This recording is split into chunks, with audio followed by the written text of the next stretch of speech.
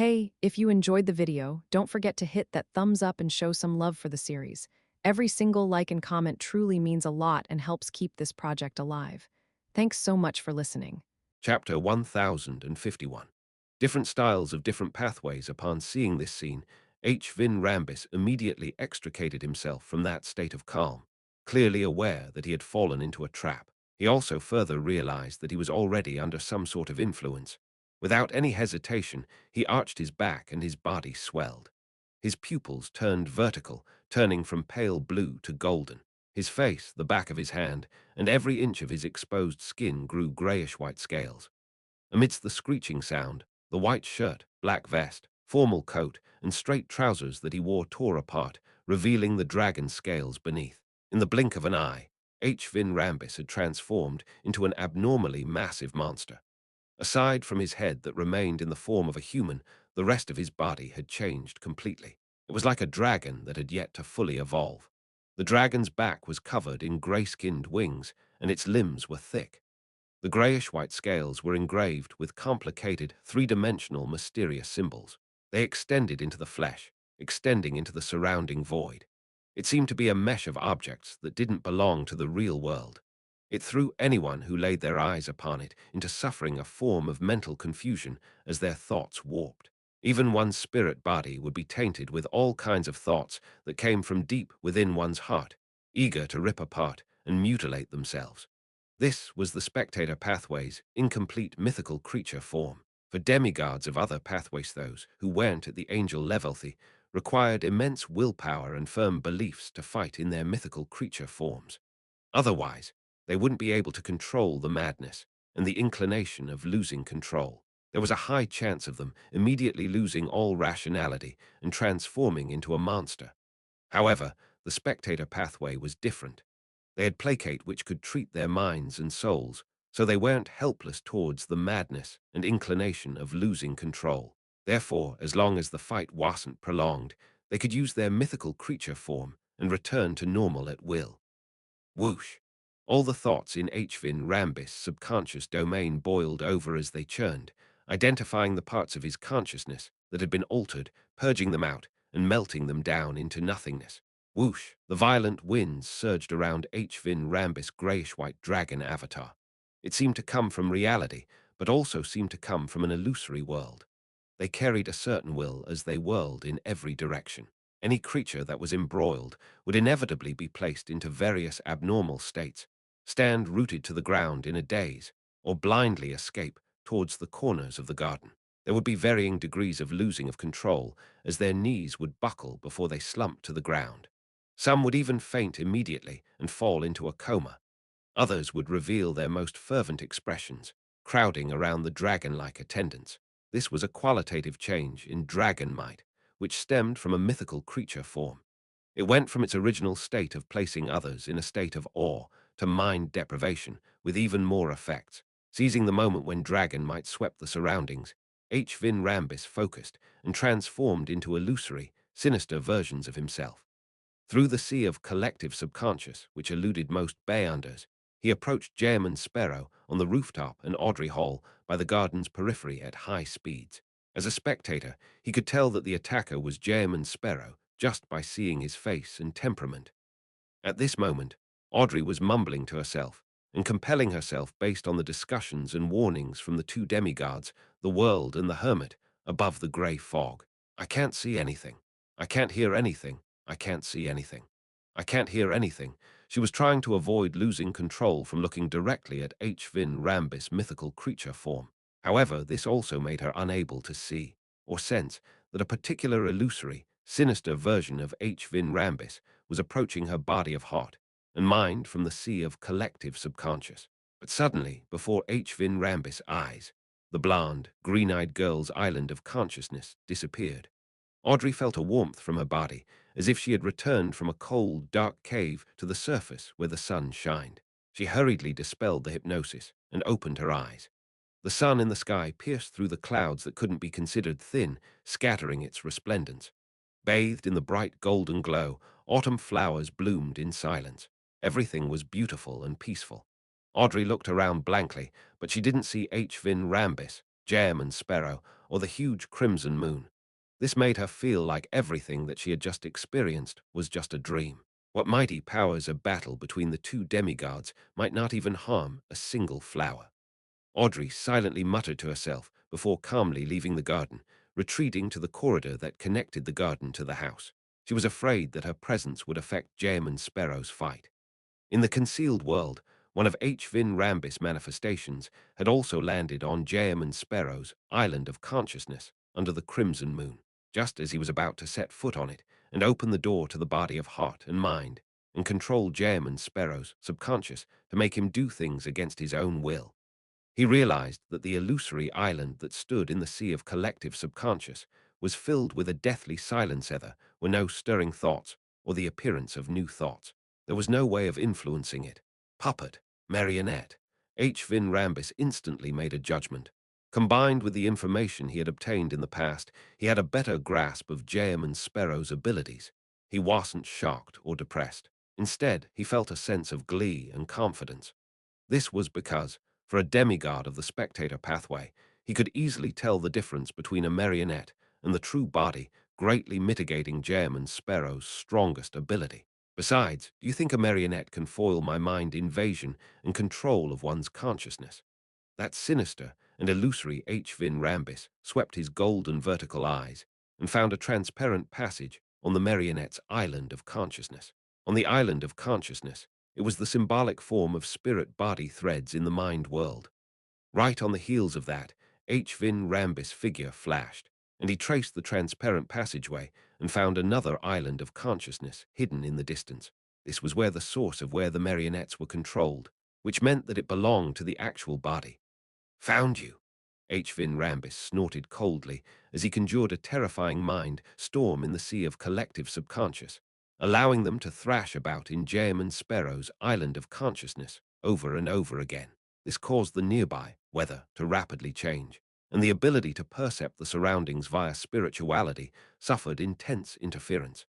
H. Vin Rambis took the opportunity to get close to Jem and Sparrow's island of consciousness, and he conjured a grayish-white staircase in an attempt to furtively invade his opponent's subconscious. This was his usual style of fighting. One stayed in the light while the other stayed in the dark. While one attacked head-on, the other sneaked in. With these two angles of attack, it easily broke the target's mental walls and allowed him to control his opponent's body of heart and mind. At the same time, as a dragon avatar, he flew up and spiraled in midair. It affected Jem and Sparrow with its dragon might and breath, complementing the battle at the consciousness level. At this moment, from deep within the sea of collective subconscious, H. Vin Rambis had silently invaded the Jem and Sparrow's body of heart and mind when all of a sudden, he saw a boundless grayish-white fog, all the sea of collective subconscious around, and the islands had vanished. H. Vin Rambis' heart tightened as he hurriedly analyzed his psyche, suspecting that he was under an illusion. However, no matter how he handled it, the grayish-white fog didn't change. Of course, there were no accidents or danger. It was as if it was just a simple background. That was pretty suspicious. Just as H. Vin Rambis was preparing to stir a mind storm here, the grayish-white fog finally dissipated, revealing the island of consciousness from before that belonged to Jem and Sparrow. H. Vin Rambis didn't have time to hesitate. He quickly entered the corresponding subconscious and attempted to change his target's thoughts. However, those thoughts were dyed with a bright light, a holy and majestic aura. It was unshakable and uninfluenced. This H. Vin Rambis instinctively looked up and looked towards the sea of consciousness from the stone stairs that he conjured. Other than the island itself, there was also a figure with 12 pairs of fiery wings, emitting golden light. It looked like the projection of an angel's powers. Since he was planning on dealing with a demigod from the spectator pathway today, Klein had no doubt used Angel's embrace on himself. With the red priest's level of importance, he directed the powers of the mysterious space above the grey fog, allowing him to temporarily be unaffected when facing an incomplete mythical creature form. And the reason why he didn't show it directly was that he was experimenting with H. Vin Rambis. As H. Vin Rambis attempted to invade his island of consciousness, his marionette, Kona's Kilgore, distorted the target his enemy locked onto, changing it from Klein's body of heart and mind to Klein's projection of the grey fog. As a result, if H. Vin Rambis found the island of consciousness in the grayish-white fog, it meant that there was a being of unknown origins sleeping in the mysterious space. This meant that Klein had to be wary ahead of time. On the contrary, he could feel a little relaxed. This was something he had long wanted to test, but didn't dare attempt because it might be dangerous. Today, he finally had a chance to do so. After all, even if there were any consequences, H. Vin Rambis would be the one dying and not him. It might even allow him to easily finish off a demigod. Seeing that he was blessed by an angel and wasn't capable of breaking or infiltrating his opponent's body of heart and mind in a short period of time and exerting his consciousness on him, H. Vin Rambis retreated without any hesitation. He left the area and returned to his mind world through the sea of collective subconscious. Then the massive dragon disappeared, disappearing into thin air, preventing Klein from even finding it via spirit-body threads. Psychological invisibility. H. Vin Rambis planned on using a psychological blind spot to hide in the dark. Then, using area of effect Beyonder powers like mind deprivation and mind storm to slowly weaken German Sparrow's angel-enhanced mental walls, he would attempt using his own sealed artifact to attack. As a demigod of the spectator pathway, although his dragon form was powerful at melee combat, it still lacked the necessary, powerful offensive Beyonder powers. It had to be made up for through certain sealed artifacts. At this moment, an illusory book appeared in front of the German Sparrow, who could be either the marionette or his actual self. Following that, there was an ethereal voice. I came, I saw, I record. Klein was using Lightning Storm, which had been recorded by the creeping hunger. For something like psychological invisibility, it could be easily resolved with a full area of effect bombardment. It has to be said that, when dealing with a Beyonder with such a fighting style, the Storm pathway was a pretty good choice. Chapter 1052. 3 Vone Boom. Lightning bolts descended from the sky, covering the entire area illuminated by the huge crimson moon with a silver forest. Lightning flashed, and destructive auras swept over, not leaving any spot unscathed. The giant grayish-white dragon, which still had a human head, appeared again. There were tiny bolts of electric bolts scurrying over its scaled body. There were also some obvious cracks. H. Vin Rambis's psychological invisibility couldn't be maintained under such a wide area of effect bombardment. After all, his interactions with his surroundings couldn't be avoided. All he could do was eliminate his sense of presence and stay in the blind spot of one's attention. Once the level of interaction grew excessive, he didn't have the means to avoid exposure. As soon as he appeared, the lightning storm calmed down quite significantly. The German Sparrow's body on the roof instantly blurred and phased into existence diagonally below the incomplete dragon. Right on the heels of that, the glove on the crazy adventurer's left hand protruded with fine black particles that were deep and dark. Then he opened his mouth and said as word filled with foulness and corruption from the devil language. Slow! H. Vin Rambis knew that his opponent was using creeping hunger and knew the true level of the item. He found German Sparrow amusing and was about to raise his left claw that grabbed onto an ice-blue metal cylinder, slamming it down at his enemy beneath him. This was a sealed artifact with unknown origins called rotting media. H. Vin Rambis had obtained it from a particular existence, and he was only aware that part of it came from the cosmos. This ice-blue metal cylinder could fire special dark green bullets that would instantly poison anyone who was hit with it. They would begin rotting in a way that even their spirit bodies wouldn't be spared. This was also effective against demigods. Its negative effect was that the wielder had a probability of gaining the attention of the cosmos and suffering corruption without realizing it. If not for having the item sealed thanks to a particular existence, H. Vin Rambis definitely wouldn't have dared to carry it around. But even so, he tried to limit his usage of it, lest he suffered a strange death or anomaly. That was a common ending for many of the previous owners of rotting media. Currently, H. Vin Rambis didn't believe that the language of foulness, which was at most at sequence 5, could affect him in his incomplete mythical creature form. He planned on using rotting media to finish off the sealed artifact-equipped enemy that posed a threat. However, at this moment, his actions had really slowed down, and his entire body felt stiff. On the pitch-black roof under the gigantic crimson moon, another German Sparrow in a black trench coat and silk hat had appeared at some point in time. He held a six-barreled revolver in his right hand and aimed his left hand at the German sparrow beneath him before balling his fist and turning his wrist. Earl of the Fallen Magnify. This was Klein's other marionette, a demigod from the lawyer pathway, Conas Kilgore. With the help of his Magnify, Creeping Hunger could amplify the Bayunder powers it obtained from grazing souls, almost raising it to the level of Sequence 4, or in other words, at the level of a demigod. Of course, Magnify couldn't be used consecutively in quick succession. It was limited to a one-time use each time. Due to H. Vin Rambus's current mythical creature form, no matter how magnified Slow was, it couldn't affect him for long. Therefore, it was the German sparrow, who was actually a Noonie, who had to seize this short opportunity and control H. Vin Rambus's spirit body threads. Normally, he would take 3 seconds to attain initial control.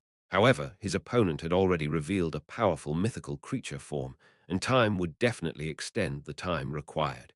It would take perhaps about 7 seconds, or even more than 10 seconds to succeed. And by then, H. Vin Rambus would have long extricated himself from the influence of Slow, restoring himself to normal and carrying out the corresponding countermeasures. At this critical moment, Conas Kilgore aimed his left hand at Winner Inuni once again and clenched his fingers. Another magnify. The control of the spirit body threads was magnified. Suddenly, Inuni's control of H-Vin Rambus's spirit body threads became easier, as if the mythical creature form hadn't been revealed. In other words, he could obtain initial control in 3 seconds. This was already rather formidable, but the problem was that the dragonified H-Vin Rambus wouldn't take more than a second to extricate himself from the influence of Slow. No, he had already escaped. At that moment, there was a gunshot. A bullet that looked lustreless deep and profound, but not dark swiftly shot out with its many strange patterns and struck H. Vin Rambus, who had just escaped from his slow state. In another corner of the garden, another German sparrow in a black trench coat and a silk top hat appeared. H. Vin Rambus's dragon body stiffened once again. Not only did his thoughts come to a halt, even the wings on his back froze, and he had lost all his control of himself. The entire dragon collapsed to the ground. Control Spirit Bullet. Klein had used his Worms of Spirit as the material to contain the Control Spirit Bullets made from the powers of the mysterious space above the grey fog. It could even freeze Sequence 3 Saints for 1 or 2 seconds. At that moment, H. Vin Rambus, who had an incomplete mythical creature form, wasn't much stronger than a Sequence 3 Saint. Back when Ammon's avatar was hit by the Control Spirit Bullet, it had also froze for more than a second. In addition, Klein could also get Conas Kilgore to magnify the power of the bullet. However, to grab the opportunity, he had failed to do it in time. The string of team combination attacks from before had already made Klein turn poignant, as obtaining the aid of a demigod from the lawyer pathway was terrifying. It was very, very effective. Of course, under normal circumstances, the Earl of the Fallen's Magnify could only amplify the effects and influence that strengthened one's body or actions without helping others. However, the problem was that, as marionettes with worms of spirit within them, they were without a doubt no different from Klein. He hadn't been augmenting others, but himself. Seizing the opportunity of H. Vin Rambus falling into a state of paralysis, Winner Inuni obtained initial control over the spirit body threads. The incomplete dragon had just ended its rigid state when its thoughts became sluggish. Its movement had a certain delay. It had to be said that, after a bizarro sorcerer obtained a powerful marionette, they could unleash terrifying powers through their cooperation with their marionettes. Klein also had a cheat-like method, like control spirit bullets. This was something that could only be created by him, because he was the only one who could stir the powers of the mysterious space above the grey fog. Of course, Ammon and other powerhouses also had similar charms and bullets. The only difference was the effects would be different. Seeing that H. Vin Rambus had come under a certain level of control, Klein began preparing to disrupt any form of resistance he tried putting up, preventing him from escaping from his current state until he became a marionette. However, at this moment, his head suddenly ached due to an intolerable mania in his heart. Then he became extremely down, as if he couldn't feel joy anymore. He despised himself and wished he could give up his life just like that so that he wouldn't be a burden on others. In the blink of an eye, he became excited. His eyes seemed to be blood red and filled with hatred towards anything, wanting to destroy everything he saw. Not good before his mental state deteriorated, Klein realized that he had been influenced by H. Vin Rambis at some point in time. Something was wrong with his body of heart and mind. He hurriedly attempted to cogitate to fight against the abnormal mental state. However, various thoughts that didn't seem to belong to him flashed through his mind. Let's end it here. FCK, think of a way to save yourself. What exactly happened? I think I have a serious mental illness, a psychiatric disease that's contagious, the special mental illness that Miss Justice mentioned. This is indeed a high-sequence Bayonder power of the spectator pathway. Why are you saying so much?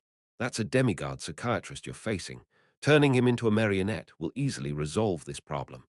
Realizing that German Sparrow hadn't shot the second bullet, H. Vin Rambis's face, covered in grayish-white scales, revealed a faint smile. Although he hadn't anticipated the tight cooperation between German Sparrow and his two marionettes, causing him to quickly fall into a perilous situation, it wasn't like he hadn't done anything prior to this.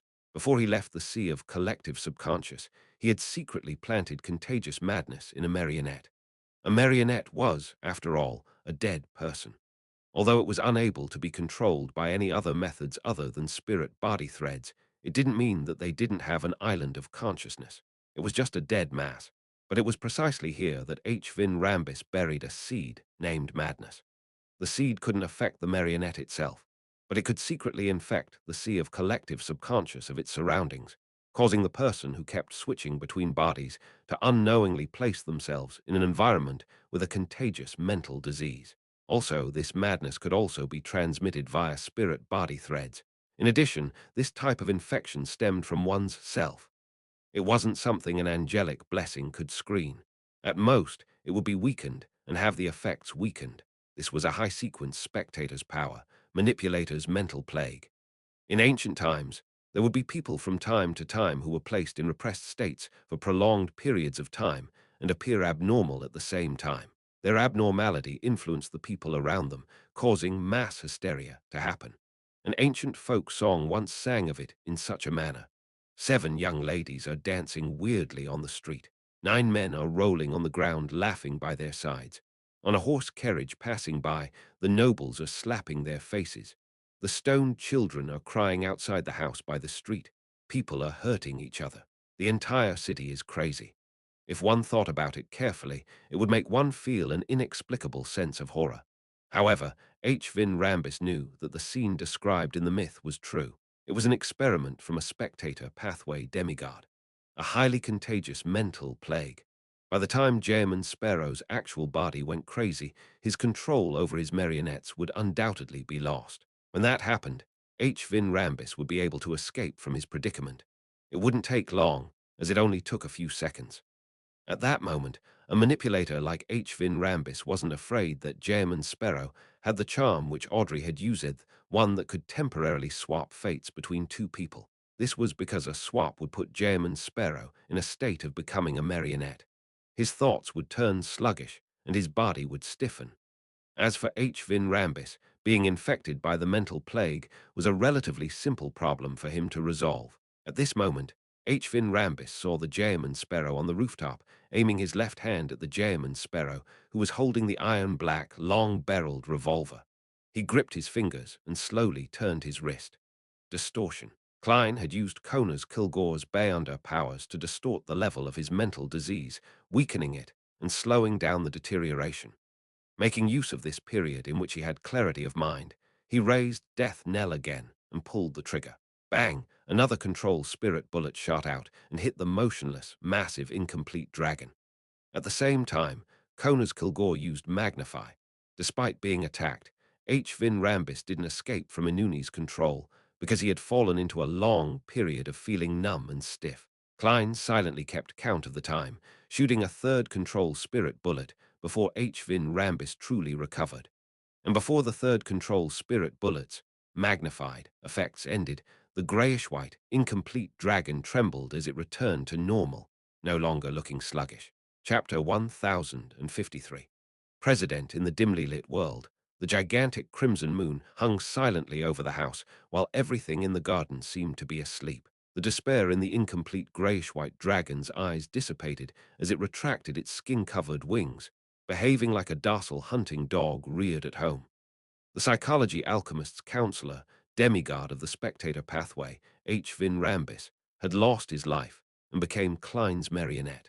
Without bothering to enjoy this achievement, he switched places with Inuni, who was beside the grayish-white dragon, appearing as Gehrman Sparrow in his black trench coat and silk top hat. Then he controlled his new marionette to treat the infection he received from mental plague. A gentle and cool breeze swept past the sea of collective subconscious, seeping into Klein's island of consciousness. It made him feel like the object reeking of a rotten, putrid, and discordant object in his body of heart and mind was being purged out of him with a surgical knife.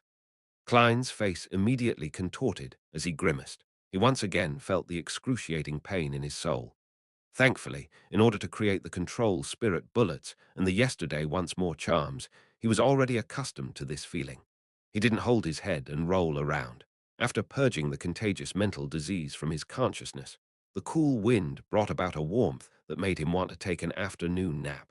It allowed his damaged spirit body to relax as if he was soaked in a bath. His mind and body quickly recovered thanks to the nourishment. By the time he recovered from his mental disease, the gentle breeze that blew at him became intense. It swept the surroundings, wiping out all the contagion left in the air. After doing all of this, Klein made the grayish-white dragon rapidly shrink its body, converge its godhood, and turn back into its human form. However, as H. Vin Rambis' clothes had been ripped to pieces, the grey scales on his body didn't disappear. A few seconds later, the ascetic leader of the Church of Evernite, Ariana, walked out of the gigantic crimson moon in her simple robe and belt made of tree bark. Her long black hair cascaded down as she stepped across the void and arrived diagonally above H. Vin Rambis. The angel stretched out her right hand, and with a gentle squeeze, let H. Vin Rambis's blurry soul leave his body and float above his head. "Why are you helping George III?" Ariana asked directly. H. Vin Rambis's confused expression immediately turned serious. "This is the choice of the times, an inevitability of destiny. We are just following the flow of the tides and providing some guidance, allowing the times to develop in the right direction." The standard answer of the Twilight Hermit Order, from the looks of it. The psychology alchemist's demigod doesn't know what Adam's true goal is, either even as official members of the Twilight Hermit Order. Most of them probably don't know Klein didn't have any problems thinking, thanks to his situation inside the concealed world. Ariana didn't show any surprise as she pressed, "What is the trend of the times?" H. Vin Rambis's eyes were unfocused, but his expression was solemn as he answered, "A war, one that will sweep the entire world. This isn't peace nice." Klein frowned slightly as he couldn't help but mumble inwardly. He knew very well what a world war would do to humans. He only wished that his investigation with the Church of Evernite would be able to seize the key and successfully prevent the war which the Twilight Hermit Order was strongly pushing from erupting. Ariana fell silent for a second before asking, "What's the secret George III is hiding?" H. Vin Rambis revealed a smile. "Every king is restrained by 3 major contracts and can only reach a limit of sequence 5. But with our help, he bypassed the restrictions and has already reached a higher level. Once the tides of the times come, he'll easily be able to ascend to the spot that should have belonged to him." 3 major contracts, what's that? It's understandable to limit a king to sequence 5 due to the strong push to keep mysticism under wraps. It's best for a king to be changed, normally. The people will find it acceptable if they could live for 80, 90 years old. But to still be active at 120,000, 130 years will be the cause for conspiracy theories, and Panic George, III, cooperated with the psychology alchemists and the demoness sect to live longer. Typically, this is a restriction on the king, not the other members of the Augustus family. They should have grounded angels among them, so there's no reason for them to support George III. Many questions arose in his mind. George III still isn't a demigod, is he? Is he using some method to possess a higher level and perform the acting ahead of time? Ariana asked unhurriedly. To the Church of Evernite, this was a crucial problem. If George III was already a demigod, they could directly contact the Church of Storms and Steam to capture him, because the king himself was enough evidence. H. Vin Rambis's soul nodded and said, "Yes." "What is the exact method?" Ariana continued asking. H. Vin Rambis slowly shook his head and said, I'm not sure. The person in charge of this matter is our president. I only remember him once mentioning that he wanted George III to have more talent. More talent. Upon hearing such a description, Klein instantly thought of something in Roselle's diary. In the eyes of the emperor, the so-called talent was to make one's psyche and soul more like a high-level ancestor, as such be able to obtain the recognition of the corresponding Beyonder characteristics or the mental imprint within sealed artifacts, allowing them to easily consume the potion and wield the sealed artifacts without the immense negative effects. This wasn't a perfect solution. It could even be said that there were great latent risks. This was because the mental imprint would revert and control the consumer or wielder's soul, causing them to experience certain changes. If anyone were to rely on this method to advance to a demigod, there was an extremely high chance of becoming a monster formed of mental sutures. Was George III hypnotized? He actually accepted such a method. No, if he was hypnotized, the Augustus family's angel or sealed artifacts would definitely discover the problem. Klein became even more puzzled as he waited for the ascetic leader floating in the sky to ask further. Ariana clearly knew what more talent meant. Without any change in expression, she asked, "Who is your president?" H. Vin Rambis revealed a look of reminiscence. "He has many identities and names, but I can confirm that he is the president of our psychology alchemists as long as I see him. His current identities and names are one of the four kings of the sea, the king of the Black Throne Burroughs Hopkins, the former chancellor of the Backland Medical School, the royal family's medical consultant, the already dead Polly Durlow, the famous ascetic of the Central Sanya Sea, Eric Drake, king of the Black Throne." It was only then that he realized that he had heard of this title, but he had always neglected it, not taking it to heart and seldom thinking about it. "So this pirate king is from the spectator pathway," he nodded in enlightenment. Ariana listened quietly and asked, "What secret is George III hiding in the Blood Emperor ruins?" H. Vin Rambus's slightly dazed expression changed slightly. "An extremely important thing. If he wants to grasp it, he will need a large number of sacrificial rituals." "What is it?" Ariana pressed without any pause. H. Vin Rambus was taken aback. "I don't remember." He suddenly raised his hand to grip his soul's head, clearly in pain. However, no matter how he thought about it, he couldn't remember the answer. Was this memory forcefully deleted by Adam or a certain angel from the spectator pathway? Klein watched with a heavy expression, as he felt that the secret in the ruins was more important than he imagined. Ariana fell silent for a few seconds before lowering her head and asking Klein, "Do you have anything you want to ask?" Klein thought for a moment and asked H. Vin Rambis, "What is the name of the high-sequence Beyonder potions of the spectator pathway?" The pain in H. Vin Rambus's soul lessened as he slowly replied, "Sequence 4 Manipulator, Sequence 3 Dreamweaver, Sequence 2 Discerner, Sequence 1 Author." He didn't mention Sequence 0 Visionary, clearly unaware. "What's the potion formula for Manipulator?" Although Klein felt that his question was rather substandard compared to Ma'am Ariana's, he still asked. In a dazed tone, H. Vin Rambis said without hesitation, "The main ingredient is an elderly mind dragon's complete brain, or the crystalline heart of a tree mentor, or a Beyonder characteristic of a manipulator. The supplementary ingredients are 80 ml of the blood of an elderly mind dragon, 3 golden leaves of a tree mentor, and 7 different drops of tears from different humans or non-human creatures that were shed due to intense emotions. The ritual is that on a special occasion with at least 10,000 people, drink the potion when they are in the midst of an emotional resonance. In contrast, the difficulty of a demigod ritual of the spectator pathway isn't that high, that's right.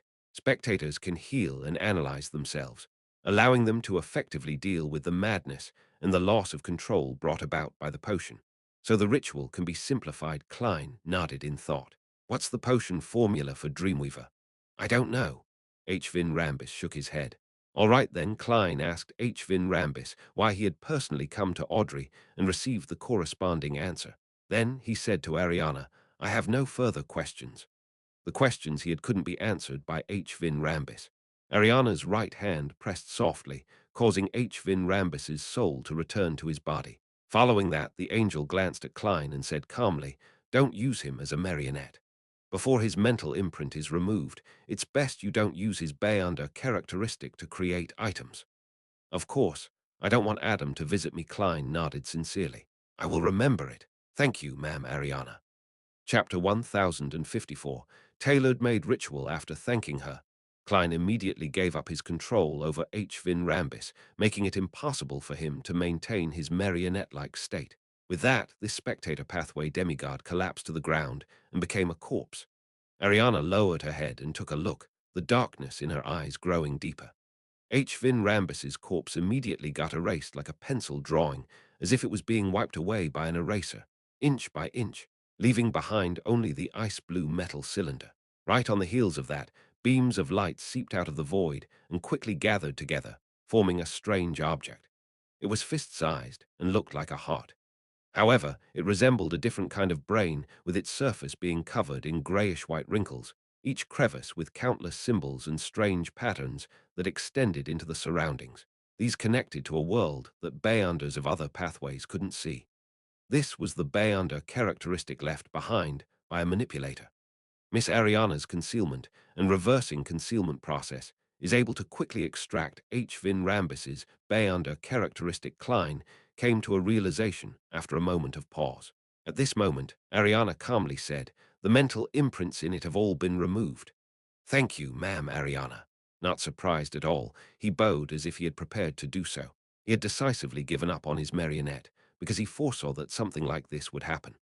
In fact, his original plan was to bring H. Vin Rambis above the grey fog as a marionette, allowing him to use unshadowed crucifix to purge the manipulator, dreamwalker, hypnotist, and other Beyonder characteristics out. This way, Miss Justice no longer needed to worry about the ingredients needed before becoming a demigod.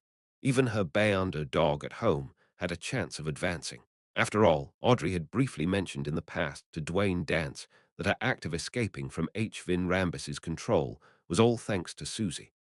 But later on, he considered that there was no way he could bring H. Vin Rambis above the grey fog inside this world of concealment, as it would directly expose the fact that he was the fool under Ariana's watchful eyes. And once he left, no matter where he teleported to, there was a chance of being discovered by Adam because of H. Vin Rambis's existence. In that case, giving up a marionette in front of Ariana was undoubtedly a better choice. At least, this angel had a high chance of helping him remove the mental imprint on the Beyonder characteristic. And none of these affected Klein's original plan.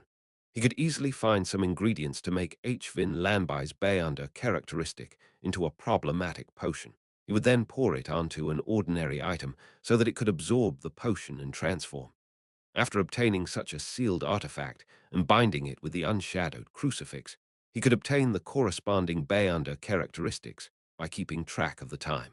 As for the mental corruption during this process, there was no need for concern.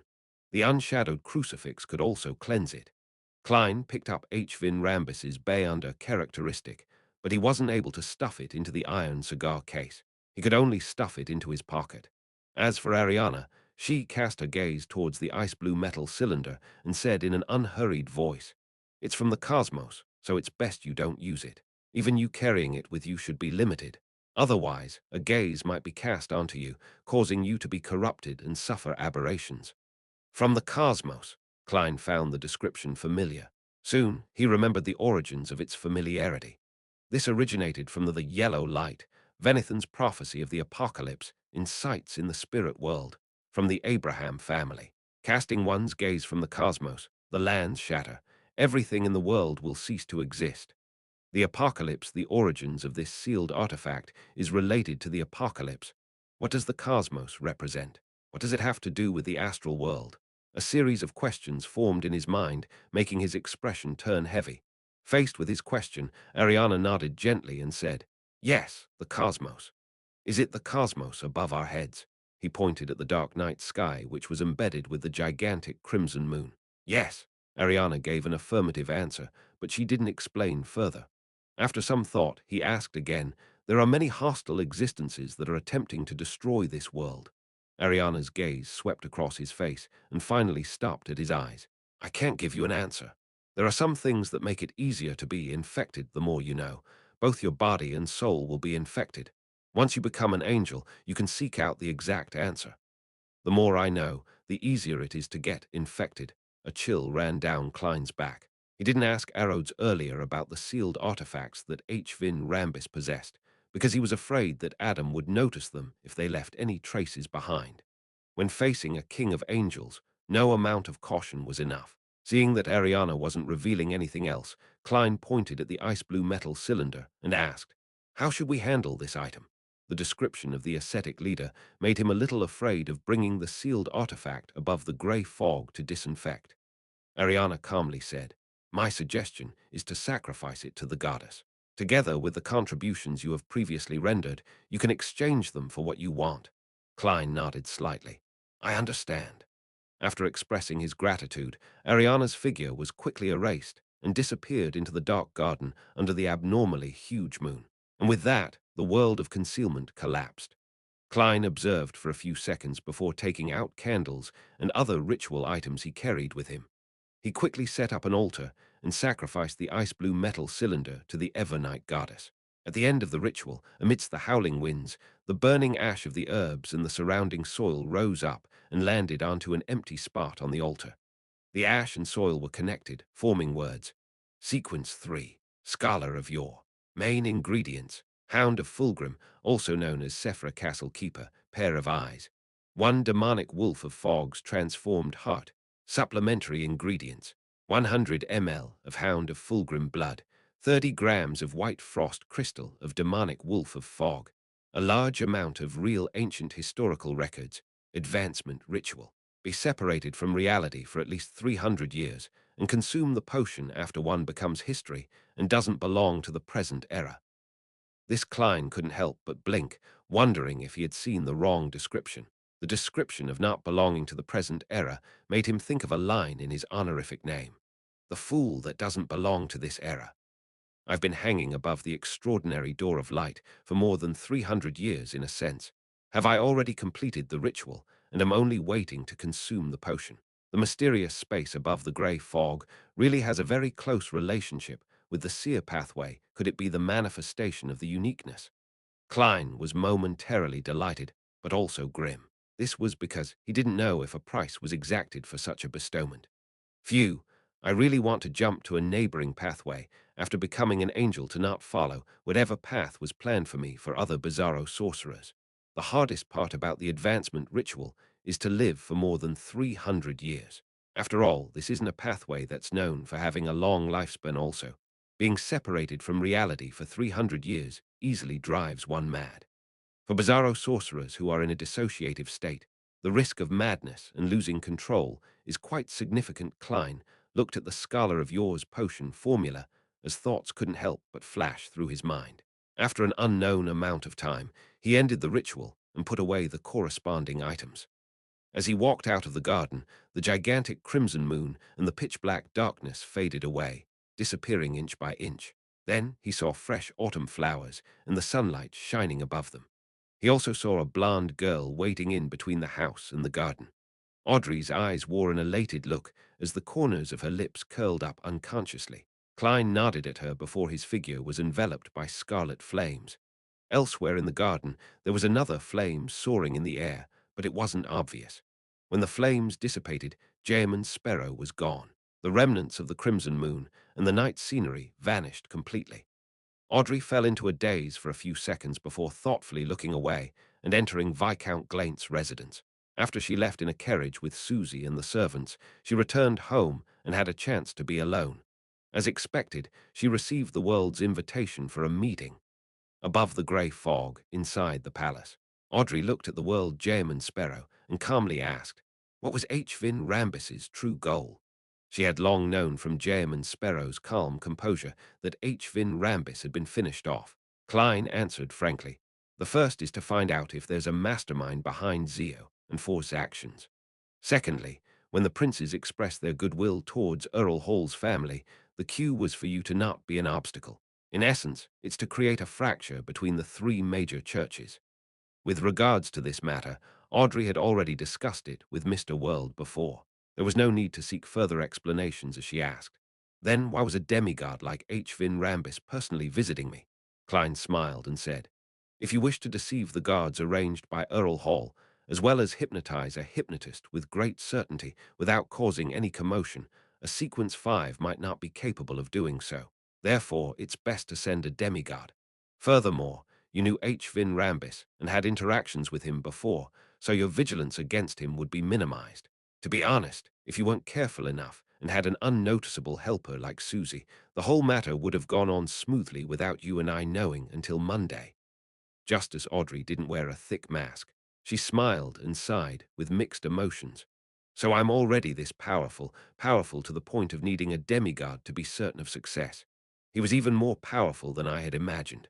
You actually hypnotized a demigod that's good at hypnotism, Klein praised with a smile. Audrey pursed her lips without realizing it and smiled. That's mainly because of the fate siphon charm you gave me. Ah, my hypnotist potion seems to have completely digested as a result of this. Chapter 1055. Train of thought completely digested. That's understandable. This is the act of hypnotizing a demigod. Although it's thanks to the fate siphon charm, it only helped to open the door of the body of heart and mind. The subsequent consciousness manipulation and the cue planting needs to be done personally. If she weren't careful, she would trigger an intense rejection and would lead to failure. Acting, done to the extreme, would definitely accelerate the digestion process. Klein nodded gently and said in praise, "This is a good thing. It's even more so for the current situation." Audrey understood what Mr. World meant. In this storm that was sweeping around, thanks to the angel of imagination Adam and King George III, even if she stood by the sidelines, she could sense her weakness and how powerless she was. She couldn't wait to improve herself. She tersely acknowledged and said, "I'll urge the sun to give his conditions to complete the deal and try my best to advance to sequence 5. When the time comes, I hope that I can receive the protection of Mr. Fool and remain conscious in my dream." Having been prepared for this, Klein smiled and said, "Actually, you don't have to wait that long. I'll be able to sell you a Dreamwalker's Bayonder characteristic by tomorrow, and at the latest, Friday." As it was a private exchange, Klein didn't act as the world by deliberately making his voice hoarse. All he did was sound reserved. "Really?" Audrey's eyes widened, not concealing her surprise. Klein nodded and said, "It's actually from H. Vin Rambis. The new cross that Mr. Fool obtained can allow the Bayonder characteristics to be purged." He spoke very simply without explaining the actual steps. He maintained Jem and Sparrow's unique coldness. "Is that so?" The corners of Audrey's lips curled up as she broke into a smile. She pressed against her chest and said, "Praise Mr. Fool, and thank you, Mr. World." A double token of gratitude. Klein chuckled inwardly and calmly said, "It's just a transaction." "You need to pay for it," he lampooned to himself. Audrey maintained her smile and asked, "What do you need?" "For a sequence 5 Bayonder characteristic eyesight, £0." Klein chose something that Miss Justice could gather in the fastest time possible. Audrey didn't mind the price. She thought for a while before asking, "Can you sell the separated hypnotist characteristic to me as well?" When she said that, she smiled in embarrassment and said, "It's for Susie." The incident this time was resolved all thanks to her. Yes, the higher her level, the greater the help she can provide will be. Well, I'll also help her. No problem, for £0. Having expected this, Klein directly named his price. In his plan, he could stop once the hypnotist was purged, doing so without continuing the separation process. Now, he would place the unshadowed crucifix together for a long period of time, allowing its remaining characteristics to take form. A total of £12. Audrey asked for confirmation, not feeling too much pressure. As she didn't have any major expenditures for the past few months, she only had £10 left. Just a little bit of economizing was enough to satisfy her needs. Seeing the world nod, she heaved a sigh of relief. "I'll pay it before Friday." After closing the deal, her mood became better with H. Vin Rambis having been killed. She asked as though she was chatting, "I'll also buy the complete brain of an adult mind dragon from the sun as well. However, I won't be in such a rush. Susie won't be able to digest the hypnotist potion so quickly." At this point, she glanced shyly at Mr. World. "What needs to be exchanged for H. Vin Rambis's demigod characteristic?" Klein laughed and replied, "I still don't know what I'm lacking. In fact, other than the manipulator characteristic from H. Vin Rambis, I also have the corresponding potion formula.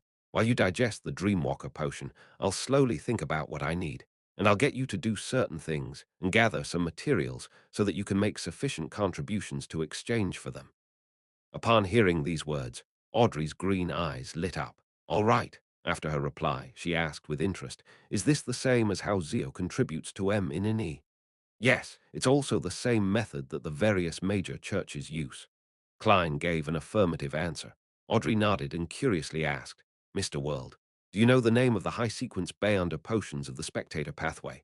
Klein answered simply, "Manipulator, Dreamweaver, Discerner, Author, and Sequence Zero, Visionary." Hearing the names makes me look forward to them, especially Author and Visionary. Audrey fantasized for a few seconds before diverting the topic back on track. Did H. Vin Rambis say what the king's secret is?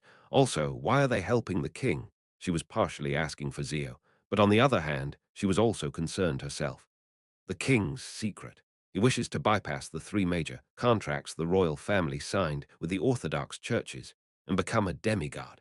For this, he needs to use many sacrificial rituals to gain control of some important object inside the Blood Emperor's ruins. Heh heh. That was H. Vin Rambus's answer, but it might not be the entire truth and might very likely be only a part of it. As Klein answered, he shared his line of thought. As for the psychology alchemists or the Twilight Hermit Order, they need a war that sweeps the entire world. This is what they're pushing for and hope to see as the trend of the times. "A war that sweeps the entire world," Audrey repeated softly. Her pretty eyebrows furrowed slightly, and her cheerful mood plummeted again. Although her status and standing hadn't made her truly experience the cruelty of war before, she was no longer sheltered and cut off from the world. She could already imagine it to a certain degree. After a brief moment of silence, Audrey took a deep breath and forced a smile. "I hope we can stop this." After exchanging a few more words, she left the grey fog and returned to the real world.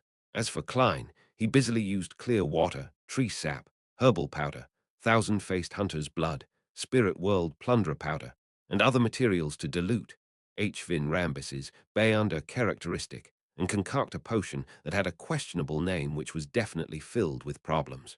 Then he found an ordinary glass bottle and put the potion inside. He wanted to know what kind of sealed artifact it would eventually transform into. This took quite a bit of time, so he used the power of the mysterious space above the grey fog to construct a spherical barrier around the glass bottle to prevent any influence it had on the entire area after it mutated. After doing all of this, he returned to 160 Beekland Street. He prepared to summon Arrows and ask it for information about the two Beyonder creatures known as Hound of Fulgrim and Demonic Wolf of Fog. At that moment, with the passage of time, the clouds in the sky had thickened, and the sun was covered up once again.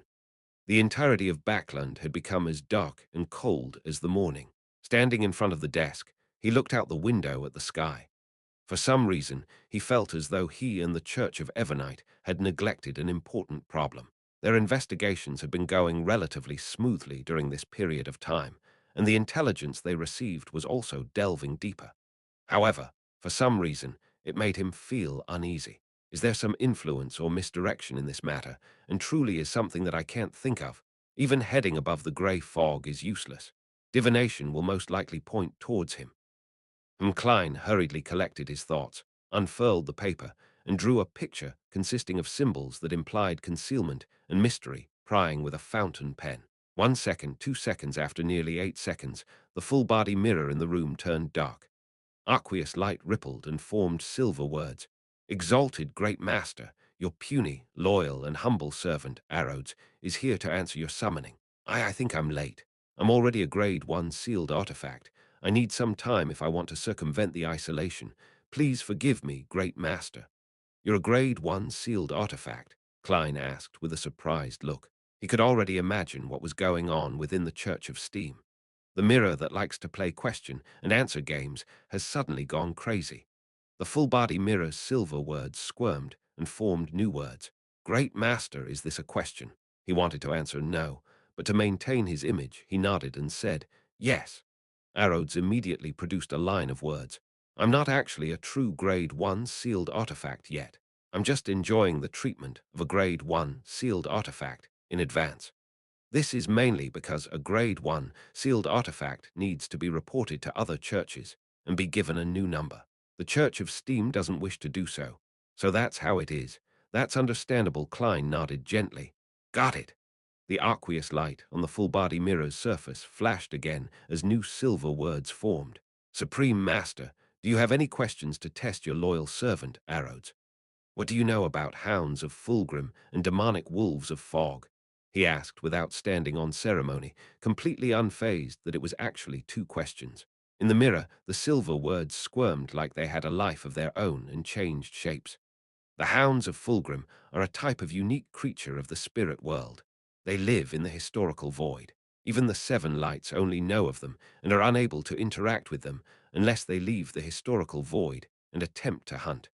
But even so, what you see might only be a projection of their past. The demonic wolves of fog are a type of high-level demonic wolves. After the death of the ancient gods and the cataclysm, and with them being killed by the Antigonus family, Zeratul family, and the Church of Evernite, they're extremely rare now. Furthermore, they're all good at anti-divination and deceit. They aren't easy to find. In other words, the Church of Evernite likely has materials and items related to the demonic wolf of fog. And with this, I can bring it to the spirit world and use the law of Bay under characteristic convergence to bait a hound of Fulgrim. Klein began his train of thought as he read on.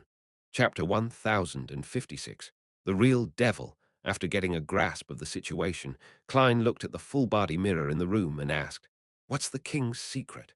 The surface of the mirror that seemed to lead to another world had aqueous light ripple before revealing a scene. It was a ruin that was hidden deep in the darkness, covered in the dust of history. However, it was completely intact. Does that mean that the king's secret is in the Blood Emperor's ruins? Arrows doesn't dare to answer directly, or is this as much as it can see? After some deliberation, he said to the magic mirror, "It's your turn to ask."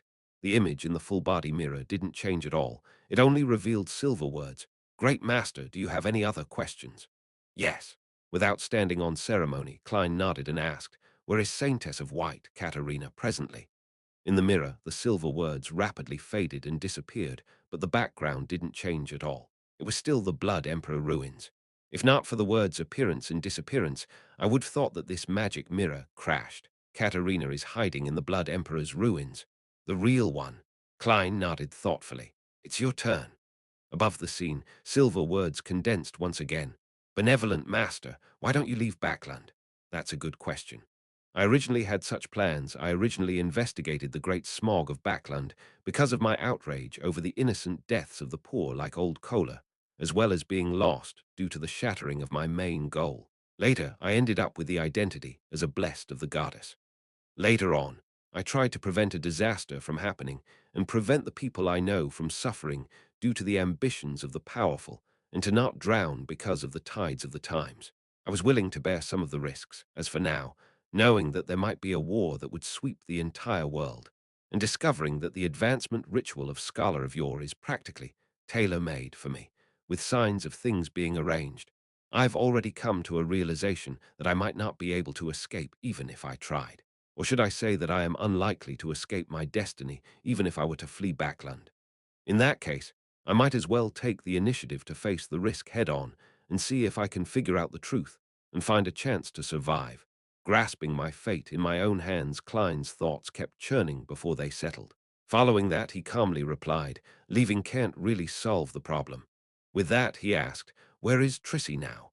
The full-body mirror finally changed the depicted scene. This time it was pitch black. Occasionally, thick objects would slip across the surface. Arrows also can't see Triss's situation. Klein nodded slightly and said, "It's your turn to ask." The mirror was filled with aqueous light, and wisps of silver formed a sentence. "Great Master, I have something to tell you. May I?" "Go ahead," Klein replied, somewhat curious. The silver words changed into new words. You have to be careful with what follows next. It even used an exclamation point. Arrows noticed something unpleasant. After thinking for a few seconds, Klein said, "What do you think can threaten me?" "I don't know. I have a feeling." Arrows reorganized its words, turning them from silver to grayish-white. It was obvious that it meant to express its sadness and self-reproach. Without waiting for a reply, new grayish-white words appeared in the mirror one after another. "Great Master, I have another scene to show you. Is that okay?" "Sure." Klein spoke slowly. The full-body mirror's surface produced ripples as the pitch-black darkness changed. It became deeper and deeper, sparkling like diamonds. This was a beautiful and vast night. The scene that Arrows displayed is directed at the goddess, who's intrinsically the stars, or it's the gaze cast from the cosmos. It seems like it doesn't dare to express it directly. Klein considered for a moment and didn't attempt to ask further. Let's end it here for today. All right. The grayish-white words were once again dyed with silver as the speed at which they appeared had slowed down for some reason. Great master, why, you haven't said that you would summon me, your loyal servant, Arrows. Again, if you have other questions in the future. It's a mirror that needs to follow procedure, Klein said in amusement. Of course, I'll summon you again when I have other questions. Yes, master. Goodbye, master. The silver words on the mirror returned to their normal speed, forming a hand that kept waving. After everything returned to normal, Klein burned the paper with the summoning symbols and drew the curtains. He once again stared at the cold and dark sky. Empress Burrow, in a small Evernight cathedral. Zio and Fours received Miss Justice's update thanks to Mr. Fool, and they knew that the problem had been resolved. They roughly understood what the king's secret was. Truly impressive. Fours, who believed in the god of steam and machinery, opened her eyes in the dark and quiet prayer hall, turned her head, lowered her voice, and sighed. Read the next chapter on our VIP novel. Calm, she originally wanted to directly say that Mr. World or J.M. and Sparrow was truly impressive, but she no longer wanted to make such a mistake. The past week made her feel like she had been in the mysterious world for more than 10 years. Zia opened her eyes as well, but she first drew a crimson moon on her chest, a form of showing her penitence towards her disrespect for the goddess. Yes, that's her. Before Zio could finish her sentence, the message she tried to convey reached Fours. What she wanted to say was that Vin Rambis was a true demigod, but from the time she and Fours entered the cathedral, less than 10 minutes had passed, yet he had been finished off by Jem and Sparrow.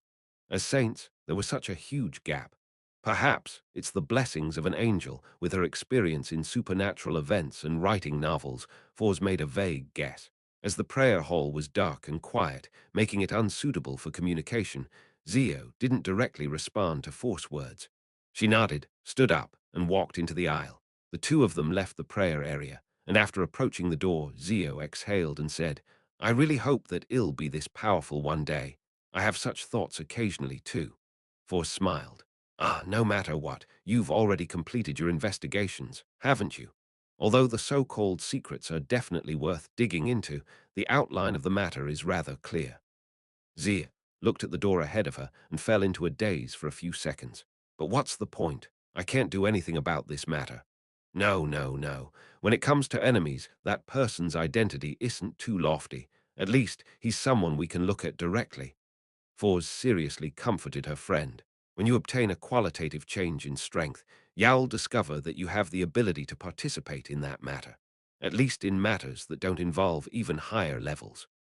Fours, who had joined the Tarot Club for quite a long time ago, had witnessed matters that had been planned by Mr. Fool. He had used his Blessed and the members of the Tarot Club to destroy the descent of the true creator, revealed Bansi's secret, obtained a portion of the authority from the Storm domain, and interfered in the ownership of 0-8. Compared to the angels, king of angels, and even true gods that were involved in these matters, King George III alone was indeed nothing special. Zia slowly walked to the door and said after a moment of silence, I understand what you mean. Well, return to the East District. We won't be in a hurry to move. Once I obtain the Judge Potion formula, well, disappear and go into hiding. I believe that after today's incident, they probably wouldn't dare to investigate us. That's for sure. They're just lurking in the dark, in spots that cannot see the light of day, Fours hurriedly echoed before exclaiming, I only hope that before we move again, my letter to my teacher can be delivered. Zio grabbed her yellow hair and walked out of the church gates as she said in a serious manner, After I get the formula, I'll buy that button and try to advance as quickly as possible. Not bad. You've recovered your fighting spirit, Fours teased with a smile. Zio didn't say another word as she continued proceeding forward with a solemn expression. After walking a few dozen steps, she suddenly stopped and said without turning her head, don't think I have enough money to buy that button. When the time comes, lend me a little, I'll definitely return it. Fours was taken aback for a second before chortling. Okay, if my guess is correct, I should be able to get the subsequent items from my teacher. Thursday afternoon. Using the excuse of having some rest, Klein returned to the master bedroom and entered the bathroom. He took 4 steps counterclockwise and arrived above the grey fog. He believed that the glass bottle that was filled with the potion had already finished absorbing it. Sitting at the high-back chair of the fool, he waved his hand and removed the isolation barrier, pulling his target over. The transparent glass bottle was already stained with a dark color. It had a mesh pattern on its surface which shimmered slightly, giving off an artistic flair. It was empty inside, with not a single drop of the potion remaining. The spacious bottle's mouth was covered with a layer of mist that glowed. It made Klein feel as though his gaze was being sucked in the moment it landed upon the mouth of the bottle. A voice sounded from the bottle. By throwing in 100 gold coins in it, you can fulfill a wish. By throwing in 100 gold coins in it, you can fulfill a wish. Who did you learn this from, I have to say? This monotonous statement does have some hypnotic effect. Throwing in 100 gold coins would be akin to opening the doors of the body of heart and mind. And becoming the bottle's slave, Klein did a simple analysis before beckoning for the unshadowed crucifix. Using the pressure brought about by the grey fog, he stuffed it into the bottle's mouth. "You devil!" The voice in the bottle screamed shrilly before it was miserably blocked by the grey fog. Chapter 1057. The Extraordinary and the Ordinary. After dealing with the mutated glass bottle, Klein took out his golden pocket watch, opened it, took a look, and took note of the time. He had to return 3 hours later and separate the unshadowed crucifix from the bottle of slavery.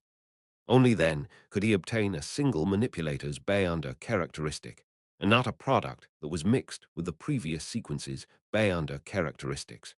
It feels like I am doing an experiment. Klein nodded slightly, put away his pocket watch, and returned to the real world where he had his actual afternoon nap. At 4 in the afternoon, his valet, Inuni, knocked on his employer's door under butler Walter's watch.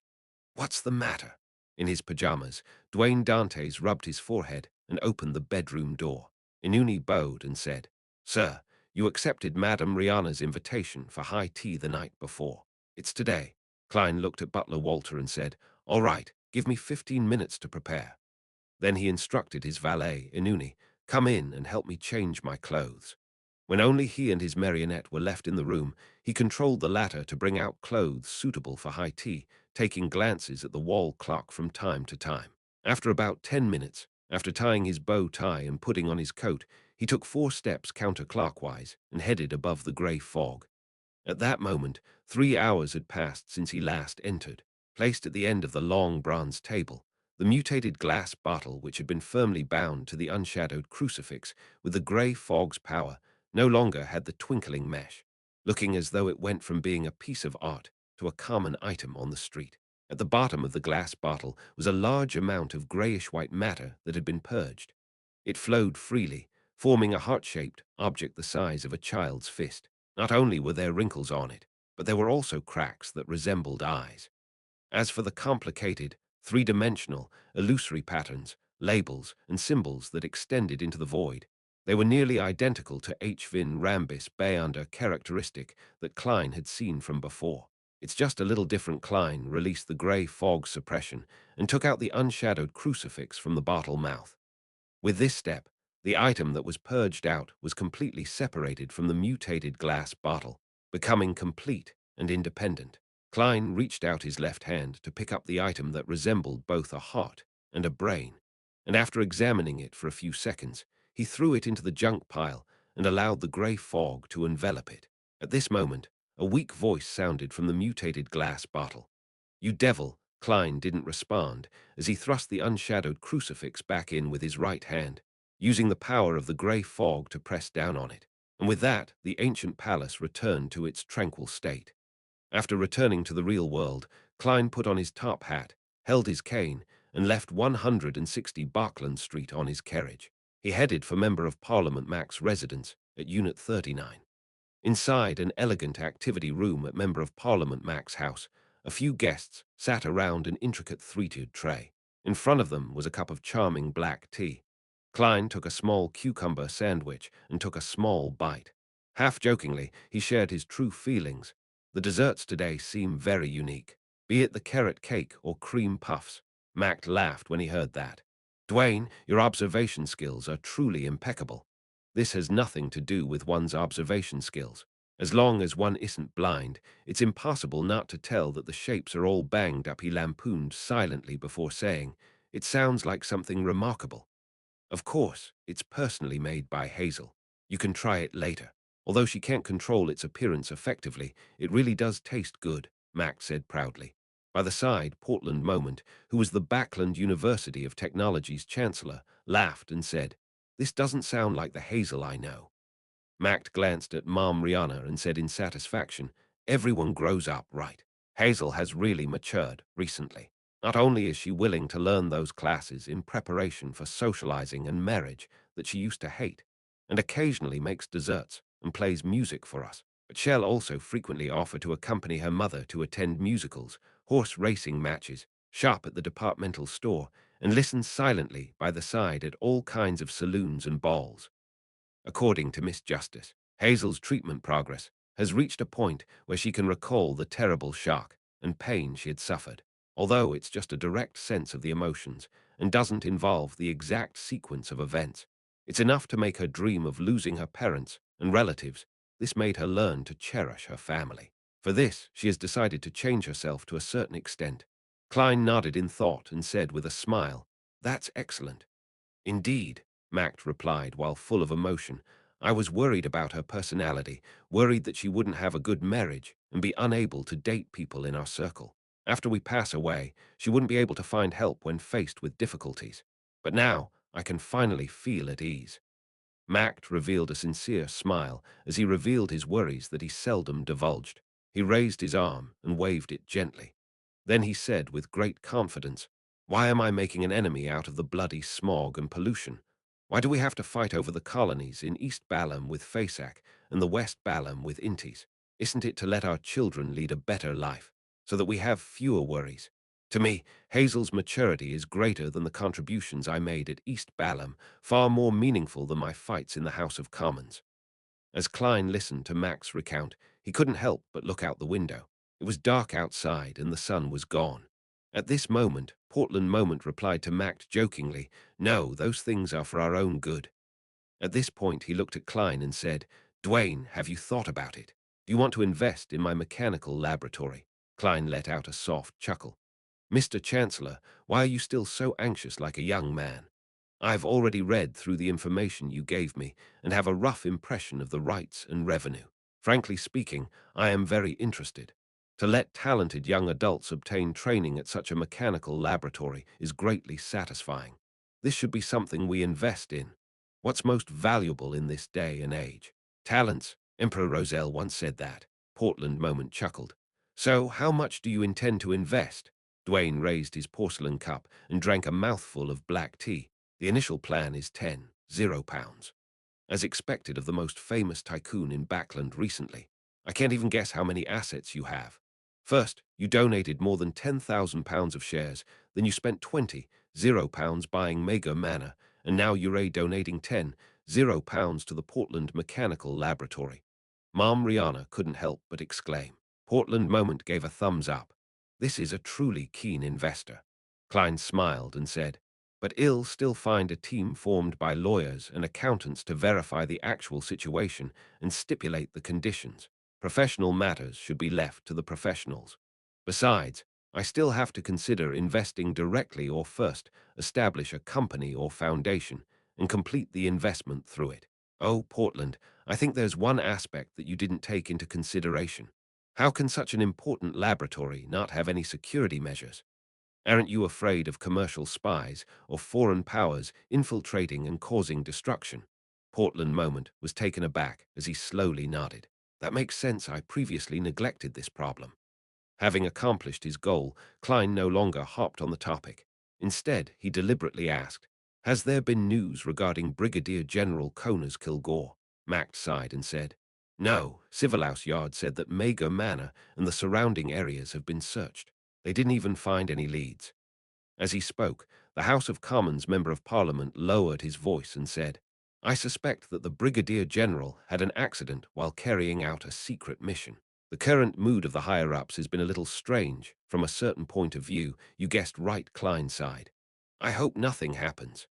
Amidst high tea, Klein took note of the time and went to the bathroom. Above the grey fog, he placed the Dreamwalker characteristic into the junk pile that seeped out of the mutated bottle. By the time high tea ended and he returned to 160 Barkland Street, the sky had already darkened. The street lamps on both sides of the road were lit up ahead of time as the rain pattered down the carriage windows. Now, all the questions are concentrated on what's hidden in the Blood Emperor's ruins. As long as the three churches discover the problem in time, they can prevent many things from happening. Klein looked out at the street lamps that looked blurry from the rain as he considered the recent developments.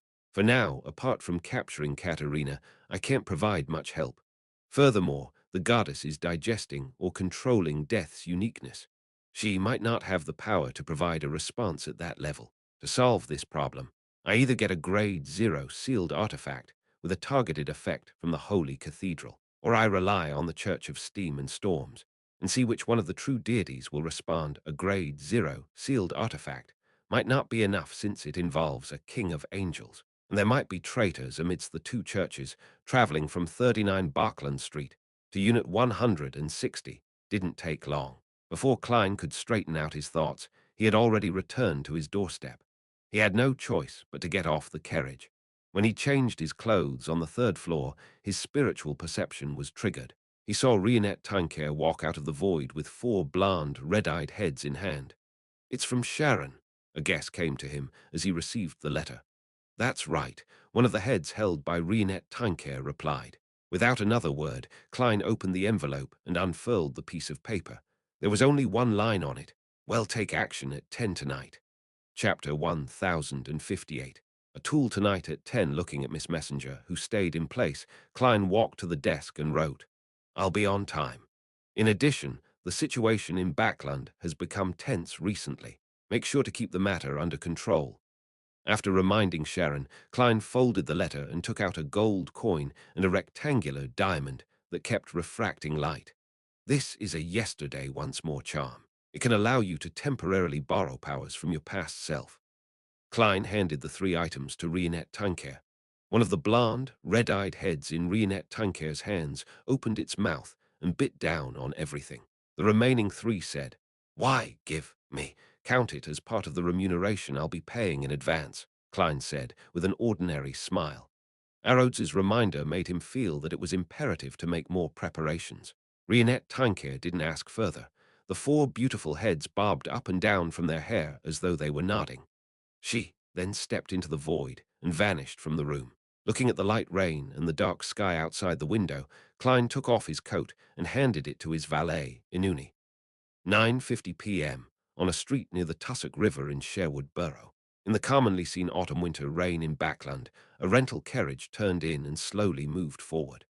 On the carriage, the red-eyed Emlyn White, who was holding a top hat in his hand, looked at the young man with pale looks and disheveled hair before curling his lips. "Is it here?" The incorporeal figure, Marek, nodded. He pointed to a neighboring building diagonally across at the shops over there and said, "That's right. That's a bookstore. The owner's name is Charlie Raker and is pure Lonese. However, he went to the southern continent once when he was young, hoping to become a tycoon. There, he became a member of the Rose School of Thought and a believer of the Chained God. He was later sent back to Backland and was made to gather intelligence, as well as provide assistance to the other Rose School of Thought members who are executing other missions. We've been watching him for a while and wish to finish him off and sever the source of intel for the Rose School of Thought so that we can create a better living environment for ourselves. However, we ultimately held back." Emlyn smiled and said, "The facts have proven that tolerance can indeed be exchanged for better results." "Heh, to be honest, your performance is quite different from what I imagined for a temperance faction wraith. I thought you would be very terse." Marek glanced at the vampire, who was already a viscount. "Different people have different personalities, and temperance is only meant to control excessive desires. I'm afraid you wouldn't understand, and that it would affect the final result of the mission if I didn't explain this matter too clearly. That way, The desires that need temperance will exceed the limits of what it should be. Heh, although it's very philosophical, there's no need to use me as an example. Emlyn leisurely leaned against the wall and looked at him. Continue with the previous topic. Marek looked out the window again. In Charlie Raker's house is a female servant from the Paz Valley. She's also a member of the Rose School of Thought. In addition, in the two houses diagonally opposite to Raker's house lives a widow and a male alcoholic. They're believers of the Chained Guard, and they would transmit information to the Rose School of Thought at critical moments. The thing you need to do is to secretly monitor these three people while we're dealing with Charlie Raker. Through the information sent, you'll be able to lock onto the person in charge of the Rose School of Thought in Backland. Of course, we'll definitely give Charlie Raker some opportunity to seek help or send out a signal. Emlyn nodded slightly and said, I understand. He then turned his head to look at the sky, which had dark clouds that blanketed it, blocking out the crimson moon. He turned the ring with the ghostly blue gem on his ring finger. This was the Oath of Rose ring. It allowed Earl Mistral to share his sense of sight, hearing, and smell. This ring went around one big circle and ended up back in Emlyn's hands. Of course, it was only temporary. As such, Earl Mistral had already heard what Marek had said and shared it with the other sanguine participants. Emlyn originally believed that although he was only the intermediary who was in charge of communication and didn't play an important role, even if that were the case, he felt that he was able to showcase some of his spells as a Scarlet Scholar, allowing him to pass the information in a really cool and elevated manner in front of Wraith Marek. To his surprise, he didn't need to do anything. All he needed was to be on scene wearing the ring. This made him very depressed. He felt that he was purely a tool. Without being a demigod, I'm not qualified to directly participate in many things, much less to save the race at that moment. Emlyn felt a little impulsive. He felt that his level wasn't worthy of his secret identity, and that he was unable to bear the responsibilities he needed to bear. As for the Oath of Rose's effect of being able to allow the thoughts of the two wearers to appear in the minds of the other party from time to time, Emlyn wasn't worried. He had asked Miss Justice to hypnotize him so that he wouldn't think about matters that he didn't want the sanguine upper echelons from knowing tonight. Just as he had this thought, he suddenly heard Earl Mistral's voice. Arrogance, childish, naive. This is a particular thought of Earl Mistral that was transmitted by Oath of Rose. Heh, Emlyn scoffed inwardly as he began chanting a name. Ernst Boyar, Ernst Boyar. This Viscount had been hypnotized under the protection of Earl Mistral and had been volunteering at the Harvest Church for a long time. At that moment, Marek glanced at Emlyn's expression and nodded. Your current attitude is reassuring. Very serious, very solemn, and very focused. Ah, Emlyn was first taken aback before he curled his lips slightly. Thank you. The second floor of the bookstore was Charlie Raker's house. This businessman was over 50 years old, and his parents had long passed away. Despite being never married, rumors had it that he had a few illegitimate children, but none of them lived with him. After instructing the servants to check if the house's windows were locked, he returned to his bedroom and poured himself a cup of red wine. He sat on the sofa and savored it in a relaxed manner. He was used to drinking some wine before sleeping. When he finished the red wine, Charlie Raker stood up and walked towards the bathroom.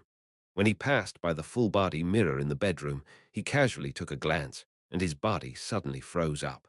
In the mirror, his face had unknowingly turned abnormally pale. His eyes were protruded, and blood was seeping from the edges. The corners of his lips were slightly red. As a member of the Rose School of Thought, Charlie Raker wasn't unfamiliar with such a situation. He didn't scream or run recklessly like ordinary people. Instead, he raised his right hand and extended it to his chest. Just as he touched the accessory he was wearing, his body felt like it had fallen into an unmeltable icy abyss. It was cold from the inside to the outside.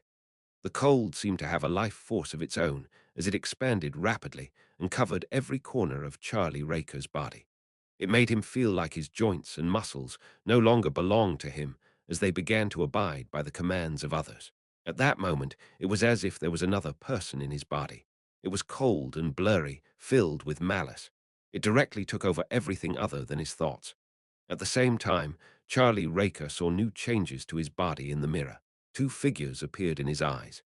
One was a young man in a white shirt and black vest. With his right hand having made contact with the object at his chest, a bright light flashed in front of him. The light seemed to come from a miniature sun, casting light and heat in every direction. Charlie Raker immediately felt warmth and was no longer controlled by the cold in his body. He blurted out a word, "Cleanse." The miniature sun in front of his chest burned intensely. It was like warm water that surged into his chest, forming ripples. With that, Charlie Raker regained control of his body and gave up on the door. Instead, he ran towards the window. The curtain wasn't drawn, and it was drizzling outside, dimming the street lights outside. Tap, tap, tap. When Charlie Raker walked past the carpeted coffee table area, he suddenly stumbled and nearly fell. The carpet seemed to come alive as it wrapped around his ankles. Bang! The coffee table flew up, and the porcelain teacup and all sorts of documents landed on Charlie Raker's face. It shattered to pieces, turning into a strange, dismembered puppet.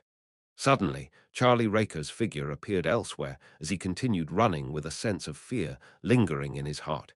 He had never hated his bedroom for being this big before. Tap, tap, tap. Fountain pens shot randomly, and paper swatted around as Charlie Raker finally ran to the window. As a devout believer, he didn't break out of the window immediately. Instead, he held the curtain and pulled it. At the same time, he pressed his other hand onto the gas pipe. A layer of white frost instantly formed on the black metal surface. Crack! The glass window in front of Charlie Raker shattered as every piece of glass flew out like a bullet and hit the merchant's face, piercing through his perfectly fine skin. It caused blood to gush out at his neck. Charlie Raker's eyes darkened, and he fell back weakly. During this process, he screamed and yelled, but his voice couldn't be heard beyond the room. At this moment, in another room, a maid from the southern continent could clearly see the light from the gas wall lamps shaking. She immediately turned her head and looked towards where her employer was, only to see that the gas pipes there were covered in white frost. In a house opposite to Charlie Raker, the brandy-nosed man, who had rolled up sleeves and gulping down alcohol, suddenly noticed that the curtains were only half closed. For the secret signal that he and Charlie Raker had agreed upon, having the curtains completely drawn meant that there wasn't a problem. Having half the curtains drawn or only one side meant an emergency situation. It required him to inform the higher-ups immediately. He abruptly stood up. Chapter 1059. The Authority of the Moon. The red brandy-nosed man rushed to a safe within a few steps, where he then took out a radio transceiver and a codebook from a secret compartment. He crouched there and transcoded the incident that happened to Charlie Raker. Then he started to send the telegram. Meanwhile, in the house above the Raker bookstore, a brown-skinned maid rolled up her sleeves and poured an indigo-blue liquid on her left arm. Her skin around the spot immediately changed colors, but under the indigo-blue colors, there were wisps of black light extending out like threadworms. These black beams of light quickly manifested a strange, palm-sized face. Its eyes were as tiny as rice grains, and its mouth was as wide as a tea plate. Charlie Raker has had an accident. The maid enunciated each word while looking at the face on her arm. Every word she said seemed to have its own shape, forming an indigo-blue bodied entity like her mouth and arm. Immediately following that, the words that seemed to be written began to intertwine as they were enveloped by smoke of the same color. At this moment, the strange face on the maid's arm slowly opened its mouth and sucked in the indigo-blue smoke and text. All the abnormalities vanished, other than the patch of skin on the maid's arm remaining an indigo-blue color. In the darkness outside the window, a tiny, ordinary bat flapped its wings, changing its motionless state and flying off to some unknown location. On another street that was less than 500 meters away from the Raker's bookstore, in the air above a restaurant that specialized in southern continent cuisine, tiny bats flew out from the darkness and gathered together, forming thick smoke. The smoke and bat appeared incorporeal and disappeared in the blink of an eye. All that was left behind was a man wearing a tuxedo without the corresponding hat. This man was thin, tall, and upright. He had light-colored hair that was nearly silver in color. His eyes were bright red like blood, as though blood was hidden within. He was none other than Sanguine Earl Mistral. He raised his left hand with the ghostly blue gem ring and touched the slightly exaggerated bow tie. He looked down at the restaurant that had already closed and said, "Both pieces of intel eventually led here." As soon as Mistral finished speaking, a figure appeared in front of him, wearing a black regal dress and a bonnet. She had light blonde hair and blue eyes, and her face was pale like a rather intricate doll. The trees on the street below suddenly swayed gently as the light from the gas lamps flashed. A puppet. Earl Mistral nodded slightly and acknowledged Sharon's status and level. Sharon ignored him and looked at the second floor of the restaurant. There are remnants of Mother Tree of Desire worship. Then there's no problem. Mistral turned around in midair and nodded towards the darkest area. Lord Nibs, please seal this place. An elderly, deep sigh sounded before a pair of wings covered in dark-colored skin and countless patterns suddenly extended out of the darkness. It extended out, turning broader and bigger, taking 2 to 3 seconds to envelop the entire area. The restaurant sank into an unnatural state of darkness, as though it had been moved out of the real world. Mistral didn't hesitate, nor did he attack directly. He took out a bronze box embedded with many ruby gems and took out something from it. It was a transparent glass sphere that resembled an eyeball.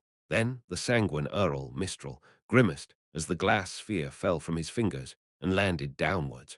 The glass sphere emitted a glint in the darkness as it constantly changed directions and moved towards something in the air as though it was being attracted by something. Finally, it landed in a room on the second floor of the restaurant. A dazzling white light exploded. It was as if a sun had risen in the room, illuminating everything. It made all the corruption, decadence, evil, undeath, and darkness rapidly melt away. A Mistral, who had already closed his eyes, suddenly frowned and let out a puzzled voice. He didn't feel any resistance from that restaurant. Sharon, who looked down from above, leveled her gaze. Although there wasn't much of a change in her expression, her tightly bound blonde hair seemed to shake a little. After the sun rose, it quickly set. The bright white light shone helplessly and silently in the darkness. As this was an item that was targeted at evil spirits, the building in the restaurant didn't suffer any damage. The sanguine Earl Mistral opened his eyes and looked at it for 2 seconds before reaching up with his right hand and clenching it. The darkness above the restaurant instantly came to life, transforming into illusory chains that bound the entire roof. Amidst the jarring sounds, the roof was forcibly uprooted and suspended in midair. Without this obstacle, be it Mistral or Sharon, they could clearly see the situation in the target's room. On a square table covered in table linen, a radio transceiver sat on it with a transcoded telegram message beside it. In contrast, the ground was indigo blue and charred. On the other side of the room, there was an old piano. The piano stools were brown in color and seemed to have been moved moments ago. On the piano, there was a cup of red wine. There was a small, sticky, flesh-colored figure soaked inside. As for the decorations and layout, it was like any normal residence. The only difference was herbal powder and essential oil extract splattered around. This made Sharon, who could directly obtain information from the spirit world, have a thought. The person here had just left. Before she, along with Earl Mistral and Marquis Nibs, could react, the flesh-colored figure soaked in red wine emitted a misty glow.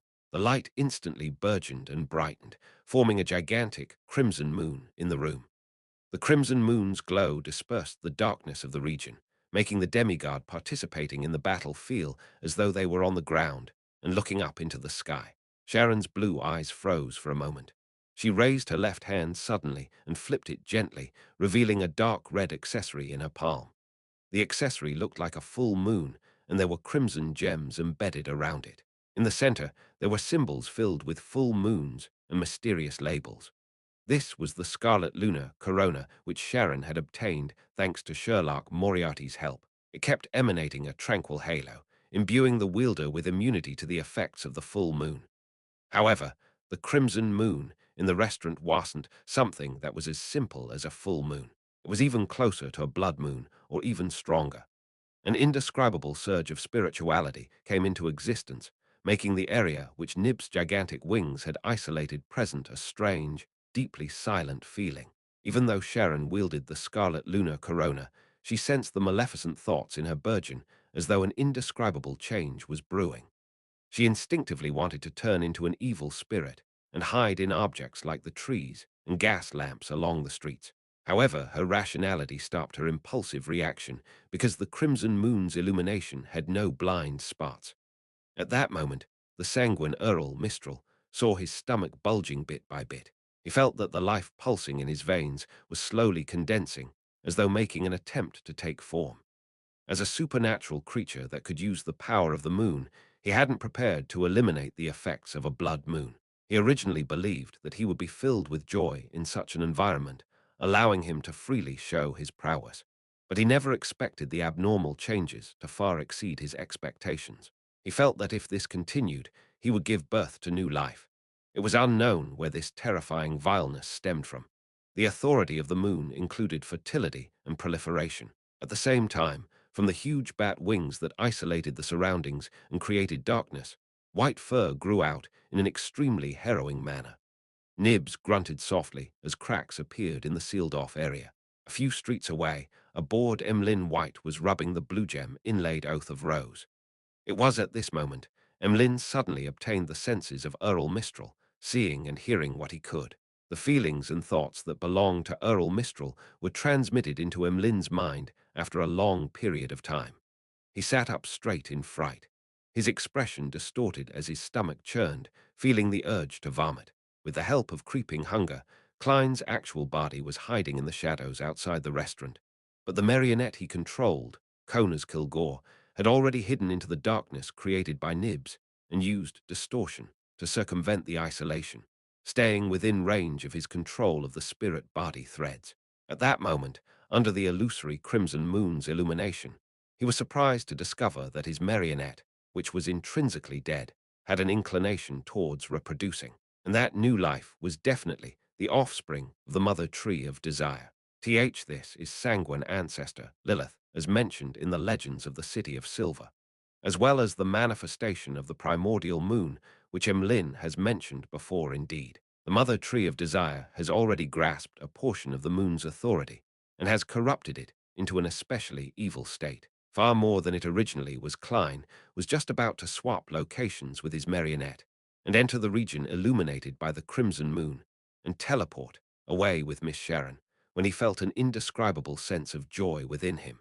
It was the joy of seeing a flower in his garden slowly bloom after a long night amidst the morning fog. It was the joy from leaving the city and heading to the suburbs, taking in fresh air in a forest after the rain, watching mushrooms grow. It was the joy of seeing everything grow healthily, with new life descending upon the world.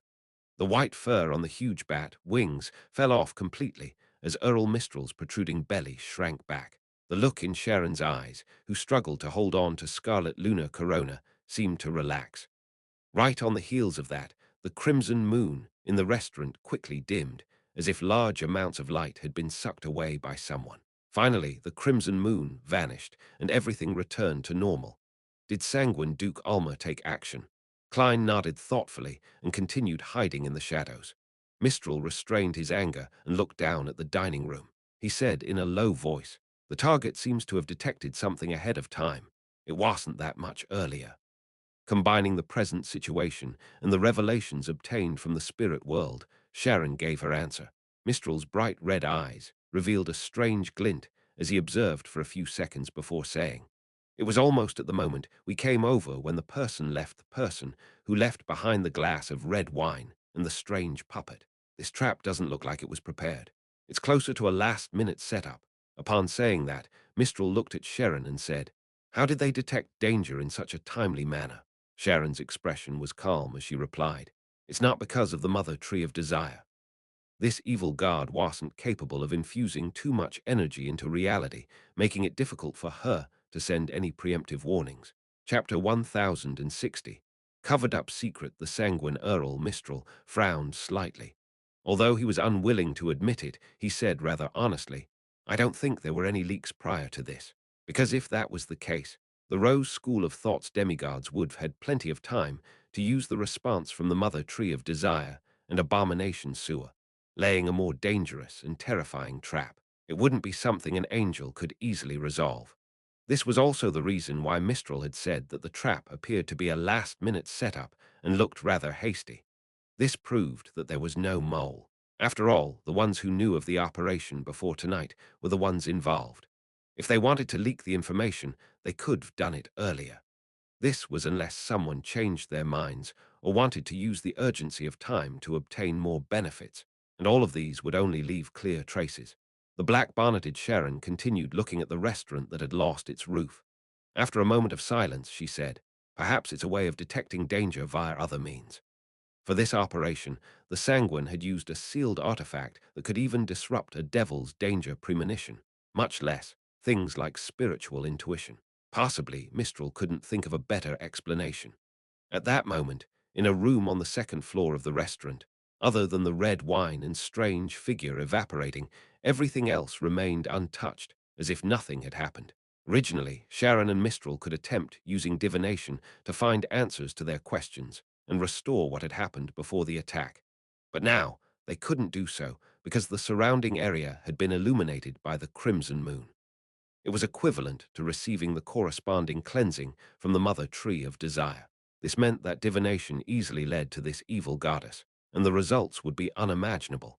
Without waiting for Sharon to speak, Mistral took a silent, deep breath and said, "There are incidents in every matter. There's no such thing as a 100 success rate. Let's leave it here today. If we stay here any longer, the officials might discover something amiss." As soon as he said that, the black chains hanging from the roof instantly turned dim and illusory.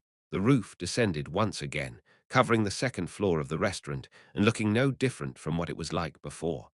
Of course, when the storm rained, there would definitely be water leaks.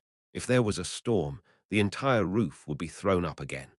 The gigantic bat wings that blanketed the area shrank back into the darkness as the drizzle once again took center stage. Hidden in the shadows, Klein watched as Miss Sharon's figure rapidly turned transparent and vanished.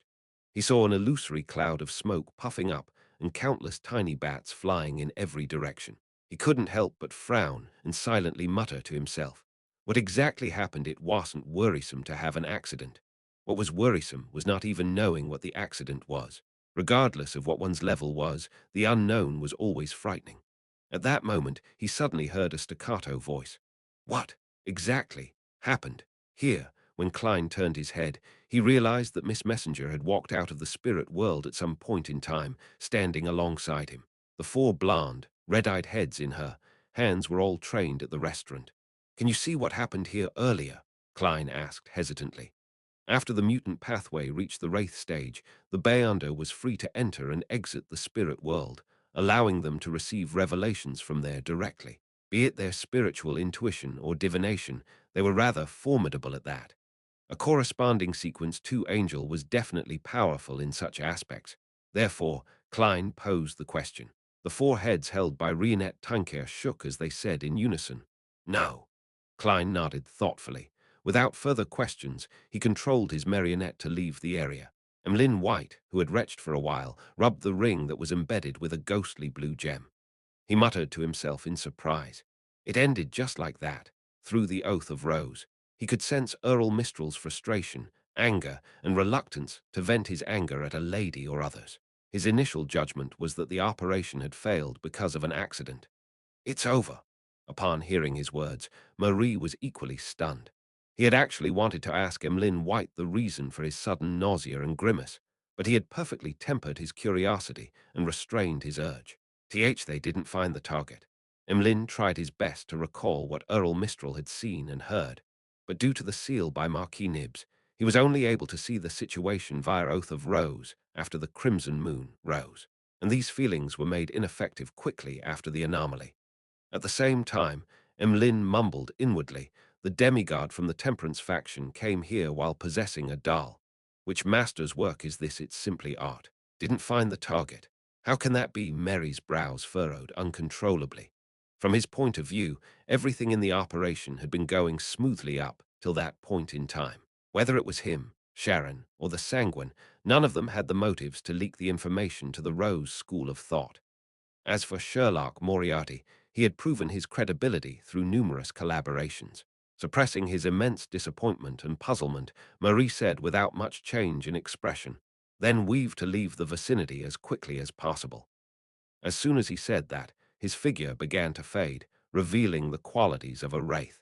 Emlyn subconsciously wanted to ask him if he knew of any doll masters, but after opening his mouth, he found that it was damaging to the image of the Sanguine.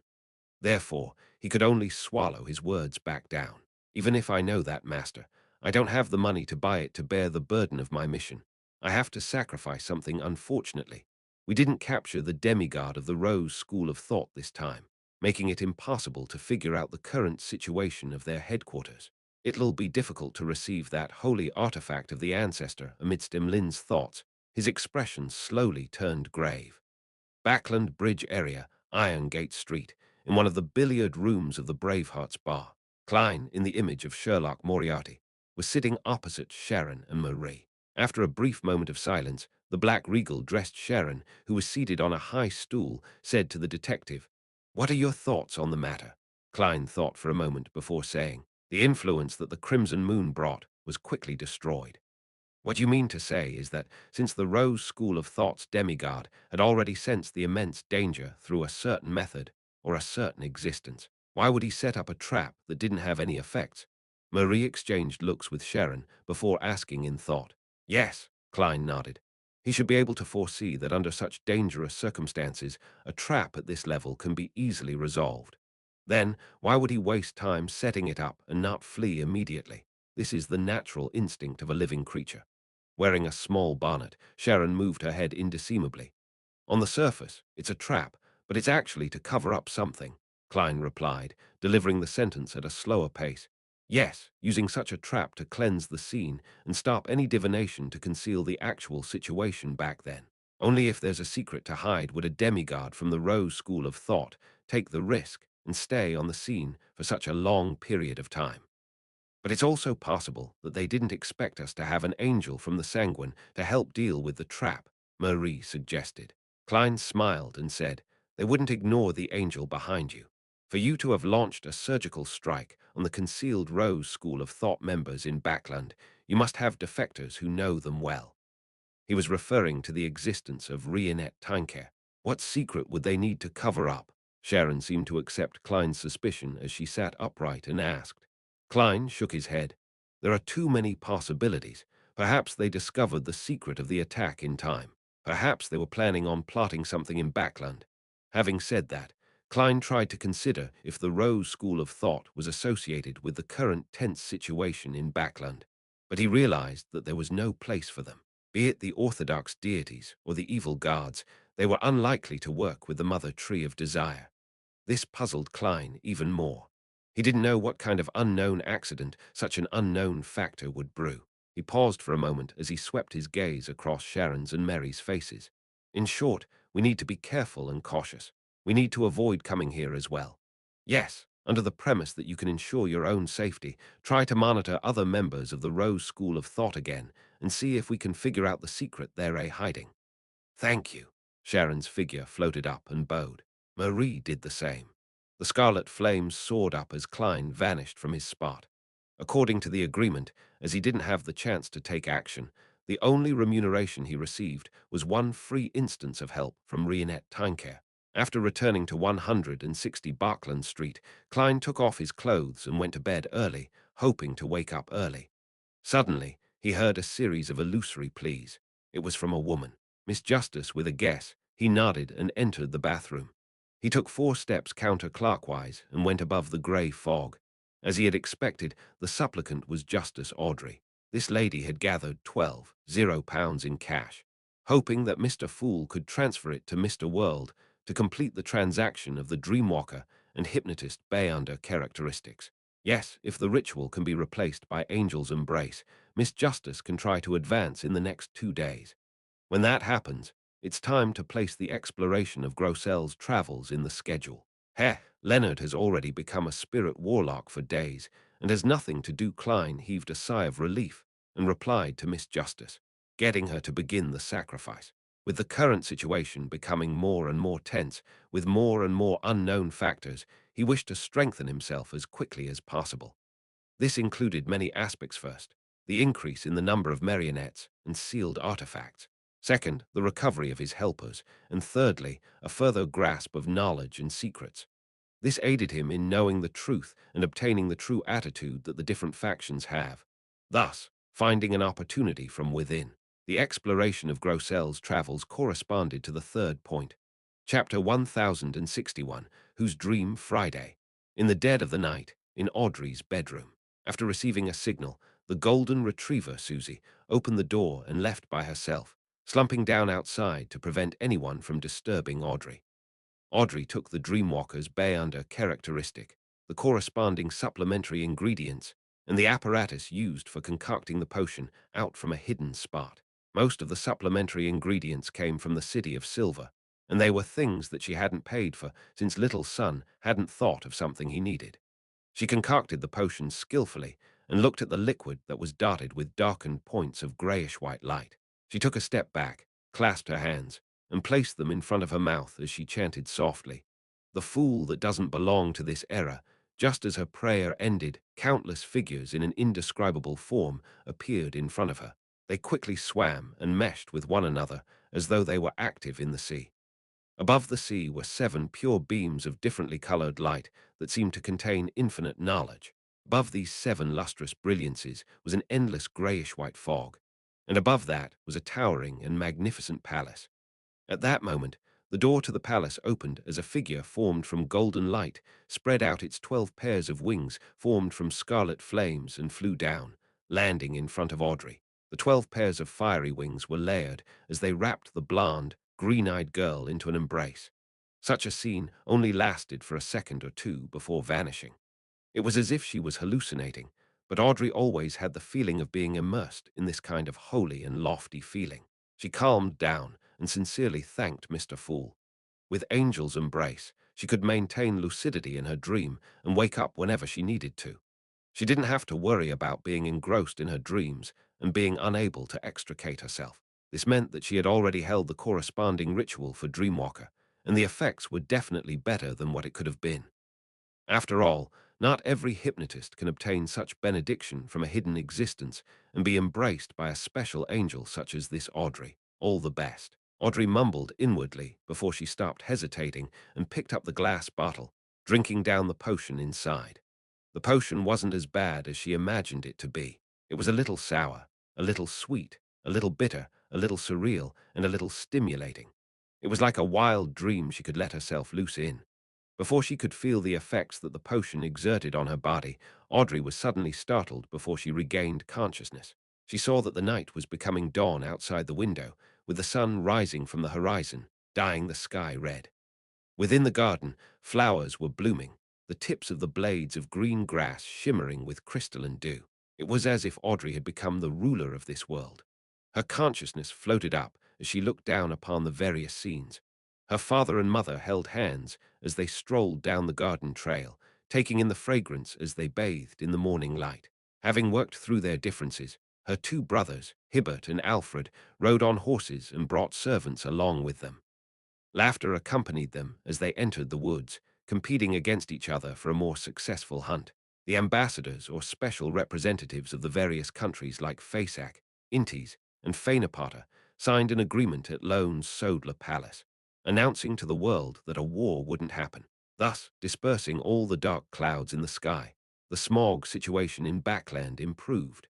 Every company's factory had passed the double review of the Alkaline Industry Inspector and National Atmospheric Pollution Council, and they had promoted such standards to other countries. Maximum working hours and the basic labor environments for workers were guaranteed, and the development of every industry was getting better. The number of tramps had dropped to an unimaginable level, and all kinds of protective measures, spearheaded by the kingdom, covered everyone. There were more and more workers who could afford bicycles. On the streets, the bicycles clustered together like a huge army, driving in different directions amidst ringing sounds. Children didn't need to work in factories at a young age. They could giggle and fool around, running into classrooms with tables and chairs. Inside, they flipped open their textbooks and began listening attentively. If they didn't wish to study, it was solely of their own choice, not because they lacked the conditions. Women were no longer discriminated against due to their gender. Even a laundry maid could rely on studying to obtain knowledge and find better jobs. There were reporters, teachers, policewomen, soldiers, miners, and civil servants in every walk of life. All kinds of mechanical items appeared on the streets and alleys, bringing the people convenience and joy. In the square in front of the Evernite Cathedral, pigeons flew up and landed. People were either sitting or playing the accordion, fully enjoying their lives. This was Audrey's dream for the future. Unaffiliated Bayanders didn't have to worry anymore. As long as they received a checkup of their physical mental condition, they could walk openly and use their Bayander powers to earn money in a legal way. This is really wonderful. If it weren't for me being clear-headed, I would have lost myself to this. I would have descended from my commanding position in my consciousness, taking a stroll with my parents, hunting with my brothers, and occasionally going to school to teach children. I would often work hard for the extension of the world's peace. Audrey stared at the dream, feeling a bout of poignancy. She then felt her astral projection rise once again, breaking out of the confines of the hazy world. She saw that her dream was like a huge bubble that grew out from the island of consciousness while silently enveloping it. The air bubble was surrounded by a grey fog. From afar, she could vaguely see other air bubbles, and below them were their corresponding islands of consciousness. Deep within the grey fog was a silent, undulating, shimmering, wavy, illusory sea that seemed bottomless. The sea of collective subconscious. This is the scene of a mind world for a dreamwalker, only from manipulator onwards. Is one really able to interfere with the sea of collective subconscious? Audrey nodded in enlightenment and retracted her gaze. Without staying any longer, she forcefully escaped from her dream. Her vision returned to normal immediately as it remained pitch black outside. Only the street lamps around the garden were emitting light. She then cast her gaze on the full-body mirror in her bedroom. She felt that she didn't seem too different from before. Only when she observed carefully did she realize that her pair of green eyes were becoming more limpid and deeper, as though they could reflect the souls of others. Closing her eyes and taking in the knowledge brought by the potion, Audrey quickly grasped the core power of Dreamwalker. By guiding and controlling a dream, she could obtain information and affect the enemy. There were two aspects. First was guidance, which was similar to Nightmare of the Evernight pathway. By using the different changes in a dream to guide a target into revealing one's deepest secrets. The difference was that a nightmare could forcefully pull a person into a dream. However, dreamwalkers weren't capable of doing so unless they were combined with hypnosis. The second was alteration. By modifying a target's dream, one could influence a target over a long period of time, changing them and making them do things they wouldn't usually do without them realizing it.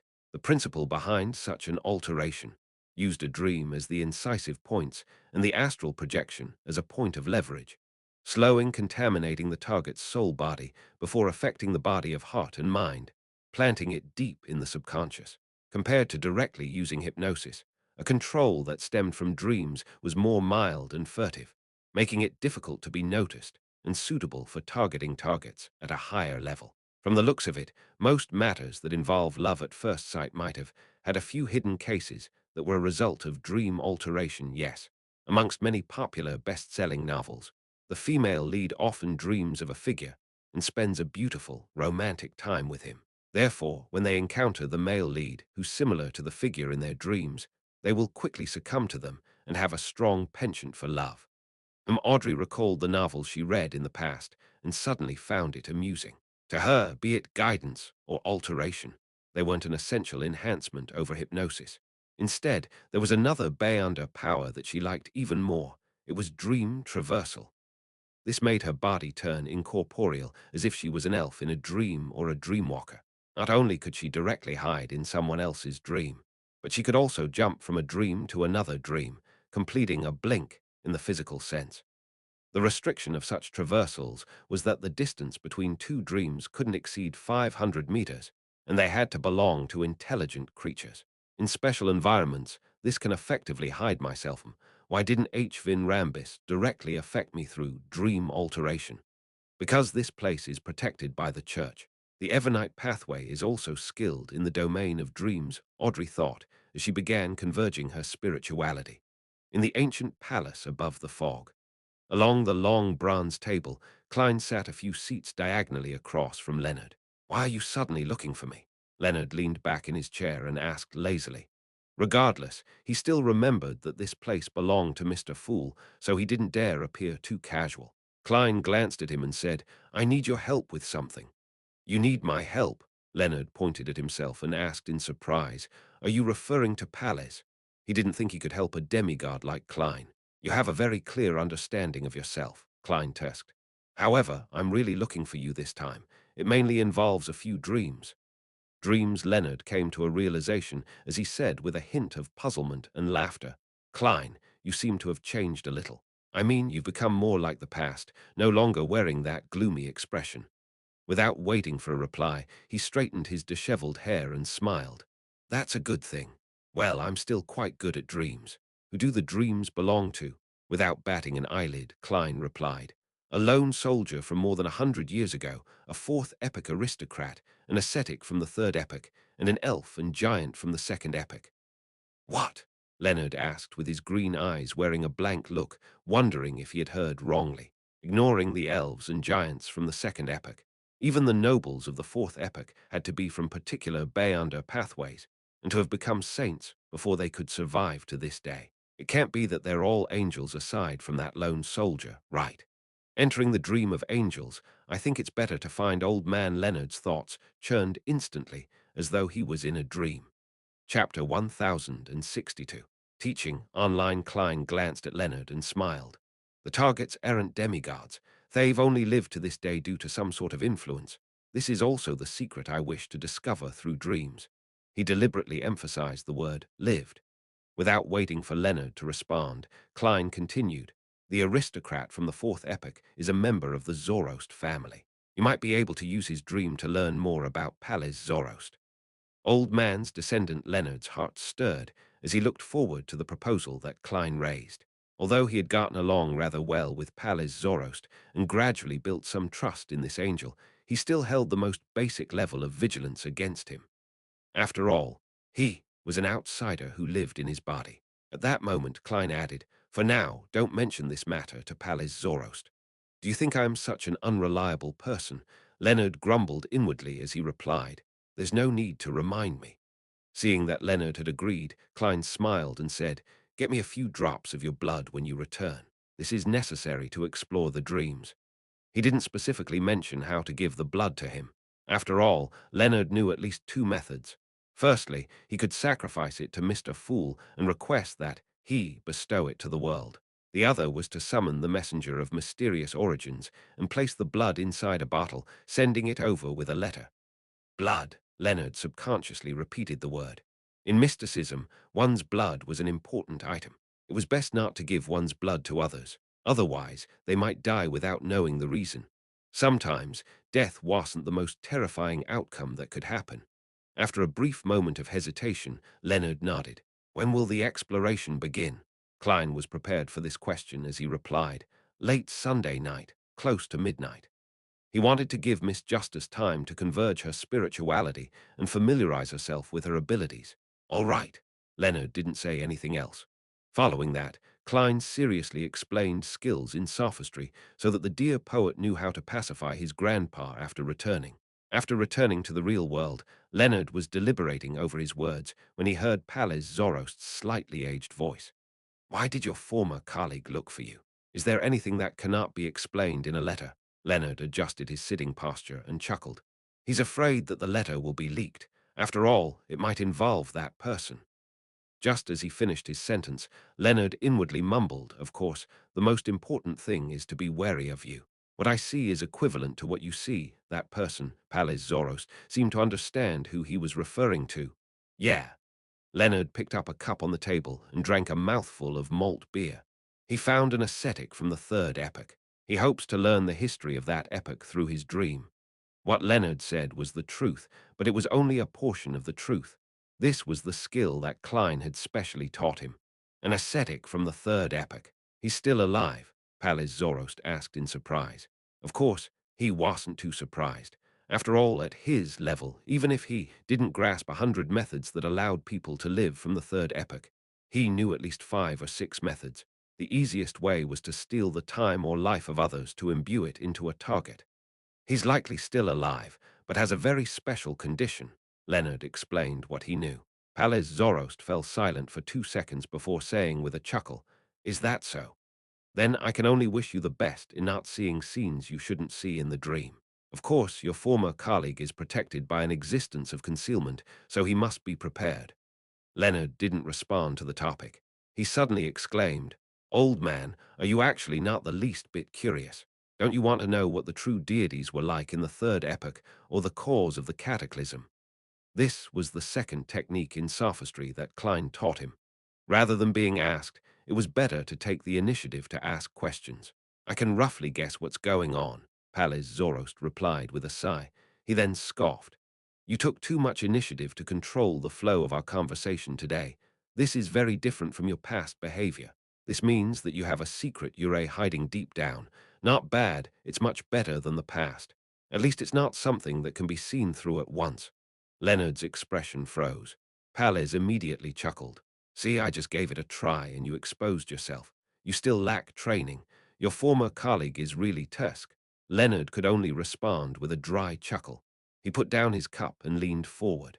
He then picked up a silver ritual dagger and cut open a wound, causing a few drops of blood to drip out. Meanwhile, at Earl Hall's residence, Audrey was also holding a dagger with gems embedded in it. She was preparing to fulfill the promise of providing help for free.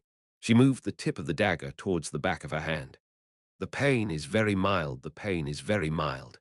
As she hypnotized herself, she exerted force and tore open a wound.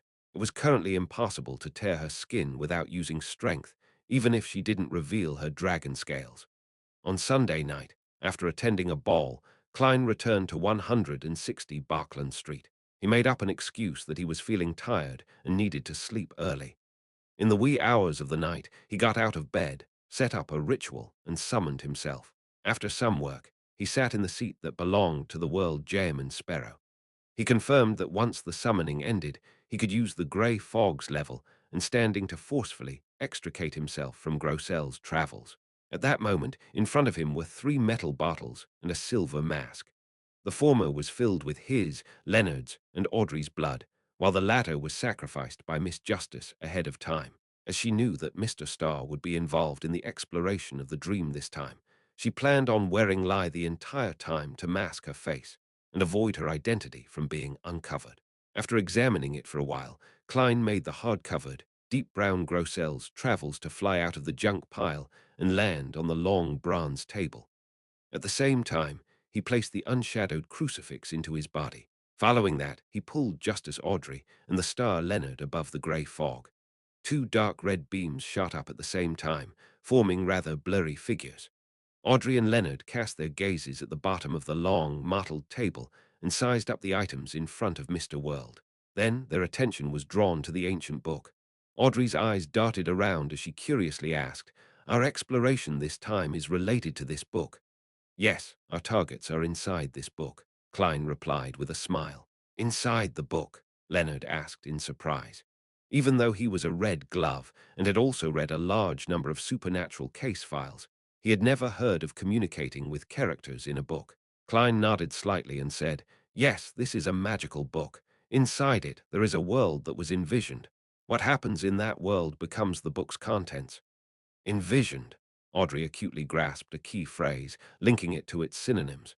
She had only just learned a few days ago from Mr. World that the Spectator Pathway Sequence 0 was called Visionary, and she knew very well that the King of Dragons, the ancient god Anquelt, was the dragon of imagination. After some deliberation, Klein said, "My description might not be accurate. It might be an envisioned world or a true dream. The only thing I can confirm is that it was created by an ancient god from the Second Epoch, the Dragon of Imagination Anquelt. I obtained it from Vice Admiral Iceberg. Ancient gods relic, it's no wonder that it can make a giant, an elf from the Second Epoch, a Third Epoch ascetic, a Fourth Epoch human aristocrat, and Fifth Epoch Lonese soldier survive, till now Leonard came to a realization as he couldn't help but size up the world Jaeman Sparrow. He couldn't imagine what kind of experiences Klein had ever since he left Tingen.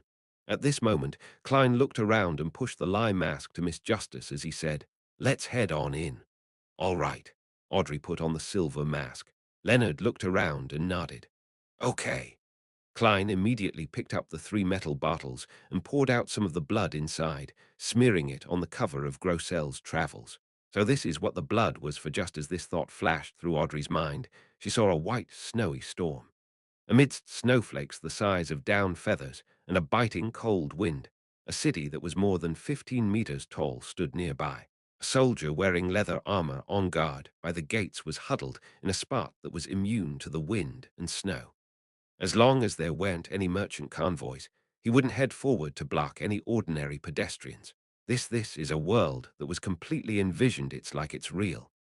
Leonard looked around as he spread out his palm and caught several snowflakes.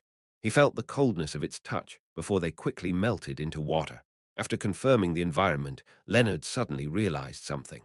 Klein was maintaining the image of the cold and refined gem and sparrow. Miss Justice wore a silver mask, revealing the bottom of her face, green eyes, and blonde hair, making it impossible to imagine her actual appearance. As for himself, he didn't disguise himself at all. This was a habit of official Beyonders. They openly carried out missions without any disguises. Mr. Starr really is laid back, and his hair is combed very casually. It's such a pity. Otherwise, with his looks, he can be a model on the covers of magazines as a noble lady who had seen too many handsome men. Audrey politely glanced at him before retracting her gaze without making any excessive observations. Klein chuckled inwardly and pointed at the city in the snowstorm. Our first target is the ascetic Mr. Snowman from the third epoch. This was the person most likely to have a link to Ammon and his brother. According to Klein's plan, after Snowman would be the fourth-generation aristocrat, Mobbit. This was because giant Grossel and elf sciators involved matters at much higher levels, and there was a high chance of there being an accident. Therefore, it was safer leaving them at the end of the schedule. After the exploration of the four people's subconscious via their dreams, they would then enter the sea of collective subconscious in search of any possible secrets. Chapter 1063. The Lord's left hand. In a rather remote spot in Pesot City, there was a building made of stone. It looked rough and was a cathedral that needed some construction work. The most eye-catching and intricate part was the altar. Erected over it was a wooden cross and a tall figure carrying the cross. Ascetic Snowman was sitting in the first pew, facing the divine statue, his head bowed and his eyes closed in focused supplication. He was a middle-aged man who wasn't considered old but had some wrinkles. He was wearing a simple white robe that had been washed countless times. He had brown short hair, and on his exposed arms, shoulders, calves, and feet, there were all kinds of old scars and scabs. At that moment, two men and a woman appeared at the cathedral entrance. The men were dressed in black robes that were completely different from the surroundings. One was wearing a vest and half-top hat with a formal bow tie, and the other casually wore a white shirt.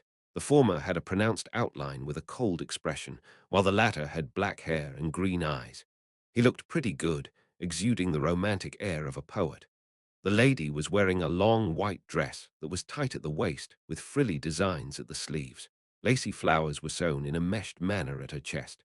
She wore an intricate silver mask, revealing a pair of emerald-like eyes, her high nose, her lip-glossed lips, and lower half of her face. It prompted anyone who laid their eyes on her to imagine how beautiful her actual appearance was. They were extremely attractive. It was the same regardless of the angle one took. However, the passers-by and few members of the congregation and the praying ascetic didn't even give them a look, completely ignoring them. This was a combination of hallucination and psychological invisibility. Audrey was already in operation mode, no longer showing any curiosity. She swept her gaze and said in a gentle voice, "What's most important now is to get Mr. Snowman to sleep. Otherwise, we'll have to wait until tonight, the night in this world." "Relax, it's trivial," Leonard replied with a smile. Compared to Miss Justice, who had only experienced a few supernatural incidents as a nighthawk, he was already too used to such things. He was very composed and even wanted to joke with Klein. Of course, he didn't know that Miss Justice had recently hypnotized a demigod. Klein glanced at his former teammate. "Then let's begin." He was carrying unshadowed crucifix on him, and in less than 3 hours, he would be dropped back to Sequence 5 and have his bizarro sorcerer Beyonder characteristic purged, so he naturally didn't want to waste any time. He's back in his crazy adventurer state again. Tusk Leonard didn't beat around the bush. He raised his hand to neaten up his hair as his green eyes suddenly turned deep. Silently, the praying ascetic, Snowman, had fallen into a deep sleep. This is the Beyonder power of a nightmare. Looking at this scene with sparkling eyes, Audrey thoughtfully muttered to herself. In fact, she was aware of the powers of a nightmare, having seen them in action before back when they were dealing with the sanguine Viscount, Ernst Boyar. However, she was unable to grasp the full picture of it due to the urgency of the situation. It was only now that she made a complete observation of it. Right on the heels of that, she raised both her hands and grabbed the arms of the world and the star. Using her abilities of Dreamwalker, she led them into Snowman's dreamscape. I can do it myself, Leonard mumbled the moment he entered the hazy world. Klein and Audrey ignored him and quickly surveyed the area, taking in the entirety of Snowman's dreamscape.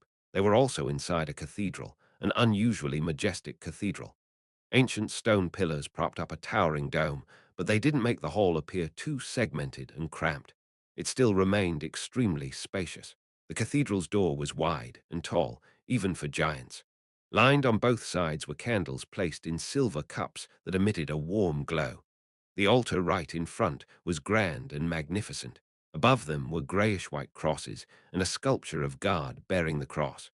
The statue's face wasn't very clear, but it felt like it was showing pity towards all beings in the world. Snowman was similarly sitting in the first pew facing the holy altar. His head was bowed, and his eyes closed in focused supplication. This is similar to the afternoon town's abandoned cathedral that Little Sun showed to us. It should be a building from the same era. Audrey swept her gaze across the brick arches and whispered. At the same time, she tried to suppress her curiosity and told herself to remain calm. Little Sun, how is he little? That fellow is clearly taller and larger than me. Afternoon town's abandoned cathedral, Leonard thought in puzzlement as he lampooned. When he joined the Tarot Club, the son Derek had long returned to the City of Silver. Although he would occasionally mention the exploration of the giant king's court, he didn't conjure any of the corresponding images. Indeed, Klein retracted his gaze and agreed with Miss Justice. Then he said to her, "Try to guide Snowman's dream and get him to reveal the important information in his subconscious. Focus it on the kings of angels." This mission could be accomplished by both a nightmare and dreamwalker. The reason why he had Miss Justice do it was because he wanted to give her a chance to digest the dreamwalker potion. After all, Leonard had already passed that stage, and no matter what, in matters that involved the subconscious, Beyonders of the spectator pathway were definitely more professional. The way they carried it out would be more precise and effective. It was only then that Leonard realized a problem. Miss Justice's abilities involve the domain of dreams. This meant that she had already advanced to Sequence 5 Dreamwalker. Isn't that too fast? Leonard was secretly surprised and in disbelief. He remembered that Miss Justice had mentioned it during their exchange when he joined the Tarot Club. It hadn't even been a month since she became a hypnotist, and now only 3 months had passed. She had indeed tried to purchase the ingredients needed for her advancement at the Tarot gathering. But to completely digest the hypnotist potion in 4 months is shocking enough. Leonard's mind raced, as he had a baffling feeling that the pride of becoming a Red Gloves captain, a quasi-high-ranking member of the church, a Sequence 5 spirit warlock was gone. While his thoughts were running wild, Audrey tersely acknowledged the request and took a few steps forward to stand beside Snowman. Illusory ripples suddenly appeared in her jewel-like eyes. Those ripples constantly sank deep into the depths, returning to the darkness and tranquility. Invisible ripples emanated out as the altar in front of the cathedral suddenly turned blurry. These magnificent objects, along with the cross and the divine statue, warped and suddenly unfurled, emitting lights and shadows that weren't considered too intense. The light and shadows intertwined into a three-dimensional portrait of a towering mountain range. The main peak reached high into the clouds, but the white cloud didn't dare to conceal the main peak as it automatically separated around the peak's two sides. On the peak of the mountain stood a huge cross that was even taller than the mountain. In front of it stood a majestic figure that was covered in layers of stacked halos. Two-winged, four-winged, and six-winged angels were either holding bugles, playing the harp, or playing flutes, dancing around the majestic figure as they sang and extolled. 8 blurry figures with 12 pairs of wings surrounded the majestic deity. Some fell to the ground beside his feet, leaning against him as if completely relying on him. Others floated on both sides, awaiting his orders. This was a scene that Klein had seen before. He knew that the deity was the ancient sun god, and he knew that the figures with 12 pairs of wings on their backs were the kings of angels. At that moment, Snowman opened his eyes and looked at Justice Audrey. As if teaching his student, he solemnly said, "Only the Holy Spirit can truly serve the Lord." This is the goal I've been chasing my entire life. I see the Lord standing above the infinite radiance, benevolence scattering over his kingdom and the land. Around him are 8 kings. The dark angel was the first angel created by the Lord. He is his left hand, his proxy, and the deputy of heaven. The angel of imagination is the Lord's eldest son. The Lord said that in a distant future you will become the savior of all life. The angel of time is the Lord's second son. The Lord said that you are a god of trickery and a god of mischief, the light at the dawn of the apocalypse. The white angel, wind angel, and angel of fate are loyal followers of the Lord, firm, brave, honest, having been that way from the time when they were weak till they became strong. The wisdom angel was sanctified due to his redemption from being penitent and contrite, completely opposite from the ones who fell after eating the fruit of sin. The war angel is the Lord's rage, the Lord's punishment. His appearance over the land means war is at hand. From the looks of it, this ascetic has never been to the ancient sun god's divine kingdom, nor has he ever seen a king of angel. What he's describing is probably from religious canon, in other words. What he says is what the official text says from the looks of it. Dark angel Sasria was really the leader of the kings of angels. He was most trusted by the ancient sun god and was called the deputy of heaven. Yet, such an existence was bewitched. I wonder what his outcome was in the end, and why there aren't any traces of him. To date, Klein seriously listened to Snowman's description and had a clearer understanding of the kings of angels. He never expected that the ancient sun god would predict that Adam would be the savior. This left him somewhat puzzled. So these are all the 8 kings of angels. Leonard listened attentively as well. This was something that old man Palles hadn't told him in detail before. It was a real secret from ancient times, something that happened before the cataclysm. Audrey had seen the mural of the 3 kings of angels eating the city of silver creator. Through the corresponding images, she had matched them to the eternal blazing sun, the lord of storms, and the god of knowledge and wisdom, so she wasn't too surprised. She turned her head and looked at the world and the star, calmly interpreting the hidden meaning behind those sentences. According to what Mr. Snowman said, the dark angel was created. The 3 kings of angels, white, wind, and fate, had followed the ancient sun god from a weak stage until they slowly empowered themselves. The weak stage here probably refers to sequence, for the wisdom angel should be an outsider who joined later, and he might have been from an opposing faction in the beginning. When he heard Miss Justice's words, Klein suddenly remembered a name. It was the dragon of wisdom as mentioned in the City of Silver's myths, Herabogen. He then nodded, indicating for Miss Justice to continue. After Snowman recited some related scriptures, he suddenly solemnly said, "Our diocese has cultists who believe in the Evernite hiding within it. These are the orders from the kings." Chapter 1064. Drawing closer, cultists who believe in the Evernite. Upon hearing Snowman's words, the 3 present were more or less thrown into an awkward situation. Klein, Audrey, and Leonard all had a certain relationship with the Evernite goddess. One was a standard cultist who believed in the Evernite. The other wasn't only a cultist, but a quasi-high-ranking member of the cult, an elite team leader. The other was even worse, blessed of the evil goddess. From the looks of it, the Church of Evernite appeared earlier than what the historical records stated. They can be traced back to a long time before the cataclysm. However, it existed in the form of a secret organization. Klein cleared his throat and did a simple analysis, breaking the sudden silent mood. Audrey pursed her lips and nodded. She continued guiding Snowman's dreams, letting him reveal the information related to the King of Angels in his subconscious. Unfortunately, Snowman was only a Sequence 5 ascetic. He would be considered a quasi-high-ranking member in the 5th epoch and would be able to come into contact with several important figures and historical secrets. However, before the cataclysm, a Sequence 5 didn't enjoy such a status. He wasn't even able to enter the divine kingdom, so he naturally knew little about the kings of angels and the ancient sun god. What he knew was limited to what was written in the various religious canons. However, Klein keenly noticed that he had mentioned something. There were traces of the remnant giants in the northern Ridge mountain range. This mountain range's present name was Antares, and it was located within Fasak. It made it easy for him to associate this information with the people of Fasak claiming to be descendants of giants. How the god of combat was a giant, and other information.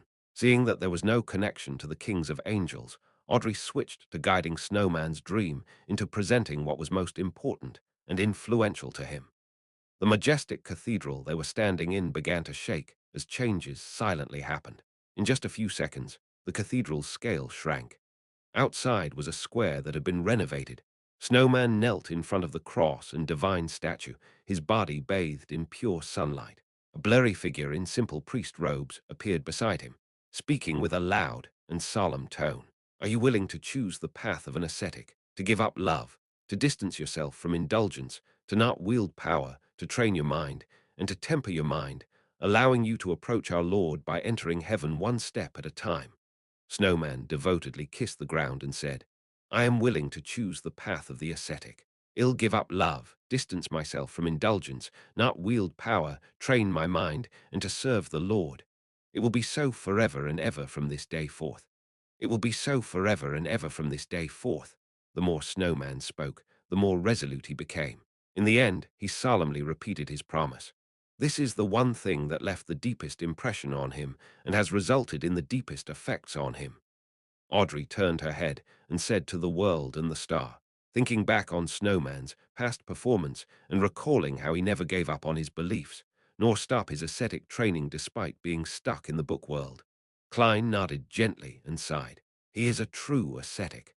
Audrey retracted her gaze, and after guiding Snowman to present something that was more important to him, she returned to the world and the star and said in a gentle voice, There shouldn't be much left. Klein glanced at Snowman and said, Let's go to the next spot. Inside a house in Pesot City, Mobbit, with his brownish-yellow hair, dark brown eyes, high nose bridge, and thin lips, was wearing slightly furry pajamas. He laid on a bed that was half high and half low as he stared at the ceiling, muttering to himself, Winter year is much colder than usual. It's starting to snow, although it's almost noon. I don't want to get up at all, Sciators. Why does an elf like you insist on sleeping in? You even pressed your hands and feet on me. I really miss being single. I could roll around freely in bed. Every comer will be mine. Unlike now, on the bed, elven songster Sciators leaned her body sideways while sleeping comfortably.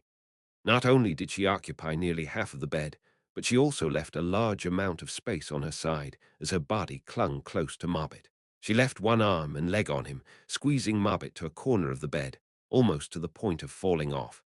After pulling up the blanket that was pinned down, Mobbit sighed and closed his eyes, preparing to sleep again. Then he really fell asleep. In his dream, he sat at the bar counter, alternating between sipping hard liquor and gulping down beers. He didn't return home, as he claimed he would wait for Sciators to come begging him to return. Is this the aristocrat from the fourth epoch? At the entrance of the tavern, Leonard glanced at Klein. Klein gave a clear answer. That's right. Mr. Starr's tone and actions suggest that he's more nervous than before. He seems to care a lot about this aristocrat from the fourth epoch, according to the information given by Mr. World. A certain person that Mr. Starr knows might seen the second blasphemy slate, and that's an extremely ancient divine artifact, although I can't eliminate the possibility of seeing it in the fifth epoch. Powerhouses of the fourth epoch are more likely to have a chance of coming into contact with such matters. So this aristocrat from the fourth epoch is related to the person Mr. Starr knows. Audrey grasped certain matters through fine observation and interpretation. With this as a premise, she quickly came to a conclusion.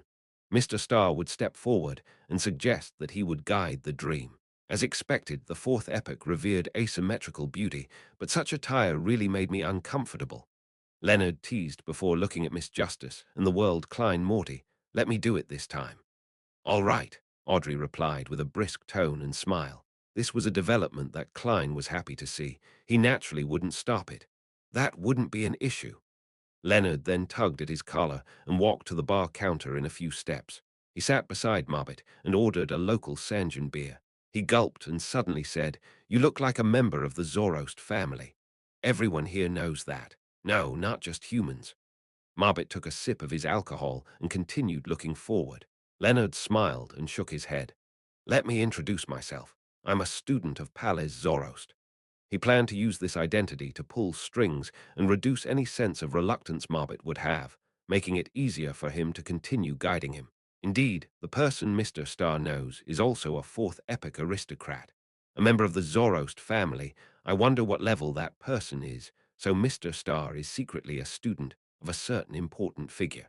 No, he said that without complete confidence, a self-assumed student.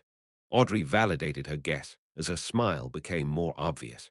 After hearing Leonard's self-introduction, Mobbit finally turned his head and sized him up. He scoffed and said, "Student. More like the target of parasitizing, right?"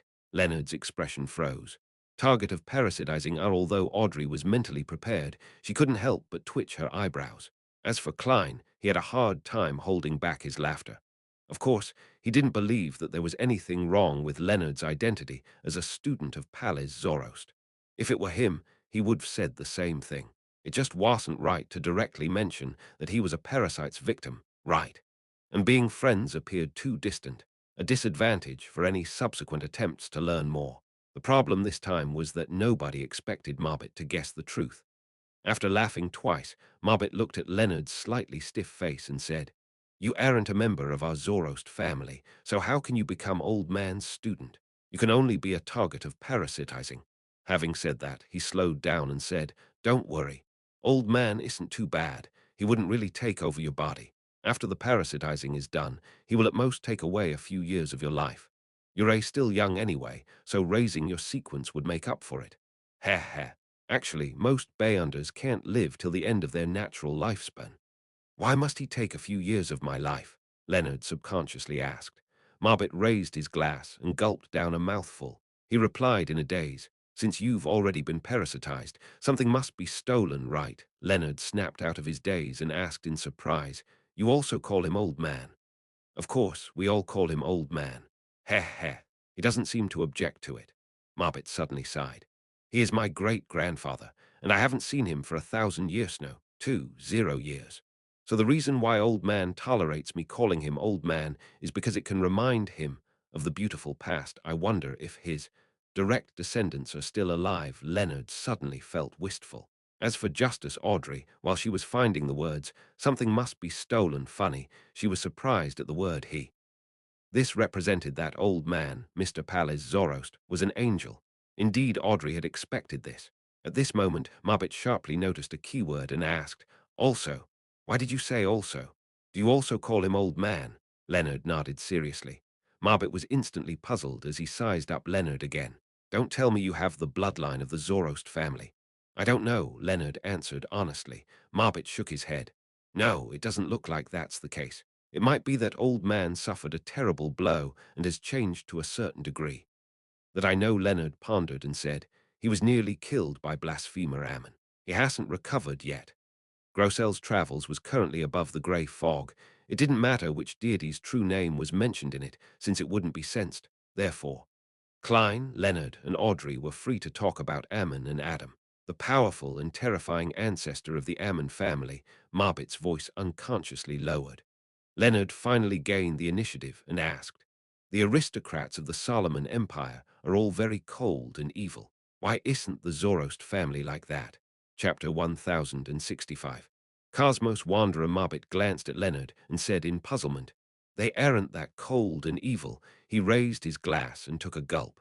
"Don't you know that the higher the sequence, the greater the inclination is towards being cold and crazy? Which major aristocratic family in the Solomon Empire doesn't have an angel? That's why they're definitely different from normal people. As for the degree of coldness and evilness, it has to do with the choice of their anchor and the traits of their Bayonder pathway. I don't know what my great-grandfather's situation is. I only know that he's very kind and amiable, and the way he speaks and acts is rather casual. In addition, the rules set by His Majesty have a key point disharmony. If all the aristocratic families have the same style, he definitely wouldn't be satisfied. The first reason given was something I expected, but the second reason is a little unexpected. But it's quite funny, was the Black Emperor of the Solomon Empire trying to get himself diagnosed with obsessive-compulsive disorder. Disharmony is actually a requirement without wearing too thick a mask. The corners of Klein's lips curled up slightly. At this moment, Audrey turned her head to look at him and asked the same question that she had as Mr. Starr. "Anchor." All of them knew that the aesthetic taste of the fourth epoch was disharmony and asymmetry, and had considered it common sense, so they didn't think too deeply about why there was such an aesthetic style. To the deities, believers and faith are an anchor, Klein simply explained.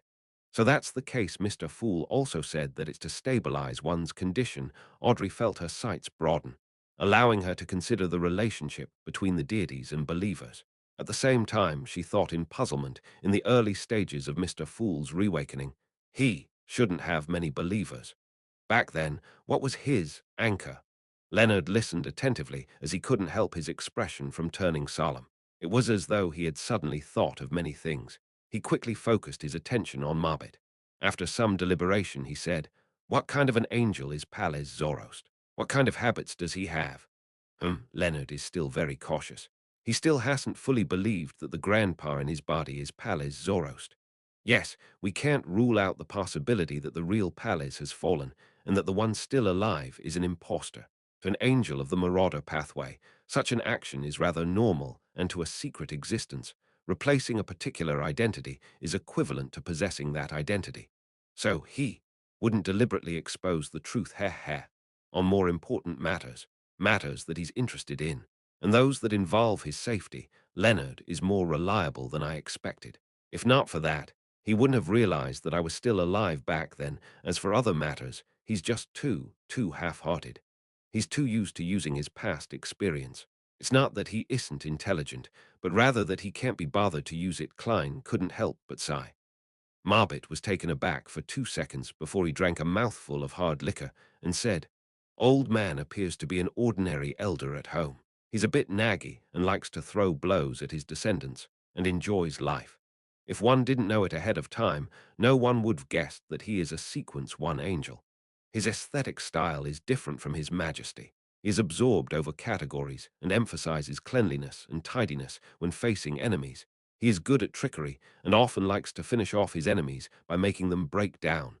This is quite similar to how Old Man has acted to date." Leonard nodded and asked, "Do you have his portrait?" "How could I be carrying a portrait with me? It's not like I'm looking for anyone." Marbet shook his head in amusement. At this point, Leonard suddenly pointed to the side. "Isn't that it?" "Ah!" Marbet turned his head in confusion and doubt, only to discover that an oil painting had appeared in his right hand at some point in time. As he picked up the oil painting, the content on it gradually became clearer, revealing an old man with dark brown eyes. The man's hair was already completely white. It wasn't very sparse, and it was neatly combed to the back of his head. His forehead, the corners of his eyes, and the corners of his mouth didn't seem to have any wrinkles, not appearing too old. It was obvious that he looked quite good when he was young. He looked quite similar to Marbet, but he exuded a rather solemn air. "I really can't tell that this is a Sequence 1 angel. Is this also because he didn't reveal his mythical creature form?" Audrey tiptoed and looked at the oil painting.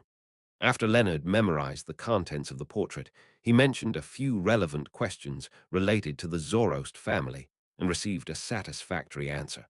The only exception was the name of the potion names of Sequence 3 to 0. Marbet wasn't too sure either. All he knew was that Sequence 1 was apparently Worm of Time. After ending this topic, Leonard asked about the Solomon Empire.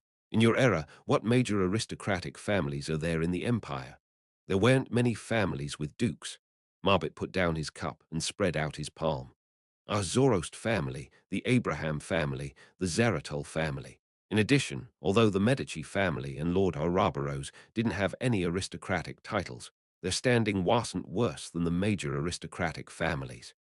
Every time he spoke, he would curl his finger, finally curling them into a fist. Then he smiled and said, "At that time, although Tudor and the Trunsost were the most loyal angels under His Majesty, they were still ranked beneath us.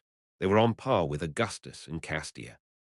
The history of the Augustus family can actually be traced to the era of the Solomon Empire. While Audrey was surprised, she became even more focused on listening. Leonard thought and continued asking, "In that era, what was the situation in the northern continent?" "All living creatures submitted to His Majesty. Even deities acknowledged His Majesty's rule in order to fight against opposing factions." Marbet chuckled. "They all have countries that belong to them in poorer places. In short, Evernite, god of combat, and death were at odds." The three deities of storm, blazing sun, and wisdom had a great conflict with each other. Earth's attitude was vague and unclear, but she was more inclined towards the god of combat. This made them unable to cooperate in a stable fashion, thus being unable to form an alliance to fight His Majesty and the true Creator. At this point, Marbet sighed and said, and precisely for the sake of balance, His Majesty didn't attack the southern continent and allowed death to unite the plains and the ancient forest to build the Balam Empire. No, ultimately, the six deities came to an agreement. Hence, the Black Emperor perished. Establishing the Tudor Trans United Empire, Leonard recalled Palais Zorost's mention of this particular phase of history, and for a baffling reason, felt how history was filled with vicissitudes. At that moment, Marbet turned his head and looked at him. Do you have cigarettes? These little devils that came out from the true Creator's believers aren't bad at all. Leonard immediately controlled the dream and conjured a cigarette before handing it over. Is this an improved version? Marbet stretched out his right hand and snaked out a bowl of fire from the kitchen behind the bar. He lit the cigarette and took a deep breath. Seeing smoke coming out of his nostrils, Leonard asked curiously, the true Creator's believers like to smoke. That's right. Even Lord Medici would occasionally smoke a few sticks, although it's just a habit for him, Marbet answered without hiding anything.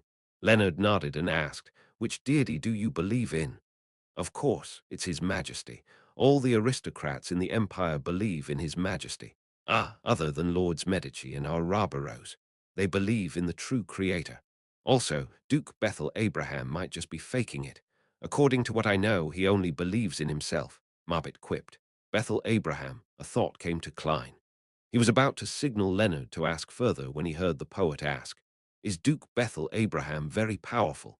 Clearly, the completely different behavior compared to the other aristocratic families in the empire made this ancestor of the Abraham family stand out. Very powerful. Even Lord Medici and our Barbaros are afraid of him, Marbet said as he puffed out smoke rings. In the warring era, he was publicly acknowledged as one of the angels most likely to become a deity. Warring era? Leonard asked curiously.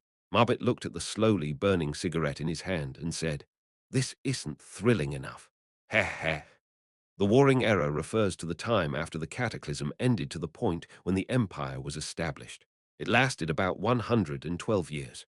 Our Zoroast family's first angel perished in the Warring Era.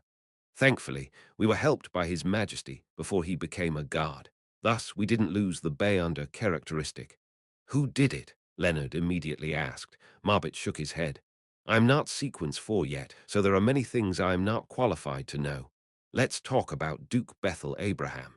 I actually don't really know much about him, but I was very interested in their family and the Bayonder pathway they control. It's said that the apprentice can wander the cosmos once they reach Sequence 2. Ah, there are also rumors that it's at Sequence 3. Cosmos. Klein's pupils dilated slightly as he became more focused. At this moment, Marbet continued. They left behind lots of information regarding the cosmos, recording many interesting things. Unfortunately, I never managed to borrow them. However, I heard of the 3 laws that they concluded for wandering the cosmos. First, don't respond to any calls. Second, don't be reckless and approach unknown creatures or buildings. Third, endure loneliness.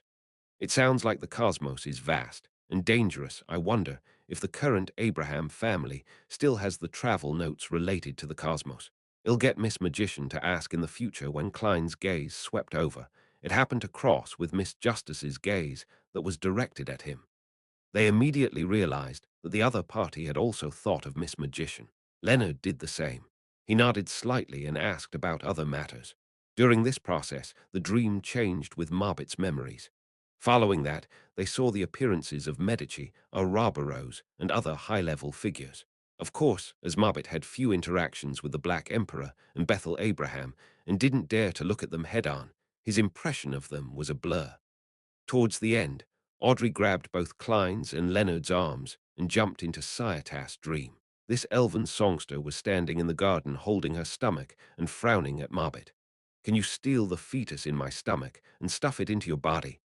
It can be done, but even if it's stuffed into my body, I won't be able to give birth to him, Marbet replied fearfully.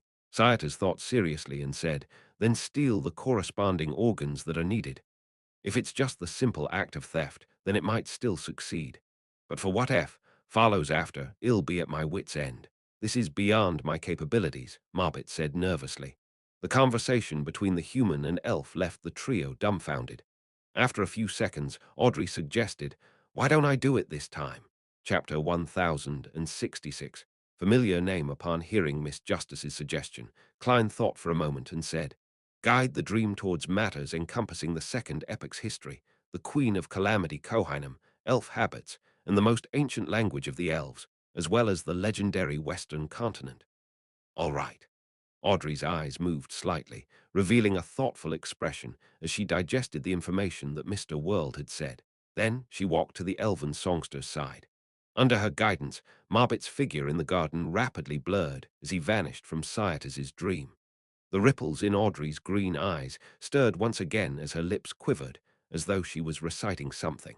The entire dream world began to shake, as the garden was like a reflection of a lake that was smashed into pieces by an invisible stone that flew over from nowhere. These fragments quickly gathered, but the scene that was restored was no longer a garden, but that of a palace made of coral. Every detail in the palace was abnormally gorgeous. The entire structure was tall and majestic, but due to the layers of blue seawater, the sky couldn't be seen, making it appear dark and gloomy.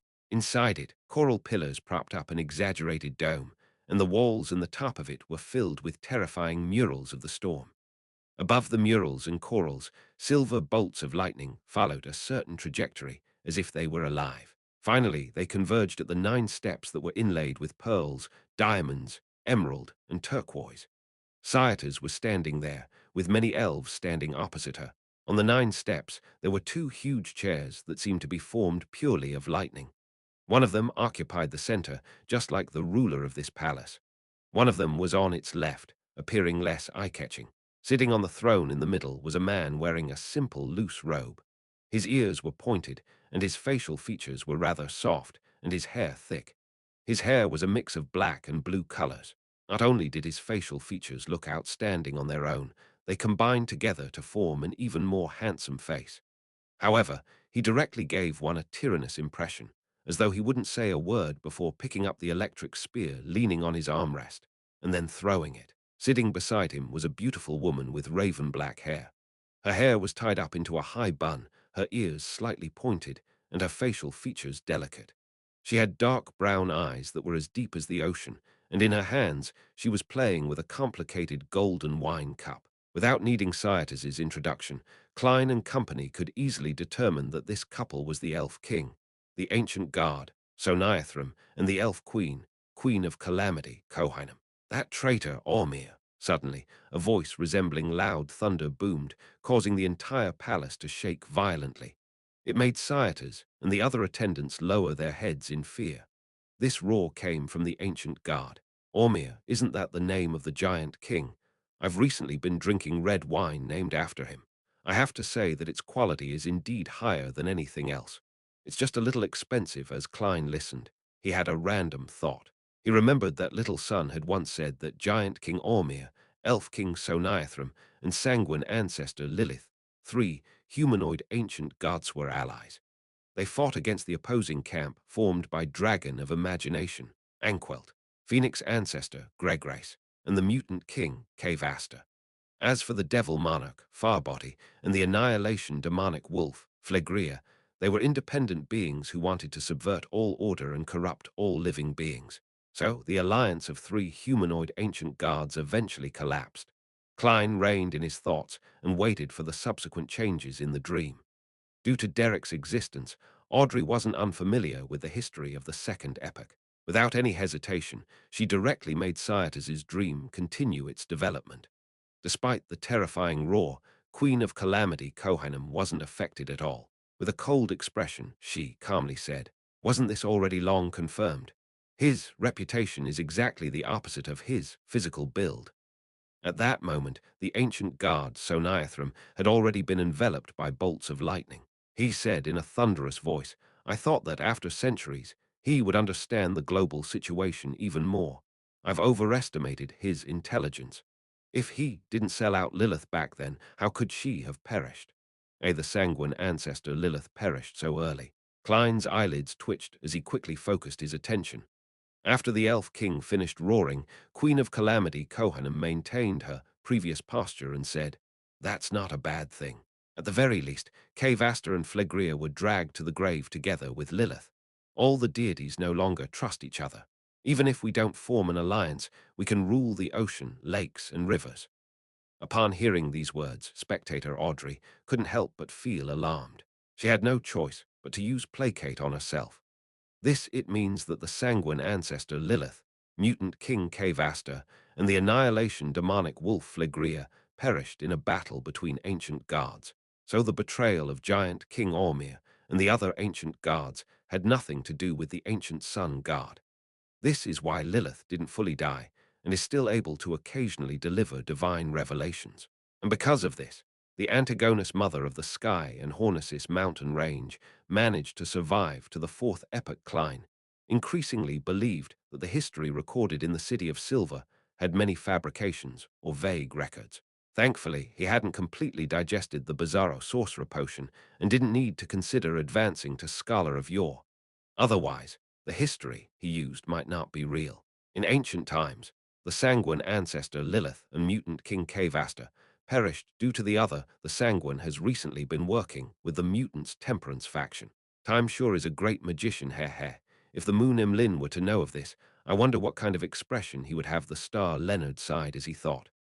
As their thoughts raced, the ancient guard, Soniathrum, scoffed and said, "Recently, Ormir wanted to work with some secret sects that have sprouted from the humans to deal with us. Apparently, this matter is led by Harvest and Dawn. I'm even thinking of working with Anquelt to destroy the giants and the giant king's court. Unfortunately, every time I see that dragon, I have the urge to string it up on a grill. It's a type of attraction that's simply irresistible." Just as he said that, the ancient guards suddenly vanished. The entire palace shook violently, causing a rift to appear. All of this had yet to subside when a bolt of lightning flashed. Soniathrum returned to the massive throne, holding a spear made of pure lightning. "You went to the giant king's court?" Kohainem asked. "I taught Ormir a lesson," Soniathrum answered without hiding anything. Cyatas and the other elven attendants lowered their heads even further. They faintly saw slippery tentacles that were thicker than their bodies flipping about on the ground, flashing with silver bolts of lightning. Then they shut their eyes. The dream changed as Cyatas recalled her interaction with other elves. With their conversations and interactions, Klein, Leonard, and Audrey learned that Cyatas lived in a relatively peaceful time period in the Second Epoch. The giants, elves, dragons, devils, and phoenixes coexisted, splitting up their rule over the northern and southern continent, as well as the five seas. Vampires, demonic wolves, treants, sea monsters, mutants, and humans were vassals of the different factions, occupying the lower middle classes. This doesn't resemble the history recorded by the church. Even the legends in the City of Silver aren't like this. Leonard sighed when he heard that. Old man probably doesn't know this much. That isn't necessarily true. Klein shook his head indiscernibly. Many existences in the Second Epoch have survived to the Fourth Epoch, or even to this very moment. For example, the wisdom angel, Leonard asked with a guess. Perhaps. Klein didn't give an affirmative answer as he said with a smile, "When you were talking to Mobbit, I thought you would make Miss Justice stand further away." Leonard immediately shot a glance at him and yawned. "You mentioned before that there's an existence behind me that might have been seen the second blasphemy slate. Then, when I was conversing with Marbet Zorost, wouldn't she be able to make the connection from me getting her to stand further away? Besides, you also mentioned that back when dealing with all of Ammon's avatars in Backland. Part of the cleanup operation involved Miss Justice. To a Sequence 5 spectator, what she knows is sufficient. Once she understands the Zoroast family's matters, the truth is practically in front of her eyes. In that case, why waste time trying to avoid her? It's too troublesome. I might as well get Mr. Fool to be a witness, as everyone vows not to divulge each other's secrets." Klein nodded slightly and said, "If you were to get Miss Justice to stand further away, it wouldn't be easy for you to bring up the matter of making a vow to keep things a secret." At this moment, Cyatas continued.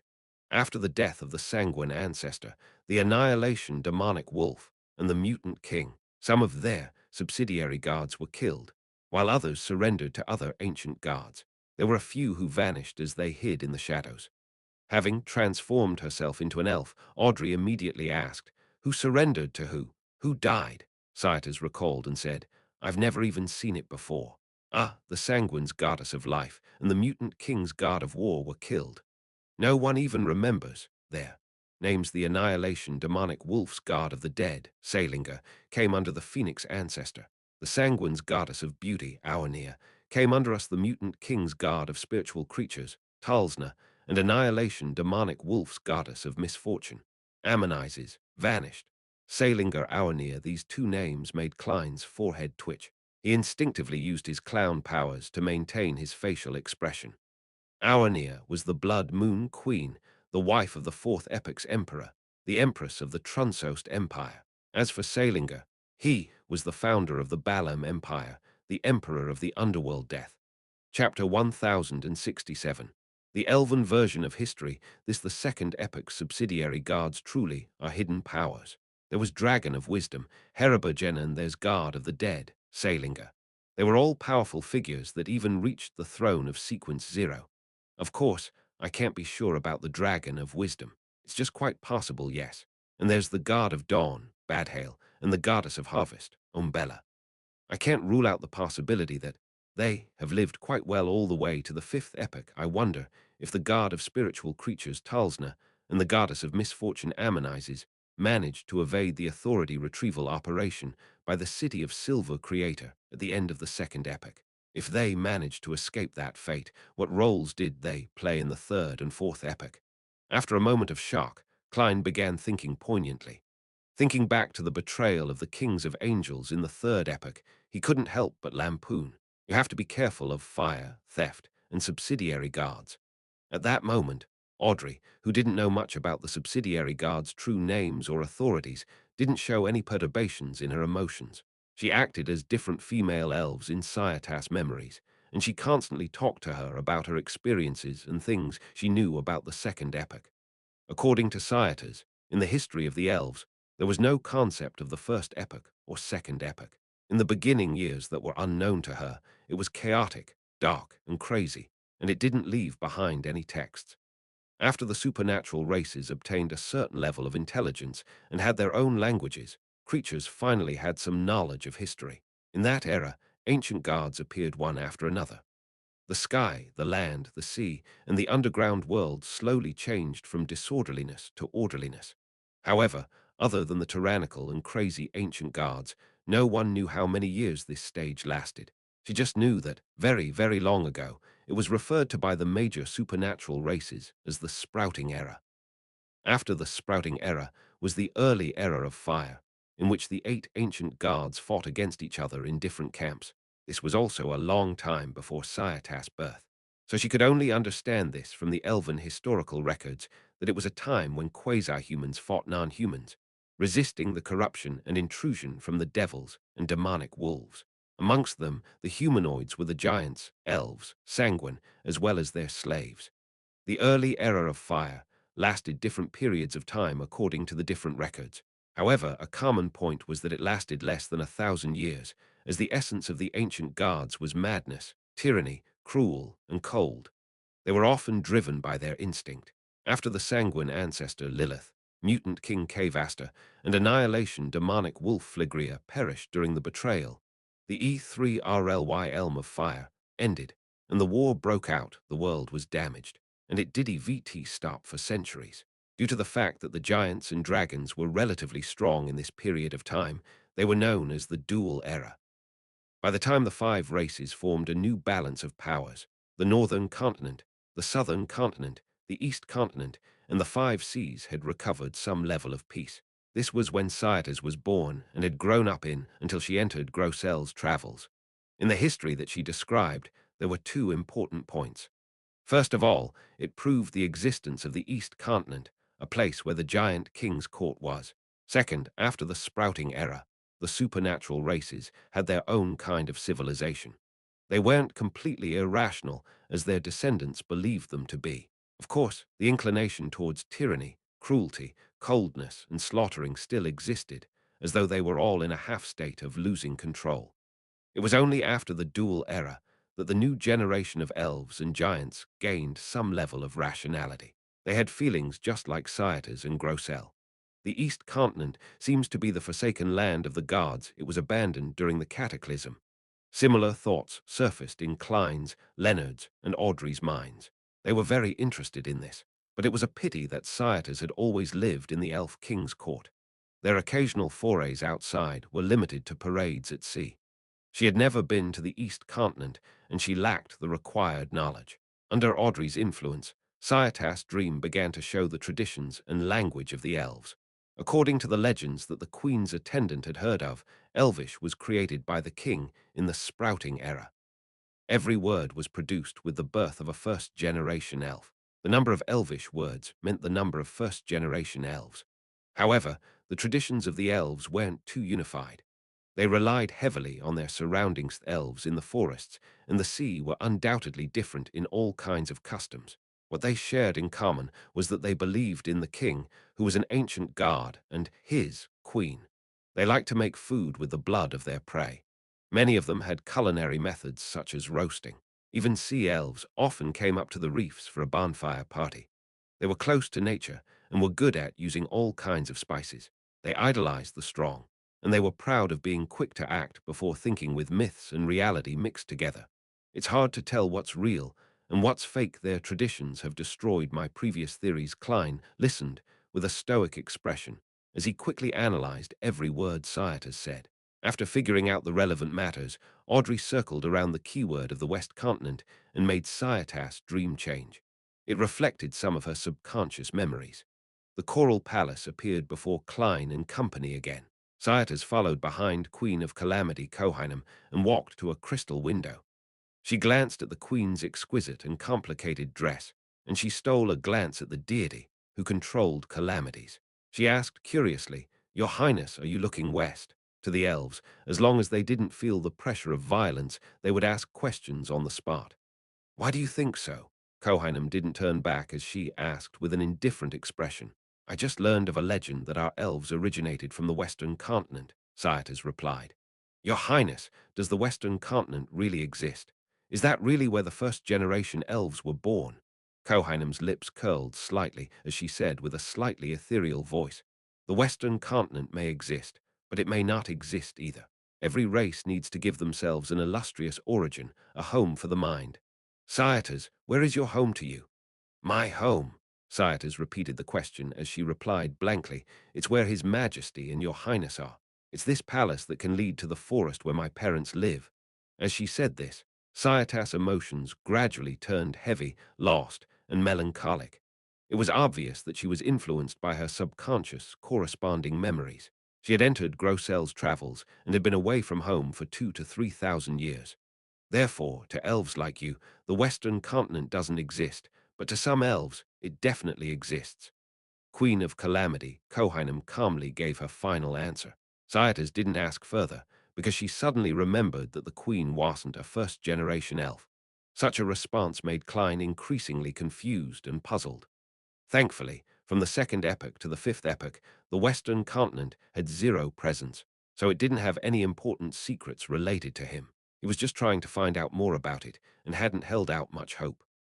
After ending the guiding of Cyatas' subconscious, and since it was almost noon, without any other nearby dreams that they could leap into, Audrey left with Klein and Leonard, and they appeared in Mobbit and Cyatas' bedroom. Looking at the fourth epoch Viscount, whose body had been tightly bound by the elf, Audrey's expression suddenly turned gentle as she said with a laugh, "They seem to be doing pretty well."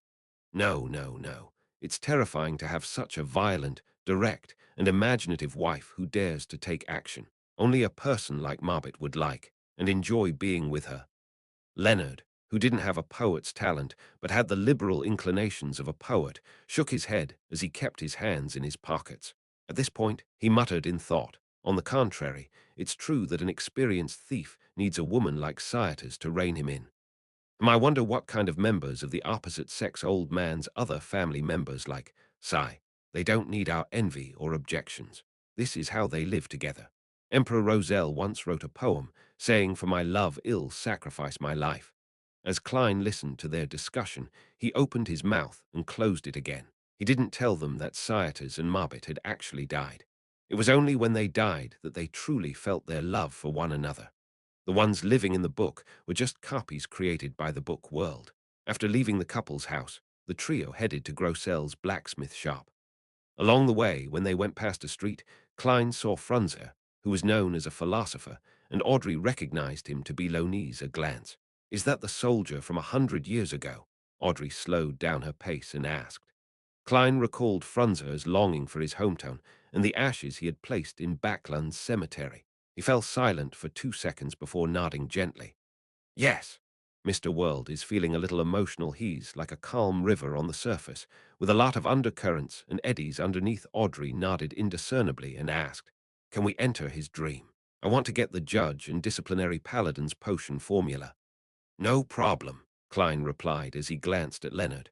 Leonard continued having his hands in his pockets, but his eyes instantly darkened. Sitting on the bench, Frunzer fell asleep. Right on the heels of that, 3 people appeared in his dream. This was a bustling city with buildings made from wood. The pedestrians who came and went were mostly Lonese.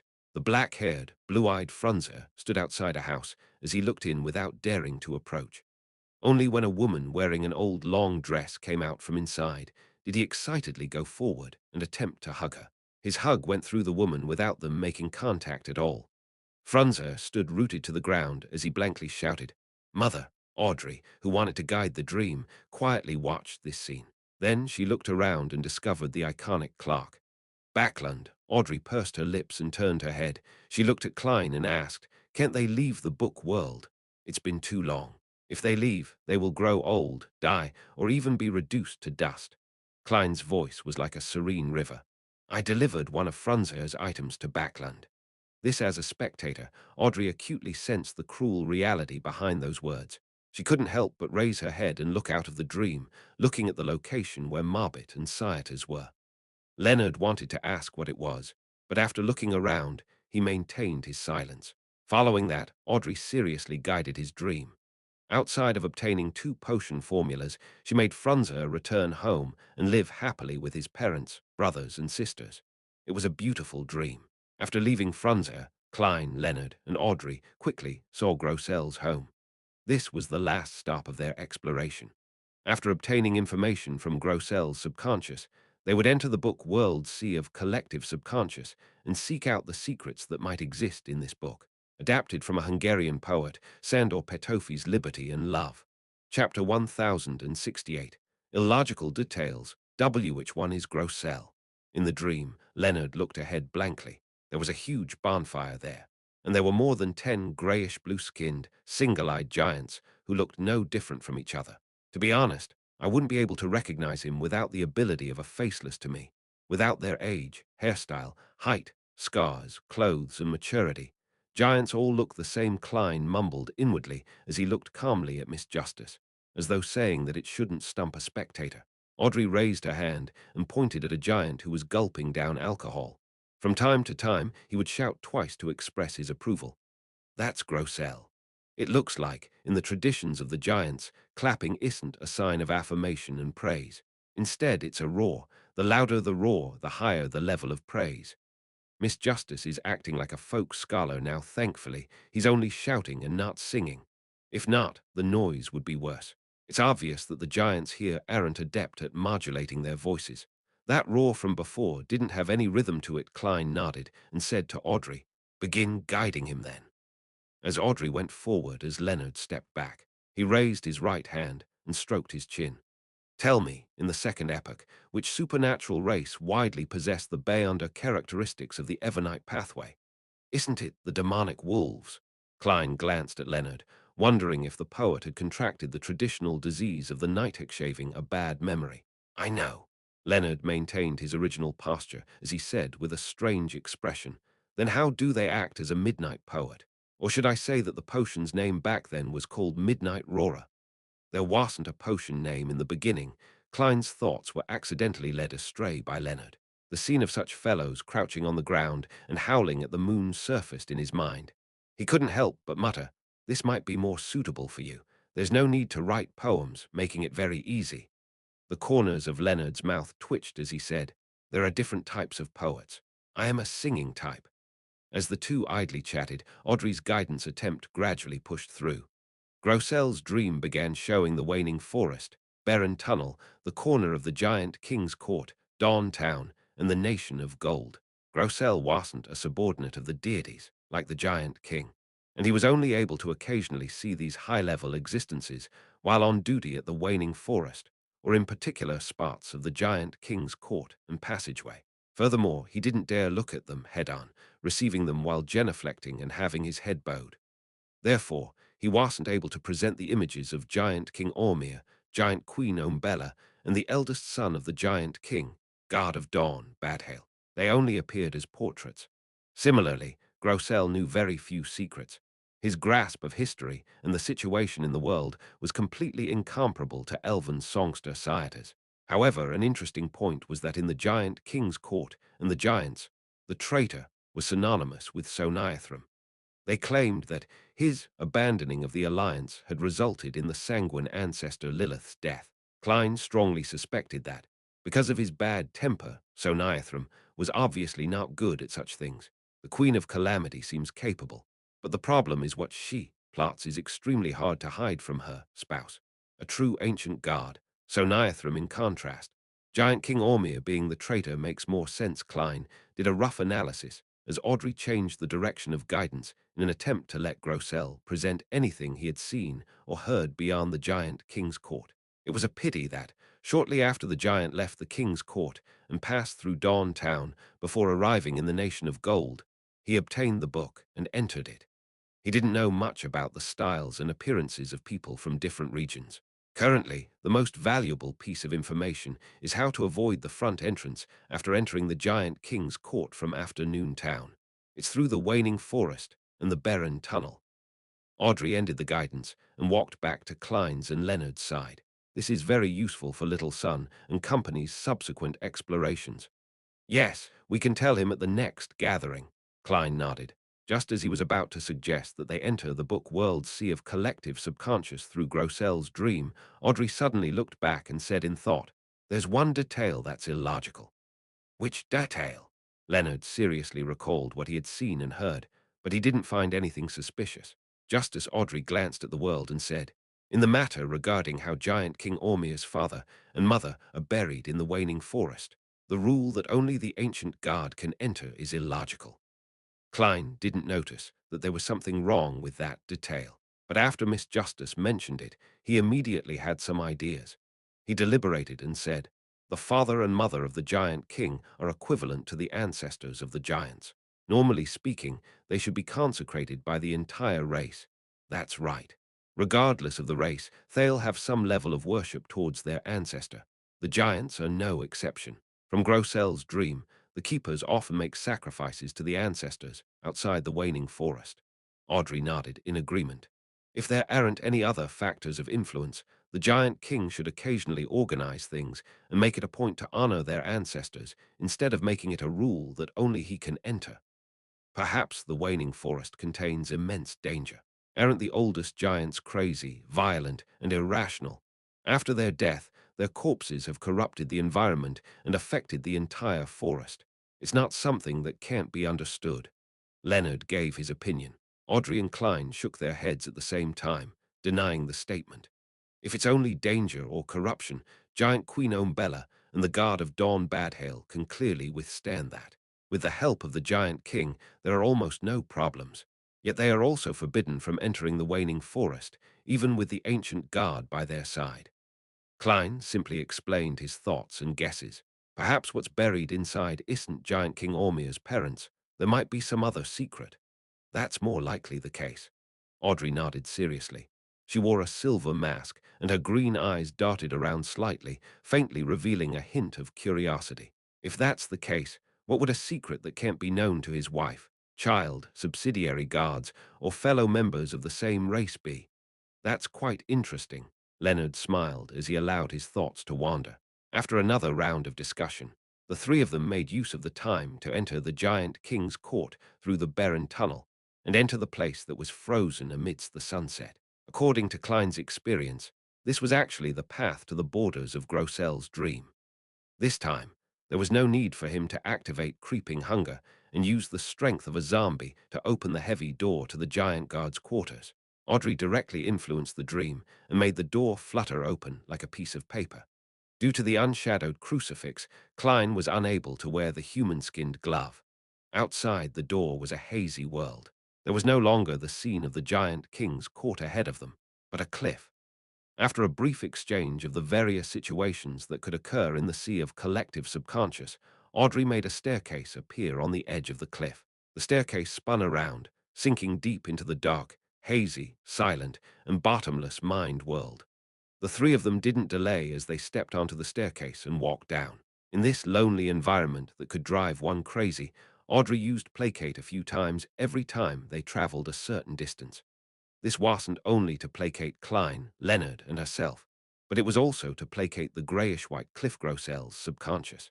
It was to prevent him from causing a stir that would contaminate their astral projection and body of heart and mind.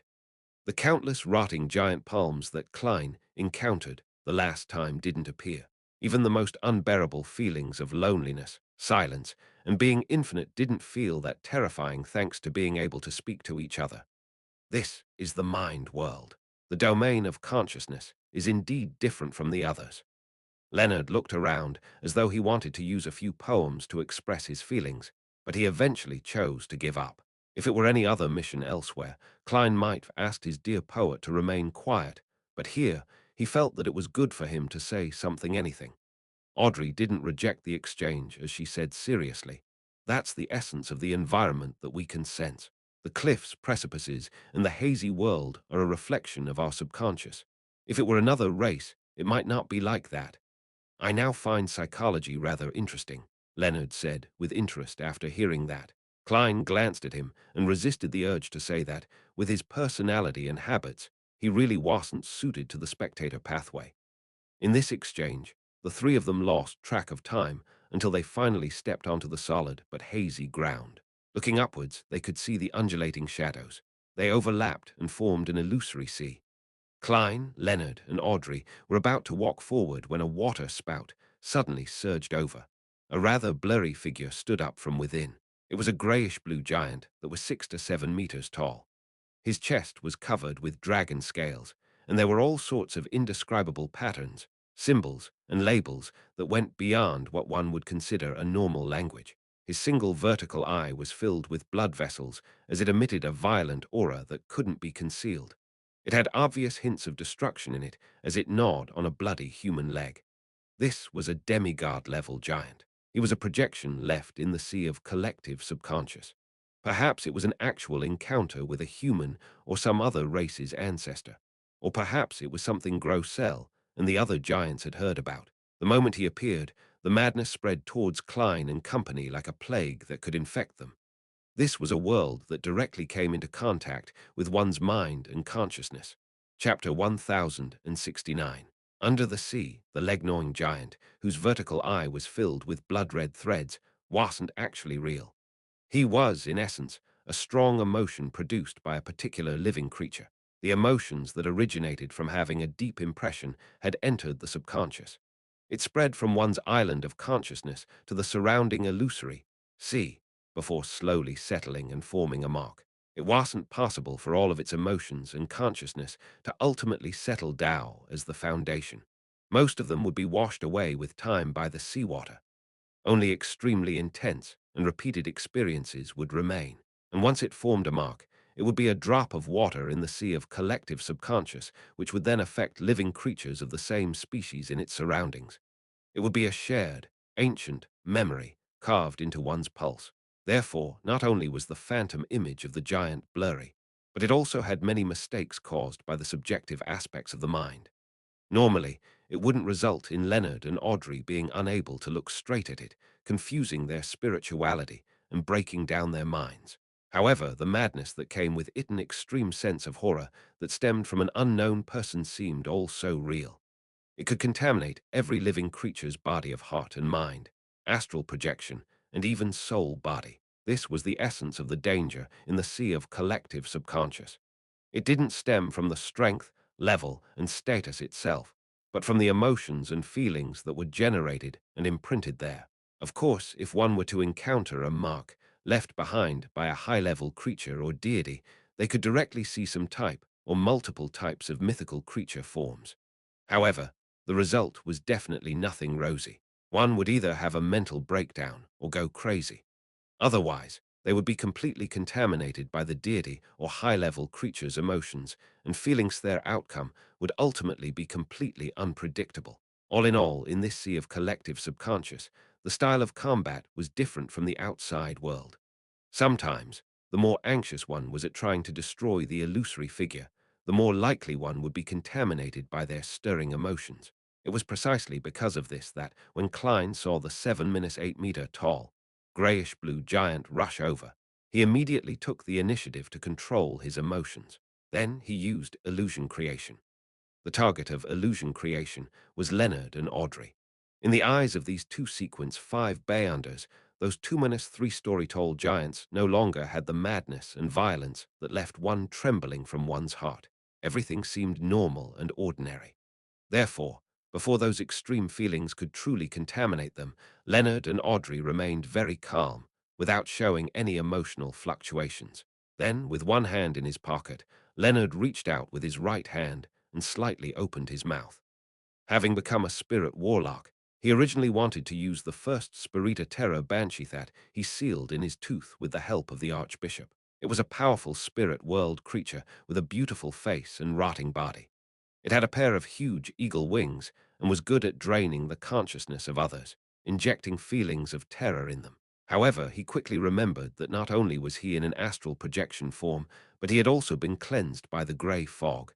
How could there be other spirits still on him? He had no choice but to use a soul assurer's powers, turning his green eyes deep and quiet. The giant shadow instantly slowed down as if it was soothed. At this moment, Audrey calmly spread her arms wide and used placate.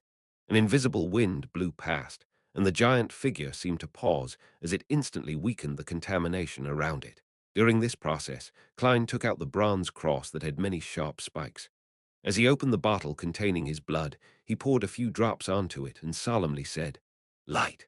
Brilliant, pure, and flawless light burst out, and amidst Klein's fluttering black trench coat, the giant phantom was drowned by the light. The grayish-blue giant melted away almost immediately. One of the main powers of the unshadowed crucifix was to cleanse and purify lingering spiritual imprints. This was the reason why Klein brought this sealed artifact along, and when he used the cross from the ancient sun god, Klein dispelled the illusion, allowing the star Leonard and Justice Audrey to see the true appearance of the giant to enrich their experiences in such matters. Although it didn't even take a second before the giant phantom was drowned by the endless light, Audrey and Leonard still felt dizzy. Irresistible sense of fear surged from deep within their hearts, and they almost broke down. This state didn't last too long, as Audrey instinctively used placate to calm her emotions before treating Mr. Star and Mr. World's psychological problems one by one. How scary is this, a giant at the demigod level? When the light dissipated, Audrey looked around and sighed. In that instant, she had a deeper understanding of the sentence, "Do not look directly at God." Even at the saint level, the remnant impression a demigod leaves behind in a memory can't be seen directly, let alone a real deity. Leonard was also experienced. He laughed self-deprecatingly and said, "Sequence 4 is indeed a qualitative change in life's natural order. However, that wasn't very scary. It wasn't as intense as when I was facing a pregnant woman. Is the essence of a poet to boast. At that time, you could still control yourself, but you were almost on the verge of breaking down just now, however. If Megos gave birth to that child, we would probably lose control and turn into monsters just by looking at her," as Klein lampooned Leonard.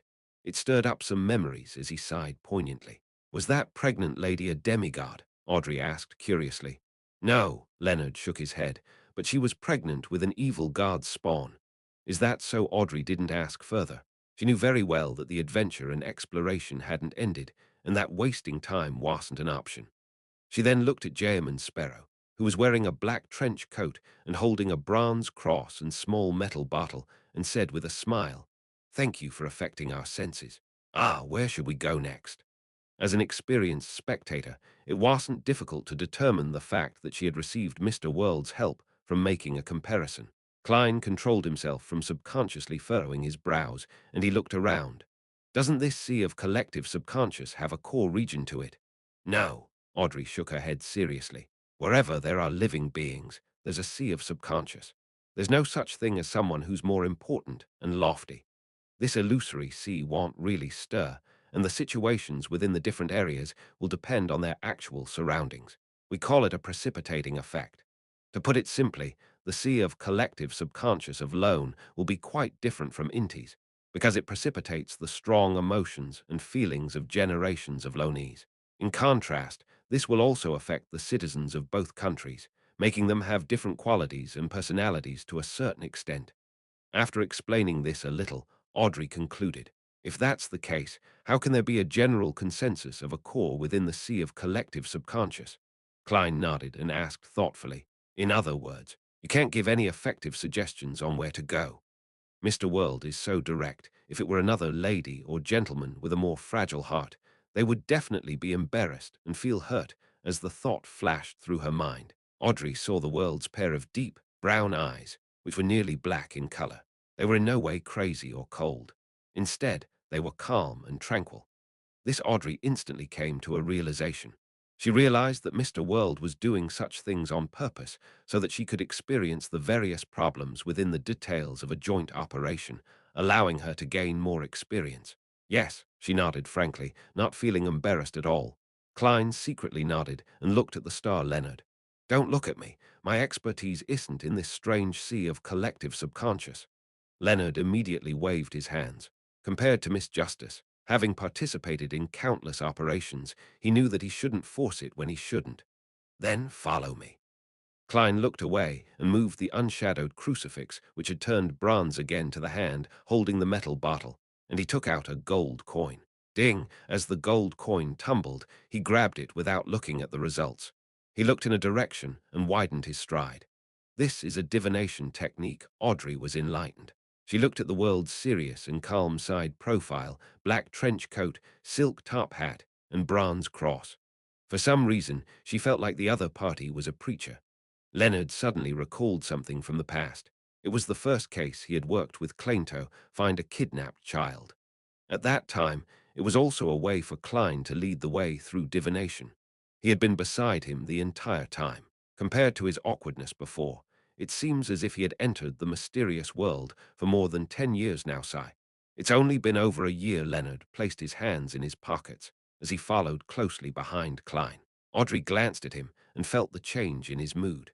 Mr. Star and Mr. World not only know each other in real life, but they were probably rather close friends. Yes, they have at least met frequently in the past 1 to 2 years. As she made the judgment, she didn't slow down her steps.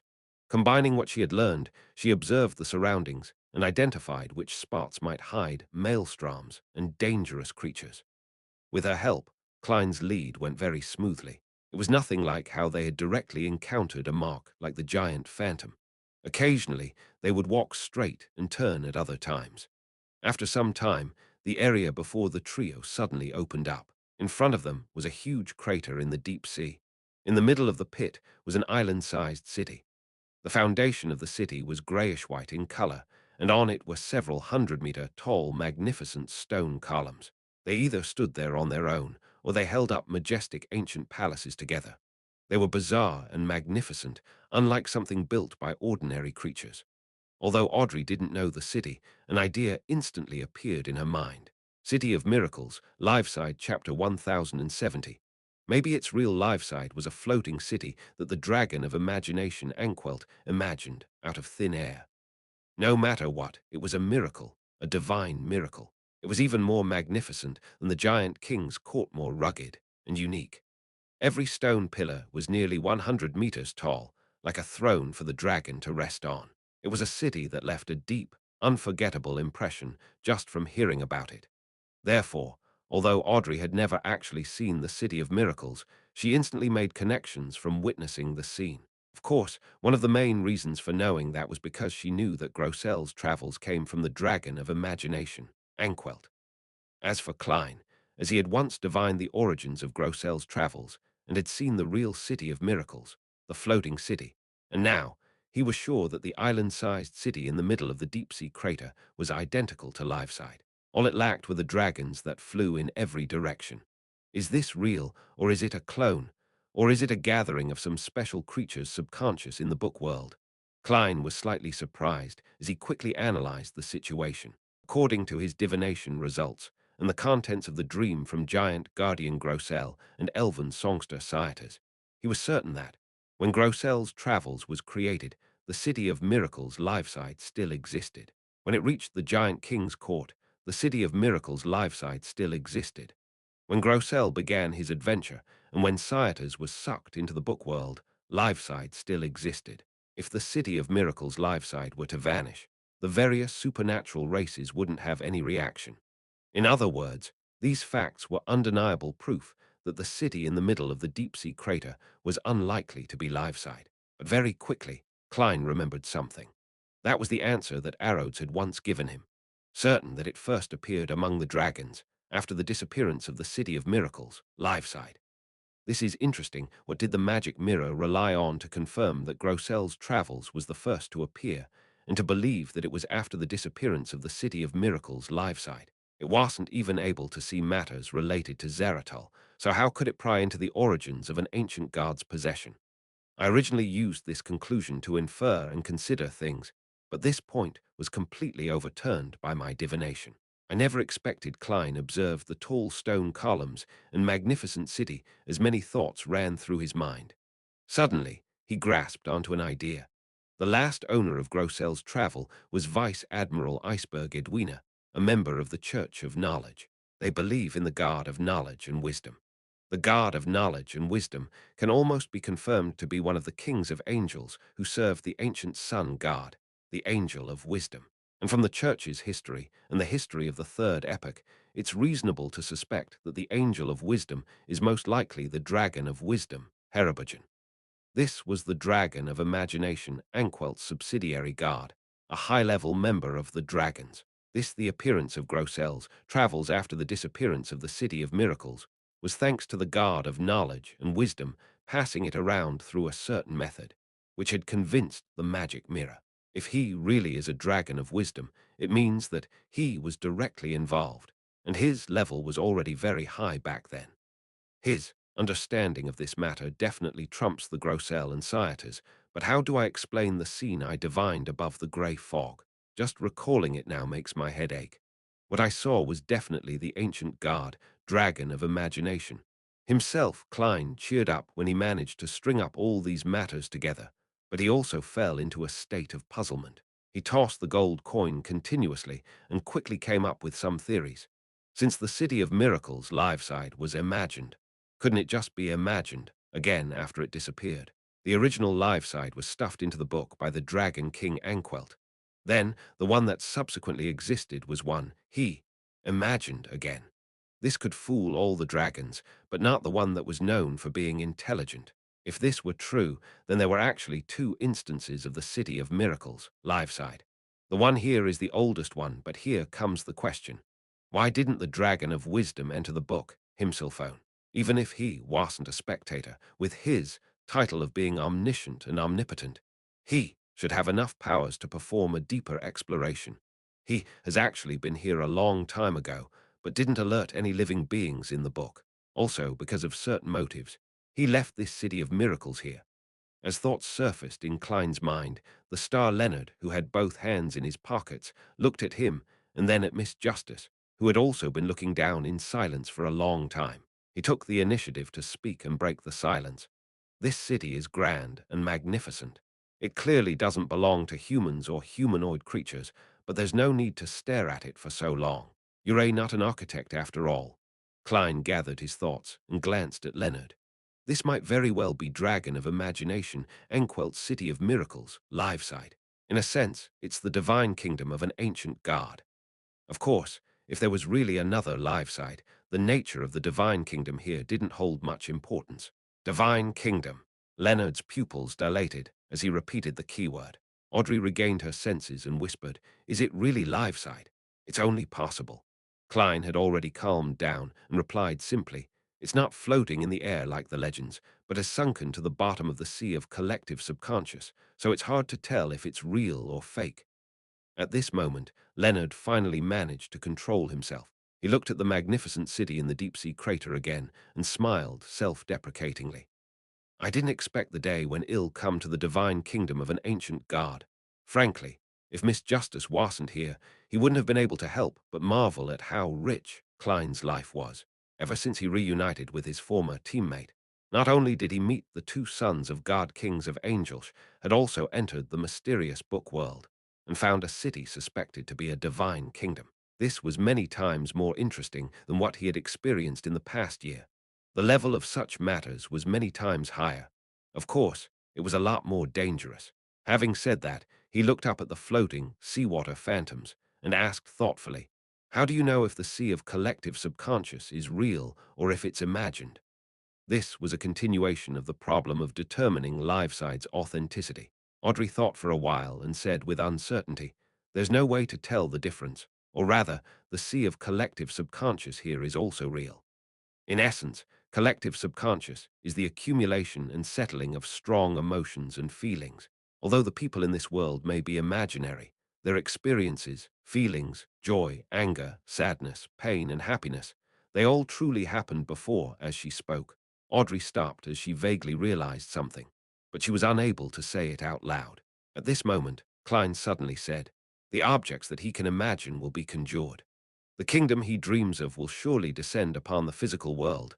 As his voice echoed, Klein put away the gold coin in his hand and jumped into the deep-sea crater, his black trench coat flaring up as a result. The future that he declares will definitely be carried out, becoming reality. As his figure glided down, the following words came out. Audrey's green eyes were dazed at first before they lit up. Then she jumped towards the City of Miracles. "Aren't you going to divine the level of danger? This might be the divine kingdom of an ancient god." Leonard looked at the two of them in surprise and blurted out, "In the education he received, this wasn't in line with the standard operating procedures. When did you get the wrong impression that I didn't divine it? You just didn't notice my tiny actions. I just put away the gold coin also. I didn't get any warnings from my intuition for danger furthermore. If my theory is right, then the dragon of wisdom Heribogen should have entered this place before if there's any form of danger that W had. It would have long been finished off by him if Miss Justice wasn't here." "It really wished to berate you," as Klein silently lampooned. He adjusted his direction and speed, passing through a few thick stone columns that stood nearly 100 meters tall. He descended one level after another before stepping onto the grayish-white ground. He was in a spirit-body state now and could fly if he wanted to. About 2 to 3 seconds later, the silver-masked Justice Audrey landed beside him. Audrey looked up, and after reeling from a few seconds of shock due to the grandeur of the stone columns and palace, she said, "Looking from the inside and looking from a distance feels completely different, perhaps. This is how a rat truly feels in Backland." As she spoke, Leonard also glided over and looked sideways at Klein. It wasn't that he didn't believe in Klein, nor was he unaware of how cautious he was. He just needed to clarify such matters in a joint operation, because there was the possibility of teammates being unknowingly corrupted, turning reckless. This was a conclusion the Nighthawks gleaned from their experience of repeated sacrifices. "Currently, the indications don't point to much danger," Klein said truthfully. Leonard no longer looked around and said, "The City of Miracles is really big. I mean that. For such a big city, even if we can fly, we won't be able to completely explore it without spending a few days here. Or perhaps, do you have a destination in mind?" The second half of his sentence was said while looking at Klein. Klein nodded and pointed to a huge palace that was more than 200 meters tall. "There. If I remember correctly, that is the Dragon of Imagination Anquelt's residence." This was what he saw in the dream divination. Seeing that Klein already had a plan, as if he had received Mr. Fool's guidance, Leonard felt relieved. He looked at the grayish-white foundation on his feet and said, "Is this a divine kingdom? I don't feel anything." At this moment, Audrey, who was observing the surroundings carefully, said with uncertainty, "All the abnormalities here seem to be gathering towards that palace." She was referring to the place that Klein had pointed out to be the ancient guard's residence. Chapter 1071.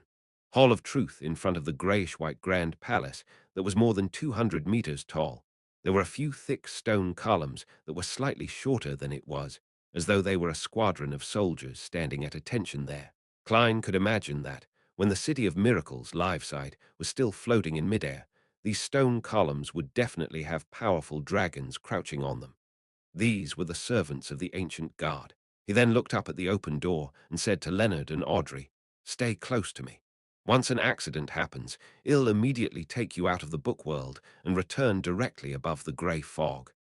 This was the main reason why Klein dared to explore the area. "Okay." Audrey and Leonard didn't try putting on a brave front as they walked to Klein's side and walked alongside him. Relying on their spirit body's flight ability, the trio passed the stairs and entered the palace through the exaggerated and magnificent door. The first thing they saw was a wide space that was enough for multiple dragons to roll around freely, as well as an ancient stone pillars that seemed to prop up the sky. On the two sides of the hall, there were colorful and beautiful murals. They kept extending forward and intertwining themselves with a huge pillar that was multiple arms spans wide.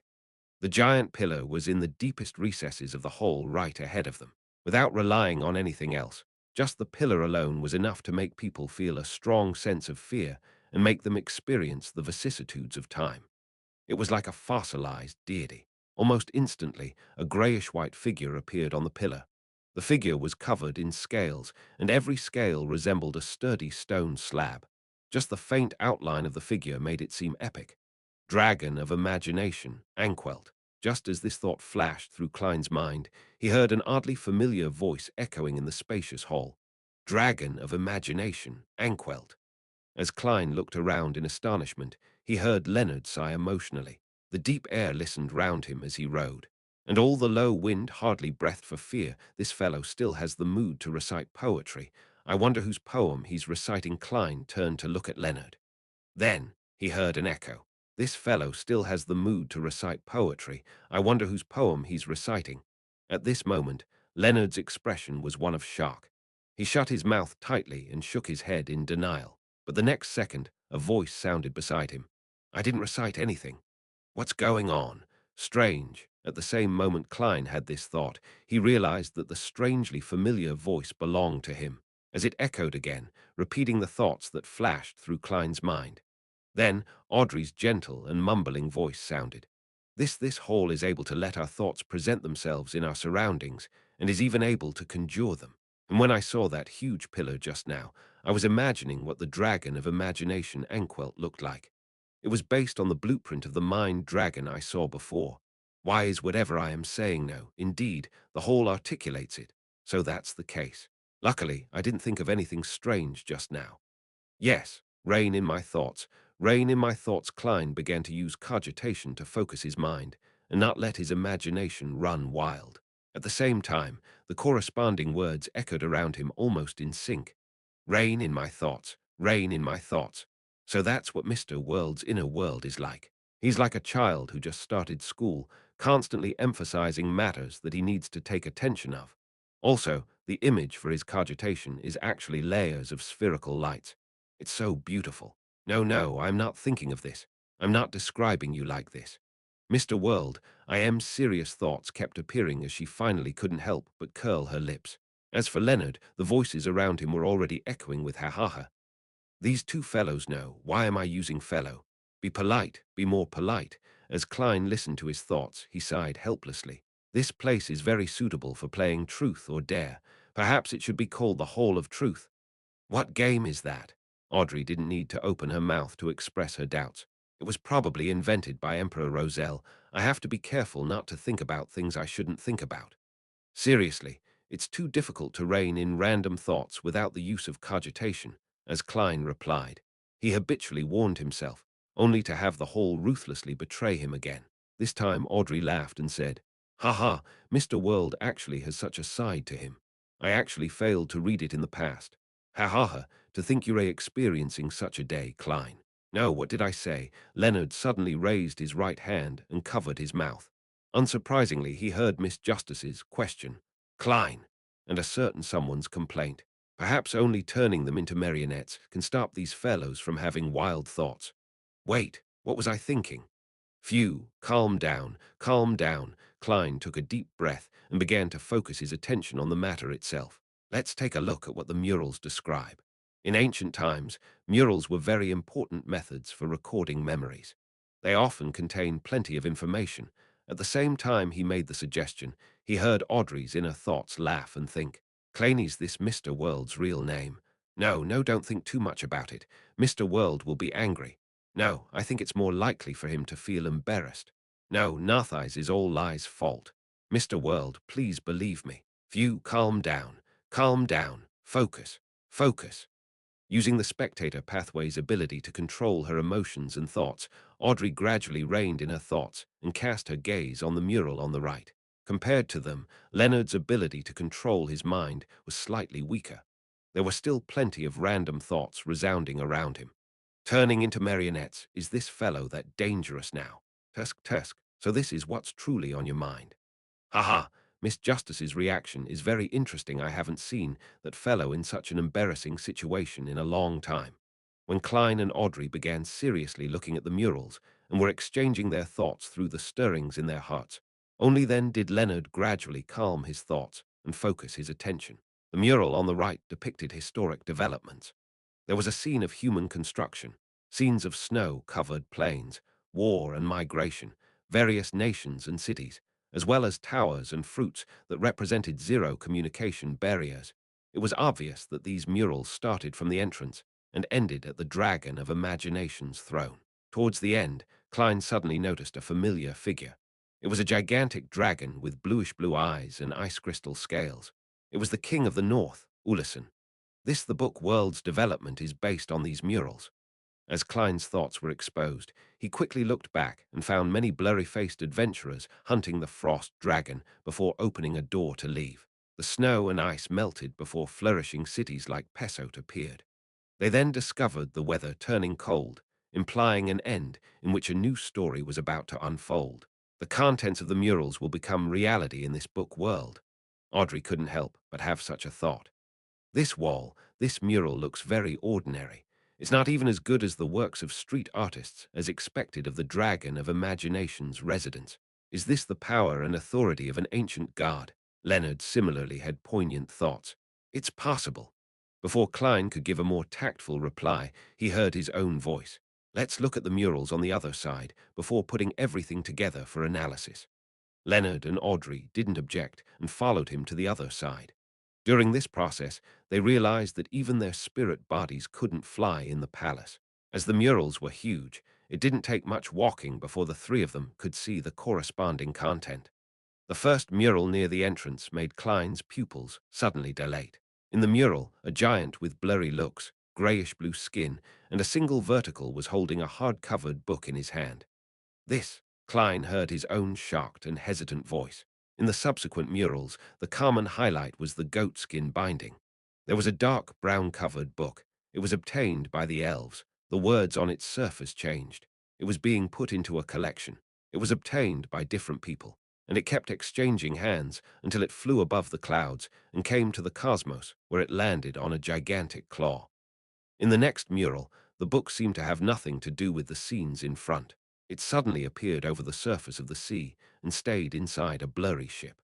In the penultimate mural, it was taken away by a man wearing a top hat before he left that ship. The next mural was located behind the gigantic pillar suspected to be Dragon of Imagination Anquelt's throne.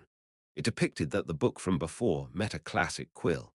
At this point, all the murals came to an end. 0-8.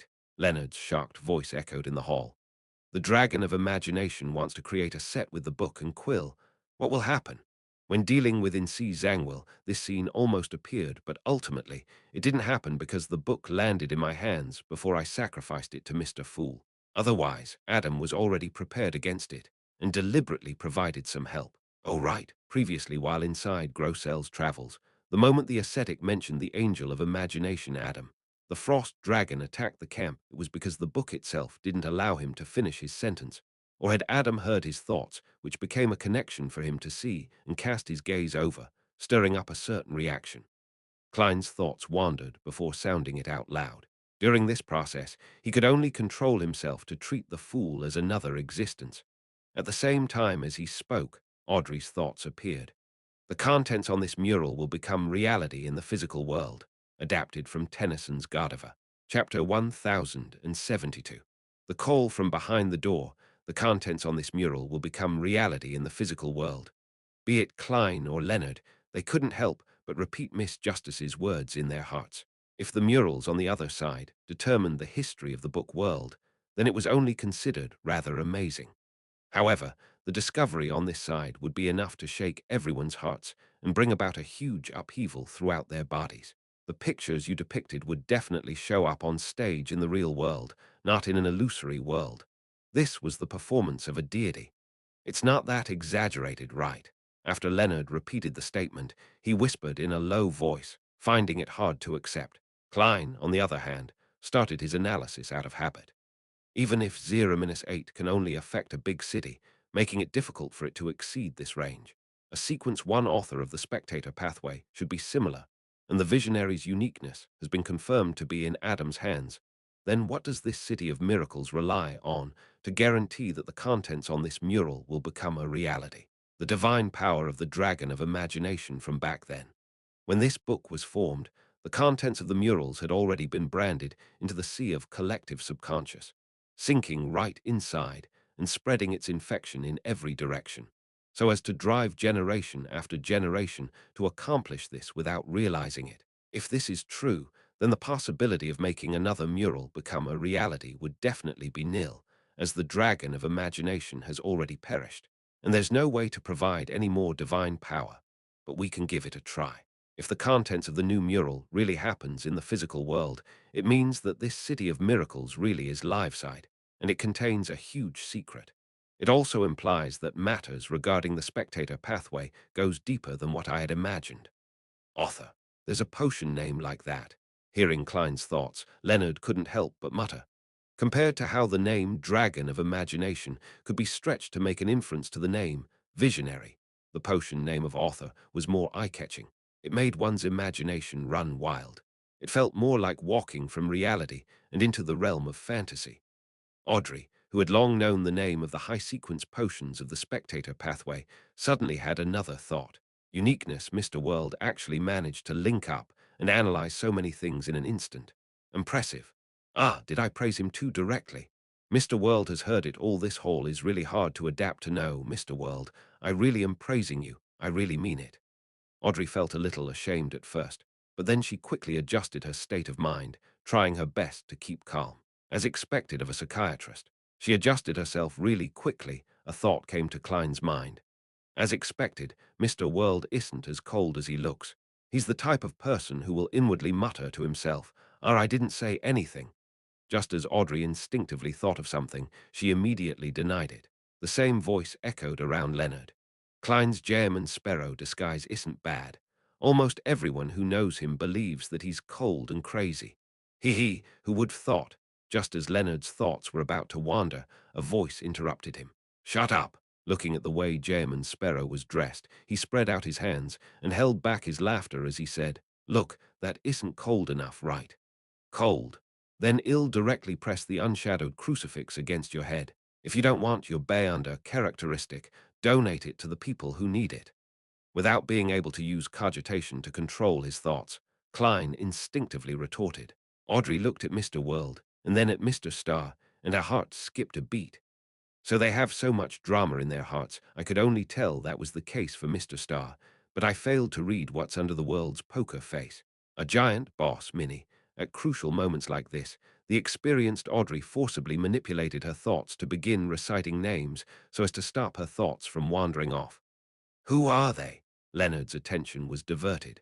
They're either hounds and horses my family rears, Audrey replied politely. A hound costs £450. Klein suddenly recalled Butler Walter's suggestion of buying a batch of hunting dogs when he purchased Mager Manor. Why is the first thing on Mr. World's mind the price? This question floated into Audrey's mind. Leonard pursed his lips. Even though he didn't say a word, he answered, Isn't this normal? This fellow has always been a little picky about this. I remember, before he could finish. Klein coughed lightly and said, Well, continue exploring the other areas. And when we have time, we'll perform experiments on the murals. Sigh, this hall really complicates matters very easily. The main point is that everyone's privacy is brought to the forefront if we aren't focused. Upon hearing the last sentence of his complaint, Audrey and Leonard couldn't help but laugh out loud.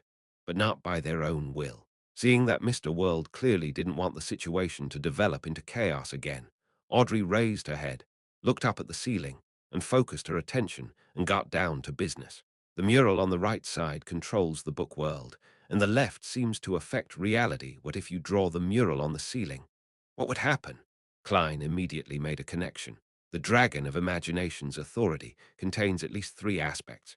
An envisioned kingdom will descend upon the physical world, a declared future that will happen in the real world, and imagined objects that will be conjured. The first point corresponds to the right mural, and the second point corresponds to our guesses on the left mural. Then, could the blank spot on the palace's ceiling be related to the third authority? As long as you draw an object you imagined onto the ceiling, it will be conjured and be usable. Audrey easily understood what the world meant. Then what if I were to draw a dragon of imagination? Leonard suggested. Klein glanced at him again. First of all, you have had to have seen the dragon of imagination without completely breaking down and losing control. Secondly, you need to restore the main details of his body. Finally, you have to know how to draw. I might not know how to now, but it doesn't mean that I can't in the future. I can hire a home tutor to teach me, Leonard grumbled in reply. And what does the main details refer to? His body structure or the symbols and labels depicted from godhood? At this moment, Audrey pursed her lips and said with a brisk tone, controlling herself so as to not burst out laughing, I can draw. This was the basic skill for a noble lady, and Audrey was quite talented in this aspect. Yeah, we can try it in the future when there's time. Klein nodded and walked towards the giant pillar right in front of the main hall. His plan for this expedition was to first gain a complete understanding of the situation before considering how to venture deeper. At the same time, he thought of something else because of Leonard's question. The symbols and labels from godhood these contain plenty of mixed knowledge. It can even let people learn the corresponding potion formulas and Beyonder powers after surviving the impact from witnessing it directly then. Before the first blasphemy slate appeared, what would one obtain if they survived directly looking at a demigod or even an ancient god? There were no such things as potion formulas back then. Is it only through using a magic potion to advance one's mythical creature form step by step that the godhood aspect is able to contain this portion of knowledge? Or perhaps, after the potion formula appears, mythical creatures who used any method of advancement had the corresponding knowledge forged within them. If it's because of the two reasons I came up with, it means that the knowledge of godhood can change, and it can increase. Do angels of the marauder pathway have the ability to alter such knowledge or even delete them directly? Mr. World's considerations are so deep and profound. They involve very high levels. Audrey couldn't help but sigh. Leonard couldn't control the voice in his heart either. There's such a thing. I should ask old man when I return. This fellow sure knows a lot. It's not entirely a pretense when he's acting as Jamin Sparrow. At least this sense of profoundness seems to belong to him. Thank you for your praise. Stop. With a small blood bottle in one hand and the unshadowed crucifix in the other, Klein forced himself to rein in his thoughts and cast his gaze at the ancient god's throne. They were in their spirit body forms now. Although they were unable to fly due to the restrictions from the main hall, their top speed was still much faster than their human form. It was only then that Klein realized that, behind the pillar that looked like the dragon of imagination's throne, there was a dark tunnel. I can't see anything. If only there was light, a thought subconsciously flashed through Audrey's mind. Then, in that tunnel, a pure and soft light shone out, illuminating the inside of the tunnel completely. Without needing to enter, Klein, Leonard, and Audrey saw a pair of double bronze doors at the deepest end of the tunnel. There were countless indescribable symbols covering the door, like countless chains that extended behind them as if they were sealing something. It gave off a heavy and mysterious feeling. In the city of miracles of the dragons, in the residence of an ancient god, there was apparently a sealed door behind his throne. Almost at the same time, the three of them seemed to look through the bronze door and into the darkness inside. Following that, they heard the loud thumping of hearts. It was from their own heartbeats. Yet they were in their spirit-body states now, so there was no such thing as a heart. After that, the bronze-green color on the surface of the unshadowed crucifix slowly peeled off, revealing a corporeal body formed from pure light that emitted a sun-like glow. As for Klein, Audrey, and Leonard, they felt a baffling sense of coldness. It was as if every cell had their own sentience and wanted to form another self. In their illusory vision, in the darkness behind the bronze door, an eye opened. Its pupil was dark, filled with ghostly blue cracks. One after another, similar-looking eyes opened too. They were densely packed together and wore a cold gaze that stared intently at them. At this moment, Klein and the others seemed to hear a silent calling. It was an extremely attractive shout. Without any hesitation, Klein's spirit body burgeoned and enveloped Leonard and Audrey. He ended the summoning and returned above the grey fog. Chapter 1073. Three possibilities. As he returned to the world above the grey fog, Klein felt the coldness in his body rapidly dissipate. There were no more worms of spirit trying to give birth to new consciousnesses. A moment later, the mottled long bronze table appeared in front of him. He saw that Miss Justice and Leonard's spirit bodies were gradually becoming clearer amidst the thin grey fog, although they still maintained a certain blurriness to them. After the grey fog swirled around them and sank into the ground, Klein asked, "How are you feeling now?" He used Jem Sparrow's usual tone, but he immediately recalled how his inner grumblings, inner thoughts, habitual analysis, and him dissing Leonard had been exposed. He was no longer able to maintain his image in front of Miss Justice. "It's all Leonard's fault." Sigh, as per the doctor's advice, not only did I not wear a thick mask this time, but I even removed the thin kind. This thought flashed in his mind, unconsciously, as he cut off his thoughts and warily glanced around. He still hadn't gotten rid of the fear of having his thoughts spoken out loud. Luckily, this was no longer the place that he had named the Hall of Truth.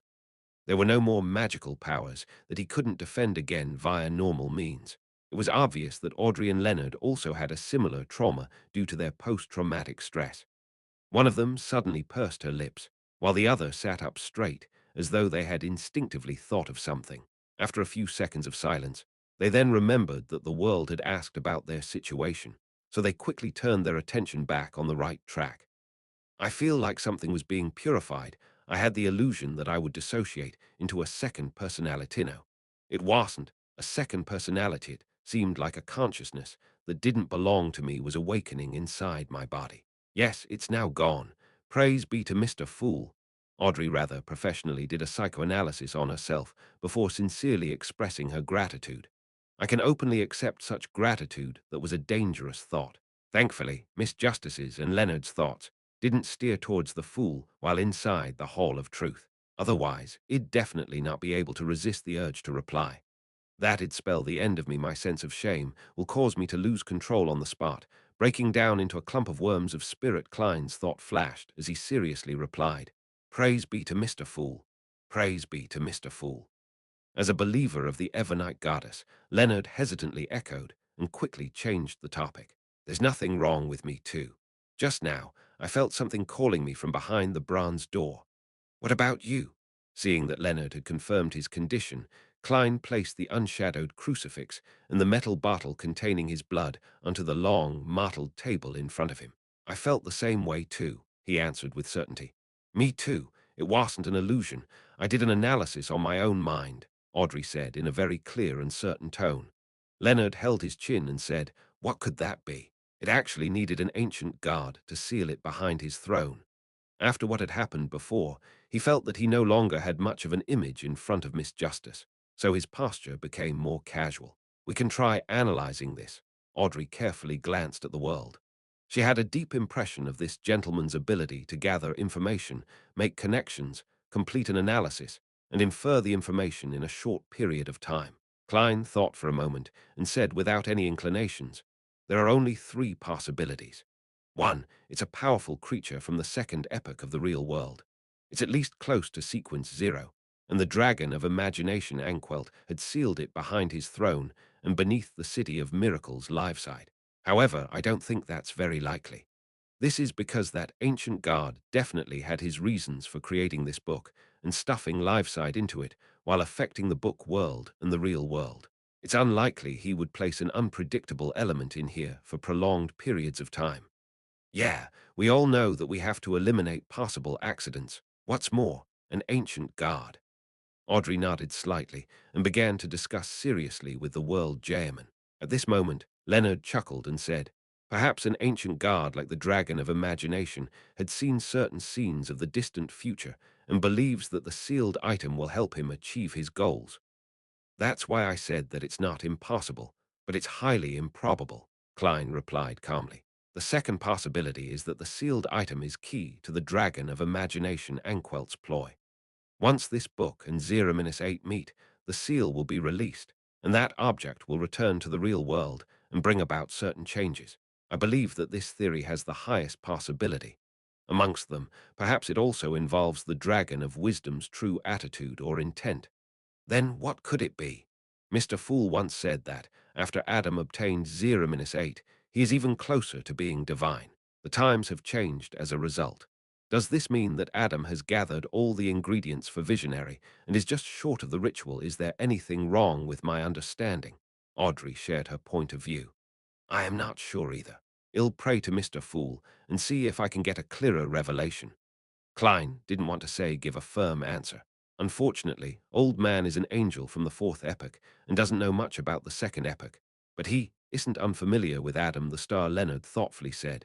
I'll try. He wanted to say that he would try investigating, but upon recalling that the two knew his secret, he gave up such thoughts and directly said, try asking Old Man. Sorry to trouble you. Audrey sincerely thanked him.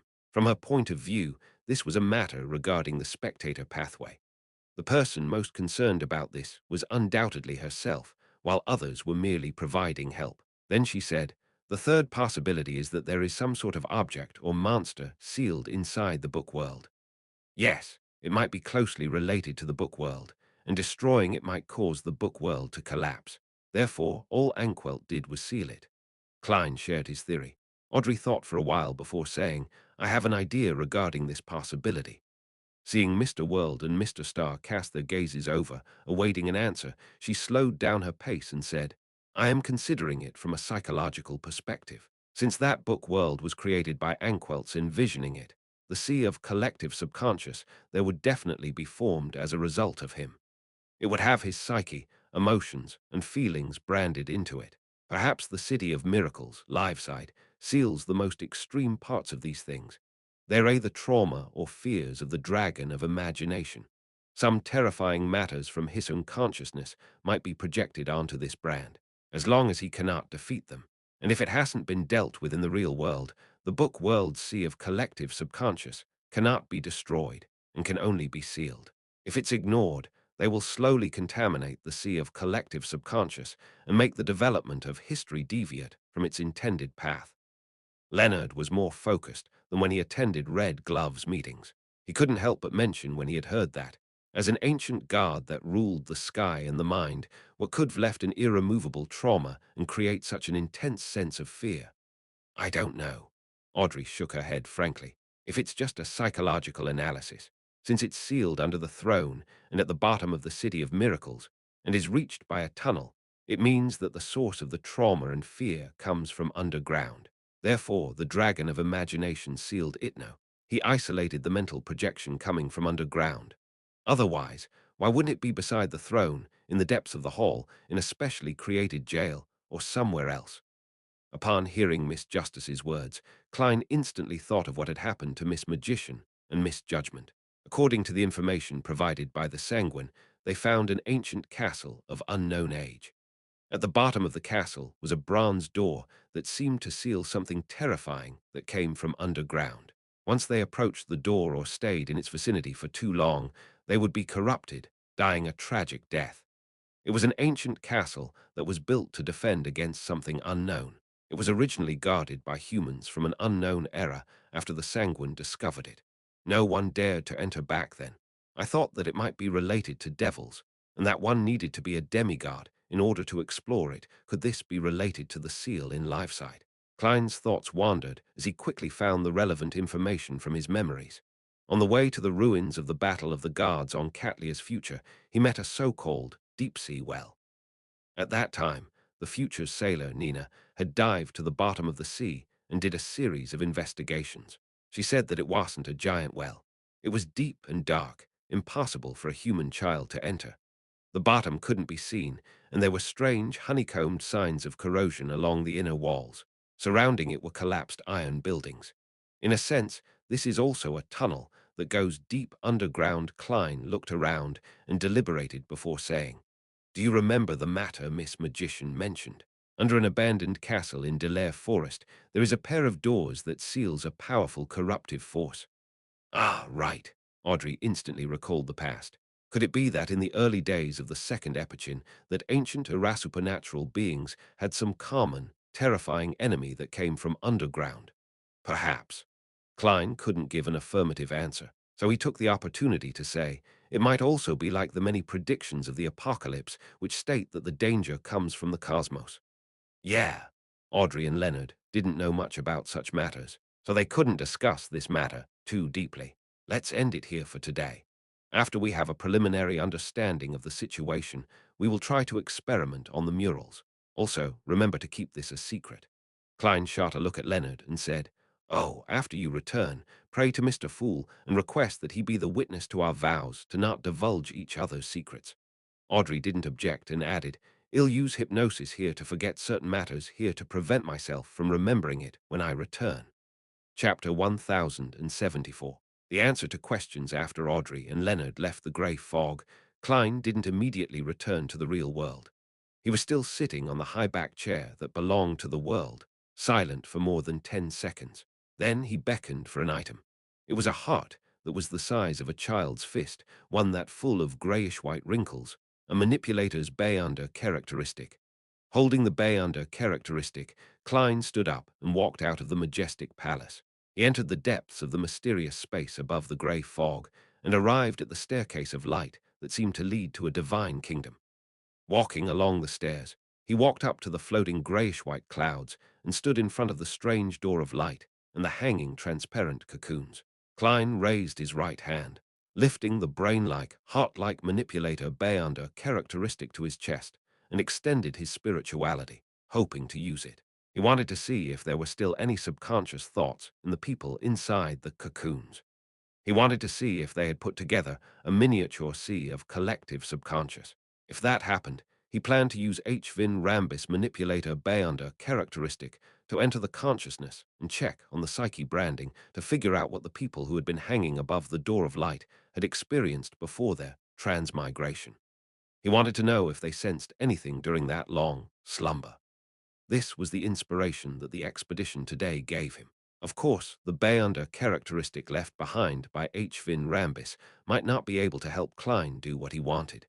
It was because it hadn't been made into a mystical item, and it was very difficult to use effectively. In an instant, the grayish-white and wrinkled heart in Klein's hand started to beat slowly as it emitted thumping sounds. Klein then heard the synchronized heartbeats among the transparent cocoons. Thump, thump. This meant that the people inside were still alive, only in a certain state of slumber. In Klein's vision, their figures gradually evolved into several blurry islands beneath them. This represented their consciousness. However, these spiritual islands were also trapped within transparent cocoons, separating them from the prying eyes of the outside world. Similarly, they were unable to integrate and create a sea of collective subconscious, unless the cocoon is destroyed. There's no way to bypass them and enter the corresponding mind world. Klein muttered to himself and lowered the hand holding the manipulator bay-under characteristic. After a few seconds, he sighed deeply and turned around to leave. In Empress Burrow, the opulent villa of Earl Hall, with the silk blanket over her, Audrey, who was sleeping soundly with her eyes closed, suddenly opened her eyes.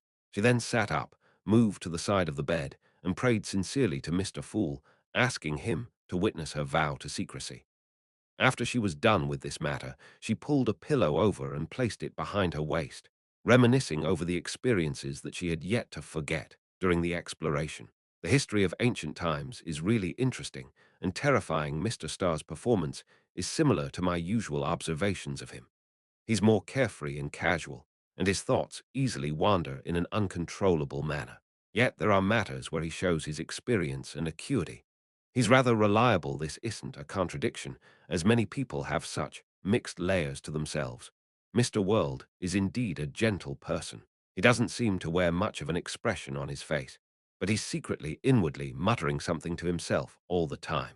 His mental conversations with Mr. Star can practically be adapted into a play. People call him a crazy adventurer who doesn't care about his surroundings, one that directly draws his gun to shoot when he sees a target well. At the last moment, I thought he would attempt to approach the bronze door, but in the end he fled. No, he broke away so decisively. Audrey's lips slowly curled up when she thought of this. Then she made a conclusion. The facts have proven that, in the mysterious world, unless one has completely lost all sense of rationality or has given up on thinking, there will not be any Beyonders who will really do crazy things. One has to be careful and cautious, not seeing things that shouldn't be seen and not hear things that shouldn't be heard. Audrey, you must remember this. 7 Pinster Street. Leonard returned to his body. He quickly thought of how he should talk to Palace Zoroast before pretending like nothing had happened and saying in a deep voice, "Old man, I have something to ask you." In his mind, Palace's slightly aged voice immediately laughed. "You have to remember this. The more you ask, the more I can guess what you did tonight." "It's not like there's anything that needs to be kept a secret," Leonard replied habitually before getting down to the main issue. "Old man, what do you know about the Ammon's brother?" "That depends on what you want to know." Palace Zoros tossed the question back at Leonard. Leonard thought for a moment and said, "After Ammon's brother obtained 0-8, is he only short of the ritual to become a god?" "Probably." Palace didn't give an affirmative answer. Leonard wasn't too satisfied with this answer. Instead, he said, "I remember you mentioning it once. In the early stages of the Solomon Empire, the 2 kings of angels, Medici and Ouroboros, were quite scared of Ammon and his brother. This means that they were already very close to being divine." This was something that Pales had occasionally mentioned during their previous exchanges. This time, Leonard had confirmed it from some of Marbit's answers. "Heh, I've only said the first half of the sentence. I didn't tell you that Ammon and Adam are very close to being divine." Pales rejected Leonard's claim. "There are too many possibilities as to why Medici and Ouroboros are afraid. It's not just because he is close to being divine. It's not enough to make such a conclusion based on that." The sequence, one angel cleared his throat and continued. "Them being close to being divine is one of the possibilities.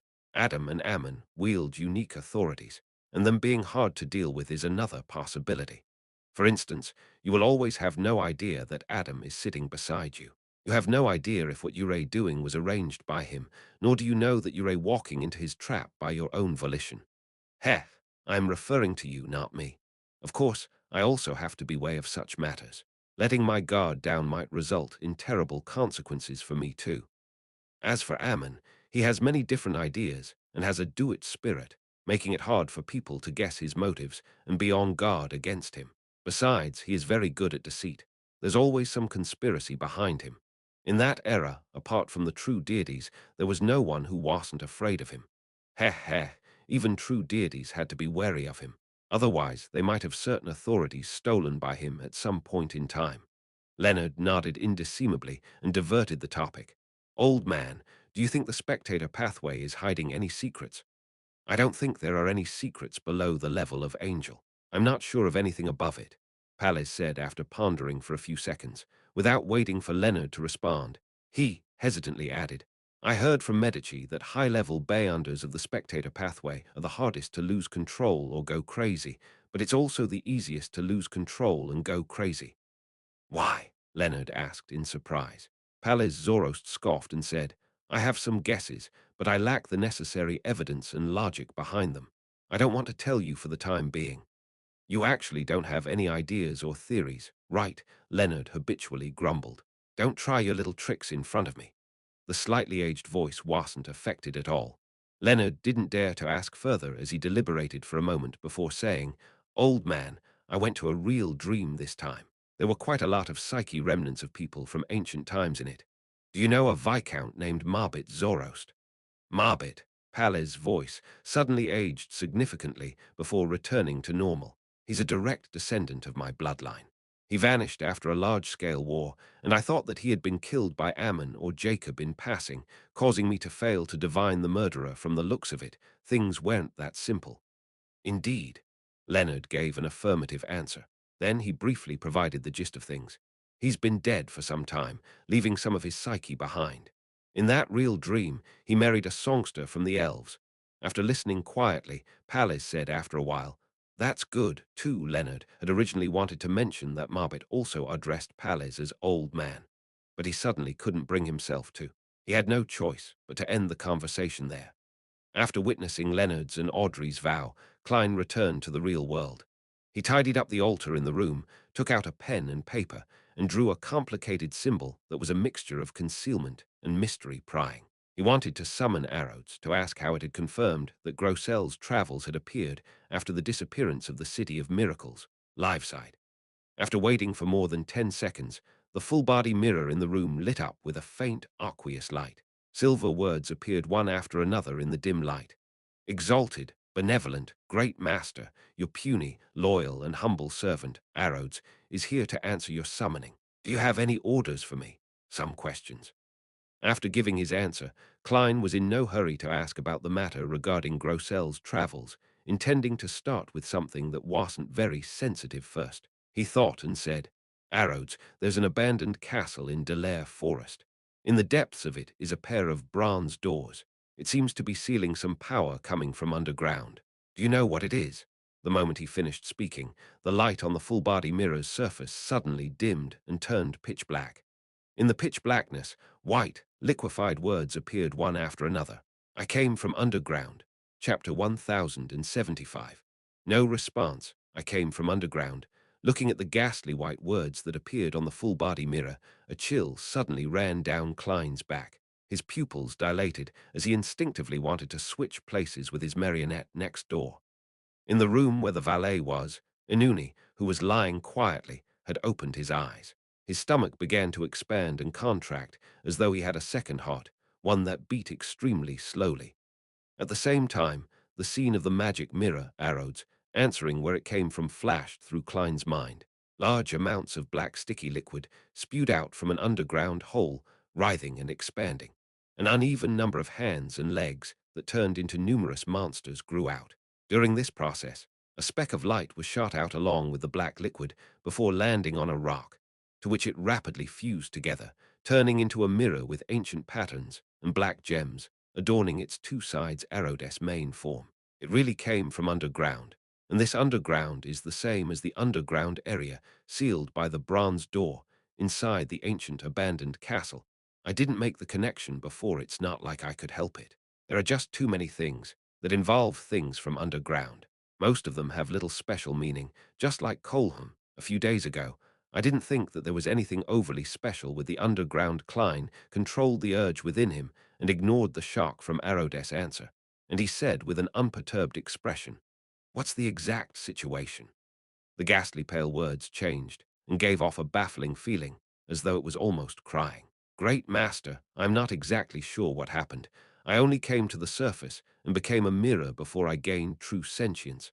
I don't remember anything from before." "Oh yeah, there's something that might be related. Do you want to hear it? Speak." Seeing that Arrow's attitude was still all right, Klein heaved a sigh of relief. The color of the words on the full-body mirror's surface had slightly recovered, and it became somewhat pure white. "Didn't I say it before? I see support and dominance from you, and other than that special calling, I have similar feelings towards the underground. It makes me feel warm and makes me want to return to submit myself. This might be why I became your servant." "What?" "The things from underground give people the same feeling as the gray fog. They all involve support and dominance." Upon seeing Arrow's answer, Klein jumped in fright once again. If not for his clown's ability, he would have lost his composure. At that moment, he suddenly recalled a Chinese joke he had seen in his previous life and substituted himself into it. "What?" "The things that the ancient gods fear come from underground." "What?" "Arrows also comes from underground." "What?" "I also come from underground." This is really funny and scary. No, this might not be a joke. The original owner of the mysterious space above the gray fog, the creator of that strange door of light, the existence that pulled all the transmigrators over, might be related to the underground. Or he has all kinds of connections with it. Klein's thoughts wandered as he instantly thought of many matters. As an indescribable shadow loomed over him, he smiled and mocked himself. No matter what, there are new clues and directions for the investigation into the gray fog and transmigration. Klein composed himself and asked in deliberation, What do the churches and secret organizations know about the underground objects that require sealing? On the full-length mirror, the white words return to its silver color. It's almost unheard of. It seems to be concealed by some sort of power.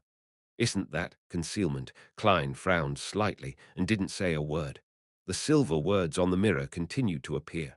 However, there are some legends that exist within a group of secret organizations.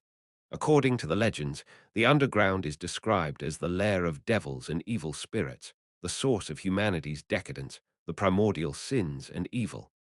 The first one is wrong.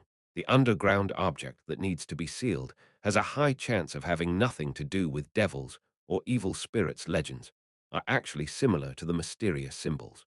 Don't look at what is said, but peel off its outer skin and figure out what it symbolizes. This symbolizes the fear of the underground, from the body to the spirit, from one's consciousness to one's feelings. Klein's thoughts raced as he said with a nod, "It's your turn to ask a question." "Great master, your loyal servant, Arrows, has a small suggestion. Do you want to hear it?" Silver words appeared on the full-body mirror one after another. "Speak." Klein could vaguely guess what Arrows was suggesting. "Before you return to being divine, try not to investigate anything related to being sealed underground." The silver words quickly squirmed, reforming into a new sentence. As expected, Klein sighed and calmly said, "Next question. How did you confirm that Grossel's travels appeared after the disappearance of the City of Miracles, live side?" The words on the surface of the mirror quickly distorted, merging into a clump and then quickly dispersing. "It's a revelation and information obtained from the spirit world. Since it originated from the dragon's subsidiary god, the Dragon of Wisdom, your loyal servant believes that it can be confirmed." "Great master, is there a problem with that?" How direct. After sighing, Klein instantly thought of how the Dragon of Wisdom, Herobigen, should have entered the book world before and approached the bronze door behind the ancient god's throne, likely having some knowledge of what was sealed underground due to his omniscience. Furthermore, Klein believed that the ancient dragon had hidden a deeper layer of secrets in Grossel's travels. He could vaguely grasp it, but he couldn't tell what it was and grasp at it. "No," Klein answered Arod's question. Then he probed, "Why didn't you mention the Dragon of Wisdom's true name?" "It's because I don't dare to directly give the name of a god." Arodes gave a confirmed answer in a tacit manner. Klein nodded and didn't ask further. "It's your turn." "Great master, do you have any more questions?" The silver word rapidly reorganized itself on the slightly dark mirror. "No, that's all for today." Klein shook his head. With that said, he remembered what had happened the previous time and added, "I'll summon you again when there are new questions." The full-body mirror immediately brightened, and the silver words sparkled.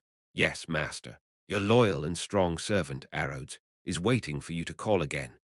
This time, it wasn't a simple drawing, but a white cat's paw with a red center.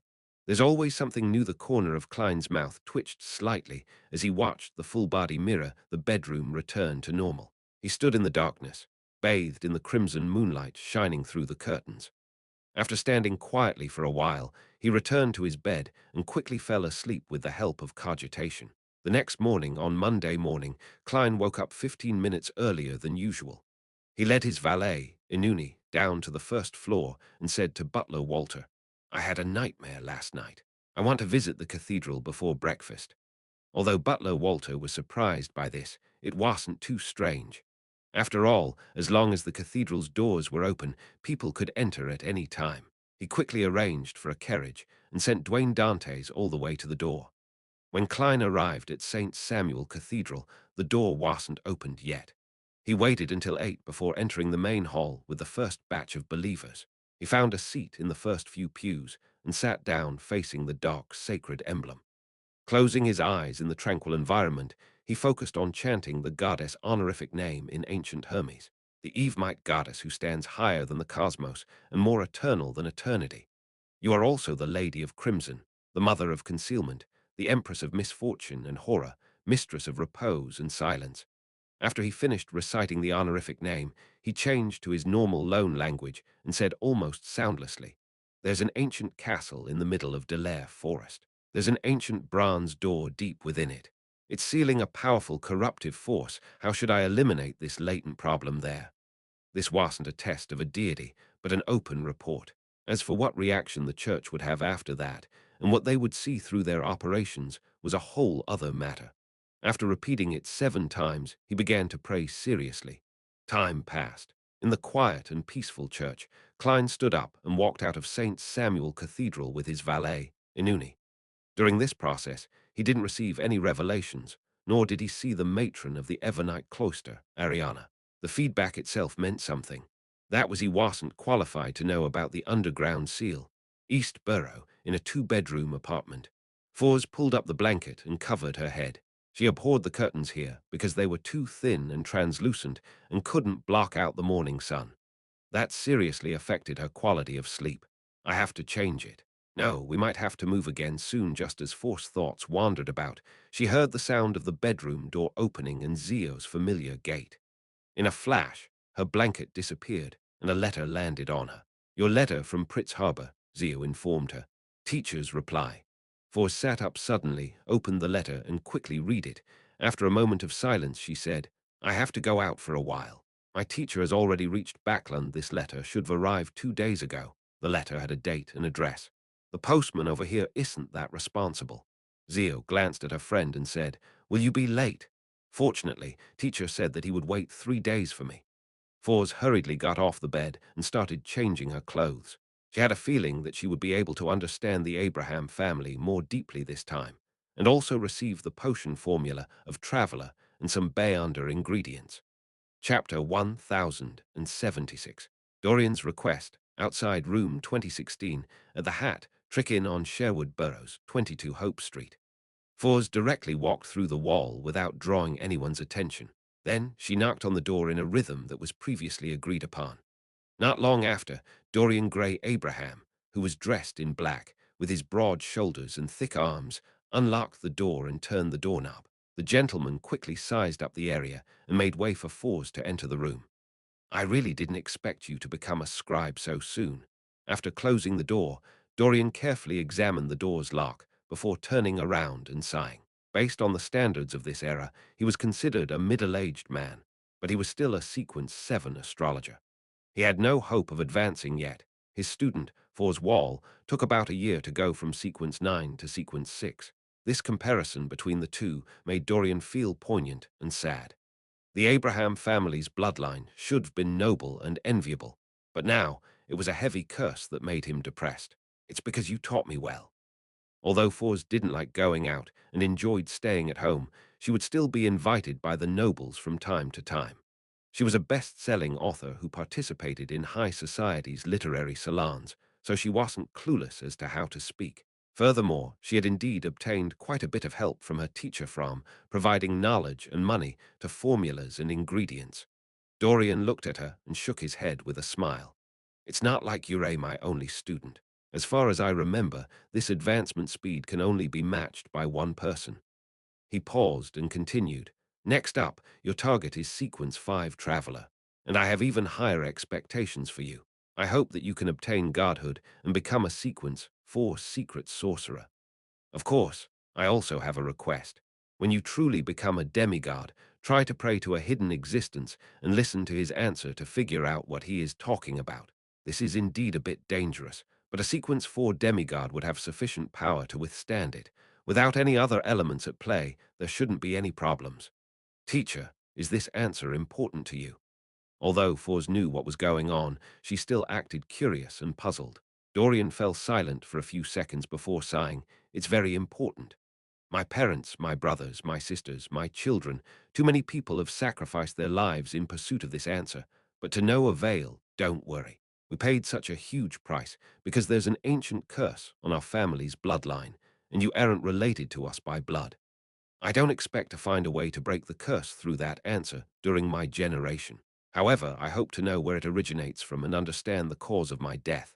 Upon saying this, Dorian took a deep breath and didn't continue. For some reason, Fors could feel the weight of time that had accumulated over 1,000 years, generation after generation, bearing down on her shoulders. She really couldn't imagine how painful it would be for a person's ancestors, parents, brothers, sisters, and children to directly or indirectly die from the same curse.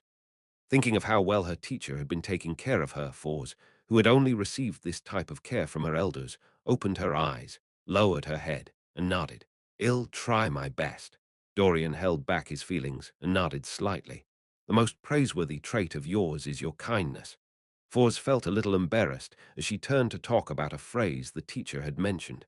Family. She remembered that her teacher had never told her about the Abraham family. He had claimed that he, Lawrence, and Olisa were members of a secret organization. In order to differentiate between matters which her teacher had told her and what she had learned at the Tarot Club, Fors had done a serious list of what she should know before she left home, to prevent herself from accidentally revealing information she shouldn't have. Dorian answered simply, "In order to solve the curse, everyone in my family joined that organization." He immediately changed the subject. "Why did you move out in a hurry this time?" "I was targeted by official Bayanders." Fors first said a half-truth before complaining a little about the mailman. Dorian didn't say anything else as he stepped away from Fors and set up a ritual. He summoned the music-loving void creature, Malmuth, and he made it spit out 3 items. One was a transparent, nearly illusory crystal, and the second item was a piece of ancient goatskin parchment. The third was a small hunter's backpack. This is a Bayander characteristic left behind by a traveler. With it, you don't need to gather any additional main ingredients. This is the traveler potion formula. This backpack contains the corresponding supplementary ingredients. If you don't have a good way to preserve them, try your best to finish digesting the scribe potion within half a year. Otherwise, their spirituality will be completely lost. Dorian handed everything over to Fors. "Thank you, teacher," Fors said sincerely. Then she unfurled the goatskin and quickly skimmed through the potion formula before placing her focus on the ritual. Set up special coordinates in 4 completely different spots deep in the spirit world, which are all set up extremely far away from each other. The goal of this ritual is, Fors thought for a few seconds and asked her teacher, "After consuming the traveler potion, you will wander the spirit world chaotically. When you grasp some degree of initial level over your powers, you will realize that you have lost your way. At that moment, you can use the 4 special coordinates to return to the real world. Otherwise, you will be trapped in the depths of the spirit world for a long time. Not only is it dangerous inside, but it will also assimilate you, making you lose your mind and become a living creature that is attached to the spirit world." Although Dorian had no hope of becoming a traveler, he had seen students advancing to Sequence 5 before.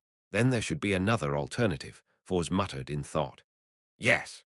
Dorian nodded and said, "Previously, there was something in the organization that could allow people to instantly return to the real world from the spirit world.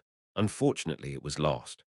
Without waiting for Fors to ask, Dorian said, If you really become a demigod and fulfill my wish, I'll hand over an important item that I am in charge of to you. This is an expectation your teacher has for you." One of the powerful sealed artifacts of the Abraham family. Fors had a vague guess, but she didn't dare promise anything. She said the same thing, "I'll try my best." Following that, she asked curiously, "Teacher, you mentioned that Sequence 4 is a secret sorcerer. What about Sequence 3, 2, and Sequence 1? Dorian immediately laughed. "You're only a Sequence 6. Yes, Sequence 3's name is Wanderer, Sequence 2 is Planeswalker, and the Sequence 1 potion name is Key of Stars. Ha ha ha, it's a good thing that you mentioned this. I actually forgot to organize a list of things to take note of in the spirit world. These are things that must be remembered after becoming a traveler. In that case, I'll stay for another night. You can visit me tomorrow for the documents." As Fors ruminated over the names of the high-sequence potions of the apprentice pathway, she agreed. "All right, teacher." After settling these matters, Dorian paced back and forth and thought for a moment before instructing. The Bayanda characteristics of the same pathway have a certain attraction towards each other. It's not obvious when one's at a low sequence, but the higher the sequence, the stronger it becomes. Sometimes, this kind of attraction isn't something you can directly feel, while also making you unknowingly approach a high-sequence Bayanda of the same pathway. When you become a traveler, you have to pay attention to this matter. At this point, Dorian paused and said, "Not many demigods of the apprentice pathway are still alive. Among them, you need to be extra careful of a man named Bodis. He is the saint of secrets from the Aurora Order, and just like Lewis, he's a traitor of our organization. I will give you his portrait tomorrow." Bodis Fors repeated the name her teacher had mentioned in her mind. At the same time, She had a new understanding about the Aurora Order Oracle, Lewis Ween, over the previous chance encounter. Perhaps it wasn't a chance encounter, but the attraction force between Bayonder characteristics. Teacher had a sufficiently powerful sealed artifact from the apprentice pathway on him. Fors quickly suppressed this thought and began asking for advice on how to act as a scribe. In the Berg household in the City of Silver, there's actually a path that can bypass the front of the giant king's court and enter the interior from the waning forest, and Baron Tunnel Derrickberg recalled the information he had been shared by Mr. World above the grey fog. This was very important to the City of Silver, as the early-stage explorations after the afternoon town camp had set off implied that the closer they were to the giant king's court, the stronger the monsters that originated from the darkness were. I have to tell the chief. Derek abruptly stood up and rushed out of his house, heading straight for the spire. As he wished, he saw the chief of the six-member council, Carlin Iliad. He followed Mr. Hanged Man's instructions and said that he had recalled some murals he had seen in the afternoon town's shadow. On it was a secret passage that led into the giant king's court. Carlin Iliad listened quietly without interrupting Derek's narration. Finally, he nodded gently and said, "Good, you did well. What do you want to exchange for this contribution?" "A mature mind, dragon's complete brain." Derek was prepared. Carlin didn't ask why as he thought for a moment and said, "If that secret passage is real, then the value will definitely exceed the complete brain of an adult mind dragon.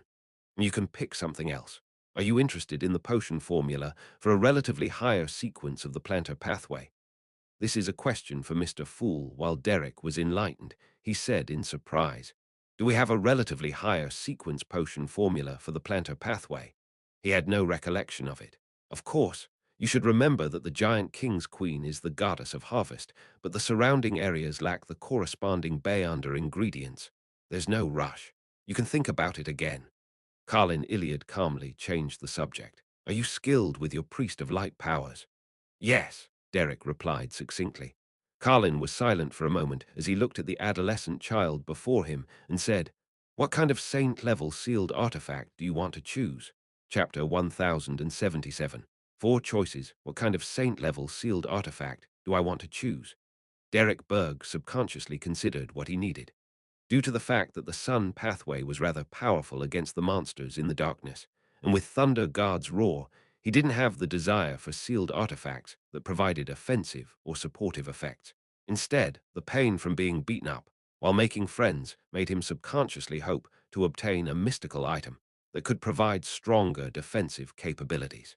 As these thoughts flashed through his mind, Derek suddenly realized that the question wasn't directed at the saint-level sealed artifact he wanted, but which saint-level sealed artifact could be used to exchange for the Creator's cross from Mr. Fool. He hesitated and frankly asked, "Your Excellency, do you have any suggestions?" Carlin glanced at him and left his original position. He slowly walked to the window and turned around. "There are four sealed artifacts that are relatively suitable for you. The first item is called Sword of Silverdon. It was left behind by an elder who died 1,300 years ago. With this sword in hand, one can hide their malicious intent and certain actions, effectively interfering with divination and prophecy.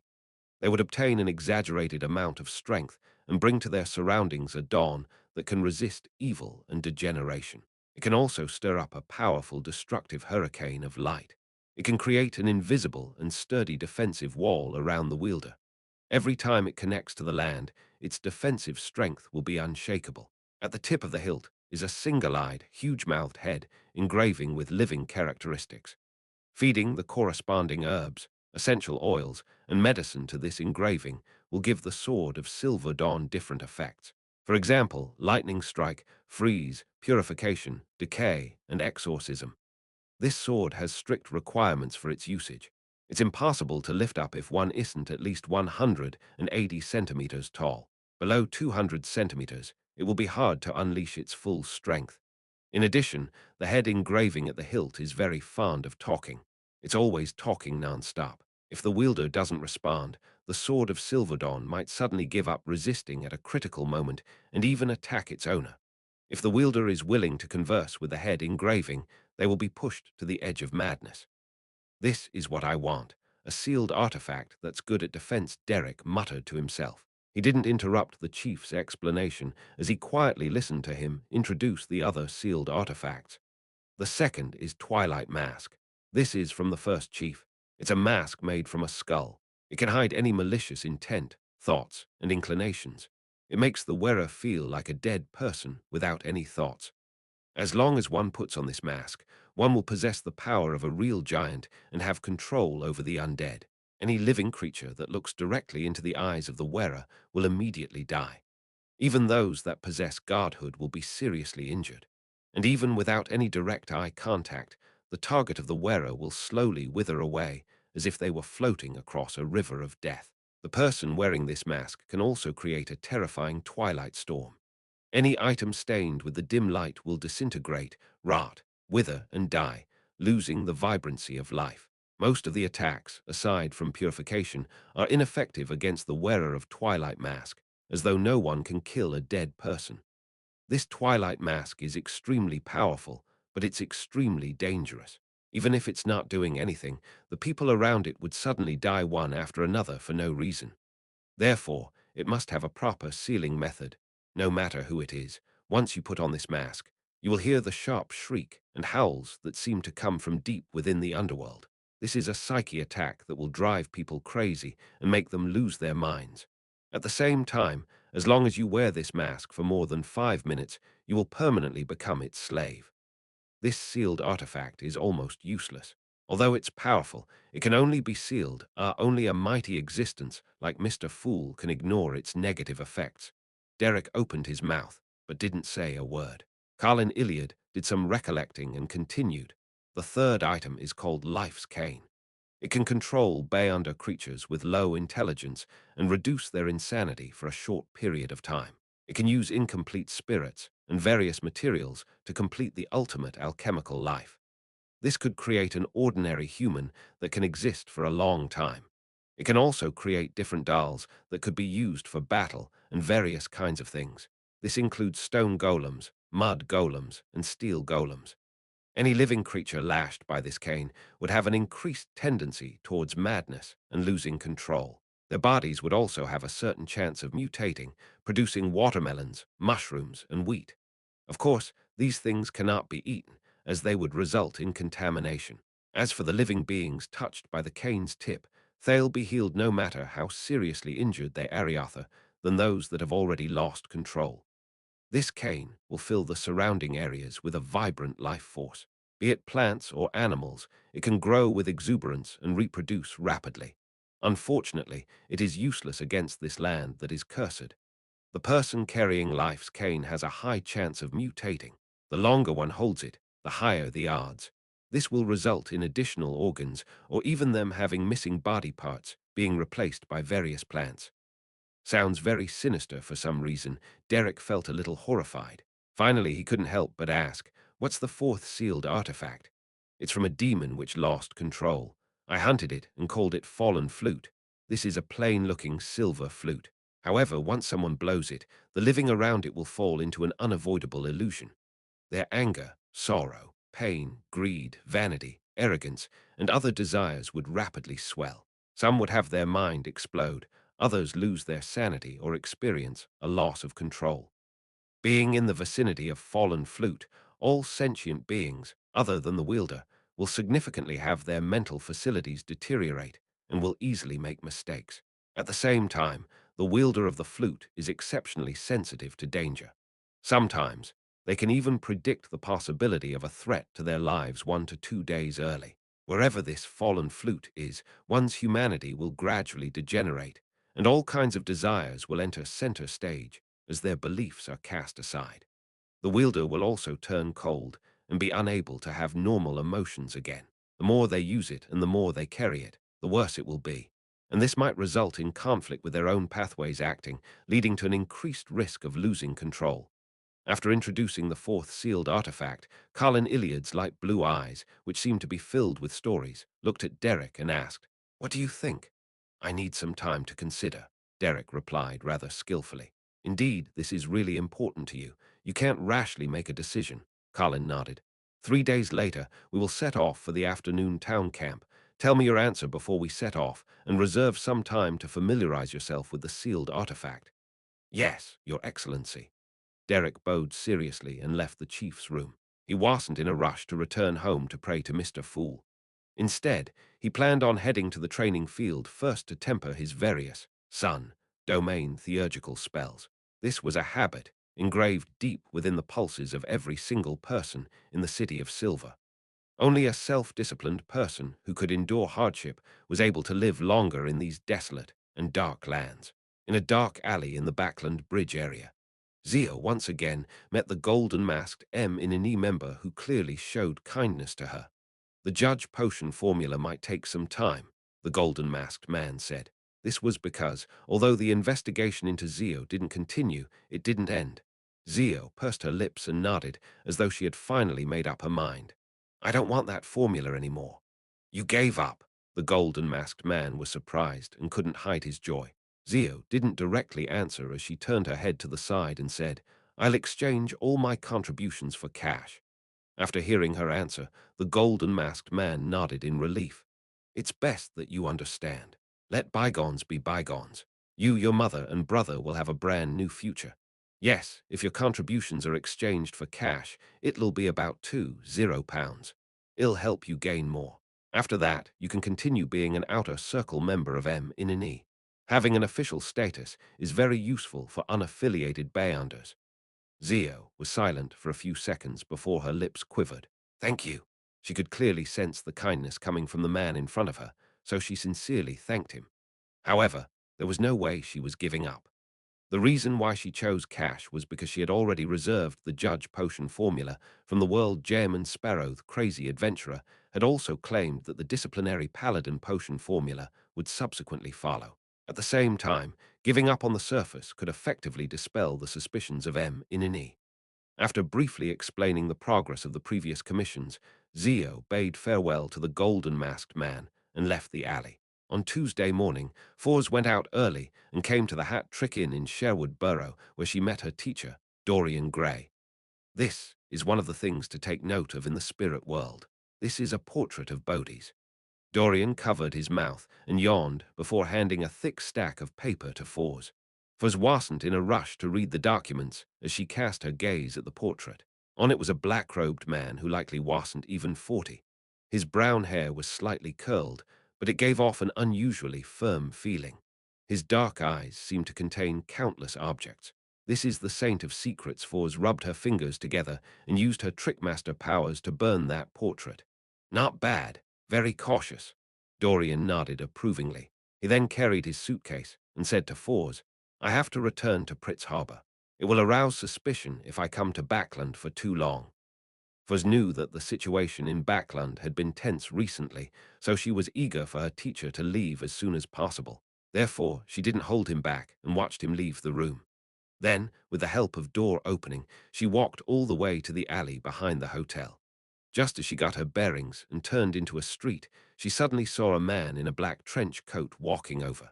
The person swept a glance at her before looking away naturally. However, forced back muscles tensed up.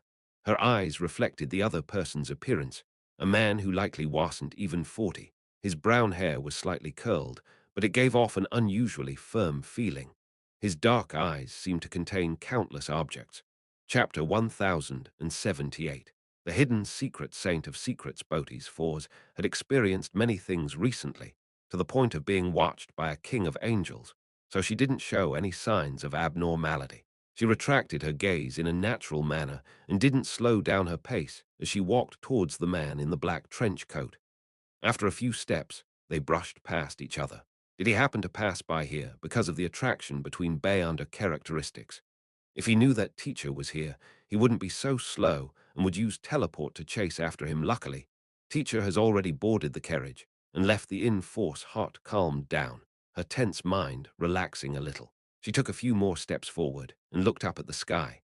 She wanted to confirm if it would rain later. At this moment, a raven flew over and landed on a tree along the way. It faced the spot where Fours had just passed by. Fours stopped thinking about Saint of Secrets Bodhi's as she maintained her speed and left the street. As the Aurora Order hadn't held a gathering in Backland for a long period of time, and with the target being a demigod, Fuzz didn't have any thoughts of seeking revenge for her teacher. Ignoring her lack of combat strength, just finding and locking onto a secret sorcerer was a nearly impossible task. It's best that I wait till I become a traveler. I might encounter Bodhi's, by chance, before entrusting Mr. World the corresponding mission. It'll take the time to save up money now. It's certain that the Aurora Order has saints in Backlandham. I can't eliminate the possibility that during Botis travel elsewhere today, he was influenced by the attraction force of Bayonder characteristic and had accidentally lost his way in Backland, was very naturally considered looking for the world Jaem and Sparrow's help. From what she knew, this gentleman had killed 2 demigods with his own hands, and he had only become a demigod for 3 months. In the upper echelons of the 7 churches, they only have about 10 demigods based on Mr. World's progress. It will take him at most 2 years to wipe out the powerhouses of a church, of course. The real world isn't an ideal measurement, having received higher education. Fours, who had been a surgeon, gradually let her thoughts wander. She walked to the street and boarded a rental carriage. Above the grey fog, there was a mini-gathering with the son Derek, the hanged man Alger, and the world Jaem and Sparrow. However, unlike before, Mr. Fool was present as the witness because the son's main motive was to find out which sealed artifact could please this great existence, as well as to exchange it for the cross left behind by the Creator. At the same time, he still had some questions to consult Mr. Hanged Man and Mr. World about, so he had applied for a private exchange. Sword of Silver Dawn, Twilight Mask, Life's Cane, Fallen Flute. These were all items that have outstanding powers and negative effects, ones that require sealing. This also confirms that the City of Silver doesn't have any bayonders from the artisan pathway. All the spoils can only be formed naturally. Even with a godlike sealed artifact, they can shatter the characteristics, but they are unable to reform them in a better way. As the fool Klein listened to Little Son's description, he quickly analyzed the pros and cons of different sealed artifacts in his mind. The first thing he did was eliminate the Twilight Mask, because the negative effects of the sealed artifact from the City of Silver's first chief were too great. Although Klein could let his marionette wear this mask and cut off the oral senses, thus avoiding the continuous howls and screams. Furthermore, he didn't have to worry about his marionette becoming a slave to the Twilight Mask. However, in that case, his actual body might become a member of the dead who died suddenly for no reason. Following that, Klein similarly gave up the Fallen Flute for the same reasons. This sealed artifact's ability to predict danger ahead of time was indeed better than the Desire Apostle in Creeping Hunger. It was alluring, but the negative effects were also not easy to avoid. If Klein used this flute with his actual body, he would gradually turn cold and lose his normal emotions. This would be completely contradictory with the concept of using humanity to battle godhood to maintain balance. And if he were to hand it over to his marionette, he would experience a significant decrease in his mental facilities and easily make mistakes. This caused him to lose his main advantage as a bayonder of the seer pathway. In addition, this flute will make the people around it give themselves up to degeneration and desires. I don't want the residents on Barkland Street to be degenerates who give up on their morals. By then, how many illegitimate children will be balm? I can only consider the Sword of Silver Dawn and Life's Cane. Klein mumbled silently before quickly choosing between two. The Sword of Silver Dawn's head engraving seemed to have a living characteristic. To Klein, this meant that communication was possible, and as long as they could communicate, the negative effects could naturally be reduced. As for the height restriction, he could just ignore his thickness and only focus on his height. After all, this didn't affect a clown due to its extremely high sense of balance. Regarding the problem of mutation with Life's Cane, he could avoid it by handing it to his marionettes. When he lost or gained any organs, he could heal himself with flower of blood, and causing the surroundings to be filled with vitality, allowing for lush growth wasn't much of a negative effect. Since the negative effects of the 2 sealed artifacts weren't too serious, he had to consider their effects. The Sword of Silver Dawn was clearly from a demon hunter of the warrior pathway.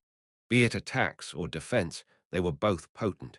It could hide his male intent and be good at dealing with devils.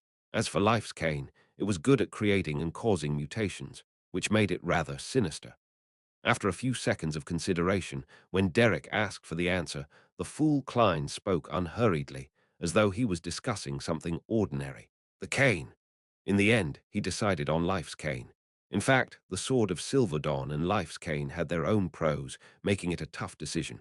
Klein's final decision stemmed from an uncommon reason. The sinister Life's cane could be described as bizarre, so it could effectively aid him in acting as a bizarro sorcerer and raise his potion digestion speed.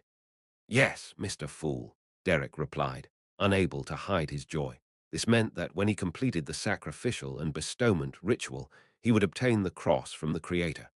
After determining this, he cast his gaze at the figure at the bottom of the long bronze table. Mr. World, other than the complete brain of an adult mind dragon, do you still need a relatively high sequence potion formula for the plantar pathway? As the secret passage of the Giant King's Court was shared by the world, he became the target of Derek's question, and not Mr. Fool. Of course, to Derek, the world was Mr. Fool's blessed. His answer represented Mr. Fool's intentions to a certain extent. A relatively high sequence potion formula for the plantar pathway sitting at the end of the long bronze table, the fool Klein immediately had a headache and fell into an intense internal struggle. He could roughly understand what the chief of the City of Silver's thought process was. On the one hand, this experienced demon hunter hopes that he can usher in a bright future through the Giant King's court's exploration, while on the other hand, he's still cautious and doesn't hold much hope. He's prepared to continue staying in the darkness. So he mentioned the plantar potion formula to see if Mr. Fool has the corresponding authority, or rather, does the faction that he watches over have a need for it. If this could bring about certain feedback, it would effectively improve the survival of the City of Silver. Meanwhile, on Klein's end, Frank Lee had recently come to believe that he's just one step away from his research goals. When he becomes a druid, he should be able to succeed. This made Klein very hesitant on whether he should give him a push. I don't know what the future holds, just focus on what's in front of me. A Sequence 5 Bayunder who doesn't even have godhood wouldn't be able to do anything too serious. Furthermore, Mom Hermit is already a demigod. It's not a big problem for her to watch out for. Frank Klein thought for a moment and let the world German Sparrow say, Sequence 5. What if there's more? Derek pressed. Klein felt like he was being tested. After a few seconds of silence, he said, if your side is willing to give it, then that works. All right. Derek didn't probe any further. Instead, he asked the person beside him, Mr. Hanged Man, I have a strange feeling about this. Why did the chief suddenly mention the relatively high sequence potion formula of the plantar pathway? The Hanged Man Alger looked at the world German Sparrow and said, this should be a test from your chief to see if the City of Silver can change its environment. I remember you mentioning that you only know that the Goddess of Harvest is the Giant King's queen, and according to the records of the Sanguine from the moon, the Goddess of Harvest is named Umbella. Your City of Silver originally believed in her. I was originally only certain that the name Umbella was real, so I didn't have any inclination towards other explanations. Now, with your chief suddenly taking out a relatively high sequence potion formula that you didn't know before, this makes me suspect that the moon is right. This means that your City of Silver hid the fact that they once believed in the Goddess of Harvest. They even deliberately didn't mention her true name. There must be a huge secret behind this.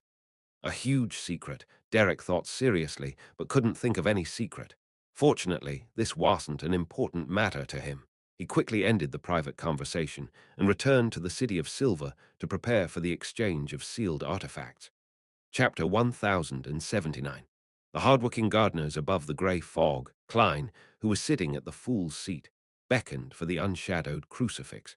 The bronze cross was tied together with an ordinary-looking button, and the surface of the latter was already covered with a layer of crystalline but heavy-feeling particles. This was the Hermit Catlier's Judge button. It was reserved for Judgment Zeo at a price of £500. Therefore, Admiral of Stars had sacrificed it to Mr. Fool in advance, requesting the mighty existence to get an angel under him to shatter it. And on Monday's Tarot gathering, Zeo had made a reservation for the Judge potion formula at a price of £20. According to their agreement, Justice Audrey wasn't to share anything they obtained from exploring Grossel's travels other than knowledge. She was only providing free help for the world-killing H. Vin Rambis. As for the Star Leonard, he had the right to sell the potion formulas and historical knowledge, but obviously Judgment Z trusted the world German Sparrow more. The purging should be almost done. This way, I can trade the unshadowed crucifix with Little Sun without any worries in the future. If there are other similar requests, they'll definitely be more willing to trade with Little Sun, instead of asking Mr. Fool for help. No one will dare frequently disturb a hidden existence, unless there's really no other way when Little Sun has the chance to become a demigod and transform the unshadowed crucifix into a special characteristic. I should be a sequence 3. He'll be able to use the power of this mysterious space above the grey fog to shatter sealed artifacts after the disinfection process of the grey fog. Adam probably wouldn't be able to rely on the unshadowed crucifix to lock onto Little Sun. However, even if he were able to find it through this, it wouldn't be too serious. His brother, Ammon, knew long ago that Little Sun is related to Mr. Fool, yes. It seems that Ammon can freely enter and leave the forsaken land of the gods. I wonder if that's also the case for Adam, as Klein separated the unshadowed crucifix from the button that had begun to praise the sun. He looked at the Beyonder characteristic that had been purged while waiting for Little Sun to hold a sacrificial and bestowment ceremony. The city of silver within the spire. Derek Berg had finished setting up the ritual. He watched as a black, mud-covered doll approached with a wooden cane which looked like nothing special, and he placed it on the altar. After a serious prayer and doing some work, the illusory sacrifice and bestowment door opened and took away life's cane, leaving behind a bronze green and spiky cross. At the same time, the name of the cross suddenly appeared in Derek's mind, including information of its usage and its negative effects. He suppressed his excitement and first thanked Mr. Fool before ending the ritual. He walked to the front of the altar, picked up the unshadowed crucifix, and scrutinized it repeatedly. After tidying up, Derek left and went to a room opposite and knocked on the chief's door. "Come in," Colin Iliad's deep voice rang out. Derek turned the doorknob, pushed open the door, walked in, and openly revealed the bronze cross. "Your Excellency, this is the item left behind by the Lord I previously mentioned. It's called the unshadowed crucifix. The method is to let the spikes on it be stained with the blood of the holder." He had deliberately changed the term relic to the item left behind.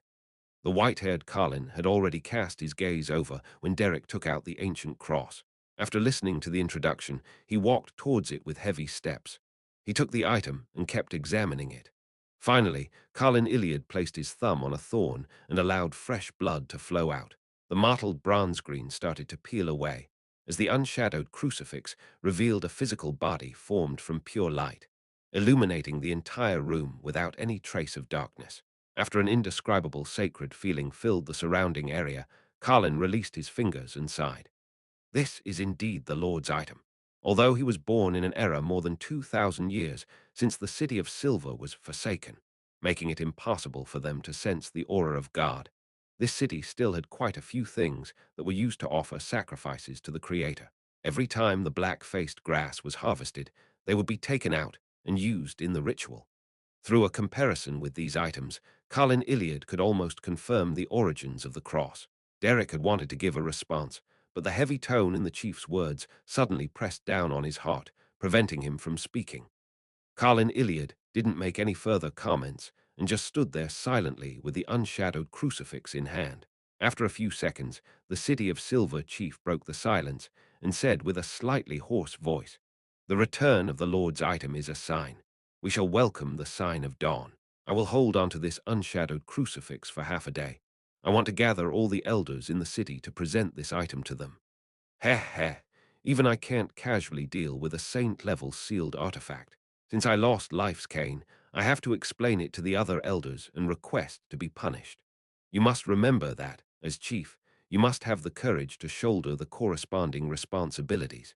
You can't avoid punishment just because you think that it's good for the City of Silver. You might be right this time, but you can't guarantee that you're always right. Don't worry. This unshadowed crucifix will eventually return to you. The chief's words are deep and profound. Get Mr. Hanged Man to explain it to me at the next tarot gathering. Derek instinctively wanted to raise his right hand and scratch the back of his head. But in the end, he endured it and informed Colin Iliad of the negative effects of the unshadowed crucifix. Backland North Borough, 160 Barkland Street. Klein sacrificed Winner Inuni above the grey fog to ensure marionette preservation. This was to make it convenient for him to use him in the future. He planned on getting Earl of the fallen Coners Kilgore to wear the flower of blood ring and wield life's cane. In day-to-day life, he would create some harrowing and bizarre situations from time to time, helping him expedite the digestion of his potion. This way, Inuni had no way of using flower of blood to hide in Coners Kilgore's stomach. He needed to hide in a more concealed manner, making it rather troublesome. Therefore, Klein decided to simply leave him above the grey fog. After all, Klein could create ordinary marionettes any time he wanted. Why does the action of placing a marionette in a preservation cabinet to keep fresh feel odd? It's not like I'm acting in a horror movie, however. This does fit the name of Bizarro Sorcerer a bit. The angel from the Antigonus and Zaratol family all hang up their marionettes to wind dry, so I'm much better than them. After rubbing his chin, Klein stuffed the ordinary wood-colored cane into a specially made cane he bought through misjudgment. The cane was hollow, and it could be used to contain a sword that wasn't considered too wide. It was perfect for hiding life's cane. After he was done with this work, he allowed the servant who looked like Inuni, who was actually Kona's, to take away his cane and return to the room next door. He washed up himself before getting into bed. While sleeping soundly in a pleasant, relaxed state, Klein's spiritual perception suddenly stirred. He abruptly sat up and cast his gaze at the attached balcony. The curtains weren't fully drawn, and he could see the situation outside. It was dark green outside the window with vine leaves, and flowers were growing all over the place in layers. This made him suspect that he had been transported to the forest. The corners of his mouth twitched as he vaguely guessed what was going on. He rolled out of bed and walked to the balcony, drawing the curtains open. What entered his vision was no longer the garden in the residence of Dwayne Dantes. Instead, it was a lush forest. This is what it means to make the surrounding area become filled with a vibrant life force. Be it animals or plants, they're all flourishing and growing rapidly. Isn't this a little too fast? Klein's expression instantly turned a little blank. Previously, when he had divined that the life's cane's negative effects, he had seen similar scenes. However, the revelation he received was that it wasn't harmful to the surrounding area. Thus, he believed that the growing and proliferation process took a fairly long period of time and could be effectively controlled, allowing one to pay no attention to it for a very, very long time before seeing such a scene. With this thought in mind, he observed all the spirit-body threads in the surrounding area. He realized that humans weren't affected at all, but the number of rats and cockroaches was clearly increasing. This result made him heave a sigh of relief. He looked out of the window at the forest and sighed silently. Indeed, there isn't much danger. It's just quite exaggerated. I still have to keep it above the grey fog most of the time. More than 10 seconds later, figures appeared within the forest. Some of them were very thin, and others were thick. They all wore black trench coats, and their faces were very flat. They had no eyes, noses, and mouths. These figures were either crouching or standing busy burning weeds, cutting the vines, and removing the unnecessary flowers in the quiet night. The next morning, Butler Walter woke up as usual and opened the window. The garden outside was bathed in the morning fog. There was some dew that gathered, emitting a fresh scent. Better than yesterday, Walter nodded slightly and praised the two gardeners. The vibrant scene made him feel a little restless as he began missing his wife for no apparent reason. So he left the room to patrol the estate and made arrangements for all sorts of affairs. Finally, he waited at the entrance of the dining room. Not long after, his employer, Dwayne Dantes, led his valet, Inuni, down from the third floor. Walter went forward to bow and talked about today's arrangements before taking the initiative to mention it. "Sir, I would like to take 1 day leave from the current month's allowance." As he spoke, he suddenly saw the mixed-blood servant's neck split open, revealing a black eye. Walter was shocked and nearly tumbled backward. But in the blink of an eye, he realized that there was no strange eye on Inuni's neck. "It must be because I didn't sleep well last night and had a strange dream, resulting in me being distracted and having hallucinations." Walter hurriedly gathered his thoughts and lowered his head slightly. In his heart, Klein apologized and nodded. "No problem. Have a wonderful day with your family." Chapter 1080. The line of thinking for acting. After watching Butler Walter leave the second floor, Klein entered the dining hall. As he looked around, he realized that the servants were much more energetic than usual. They even felt a little agitated. Indeed, life's cane also affects humans, but it's not that ridiculous. It's at a rather normal level, and still within acceptable levels according to this logic. The servants' reproduction abilities would definitely increase. The only problem is that they don't have spouses, so there's no way to show that will Mr. Butler's act of returning home today result in him having another child in 9 to 10 months. His wife is almost 40 years old. It's a little dangerous for her to have children at this age. Of course, as the other party in the copulation process, the effects of life's cane would pass over to them. There shouldn't be any problems, man. I wonder if the potential effect will result in an increase in conceiving a child. If Dwayne Dance moving into Beekland Street causes one to have an increased chance of having children, my reputation will practically be doomed. Klein's thoughts drifted without end. Finally, he concluded in his mind, life's cane truly is very sinister. In the future, he would only bring it into the real world for some time each day and try his best not to affect the humans around him. After breakfast, Klein brought his valet Inuni to the first floor and prepared to take a stroll. At that moment, two chambermaids were cleaning in the main hall. "Good morning, sir." Upon seeing Dwayne Dance approach, the two chambermaids immediately stood up, made way for him, and greeted him.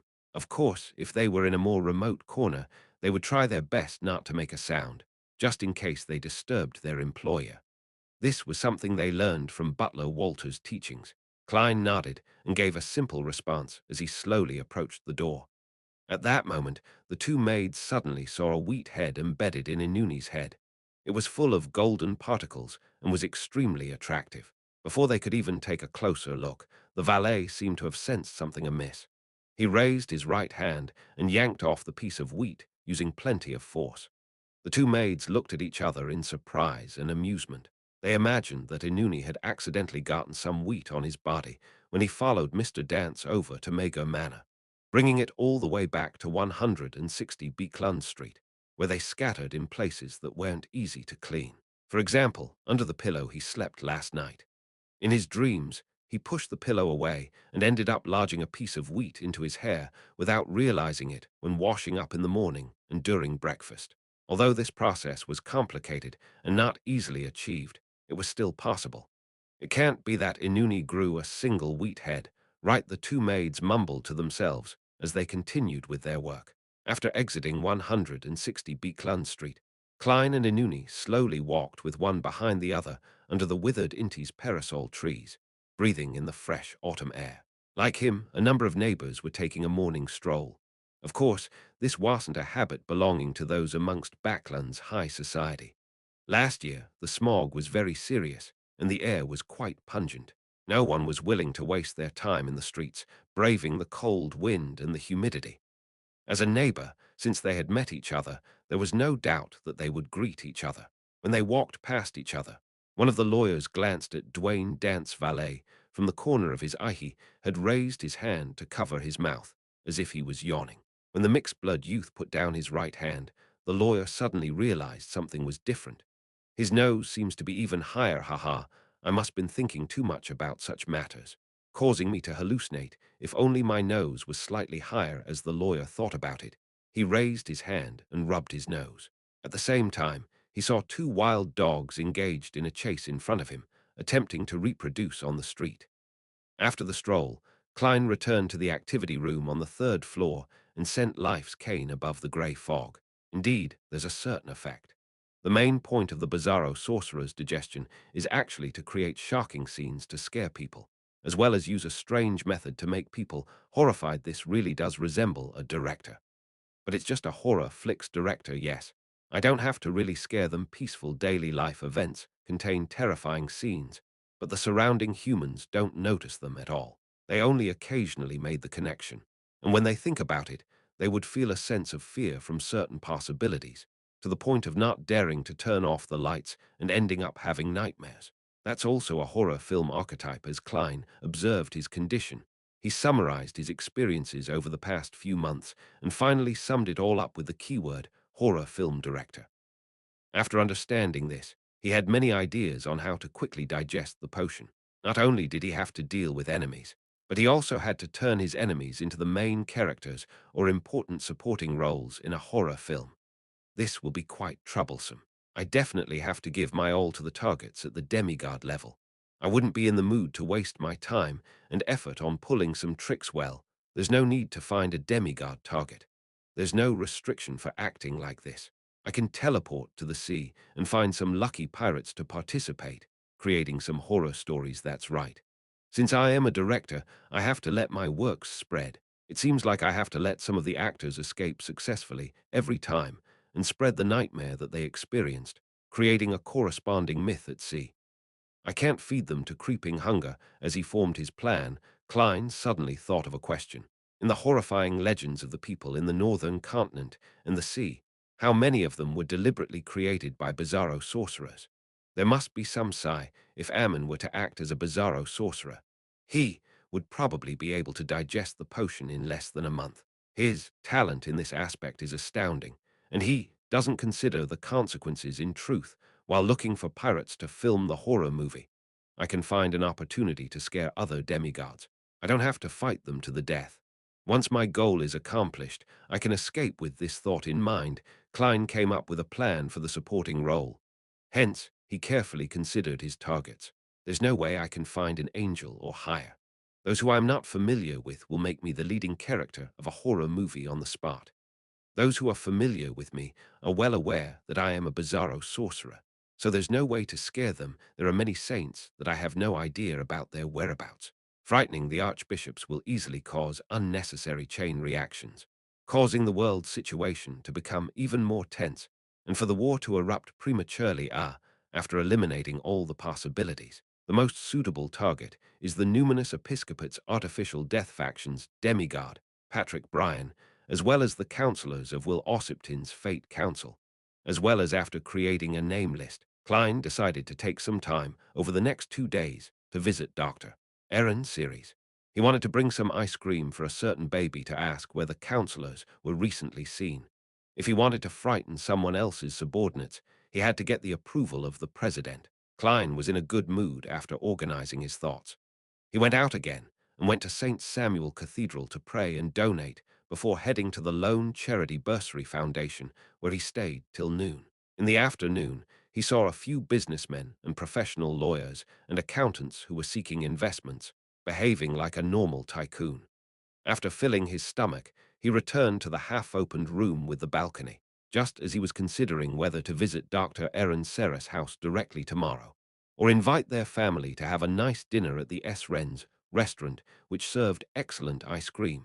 His spiritual perception was triggered. He turned his head, and without any surprise, saw Miss Messenger walk out of the void with 4 blond, red-eyed heads. One of the heads bit on a letter. Who sent it? Klein habitually and expectantly asked. As he had yet to receive the letter, Rionette Tinecare could only answer with 3 heads. King of Idiots, Patrick Bryan. This nickname has even evolved. Klein reached out and took the letter. When he opened it, he realized that it was indeed from the artificial death faction's demigod. He wrote on the letter, I've already prepared the special ritual that will help my teacher, Hater, recover further. Your Excellency, I will hold it tomorrow at midnight given your permission. The ritual that points towards the angel Hater. There's no way to avoid the numinous episcopate's artificial death faction's testing of Patrick. This can be interfered with using Paper Angel just in time with a flick of his wrist. Klein burned the letter. Following that, he took out a piece of paper and wrote down an answer. Yes, you may. You must be careful. In the quiet night, near midnight, in an uninhabited clothes factory in St. George Borough, there was an open area that had been cleared. Nearly 10 black-robed figures were standing there. In the middle of them was a deep black coffin that looked rather heavy. Around the coffin were many golden ornaments with mud stains. There were many candles flickering with pale white flames, as well as one skull after another. The hideous white skulls belonged to humans, others from animals. Some were extremely strange and had a deformed look to it. It was hard to imagine their original appearance. The skulls were piled the highest up at the front, with Patrick Bryan standing there. He had also changed into a black robe, but he didn't pull up his hood, revealing a deep outline. He had black hair, brown eyes, and a rather long face. This demigod hadn't done anything, but his surroundings had turned extremely cold, as though countless invisible creatures were celebrating. As Patrick Bryan raised his right hand, the hooded believers jumped up and twitched a little. It was a crazy and rhythmic dance. This was a spirit dance, a ritual that death loved. The stronger the spirituality of the dancers, the better the effects. As the dance became more intense, a cold and formless wind blew out from the coffin. Patrick Bryan lowered his head and recited in a language that seemed to come from the underworld. The king from the depths of hell, an angel playing the music of death, the ruler above river Styx. Chapter 1081. The returnee with Patrick Bryan's chanting, the bones around the black casket were gradually stained with a dark green layer. They blended with the white, bringing out an extremely scary sensation. As the spirit dance became more and more intense, as though the voices from the underworld were constantly reverberating, the bones floated up one by one, as though they possessed lives of their own. Then they were cast towards the heavy and pitch-black casket in what could be described as orderly chaos.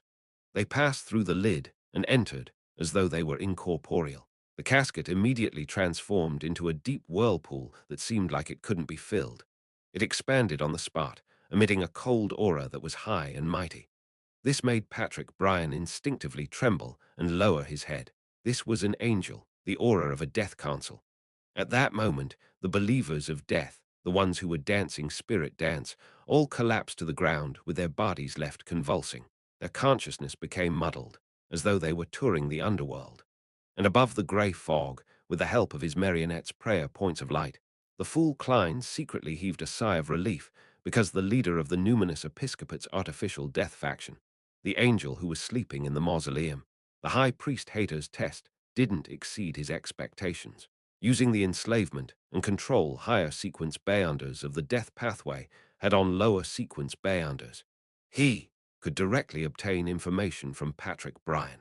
From a certain point of view, this was an interrogation at the psyche level, something that Klein was rather proficient at dealing with. As he immediately let the red priest card fly into his hand and enter his body. All of a sudden, Klein had a dark red robe draped over him. This appearance seemed to look like rust and settled gunpowder. As for his face, it was covered by a dark gold mask. The patterns on it were ancient and set off a contrasting appearance with the crown he wore that was embedded with gems that sparkled red, blue, and green. Following that, he mobilized all the powers of the mysterious space above the grey fog that he could, turning them into invisible torrents that surrounded the paper figurines he had prepared in advance. Through the prayer lights, it shot towards undying Patrick Bryan. At this moment, Patrick's body trembled slightly due to the feeling of submission he felt towards his teacher's aura, as though he could see layers of holy wings. Klein had hidden the exact appearance of the flaming angel, allowing a portion of it to be revealed. This also meant that he had interfered with the special effects. One holy wing after another enveloped Patrick before vanishing, causing him to hallucinate in confusion. As a sequence 4 demigod, he quickly came to his senses. He realized that he no longer yearned to submit and not be able to disobey his teacher's orders. His consciousness seemed to have been pulled out of his body as he stared calmly at everything above the mind world. At the same time, as a zealot, Patrick Bryan didn't hesitate to view Angel's embrace as a gift from death. There was no doubt about it.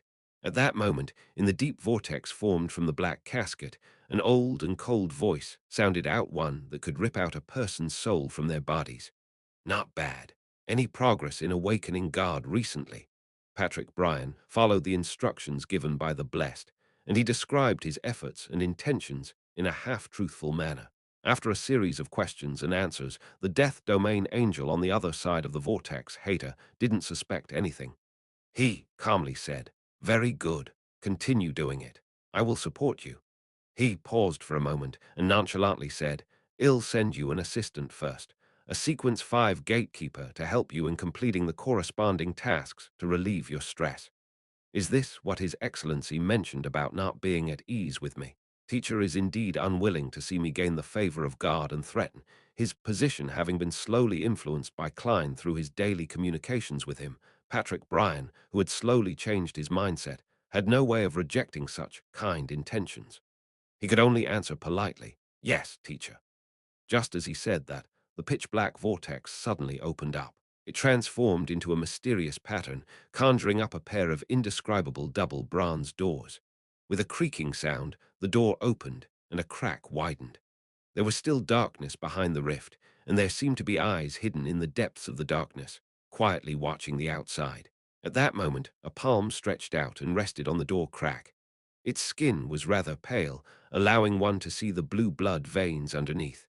With a tug, a figure leaped out of the door.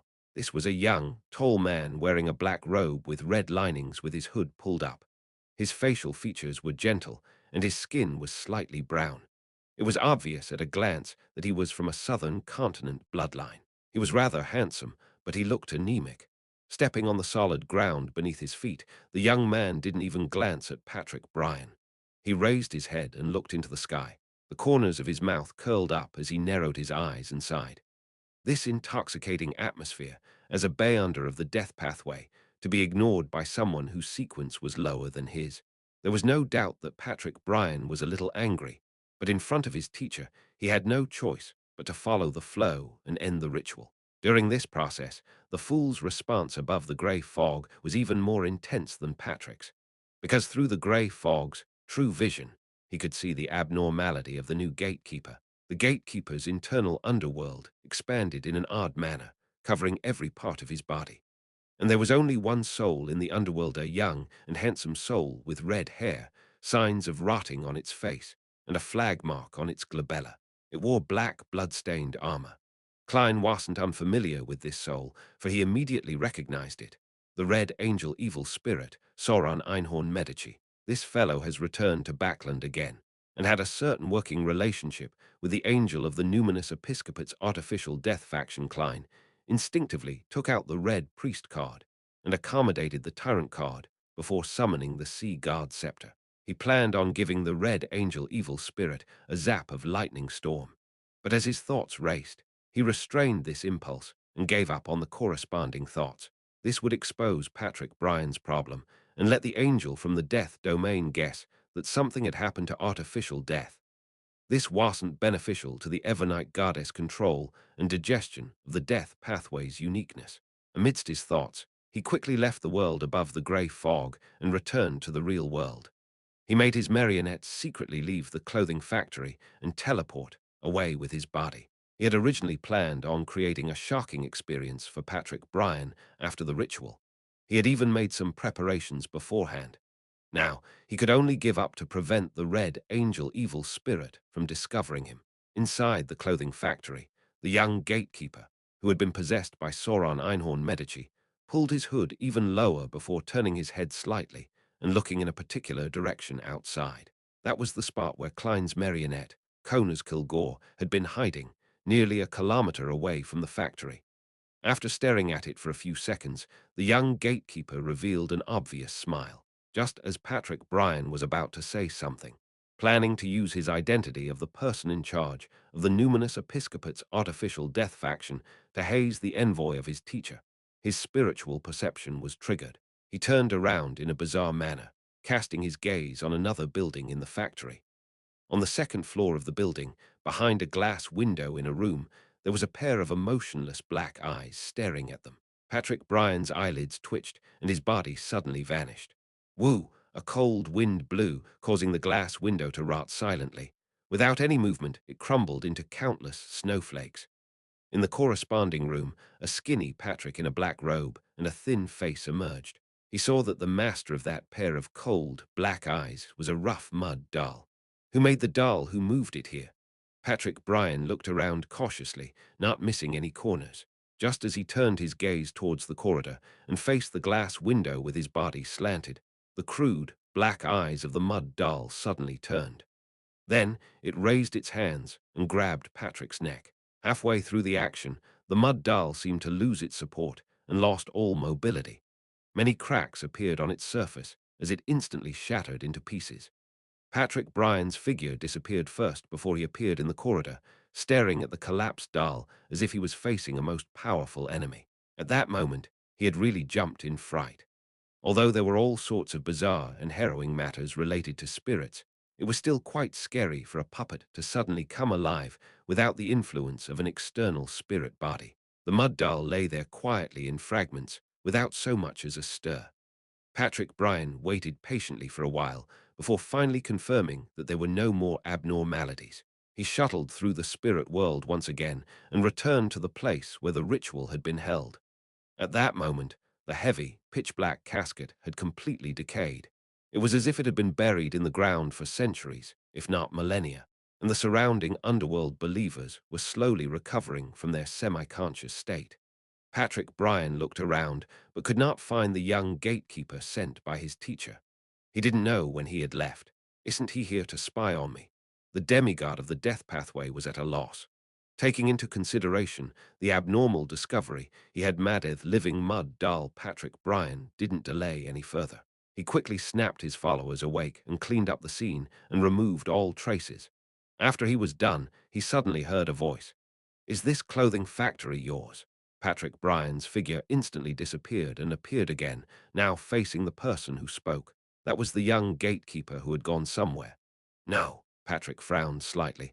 How could he do such a thing in his own factory? If he was exposed, wouldn't there be no way out? Not too stupid. The young gatekeeper nodded gently. Patrick narrowed his eyes and suppressed his anger. "Where did you go?" The young gatekeeper chuckled and said, "I visited some familiar spots and met a friend." Chapter 1082. Sudden turn of events after teleporting back. Klein didn't delay at all. He immediately set up an altar and held a ritual to pray to death. "You are the essence of death. You are the Lord of the dead. You are the final home to all living beings. I pray for your help. I pray that you will know how to resolve the problem of the red angel evil spirit. He has possessed the body of a gatekeeper and is cooperating with the numinous episcopate's high priest, Hater. He has come to Backland and been made an assistant to Patrick Bryan. With regard to this matter, there was really no choice but to seek help from the Evernite goddess, ignoring the possibility of seeking out the ascetic leader, Ariana, in a cooperation effort, or whether he had the ability to get finish off Sauron Einhorn Medici. Even if he could, once the red angel evil spirit disappeared, the numinous episcopate's artificial death faction's high priest would immediately understand that something major had happened here. He could then connect it to other abnormalities and determined that there was something wrong with artificial death's condition. Then, using his own level and status, possible sealed artifacts, and his familiarity with the pathway, he might be able to create mutually harmful acts of destruction. And if he ignored the Red Angel, this evil spirit, who was a conspirer, wouldn't take long to detect something abnormal with Patrick Bryan. With his knowledge and intelligence, it wasn't difficult to guess the nature of the problem. No matter how I deal with it, it'll be a problem, as expected of an angel in the war domain. Even if he is a 3-in-1 spirit body, he can still create unresolvable problems for others. This must have actually been an idea that he gave Hater actually. I do have an extreme idea. That is to let the Red Angel evil spirit be killed by other churches, official organizations, or secret organizations for another whole different matter. In short, anything related to the goddess cannot come center stage. Things must be made very clear. The difficulty with this approach is how to let an extremely experienced, high-ranking member of the conspiring domain fall into a trap if I don't handle it well. It might backfire on me after the prayer ended. Klein casually let his thoughts wander as he waited patiently for the Evernite goddess to give him a response. After more than 10 seconds, the herbal dregs that pleased the deity were swept up by an invisible wind. They flew out and landed on the table, forming words. "His coming spells the raising of arms." What does that mean? Looking at the sentence that gave him a sense of déjà vu, he frowned slightly. As a seer, he habitually interpreted it. Due to the king's problem, Lone has fallen into the shadows of war. Hence, the red angel that symbolizes war came. This means that it might no longer be possible to stop the war. Upon reaching sequence 1, one would become a symbol of certain phenomena. As these thoughts flashed through Klein's mind, the invisible wind came to a stop. The altar, which was completely isolated by the wall of spirituality, turned extremely silent.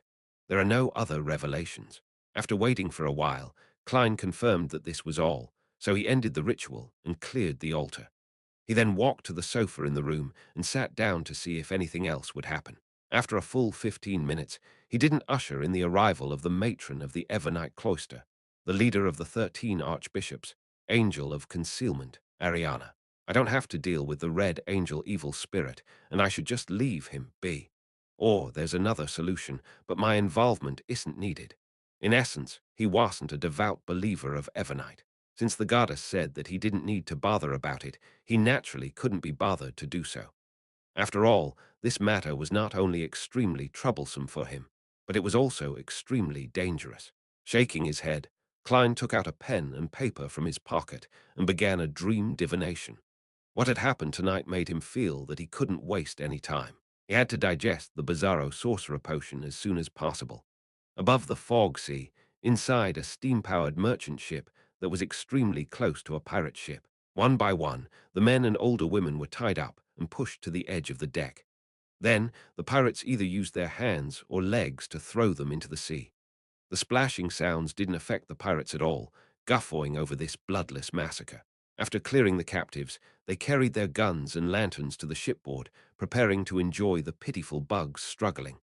However, under the light, the dark blue sea beside the boat quietly undulated. No one was there. They sank so quickly, a pirate blurted out in surprise.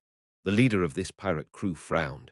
After looking at it for a while, he said, "Perhaps some sea monsters passed by and treated those who dared resist us as food bestowed by the gods.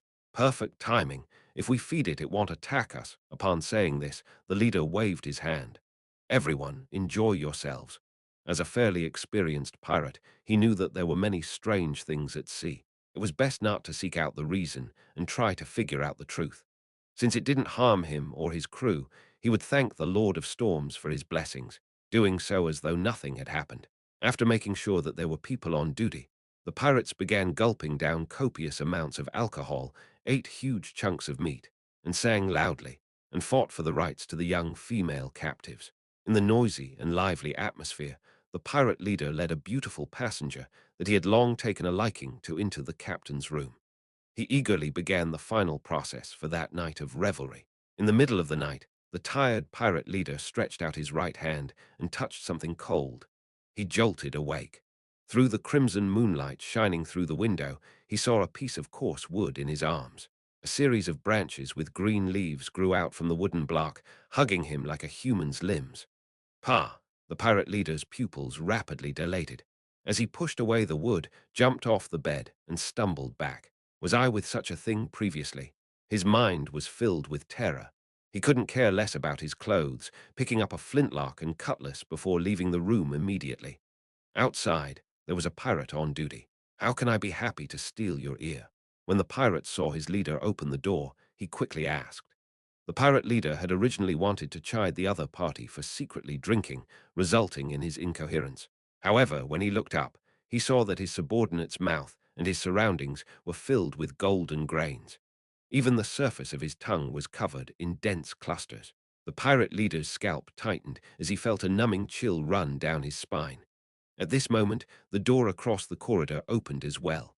A pirate shouted with a sobbing tone, "Oh no, boss, I have a lot of mushrooms growing there." As he spoke, the pirate ran out. At the same time, he felt his eyes itch. He raised his hand and rubbed his right eye. As he rubbed his eyes, a green vine slowly grew out from the gaps between his eye socket and his eyeball. There was a dark red grape at the end of it. The flesh around the grape was a blur. The pirate leader's body froze when he saw this.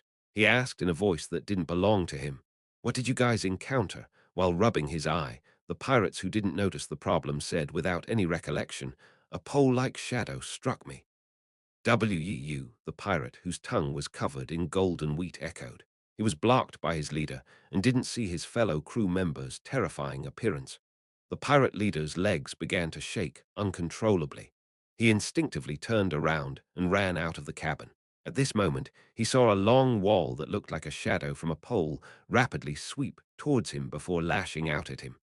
The shadow flashed and soon disappeared. It was as though it was a surreal nightmare. The pirate leader was just a beat slower before he subconsciously raised his hand to block. This was obviously not effective. Then he looked at himself in panic and didn't find anything unusual. Thankfully, the pirate leader couldn't help but let out a sigh. Before he could finish, he suddenly heard a slightly muffled voice. Thankfully, this voice seemed to come from his body. The pirate leader's pupils dilated to the extreme as he involuntarily lifted up his clothes. He then saw 3 cracks appear between his chest, one big, 2 small. Two rows of white teeth were neatly arranged in the large crack, and in the middle of the small crack were two lively and nimble eyeballs embedded in them. It was a mouth and two eyes. The pirate leader had a mouth and two eyes on his chest. No! A scream rang out from the boat, filled with indescribable terror. In the next 15 minutes, some of the pirates went mad and killed their companions. Some successfully escaped back to their own ship, only to discover that the people on it had also turned mutated. Hence, they jumped into the sea in despair. By the time everything calmed down, there were only about 10 normal pirates slumped on the deck and hiding in their rooms. There was a stench around them. After a while, passengers came out of the cabin one after another. They looked at the scene in front of them in disbelief. They either thanked the guards or stood there in a daze. It was early in the morning. Klein got out of bed and began to wash up. Just as he was changing his clothes with the help of his valet, Inuni, he saw butler Walter, who had just returned from a leave of absence, walk to the door and say, "Sir, Bishop Electra is here to pay a visit. Let him wait for me in the activity room where he can enjoy a cigar." Klein hesitated for a moment before saying.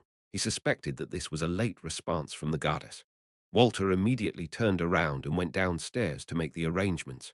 Before long, he returned and said, "Sir, Bishop Electra has already bade farewell and left. He wanted me to tell you that you must go to St. Samuel Cathedral in the morning. He said that the church and the government are going to hold an air raid drill together." Air raid drill, Klein frowned. At that moment, his spiritual perception was triggered. He turned around and looked out the window. In the air, there were rows of dark brown-colored airships approaching. These airships had slanted patterns of red, white, and yellow emblems. This was the flag of Fasak. Upon seeing this scene, Klein suddenly understood what he had overlooked. War might not be initiated by the Lone Kingdom. An ancient and hidden organization definitely had very high-ranking members in other countries. Otherwise, it wouldn't have been able to affect the world's situation. Chapter 1083. Backland in Chaos.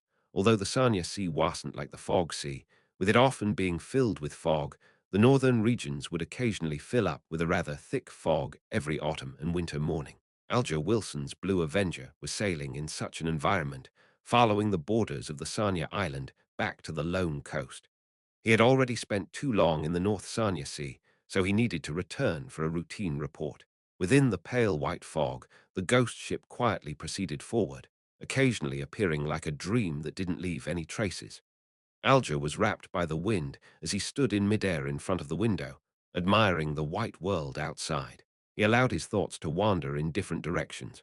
Suddenly, his eyes focused as some silvery white light flashed in his pupils. He saw a large sail through the fog in the distance, and a massive ship silently cruised past. This ship wasn't alone. Behind it were several similar ships. One, two, three, they formed a fleet that spanned a great distance. Fasak's Sanya Sea Fleet they've all been mobilized. Where are they heading to? Alger's feet landed on the deck. His gaze immediately turned to the other side, where Sanya Island was located. After the various exchanges at the Tarot Club, Alger was already certain that the world situation was tense, with war about to break out at any moment. At that moment, he made some connections and made a guess.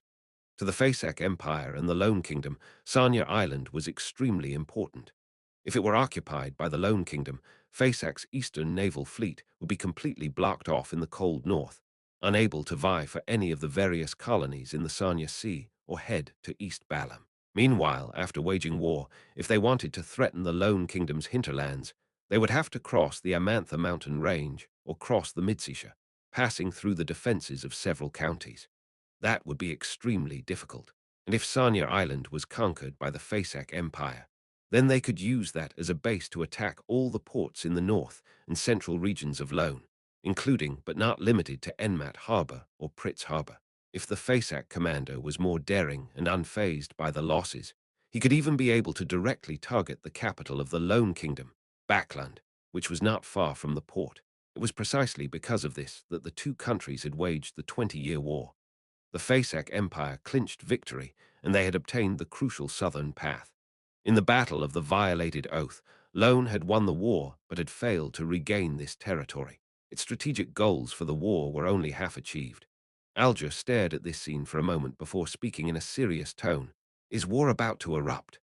In Backland, a large number of airships from Fasak had entered from North Borough and arrived above the huge city. As soon as they drew near, the Holy Wind Cathedral seemed to have made certain precautions. The howling of the wind intensified, turning into several giant bluish-black blades that whistled towards the target like surface-to-air missiles. Seeing that the huge blades were about to hit the airbags of the airship, an invisible layer of defense appeared and shielded it from all the attacks.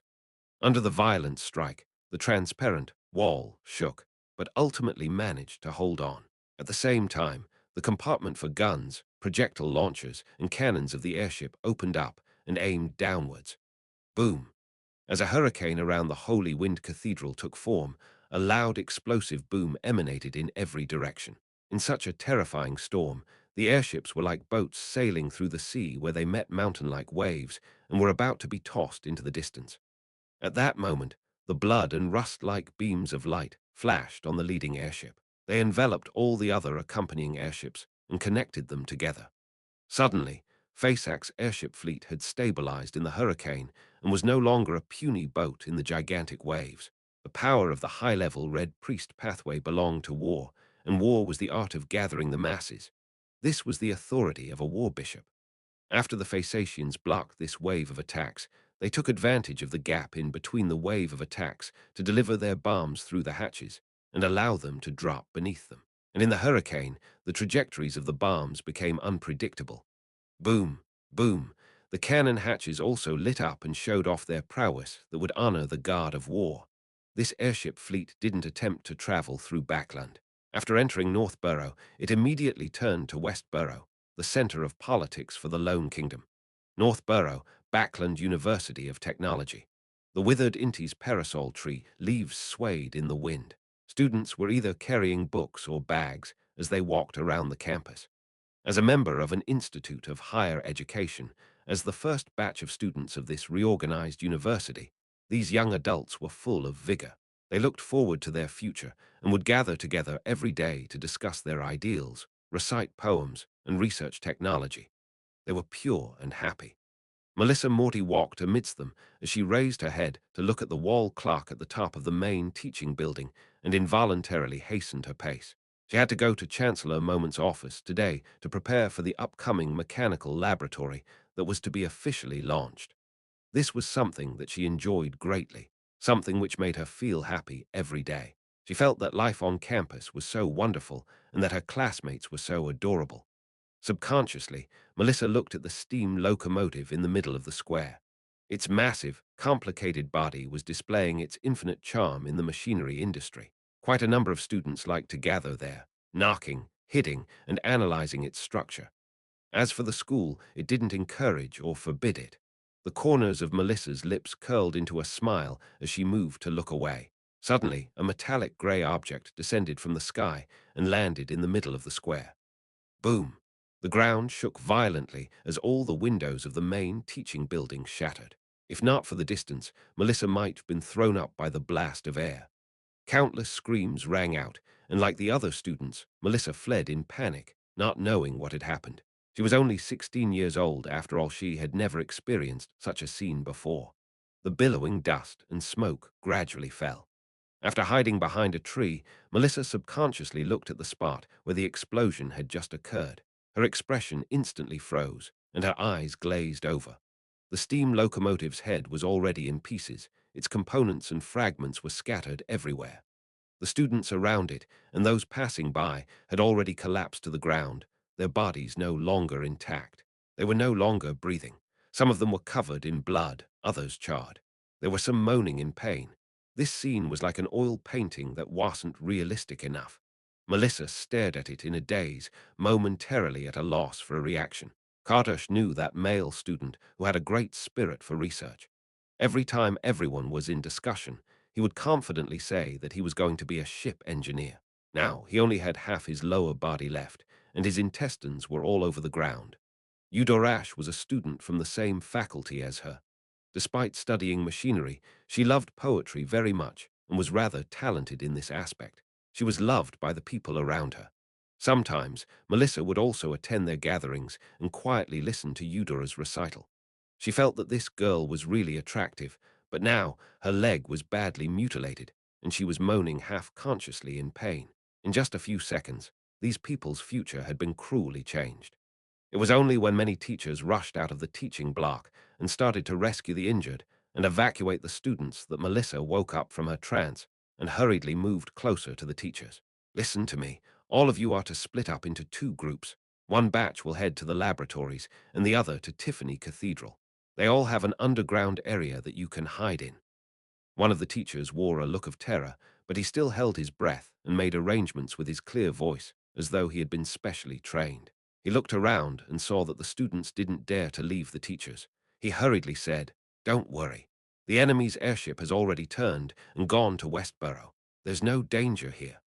His words were accompanied by a rumbling explosion that came from the southwest. Westboro, the kingdom's parliament, various departments, and municipal halls are there. Upon hearing the teacher's words, Melissa immediately thought of many things. As the light in her eyes flickered, she suddenly pursed her lips tightly and ran towards the school gate, ignoring her teacher calling from behind. As she moved along a sheltered area, Melissa quickly arrived on the streets. She panted heavily and looked around, trying to get her bearings. At that moment, she saw the subway entrance nearby. Although she was flustered, she still remembered what the teacher had just said. Underground area that you can hide in. Isn't the subway underground?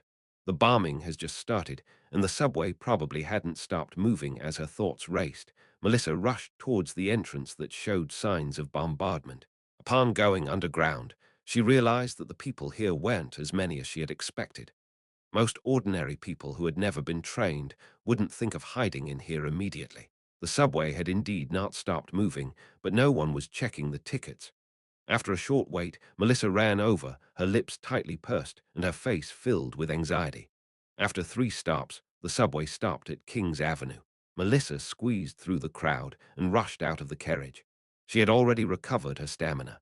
She ran along the stairs, her speed increasing ever so slightly before she quickly reached the surface. At this moment, whatever she could see was in a state of chaos. Many buildings had collapsed as they were burning in scarlet flames. Broken limbs, blood, and the dead were everywhere. She could hear cries, screams, and orders. Upon seeing this scene, Melissa became even more anxious as she tried to run towards the 4-story building where the kingdom's Ministry of Finance was located. However, the area had already been sealed. She could see that many window panes had shattered. The walls were riddled with bullet holes, and there were still traces of an explosion. Melissa tried to enter the perimeter, but was stopped by the soldiers who were maintaining order. This only served to increase her anxiety as her eyes reddened. At this moment, she saw a familiar figure. It was the black-haired, brown-eyed Benson who wasn't wearing a hat. Upon seeing Melissa, Benson immediately rushed over. He looked anxious and angry as he shouted, "Why are you here? Why aren't you hiding underground? I'm very safe here. Quick, follow me there." Did you not go underground? Either Melissa, who had never been shouted at by her brother, wanted to instinctively retort, but her vision was already blurry. Few after he shouted, he let out a breath and softened his tone. "It's good that you're okay. Quick, don't wander around on the streets." Upon hearing his words, the panic and concern in Melissa's heart calmed down. At this moment, she felt that even if she were to die, it wouldn't be that scary anymore. At least, she wouldn't be the only one left at home. At this moment, a bomb was blown over by a hurricane and was landing towards the area. But suddenly, the bomb changed directions abruptly and flew off horizontally. Boom! It exploded in midair, only stirring up a blast of air. Chapter 1084. The People in War. Boom, boom. In the building at Sherwood Burrows, 17 Minsk Street, the female owner of the building, Stellin Sama, and her maidservants heard a loud explosion from afar. She fearfully hid in a corner of the room, feeling as though the ground beneath her feet was trembling. Only after the constant, terrifying commotion started to fade away did she straighten her body and look left and right with an unusually strained mind. What exactly happened? The two maidservants simultaneously shook their heads. They were both at a loss and also afraid. As soon as she left the comer of the room, she instinctively wanted to walk out of the room and talk to her neighbors to figure out what had just happened. However, she was worried that another attack would happen again, so she had no choice but to pace around in the living room. After a few minutes, she suddenly heard the sound of the door opening. She quickly turned her head and realized that her husband, Luke Sammer, had returned with his valet. "Aren't you working?" Stellin asked subconsciously. The stout Luke replied solemnly, "I happened to pass by the vicinity and came back immediately. Quick, put on your coat. Let's go to the cathedral now." "What happened? What happened?" Stellin asked again. Luke took 2 steps forward and said, "Faceax airships are bombarding Backland." How could this be?" Stellin's eyes widened in disbelief. "Now is not the time to discuss this. Whatever it is, it has already happened. We have to go to the cathedral immediately." Luke gave his wife a hug. "Don't worry too much. I think those airships aren't heading over." All right, Stellin replied in a panic. As she wore the coat the maidservant had brought over, she instinctively said with concern, "What about the children?" "They're at the church's school, so there will be people who will arrange for them to take shelter. We don't have the time to reach them," Luke said calmly. "All right." Stellin made a prayer gesture, hoping that the deity she believed in would provide them with protection. The two of them, along with their male and female servants, quickly exited their house and walked towards the other end of the street. As she passed by Unit 58, Stellin took a glance and whispered, "Previously, I had laughed at Lawyer Jurgen, saying that he gave up a lot of opportunities in Backland from moving to the south just because of Mrs. Doris' ailments. Now I'm starting to envy him." Luke shot her a look and said, "Don't worry too much. It'll be fine." While walking quickly, Stellin couldn't help but ask, "Luke, are we fleeing Backland?" "No, there's no need," Luke Sammer answered firmly. "This was just an accident." Seeing that his wife was clearly confused, he added, "Backland is the capital of the kingdom, so it has to be the most well-defended area. This time, it was just an oversight that no one expected. The next time, the Phasacians won't have another chance. The kingdom has the strongest military in the northern and southern continents. The Phasacians will definitely be taught a lesson. There's no way they can invade Backland again.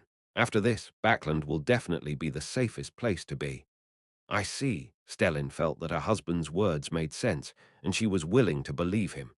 After the explanation, Luke fell silent for a few seconds. "However, we still have to make some preparations. Once the church announces that we can move freely, we'll immediately fetch the children back and buy more food. We'll buy as much as we can." Inside a public school in the Backland Bridge area, due to the distance, Daisy and her classmates didn't realize what had happened in the North and West boroughs, nor did they sense the chaos that had spread from Hillston Borough to Sherwood Borough. However, teachers still came to their classrooms and arranged for them to line up to head to the nearest cathedral. This made Daisy recall the great smog of Backland last year. Back then, they had also been asked to hide in the cathedral beside the school. Did something similar happen again? The trauma in Daisy's heart made her tremble slightly as she felt intense sadness and anger. When she passed by the door, she couldn't help but turn her head to look at the teacher in charge and ask, "Is it another disaster?" Maybe. The teacher didn't know the details and had only followed the orders sent by a telegram. "Is there a disaster like this every year, or maybe even more than one?" Daisy asked, with a slightly ethereal voice with a tinge of innocence. The teacher looked at her with pity and shook his head. "All difficulties will pass. God will protect everyone."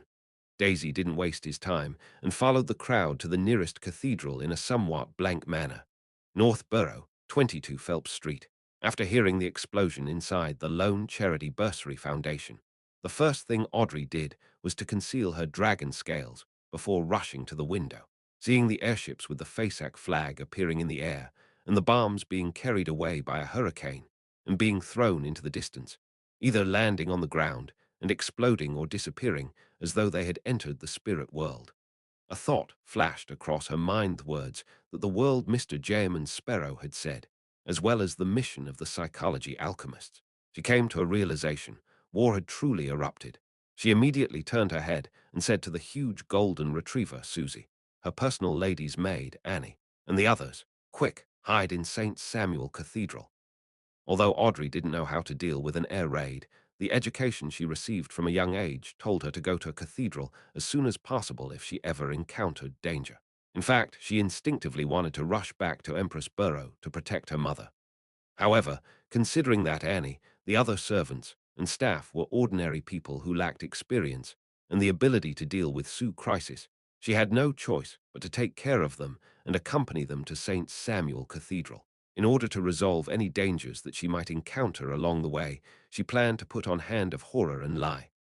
On the one hand, she could distort the trajectory of bullets, while on the other hand, she could control flames and trigger the bombs in advance. In the face of long-range attacks, the Beyonder powers of the spectator pathway were indeed not effective. While secretly protecting her servants and the Foundation staff, she successfully entered St. Samuel Cathedral and saw a few bishops and priests approaching her. "Miss Audrey, you don't have to worry about the Earl and his wife, as well as Lord Hibbert. They have people to protect them. An air raid like this won't harm them. Besides, you also know how grand your family basement is and how strong it is." One of the bishops quickly brought her to the side to console her. After taking off her fishnet gloves, she nodded and acknowledged the words of the bishop. She was no longer in a hurry to return home and instead asked, "What's the current situation like?" "The Phasacians have lost 2 airships and have moved towards Westborough. Don't worry, all the defenses have been mustered. They won't cause any further damage." After a simple exchange of words, the bishop led Audrey's group towards the underground area of the cathedral, and further below was where the Nighthawks were active. 160 Barkland Street. Butler Walter and a group of servants hid in an underground area which was used as a wine cellar. This was done under Dwayne Dantes' orders, and this gentleman had headed out to find Bishop Electra with his valet. After an unknown period of time, Walter and company heard a knock on the door. Through the peephole, they confirmed that their employer had returned. "There aren't any more raids now, but it's best you hide at St. Samuel Cathedral for a while," Klein said as he surveyed the area. "Yes, sir," Walter replied on behalf of the servants before asking, "And after that?"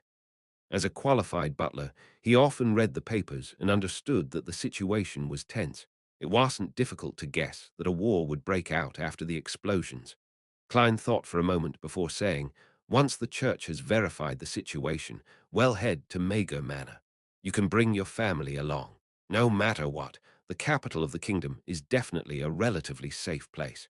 And the manor at the periphery of the capital definitely wouldn't be a target of air raids, as it's of no value. Yes, there's enough food in Mago Manor, and there's a large supply of wine. Even if the war were to be extended for a long time, we won't have to worry about starving to death."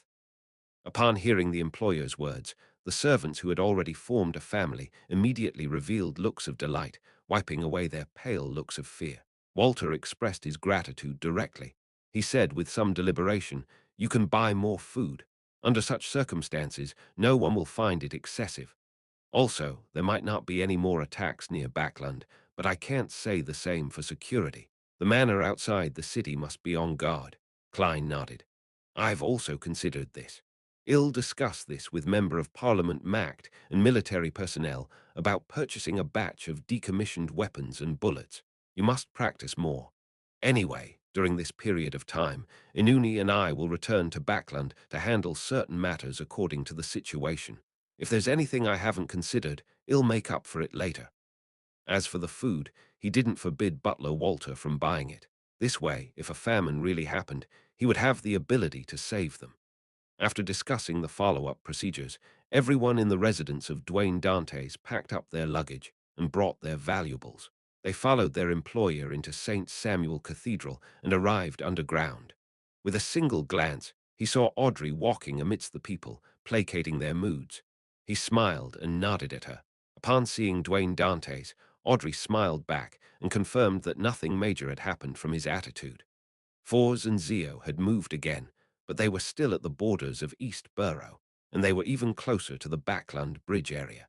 After waking up naturally, Fours rubbed her hair and walked out of the bedroom to prepare lunch.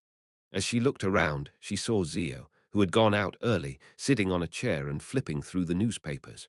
"What's wrong?" Fours asked blankly. Zio frowned and said, "The Phasacians' air raids bombed North and West Borough." "What?" Fours first blurted out before recalling the matters that had been discussed at the Tarot Club. At that moment, a paperboy's voice came from outside. "Extra, extra, the kingdom declares war on Fasak. Extra, extra, the kingdom declares war on Fasak." Chapter 1085, scrutinizing the situation. Extra, extra, the kingdom declares war on Fasak. On the way from Mago Manor to Backland, Klein heard the paperboy shouting on the streets with brisk steps while on a horse carriage. Although he had already made preparations, he still sighed after confirming that the war had truly erupted. He couldn't help but feel depressed again. The grudge from having Sanya Island, a key territory, taken away the conflict over the rights of the colonies, the defeat from the previous war, the political corruption, leading to a recession ever since the repeal of the Grain Act. Many farmers of the kingdom have gone bankrupt due to the importing of foreign food products.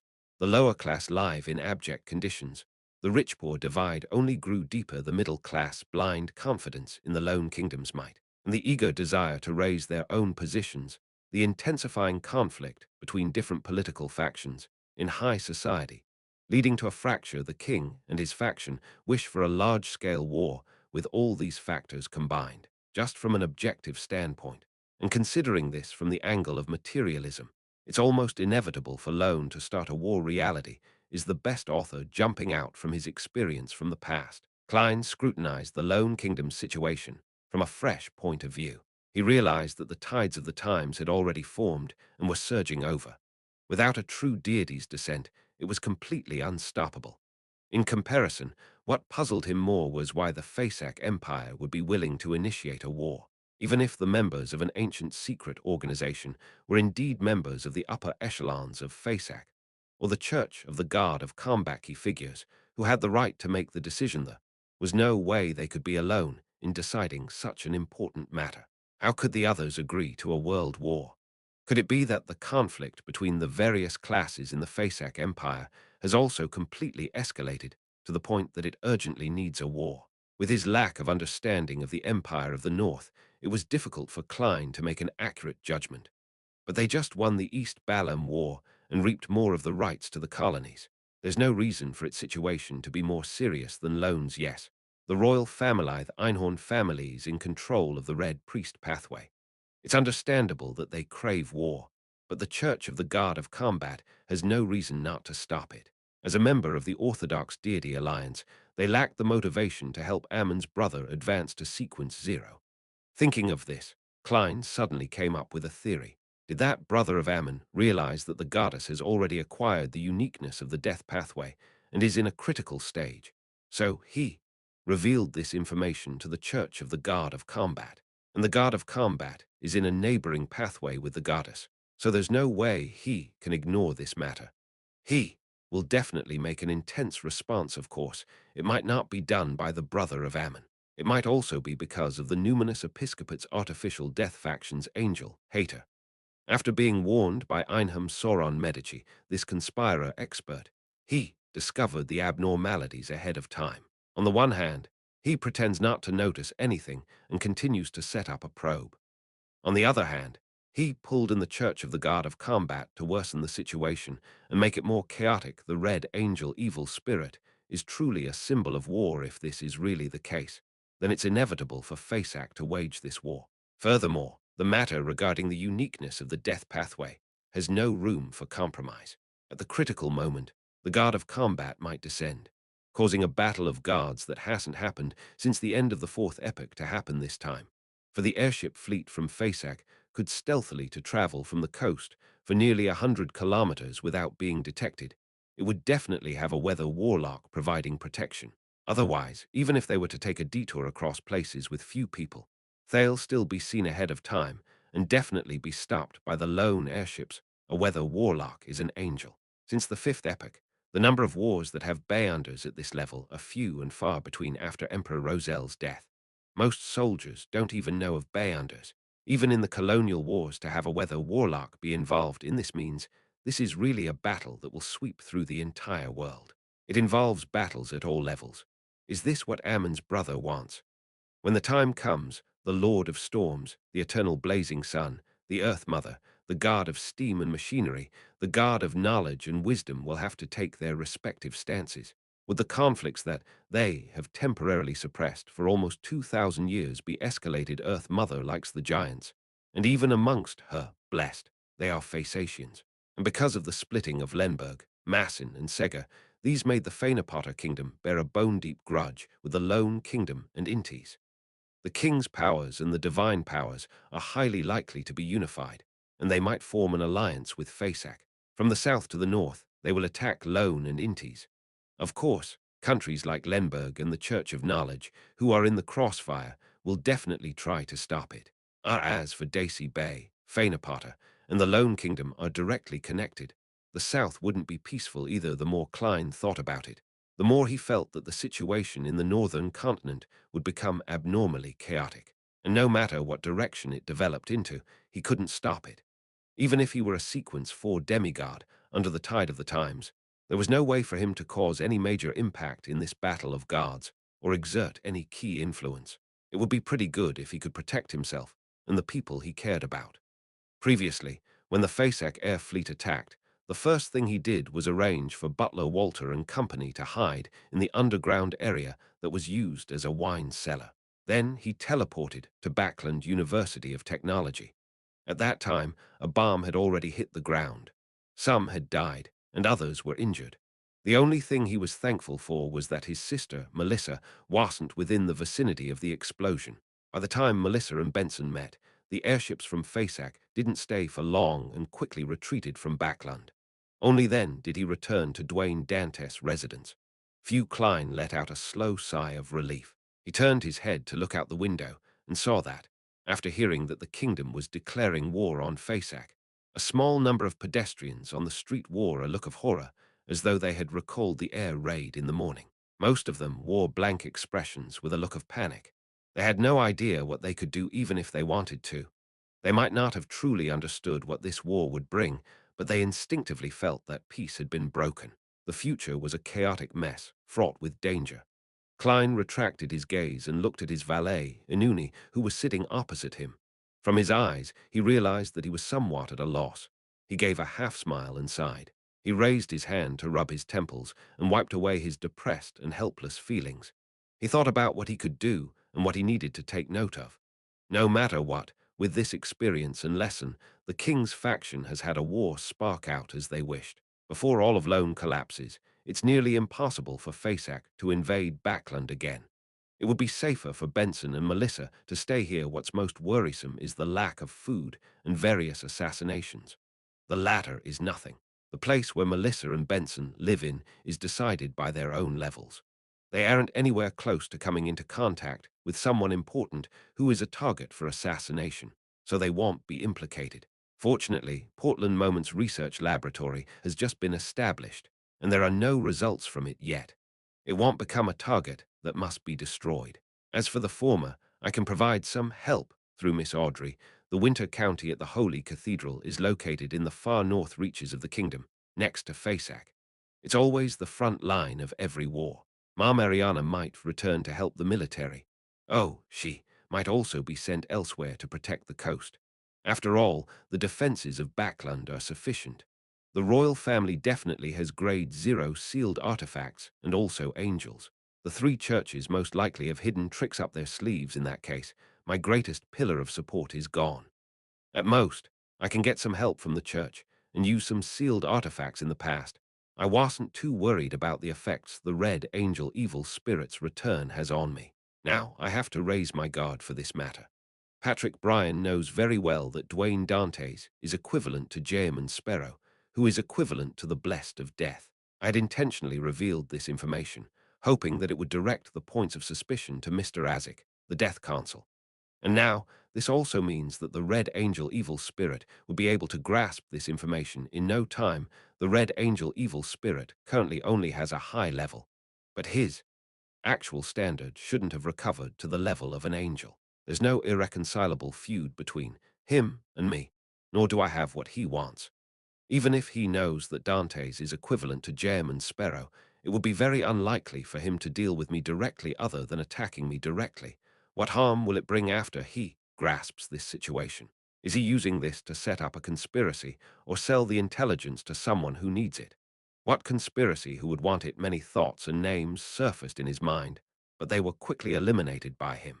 This included Ammon's brother and the Angel of Fate Ouroboros.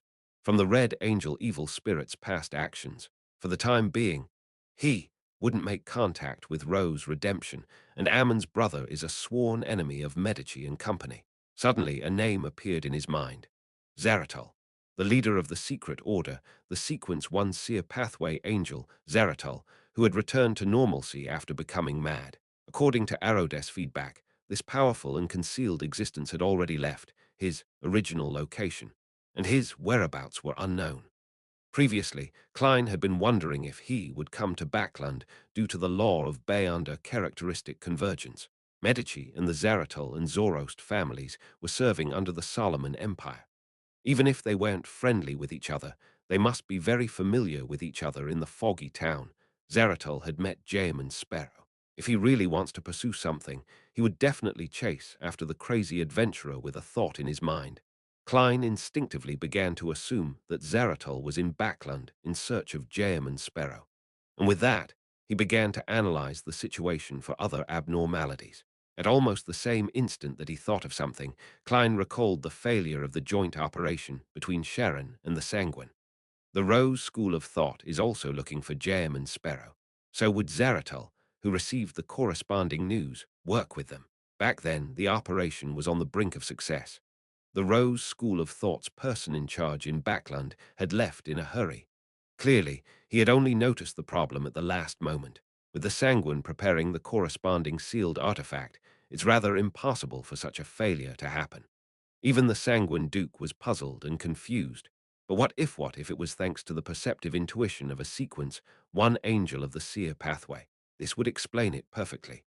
Back then, Zaratol was sitting opposite the Rose School of Thought's Backland person in charge.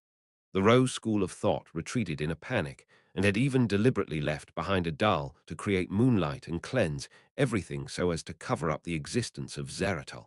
Also, the fact that Jaeman Sparrow has a certain relationship with the Death Council isn't a secret. Will Zaratol spread out all his marionettes and sense if there's the power of death in Backland? Previously, when Patrick Bryan was holding rituals, there was actually Zaratol's marionette watching him. If the Red Angel evil spirit has already sold the intelligence to Zaratol, then wouldn't my returning to Barkland Street in such a chaotic situation be giving myself up? His pupils constricted, and he immediately said to the coachman in front, "Just stop here. I suddenly thought of something else I need to settle." After he said that, he felt extremely tense, afraid that the coachman wouldn't answer him and continue driving. Fortunately, none of this happened. The horse carriage stopped by the side of the road, and with his valet, Inuni, Klein walked towards a small alley nearby. Immediately following that, he snapped his fingers and allowed the scarlet flames to emerge from his pocket, covering both himself and his marionette. He had to rush to St. Samuel Cathedral as soon as possible in a concealed manner. With a flash of flames, their two figures disappeared. However, after completing a leap, the flames within his senses suddenly disappeared, all of them. A spacious living room appeared in front of him. On an ordinary reclining chair was a tall and thin man. He was young and had southern continent blood in him. He looked rather handsome and appeared a little anemic. The Red Angel evil spirit, Sauron Einham Medici. This red angel played with a ball of scarlet red flames in his hand as the corners of his mouth curled up. You actually sensed it earlier than I expected. Heh, using flaming jump in front of me. Chapter 1086. A simple inference the moment he saw the red angel evil spirit. Klein's pupils dilated. The human-skinned glove on his left hand suddenly turned transparent. He didn't listen to what the other party had to say. His instinctive reaction was to immediately teleport away, but at this moment, the spirit world that entered his eyes was different from usual. Countless transparent creatures in indescribable forms were all dyed in a color that was a mixture of iron and blood. The surrounding area was filled with thick smoke, and there were 7 rays of light that contained infinite knowledge hidden above them. It was almost impossible to see them. Klein's heart skipped a beat. He didn't rashly teleport. Upon seeing this, the Red Angel evil spirit chuckled. "What are you afraid of?" Zaratol, upon hearing this, Klein subconsciously looked around, but he didn't discover anything unusual. The Red Angel evil spirit maintained that annoying smile and pointed to the sofa opposite the reclining chair. "If I had already informed him that Dwayne Dantes is Jaeman Sparrow, and that you will return to 160 Barkland Street in the morning, then the person waiting in the wine cellar wouldn't be a living person. Instead, it would be your hung-up butler and servants, looking as though they were ham left to dry age. Of course, they would similarly welcome you warmly. Sit. Under such circumstances, listening to my thoughts and intentions first isn't a bad thing." He imagined the scene described by the Red Angel evil spirit.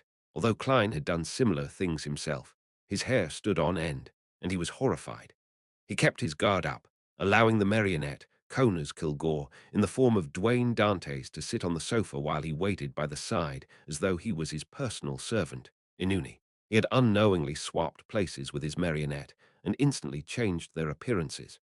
Perhaps it's because you just learned of this information from Patrick Bryan, and you haven't even informed Zaratul yet, Klein retorted through his marionette. At the same time, he determined from the words of the Red Angel evil spirit that Zaratul had really come to Backland. This was a complete and unrestricted, terrifying, and bizarre sequence one angel. It was enough to be called a hidden existence. The Red Angel evil spirit's gaze swept across the valet and his master before smiling. I'll be able to get something I want to know in 15 minutes from a fool like Patrick Bryan. Furthermore, an entire night and a morning has passed since the ritual. You and Miss Messenger might have something in common. Klein made the marionette raise his eyebrows. And so, the Red Angel evil spirit gently rocked the reclining chair it was in. I'm not sure if you've heard of such a saying. When you choose a Beyonder pathway, your corresponding friends and enemies will be determined. As for us, we aren't friends, but we aren't enemies either. Of course, you did have some conflicts with me, but no one suffered any great losses.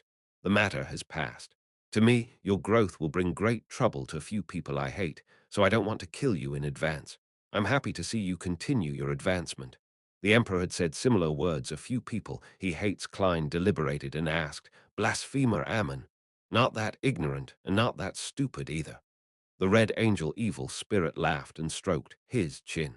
Be it his words or actions, he gave people the urge to hit him.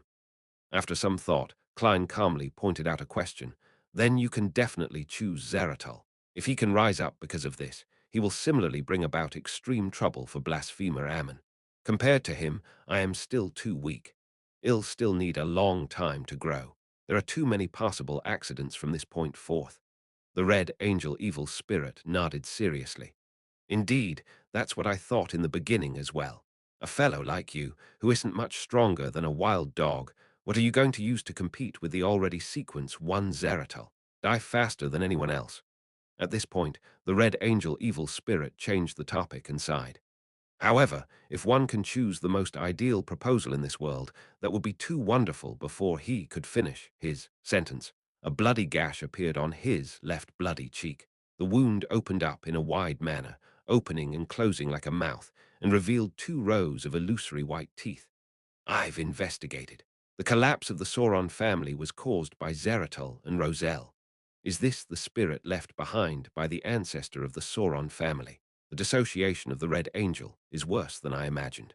No, this isn't considered a normal split personality, but 3 people being stuffed into one body.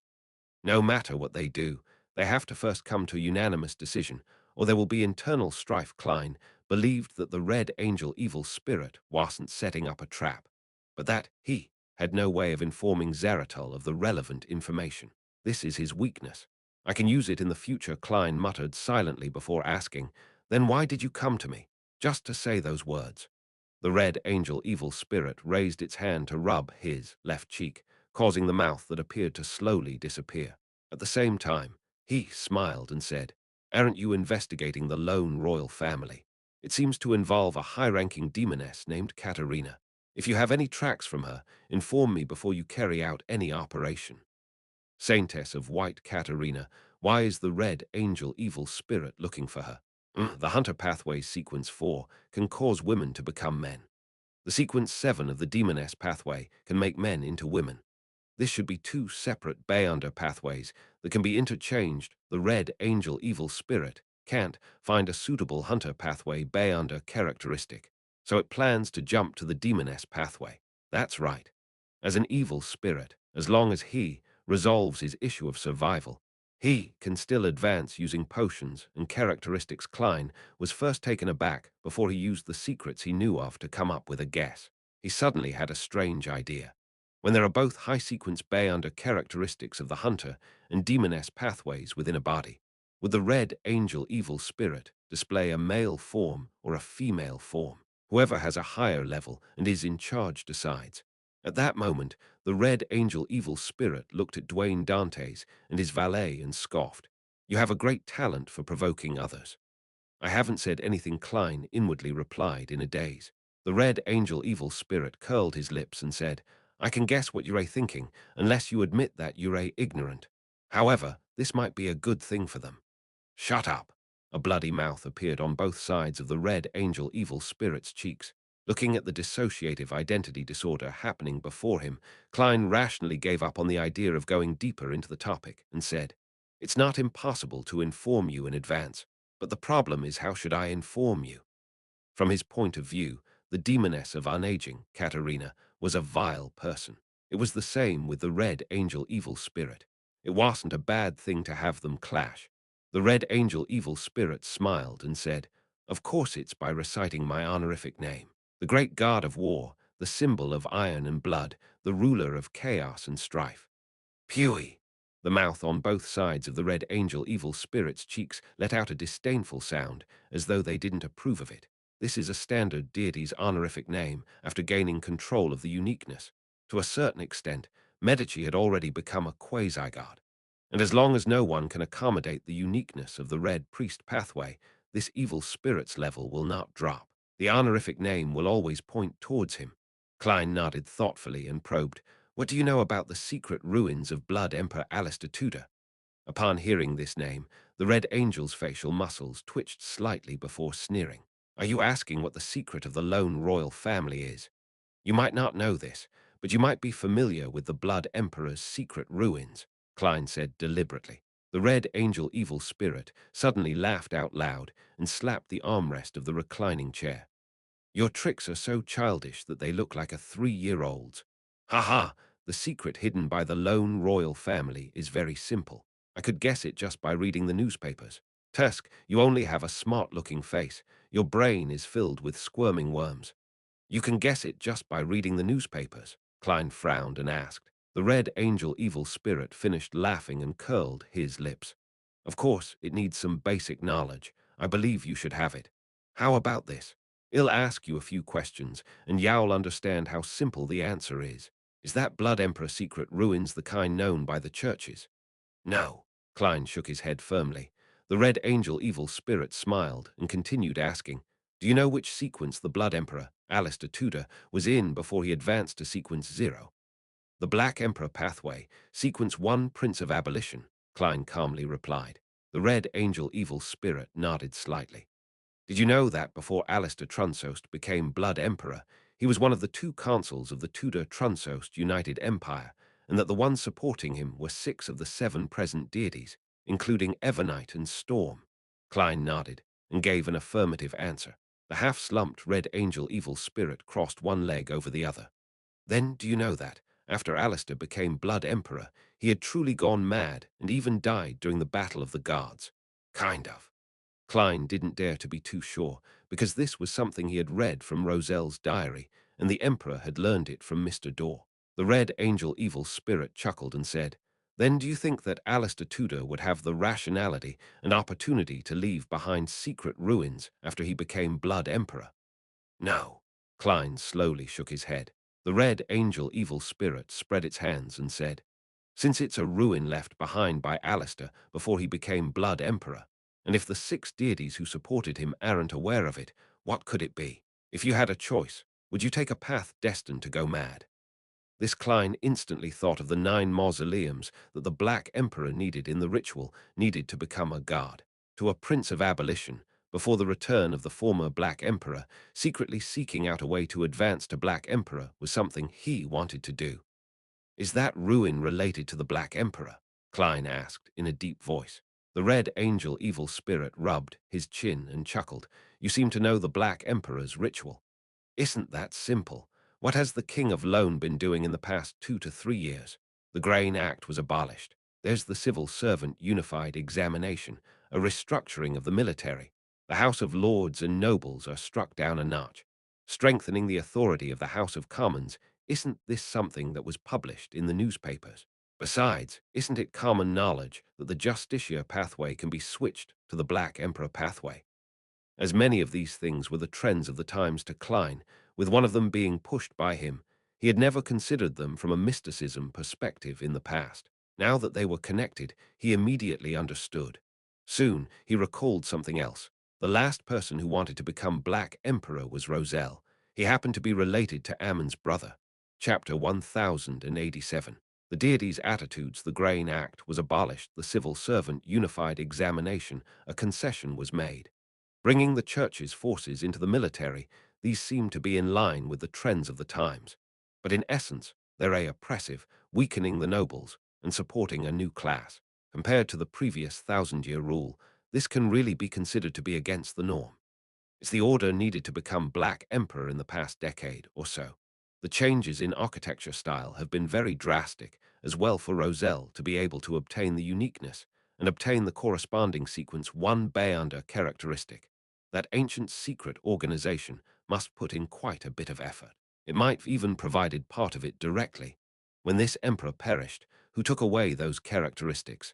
Also, Bernadette has been in Backland for the past few months, and has been coming here frequently, Sai. The main issue is that the asymmetrical aesthetics of the empires in the Fourth Epoch had affected my understanding, making me believe that rules that violate normal circumstances are odd, and against the order that humans would strive for. Now that I think about it again, what does it mean by normal circumstances?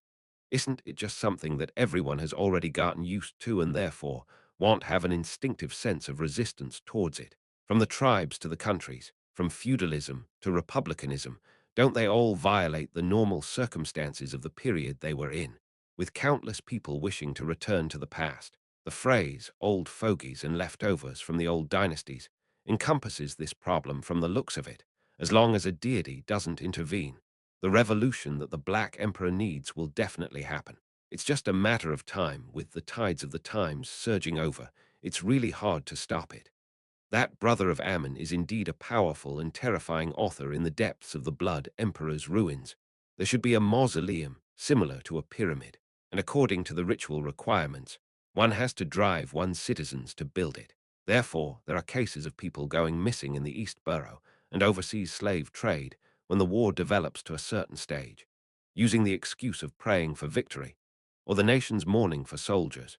A huge gathering with a large number of citizens can be convened to participate in the sacrificial ritual in the various cities, in the royal capital, yes. Many years ago, the lone royal family obtained the crown of the Balam Empire, and they connected the king's name to the title of emperor. What a great plan! When he was alerted by the Red Angel evil spirit's questions, Klein's mind tensed up. Many thoughts flashed through his mind, and at the same time, he had another question. He looked at the tall, thin, young gatekeeper who didn't look rosy.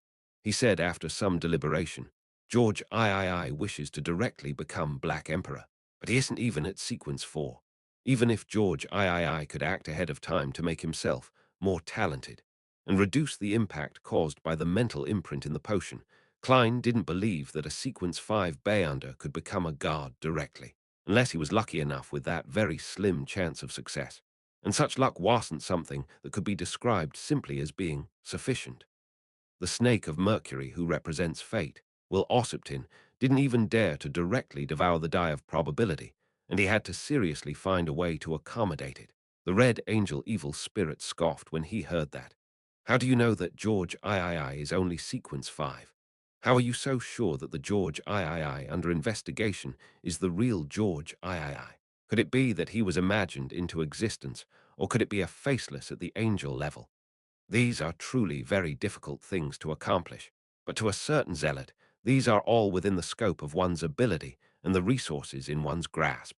I suspect that George III is an official member of the secret organization that was created to mimic our Rose redemption. His true level might already be at the angel level. Heh heh, I wouldn't be surprised if he is already at sequence 1. This, Emperor Roselle once said that the members of that ancient secret organization are all important figures that he couldn't imagine. When they combine forces, other than dealing with the 7 churches, there's nothing that can't be done. This actually includes the king of a country. That's right. Later on, the emperor also became the ruler of Inti's zealot. Is this what the Red Angel evil spirit thinks of Ammon's brother? Although this is clearly a little extreme, with a strong bias, there's a certain reason for it. A nickname isn't given randomly. Klein made his marionette frown slightly. You seem to be able to see through the truth of this matter easily, but why hasn't the Church of Evernite, Storm, and Steam realized this problem? Their understanding of the Black Emperor is no less than yours. After all, the two churches of the Evernite and the Storm had supported the Tudor Trunsost United Empire. The Red Angel Evil Spirit wore an amused expression again as he sized up Dwayne Dance and his valet. How old are you? Why are you still so naive and childish? The six deities and the six churches are not necessarily equivalent at times. The things the six deities know might not be told to the angels and saints beneath them. The red angel evil spirit let out a chortle again when he saw that Dwayne Dance was still frowning in confusion. Trust me, what I said, and what I'll be saying next, is undoubtedly a form of provocation to ruin the image of the six deities, but you can consider whether it's the truth. Let's put it this way. In regards to someone wanting to become the Black Emperor, the attitude of the six Datasa, the seven deities, is rather ambiguous. They often have conflicts of their own. More precisely, they are happy to see a mentally sound Black Emperor be born, but they also wish that it's one they support. Therefore, they will not give any detailed revelations to the various churches. They will only follow the normal procedure and deliver punishment if there are results to the investigation. Otherwise, they will tacitly approve of its development. Of course, during this process, we cannot eliminate the possibility that a certain existence might want to do some damage, but it will not be so direct and obvious, because it will definitely be stopped by the other deities. If it wasn't because he knew of them taking such attitudes, how could George III dare take the risk? All right, now that the war has broken out, he has overcome the crisis. He can wait for the next opportunity. At that moment, Klein thought of the news that had been leaked out during the operation launched at the Blood Emperor ruins. He was momentarily unsure if he should suspect that the upper echelons of the three churches had a member of the ancient secret organization, or that a certain deity had personally reminded Ammon's brother. And if it were the latter, the suspect was undoubtedly not the Lord of Storms. After a moment of silence, Klein hesitantly asked, "So, as long as nothing goes wrong, George III will carry out the ritual to become a god, despite everything that he has done. And if everything goes smoothly and he survives the backlash from the potion, will he ascend to the throne of Black Emperor?" The Red Angel Evil Spirit replied in a relaxed tone, "Is there a problem?" Why would the seven deities? Klein couldn't help but ask. The Red Angel Evil Spirit tusked and said, "Do you want to know? If you want to know, I can tell you now." Just as he was about to say, "Of course," Klein suddenly recalled the warning that Mom Ariana had given him. There are some things that make it easier to be infected the more you know. Both your body and soul will be infected. Once you become an angel, you can seek out the exact answer. As these thoughts flashed through his mind, Klein made his marionette smile. "Forget it then. Very good. You nearly died out of curiosity and foolishness." The Red Angel Evil Spirit shook his head regretfully. He then looked out the window and said, "If there's nothing else, you may leave." "All right." Klein made the marionette stand up and raise his right hand. At this moment, the half-slumped Red Angel Evil Spirit suddenly asked, "I have this nagging feeling that if I had attacked you just now, you wouldn't be completely helpless, am I right?" "Of course. Why do you think I chose flaming jump instead of teleporting? That was to hide the burning of the paper crane in my wallet. This way, Snake of Fate, Will Ossipton's gaze would silently land on me. If anything happens, he would use the yesterday once more charm to deal with an existence at your level. One can't be too careful. How could one not be careful and keep a trump card hidden?" Klein didn't directly answer the Red Angel Evil Spirit's question. He smiled and expressed his tacit agreement. "Pa." He snapped his fingers, causing scarlet flames to surge out of his pocket and envelop him. As the scarlet streams dispersed, Klein's figure disappeared in front of the Red Angel Evil Spirit. Backland at Dr. Aaron Serra's home in a black pram. The chubby baby rubbed his eyes and muttered silently, "Backland really isn't suitable for children to live in." 39 Beekland Street. Having done a divination, Klein saw Member of Parliament Mact, who was about to head to Westborough. "Did you go to Mago Manor? I am planning on letting Rihanna and Hazel hide in Moose Manor." Mact pinched the sockets of his eyes. "I wonder when this side effect will disappear." Klein retracted his gaze from this action and sighed. "I have to prepare some weapons for the manor. so I came to seek your help. Also, if you have the means to get food, you can help me buy some." In his opinion, the low-level citizens weren't able to stock up on food because they didn't have any money at all. At most, they would stock up a few days' worths of food. Therefore, his purchase wouldn't affect them for the time being. Once the food situation worsened, he could donate more of it through Miss Audrey. Before food rationing was implemented, if Klein didn't stockpile, other rich people would do so. Furthermore, they might not donate it. "No problem," Mact agreed without any hesitation. Klein didn't ask about the price, because he had given housekeeper Tanger a total of £50 for such matters. Of course, after confirming that Zaratol was in Backland, and that Dwayne Dance being equivalent to Jaeman Sparrow was known to the Red Angel evil spirit, he decided not to return to Mago Manor. He planned on changing his identity so as not to affect the innocent. As for the excuse, it had been arranged by the Church of Evernight that he would perform certain tasks and that he was unable to return for a long period of time. If there was a charity event that required his help, he gave Miss Audrey the authority to stand in his place. Chapter 1088. Hiding in secret on the way to St. Samuel Cathedral from Barkland Street, Klein passed by the Lone Charity Bursary Foundation at 22 Phelps Street. He was surprised to find that the door was still open. As the initiator and current director, he placed quite a bit of concern over this matter. He temporarily slowed down and walked over. Just as he entered the door, he saw Miss Audrey walking down from the second floor with her personal maidservant, a big golden retriever, and a few staff members beside her. "Good afternoon." In this situation, there doesn't seem to be a need to insist on doing anything. Klein went forward and voiced out his doubts. Audrey held the newspaper in her hand as she looked at Dwayne Dantes. "Some of our beneficiaries were injured in the air raid. I just went to visit them and arranged for follow-up treatment." The noble lady's eyes were slightly red, as though she had seen all sorts of heart-wrenching scenes in the hospital. "May the goddess bless them." Klein came to a realization and drew a crimson moon on his chest. He took the opportunity to say the idea that he had come up with long ago. "I plan to donate some more money to buy food, medicine, and medical equipment for the foundation. In this man-made disaster, we can do more things." "A brilliant idea. Those who are suffering will be grateful to you from the bottom of their hearts, Mr. Dantes."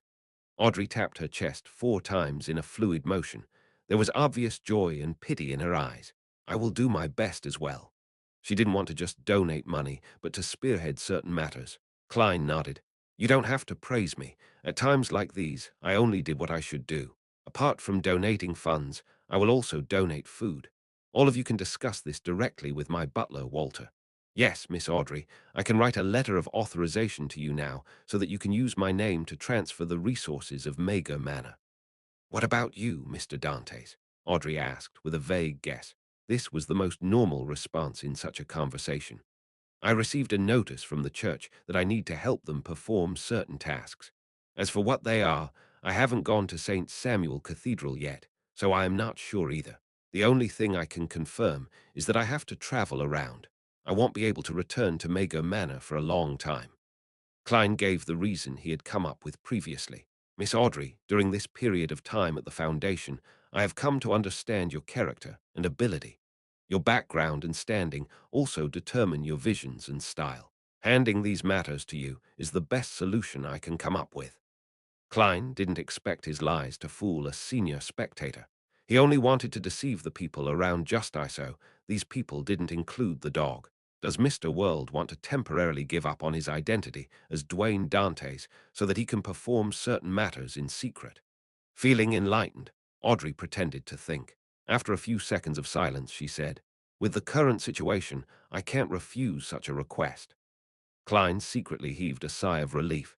He immediately got his personal servant, Inuni, to go upstairs to get a piece of paper and a pen.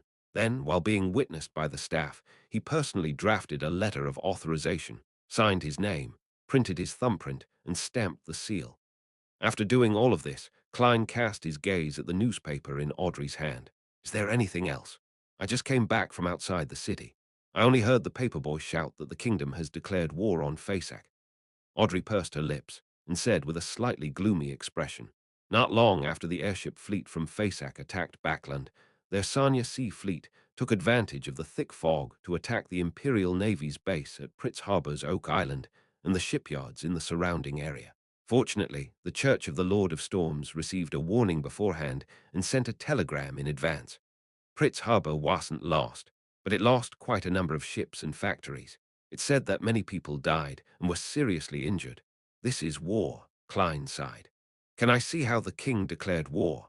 Audrey knew that there was something wrong with King George III, so she could tell that Mr. World was hiding his contempt. She didn't refuse and handed the newspaper over. It was the Tussock Times. Without needing to spread it open, he directly saw the king's declaration on the headlines. 708 years ago, the Phasacians took away Sanya Island from us. A year ago, the Phasacians stole half of our interests in East Balam. Today, they bombarded Backland and attacked Pritz Harbor. Many Lonese were killed and injured, and their blood has stained the ground. There's no way for us to back down any further. We can only be bullied again and again by the Phasacians if we back off. If we continue retreating, we will lose all our interests overseas. Large amounts of our products will not be sold. Countless workers will lose their jobs, and even more peasants will go bankrupt. Everything from the past and now states that justice is in our hands, and we have enough strength to seize complete victory. Everyone, I, your Emperor, George III, represent the Parliament and the kingdom's government to declare war on Fasak. Unless they raise the white flag and surrender, we will never stop advancing. Advance, we shall take back Sanya Island. Advance, we shall conquer St. Millum. Victory will definitely belong to us. The guards will be with us. Klein quickly browsed through it and used his clown ability to stop his lips from curling up. He then returned the Tussock Times to Audrey. He took off his hat and bowed. "I'll leave the rest to you." "I will, please rest assured." Audrey held the letter of authorization and newspapers and bowed. Without any further delay, Klein left the Lone Charity Bursary Foundation with his valet, Inuni, and arrived at St. Samuel Cathedral. At that moment, the church no longer had many believers present. Most of them had returned to their homes, busy preparing for their life with war having been declared. In the dark and quiet environment, Klein found a seat and sat down. He took off his hat, clasped his hands, and placed them in front of his mouth and nose. He softly recited the honorific name of the Evernite goddess, then said, "I received news from the Red Angel Evil Spirit that it's very likely that Zaratul has already arrived in Backland. As for the secret ruins of the Blood Emperor, there's a high chance that it's the mausoleum needed for the Black Emperor ritual." After the prayer, Klein waited patiently for a while. He saw the Archbishop, Anthony Stevenson, enter from the side door and walk towards him. This saint was clean-shaven. He wore a black robe that had the Crimson Moon's emblem on it. He walked without making a sound, as though he was the night that slowly descended. Anthony didn't say a word after he approached Dwayne Dantes. He only signaled with his eyes before turning towards the library. With that, Klein got up, put on his hat, and followed silently behind. As for his personal servant, Inuni, he held his cane and walked to the entrance of the cathedral to wait. Outside the library, Archbishop Anthony turned around and revealed a smile. He said to Dwayne Dantes, "War has erupted. There are too many things that need to be done. As a devout believer of the goddess, are you willing to provide some help?" Indeed, from the looks of it, Ma Mariana has left Backland as Klein sighed. He drew the crimson moon on his chest. "It's my honor. Praise the lady." After responding, he immediately asked, "What do you need me to do?" "I'll inform you when needed. Try not to go home during this period of time," St. Anthony said in an illogical tone. And in an instant, he understood what the other party meant. He had to hide for now. They had no time to deal with Zaratul. At most, they could provide him protection within a certain range. Just as I thought, the goddess is digesting the uniqueness of the death pathway. She will not be able to do a divine descent for a long period of time. The upper echelons of the church have to deal with the war, while the negative effects of Grade 0 sealed artifacts are more terrifying than the last. Klein nodded gently. "Yes, your grace. May the goddess bless you." St. Anthony drew the crimson moon. "Praise the lady. The only escape is tranquility." Klein responded with a familiar gesture. Then he left St. Samuel Cathedral and headed to another street with his valet. After walking for a while, both of them disappeared at some point in time. East Borough, in a two-bedroom rental apartment. Wearing an ordinary face, Klein took out the adventurer's harmonica and and blew at it. Soon, Rionette Tinecare walked out of the void with four bland, red-eyed heads in hand. She wasn't surprised by her contractor's appearance. Without giving a letter, he directly said, "Tell Miss Sharon and Marie that Zaratul has come to Backland and is very likely to be in contact with the Rose School of Thought. They must be careful. It's best not to go to the Bravehearts bar in the near future." Zaratul. This time, Rionette Tinker's four heads spoke at the same time, as though they had spent a great deal of effort to recall who it was. Leader of the Secret Order, a sequence one angel who once lost his mind before becoming normal again. Klein took out a gold coin and handed it to Miss Messenger. He didn't mention that Zaratul was very interested in Jam and Sparrow. He believed that, as a high-level spirit world creature, Miss Messenger would be able to sense his uniqueness to a certain extent. Otherwise, there was no need for this angel to lower her status to be his messenger. If it was for yesterday once more charms, she could provide him help in a more decent manner. As for why Zaratul didn't discover the grey fog's aura in the foggy town, but now shows interest in Jem and Sparrow, Klein believed that there were three reasons. The first reason was that the grey fog's bay under convergence had compelled this powerful seer to come to Backland, and he predicted something. The second reason was that Jem and Sparrow was able to leave the foggy town despite receiving the wrong symbol and return to the real world. The third reason was that Jem and Sparrow was likely related to the organization that believed in the Fool. By the time Zaratul came into contact with the Rose School of Thought and realized that the Mother Tree of Desire was somewhat interested in Jem and Sparrow, even if he didn't have a guess, the importance he placed on Jem and Sparrow would still rise exponentially. Rionette Tinecare didn't say anything else. One of the heads tilted forward and bit the gold coin. After watching Miss Messenger leave, he pulled a chair and sat down. He sized up the sky outside the window across a wooden desk. The layout of the rental apartment was the same as the one he used to live in Tingen City. There was a bedroom inside, and outside of it was a living room, dining room, and study room. There was also a bunk bed. At that moment, in the room, other than him, there were only his marionettes Konas and Inuni. Chapter 1089. A difficult decision. After sitting for a while, Klein raised his hand to rub his temples. He then stood up, took 4 steps counterclockwise, and went above the grey fog. He then conjured Jem and Sparrow. By praying to Mr. Fool, he sent messages to Danitz and the hermit Catlia. The message for the former was to remind him to be careful of the secret order. Although he didn't believe that Zaratul would directly seek out Danitz, a person who had crossed paths with Jem and Sparrow on the surface, there was nothing wrong with reminding him regardless. As a bizarro sorcerer, Klein had a certain level of understanding of the Bayunders of the seer pathway. He believed that those who could truly advance to such a state were sufficiently cautious and careful. This didn't exclude certain oddities and exceptions, but it definitely didn't exclude Zaratul, who was at Sequence 1. And in this situation, in the eyes of an angel who was in control of enough secrets, Danitz was more like bait that was deliberately thrown out to fish for certain targets. Therefore, it was highly likely that Zaratul would very carefully and cautiously avoid him. At most, he would send members of the secret order to do some direct or indirect investigations. By the same logic, the message that Klein gave the hermit Catlia had the same content. However, this wasn't the main point. The main point was for her to immediately contact Queen Mystic Bernadette, saying that Jem and Sparrow wanted to meet her as soon as possible.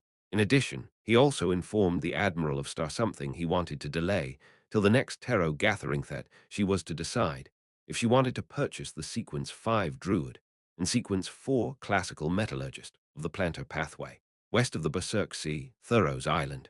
Danitz, who was gathering clues about Vice Admiral Ailment, held a cup filled with golden beer when his expression suddenly became extremely complicated. "What's wrong?" You saw someone and recalled an indescribable encounter. Anderson shook the Lanty-proof, distilled liquor in his hand as he teased the abnormal Danitz. Danitz gulped down a mouthful of beer and wiped his mouth with the back of his hand before saying with a somewhat depressed expression, "We have to be careful of secret order members from now on." Ever since he met Jem and Sparrow, such words were a common occurrence for him. His initial reaction had gone from the point of panic to numbness and depression. He suspected that one day he would be listed as being wanted by all organizations of different sizes, except Mr. Fool's organization. Anderson sized up Danitz when he heard that as he chuckled. Sometimes I feel that Jayman Sparrow is more like a hunter than me. Heh, so the two of you have a special method of communication. You don't even need to summon a messenger. Danitz was just about to say a few perfunctory words when a person from Intes rushed into the tavern. He held a telegram and shouted, "Fasak launched an air raid on Backland. Lone has officially declared war. Declared war." Anderson and Danitz looked at each other. By relying on their pathway's characteristics, they acutely caught the scent of a large-scale war.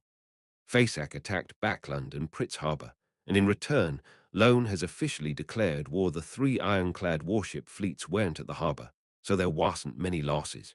They were heading back to the lone Coast Catlier's crew happened to pass through Oravi Island, and they had gathered all sorts of information from the telegrams. Just as she was thinking about how the pirate crew would react in this situation, she suddenly saw an endless grey fog and heard the word Jayman Sparrow. Be careful of the Secret Order members. Be careful of Zaratul, as someone from Intes to a certain extent. What caught Catlier's attention was something that, with the least importance, and it was precisely because of this that she had no doubts about the world Jayman Sparrow's request to meet the Queen as soon as possible. She believed that this was related to the Secret Order and Zaratul. Finally, she said the two potion names softly, Druid Classical Metallurgist.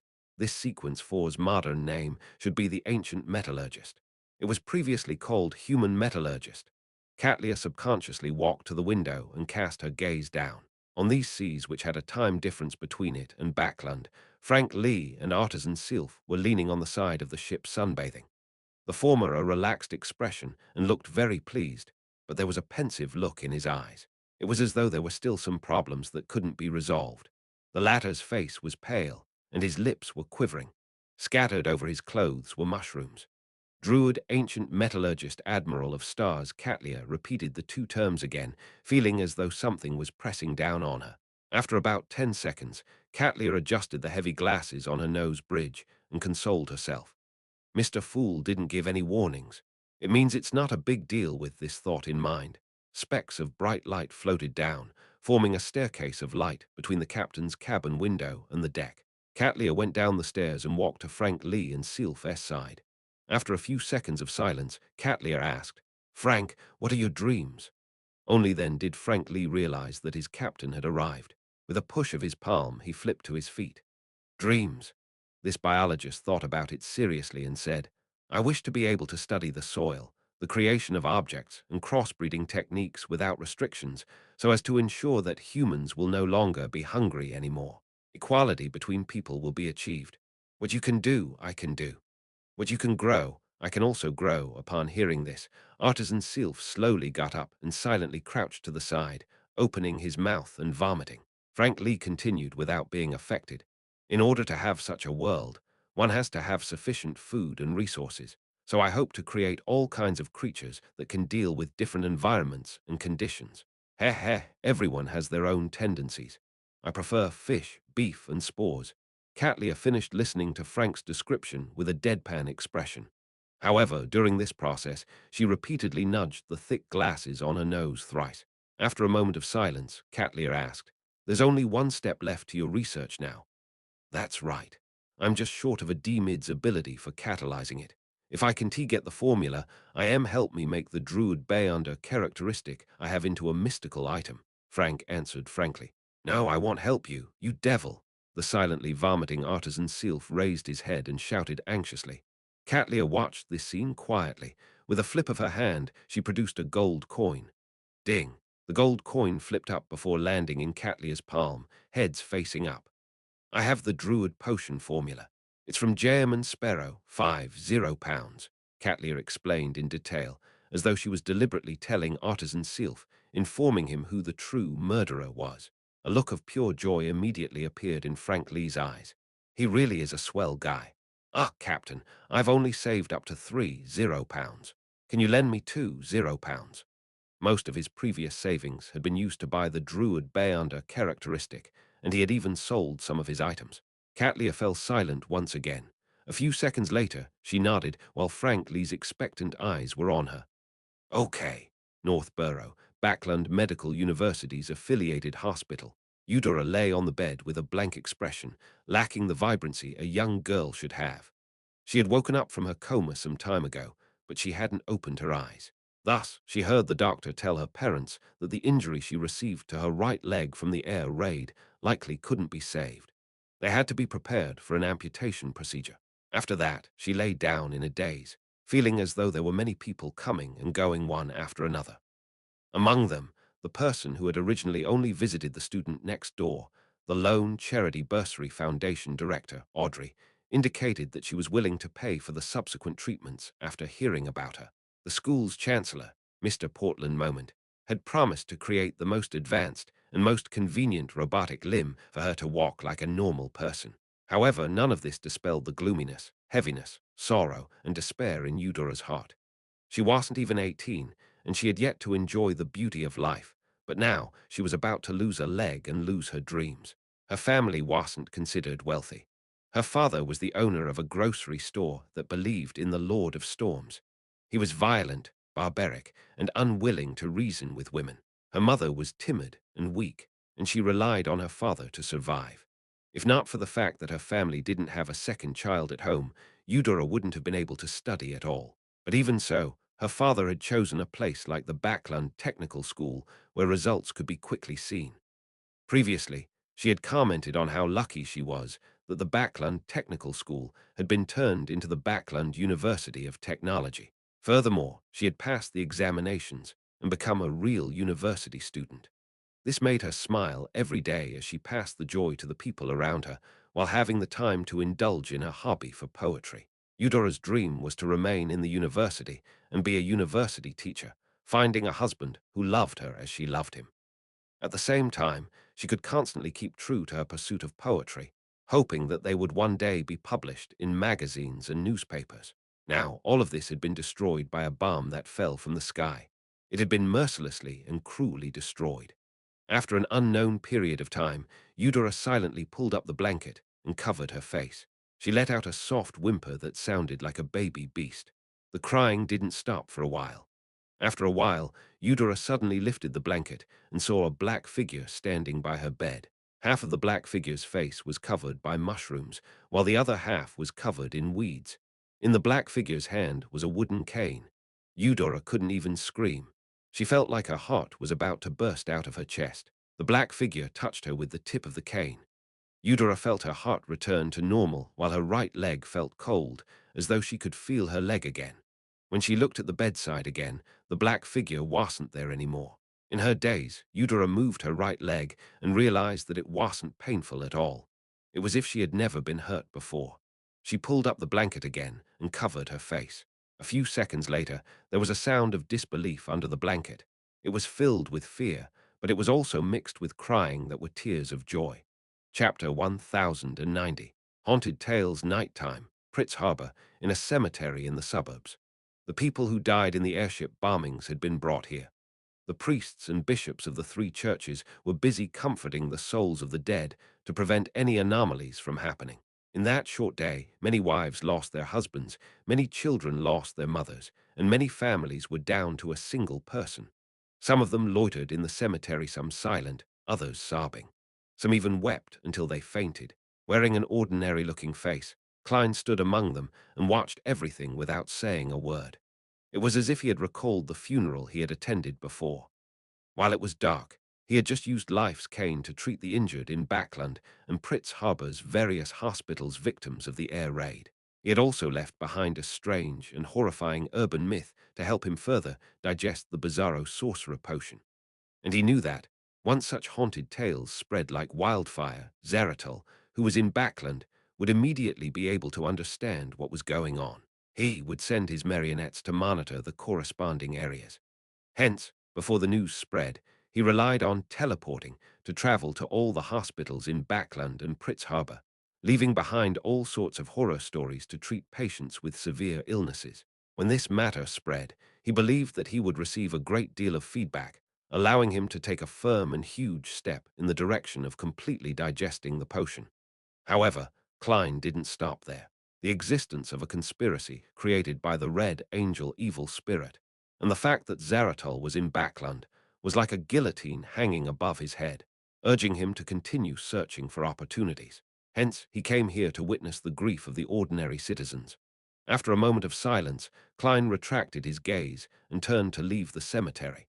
After arriving at an empty spot, his left glove quickly turned dark blue and slippery fish scales grew out.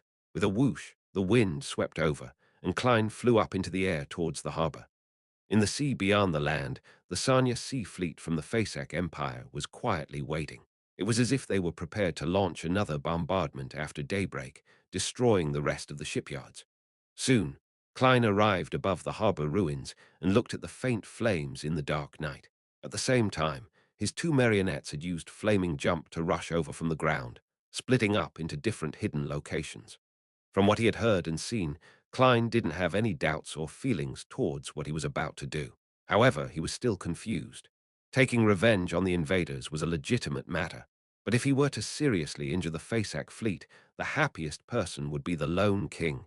George I, the true mastermind behind all of this, one of the culprits who had pushed for war. There are too many principles in this world, but only those who have truly experienced it will realize that there are times when doing nothing is the correct path. It will fill one's heart with conflict with a sigh. Klein turned his attention to the information he had received from the hanged man. The commander of the Sanya Sea Fleet from the Fasak Empire was Admiral Igor Einhorn.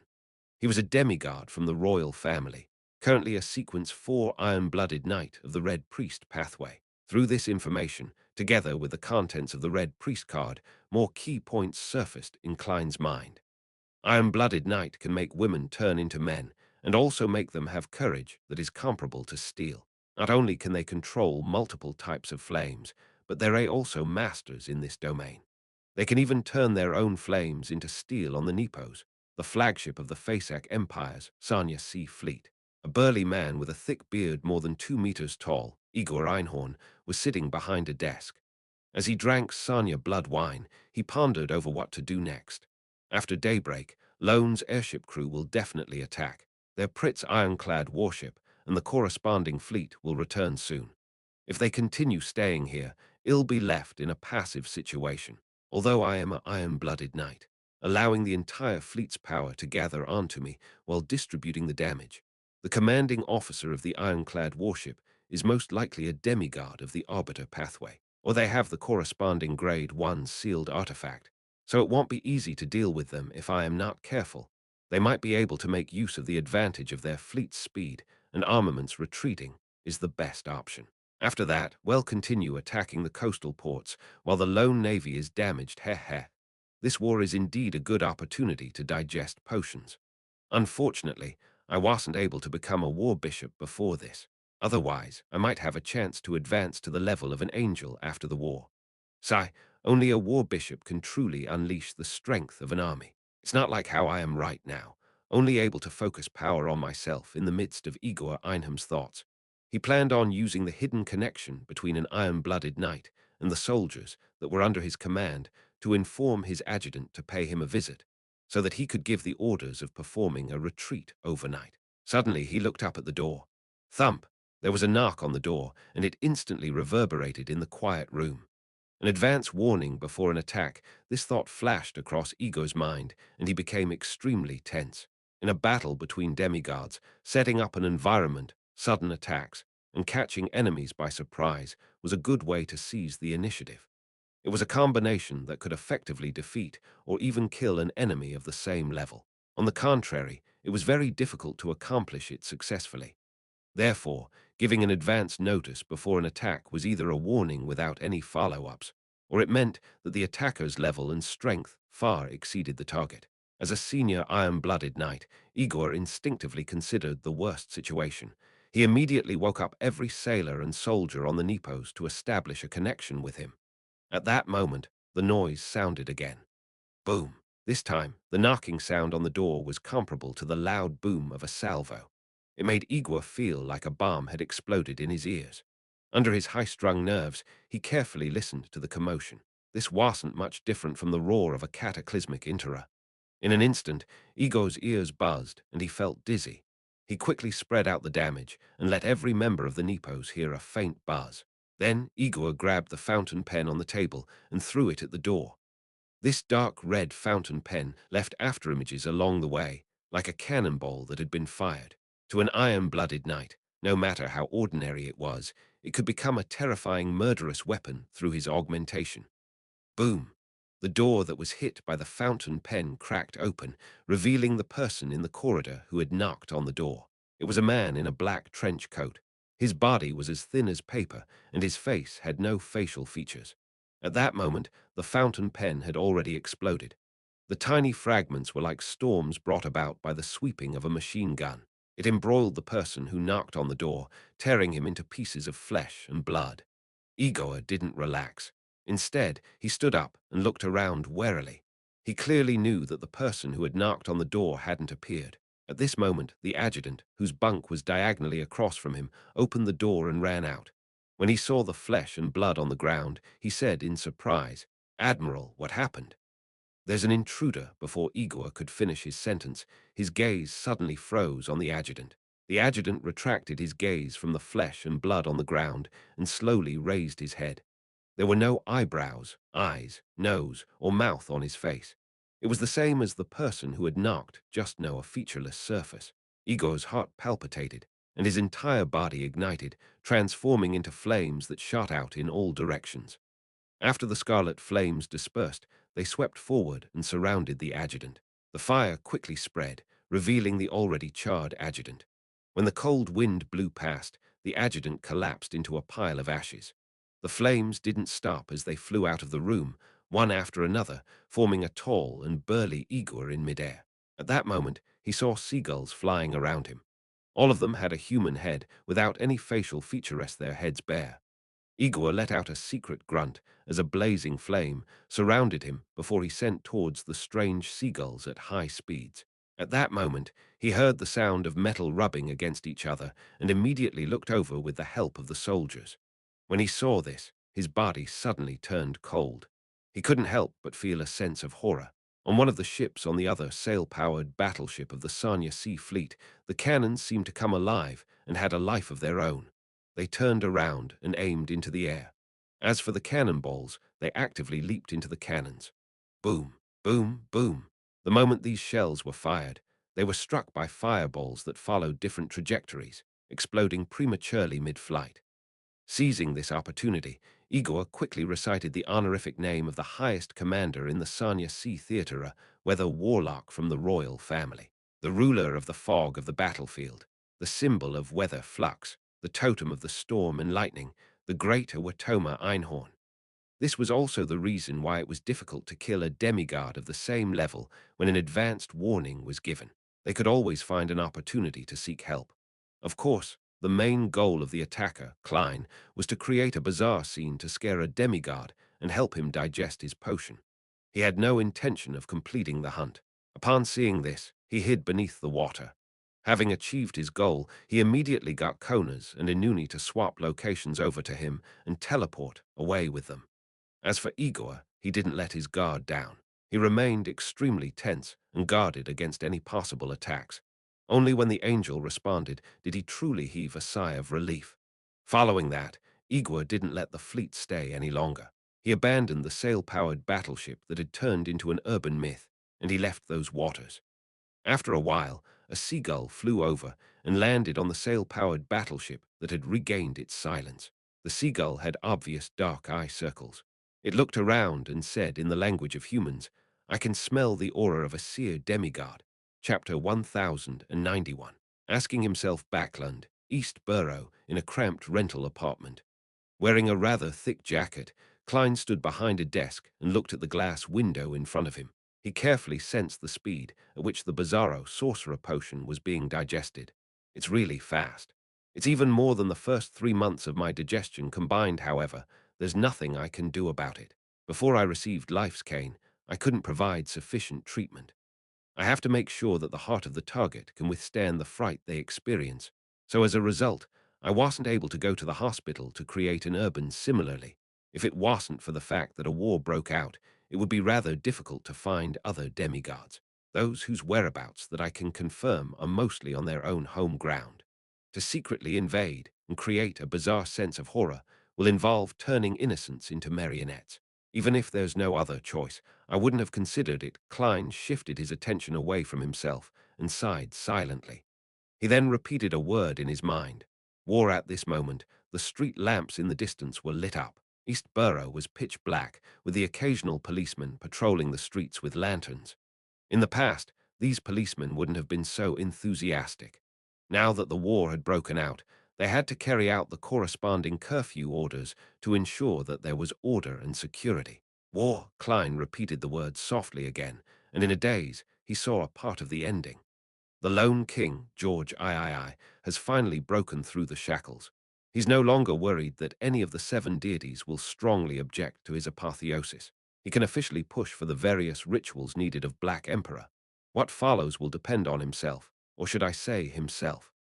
As long as he can withstand the impact of the potion, and as long as he can maintain his rationality, he would be able to ascend to the divine throne and advance to sequence zero. The Einhorn family of Fasak used this war that can embroil the entire world to allow its key members to significantly digest their potions.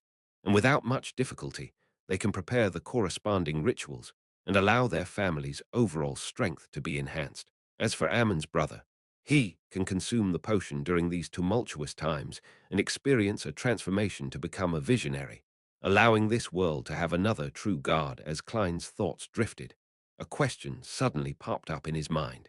Can I accept such an outcome? Can I accept such an outcome? Klein opened his mouth and slowly closed it.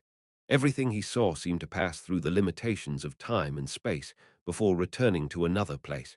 It was the extremely thick, slightly pungent, cold, and moist smog which was yellow and slightly iron-black in color, which had permeated through the entirety of Backland. It was the tramps who were suffering from ailments, hunger, pain, and cold before being pushed to the brink of death. He was also struggling to survive. For the sake of food, he pushed himself with all his might, not daring to slack off at all. Finally, he saw the light of life. He bought his long-awaited ham, but in the hazy smog, he fell to the ground and never got up again. She was a hard-working widow. In order to survive and to provide for her two children, she had abandoned all her dignity and made herself a shrew that spewed vulgarities. With pain-ridden joints that suffered repeatedly from the invasion of the humidity on a daily basis, she supported a roof that could block out the elements. However, the roof had collapsed in the great smog. The child she wanted to protect had died in her arms. It was a young girl who yearned to study and fantasized about a bright future. She doted on her mother and her younger sister, working hard in the room that was filled with moisture, always carrying that tiny bit of hope. However, after the great smog, she was no longer able to see the future she longed for. It was a girl who desperately took in knowledge under the care of her mother and elder sister.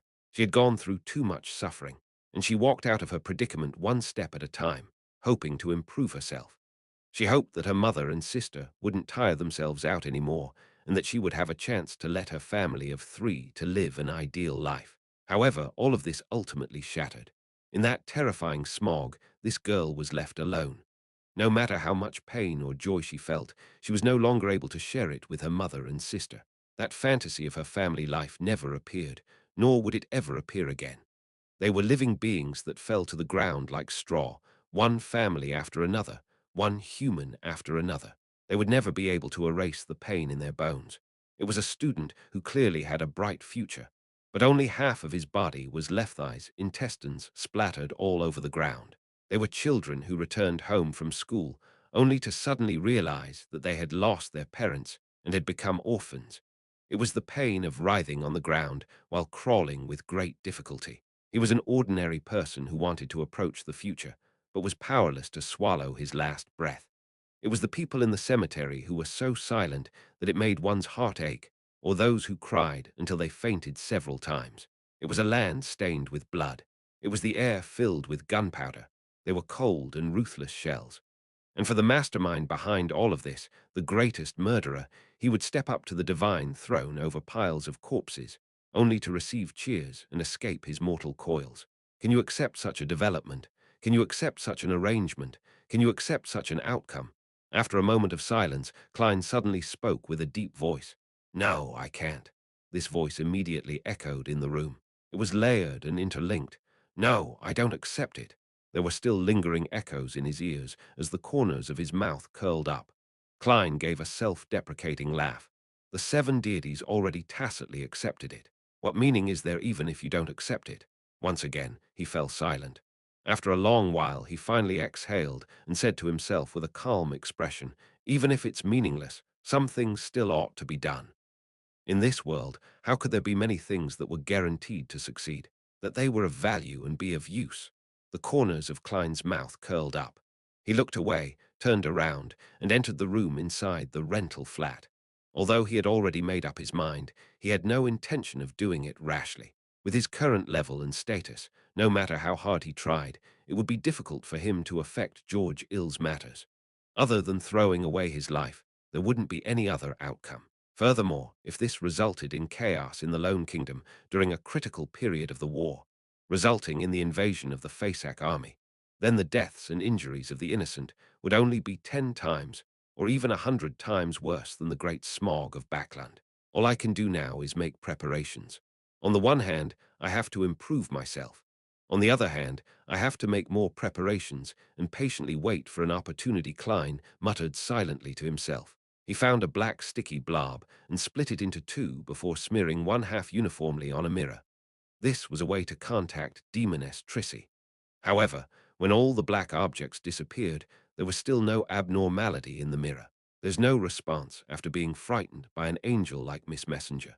Trissy has already decided not to have any contact with J.M. and Sparrow. Klein sighed and walked to the bed to sit down. His thoughts quickly shifted to the reason why the Demoness sect had helped King George III. One of them is that the demonesses need a catastrophe to digest the potion and hold a ritual. The other is that George III has made a promise to them. He promised them that they could openly spread their religion. No, this should be something that the seven deities wouldn't allow, even if the Black Emperor is a sequence zero, and with the primordial demoness and the true creator, they wouldn't be able to fight against the seven deity alliance. Of course, after this war, the existence of an alliance between the seven deities is itself a question in that case. The seven deities that know that George III is working with the demoness sect shouldn't let him become the Black Emperor. The promise is for something else. The demoness pathway has a true guard, and there are very few valuable items left outside similar pathways. Isn't that the Red Priest pathway? George Eno, Ammon's brother, doesn't only know of the secret mausoleum needed by the Black Emperor from Blood Emperor Alistair Tudor, but he also obtained the angel-level Bay under characteristics or Grade 0 sealed artifacts of the Red Priest pathway, with the condition that having a sequence 0 means no sequence 1. This is probably the greatest hope for the upper echelons of the demoness sect to advance further. Yes, the primordial demoness should also be very interested. This can explain why the demoness sect is providing help. The Red Angel evil spirit is searching for Saintess of White Katarina, and it doesn't seem to be as simple as he said no. He didn't say anything else besides using common knowledge and reactions to guide me into thinking that way. Klein's train of thought gradually became clear.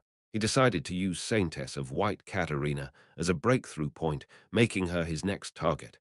However, before that, he had to listen to what Queen Mystic had predicted. He wanted to know what she was planning to do in Backland from her mouth. Only by understanding the situation could he find and seize the opportunity. The next morning, the hermit Catlia conveyed the words of Queen Mystic Bernadette. Today between 12 to 12:30 p.m. at S. Renzo Restaurant, Golden Theatre. It was the name of a private room. When Klein arrived at 11:55 a.m., he used an illusion to deceive the waiter, and he walked all the way to the room and waited patiently. After a while, he took out his golden pocket watch and opened it.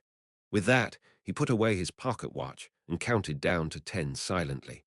Then he raised his hand and knocked on the door of the Golden Theatre. At that moment, his marionette, Konas, was sitting on a bench across the restaurant and reading the newspapers leisurely. Inuni was with a group of students, giving off a flyer that promoted the evilness of Fasak. Of course, the three of them would switch positions from time to time, making it impossible for anyone to make an accurate judgment. "Come in." Bernadette's voice came from the room, very impressive. I didn't notice anyone inside, nor did I notice anyone entering. Well, it's also because I didn't activate my spirit body thread's vision. Klein mumbled to himself before turning the doorknob and pushing the door open. The first thing he saw was large swaths of gold before noticing the chestnut-haired woman sitting at the head of the table. Chapter 1092. Ridiculous People. Bernadette was wearing an inty-styled blouse and was sitting there quietly. Her chestnut-colored hair was naturally draped over her shoulders, and her straight brows were spread out perfectly.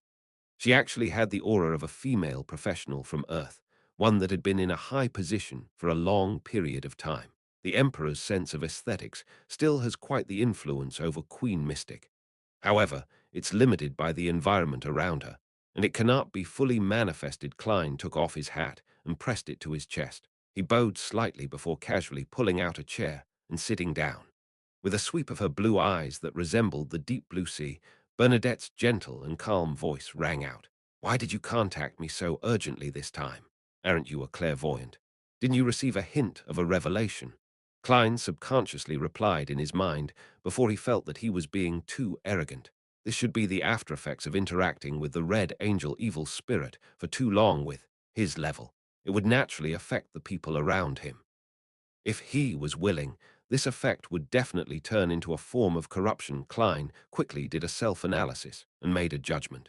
He pondered for a moment before asking, "Have you attained what you wanted to achieve in Backland?" Bernadette slowly shook her head. "No, you can even say that I failed." "Oh," Klein used a tone to express his surprise and puzzlement. Bernadette glanced at him and said unhurriedly, "There's a strange name for the Sequence 2 potion of the Mystery Prior Pathway. It's called the Sage. To advance to this level, one has to prevent a disaster that involves a higher level of power. Sage, so that's where Sage, of the Hidden Sage, comes from." Klein was momentarily enlightened. Just as he was about to ask, he heard Queen Mystic continue. "I anticipated such an opportunity in Backland, so I came here a few years in advance to make preparations. I've recently been waiting for it for a long time. Unfortunately, I predicted that it would happen in the second half of this year. Last year, I wasn't in Backland at the end of the year, so I wasn't able to stop the Great Smog. And in this war, I tried my best to do something, and I achieved something. But to my surprise, Fasak directly attacked Backland with an air raid, and the disaster ultimately erupted."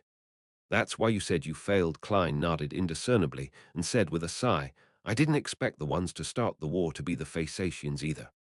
As he spoke, he sighed inwardly. The difficulty of Queen Mystic's advancement ritual was controversial. It all depended on one's luck. One had to know that before he became a demigod, Klein had already stopped the true creator from descending.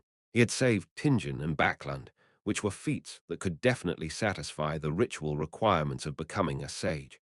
But under normal circumstances, there weren't as many disasters like these, and they weren't things that could easily be stopped. Just like the present situation, Ammon's brother had planned for 1 to 2,000 years. Even if something went awry with King George III, war would erupt as he had expected. This was because the root cause of the uniqueness of the death pathway hadn't been resolved. This made him suspect that Mr. Azik's life in the northern continent had always been under the arrangement of Ammon's brother. If not, how did he, who had lost his memories, escape from the sites of the various major churches without a shape-shifting mask?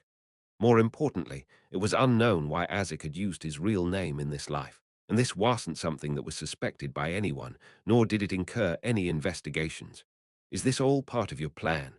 Ammon's brother. Upon thinking of this, Klein felt a certain trauma, a result of post-traumatic stress disorder.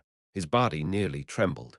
He silently took a deep breath and looked at Queen Mystic and added, "This war involves the son of the Creator, King of Angels, and the true deities.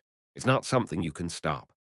With Bernadette's knowledge and experience, she still had some changes to her facial expression when she heard the sentence.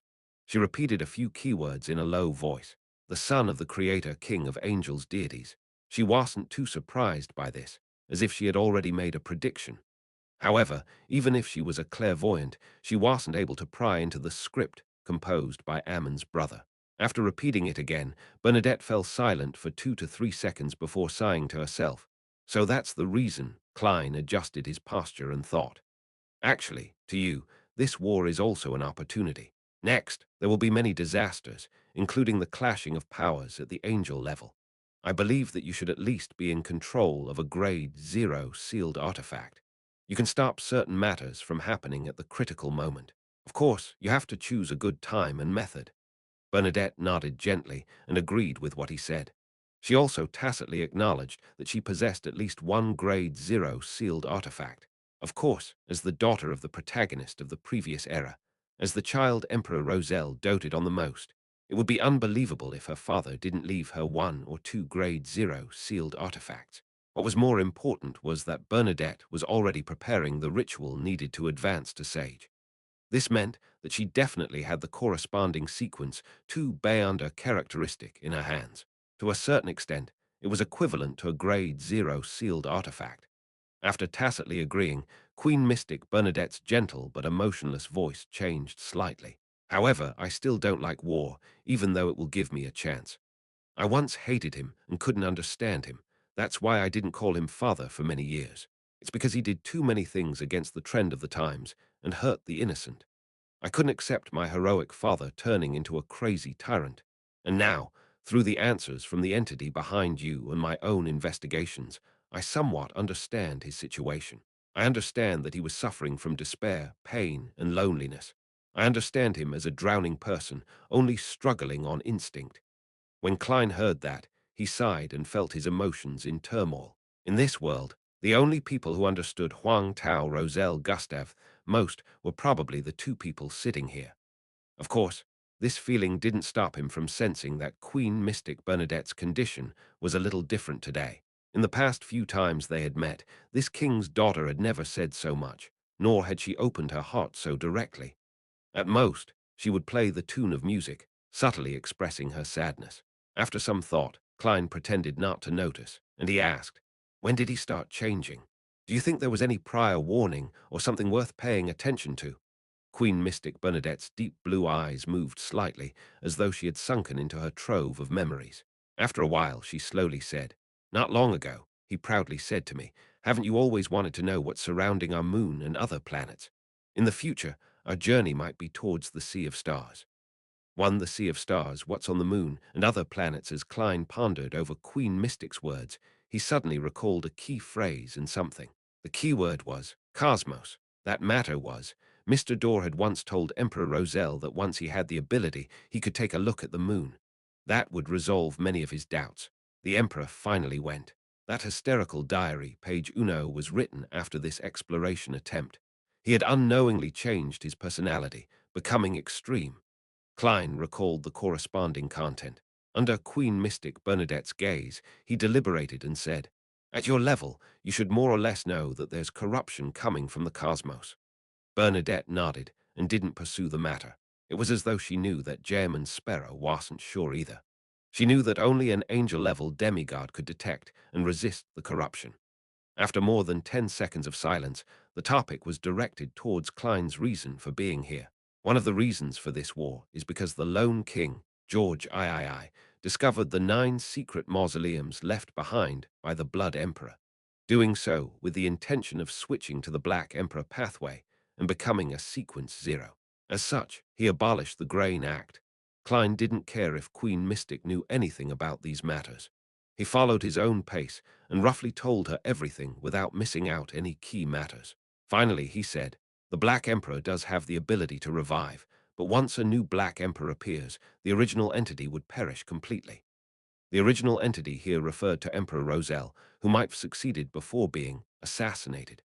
Sometimes, Klein even suspected that Roselle had intentionally given others a chance, which resulted in him perishing on the spot.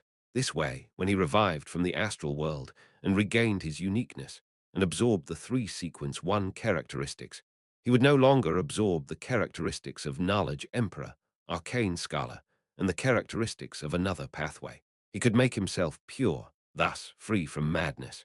This was a way to live through death, but the prerequisite was that Roselle's ritual had succeeded.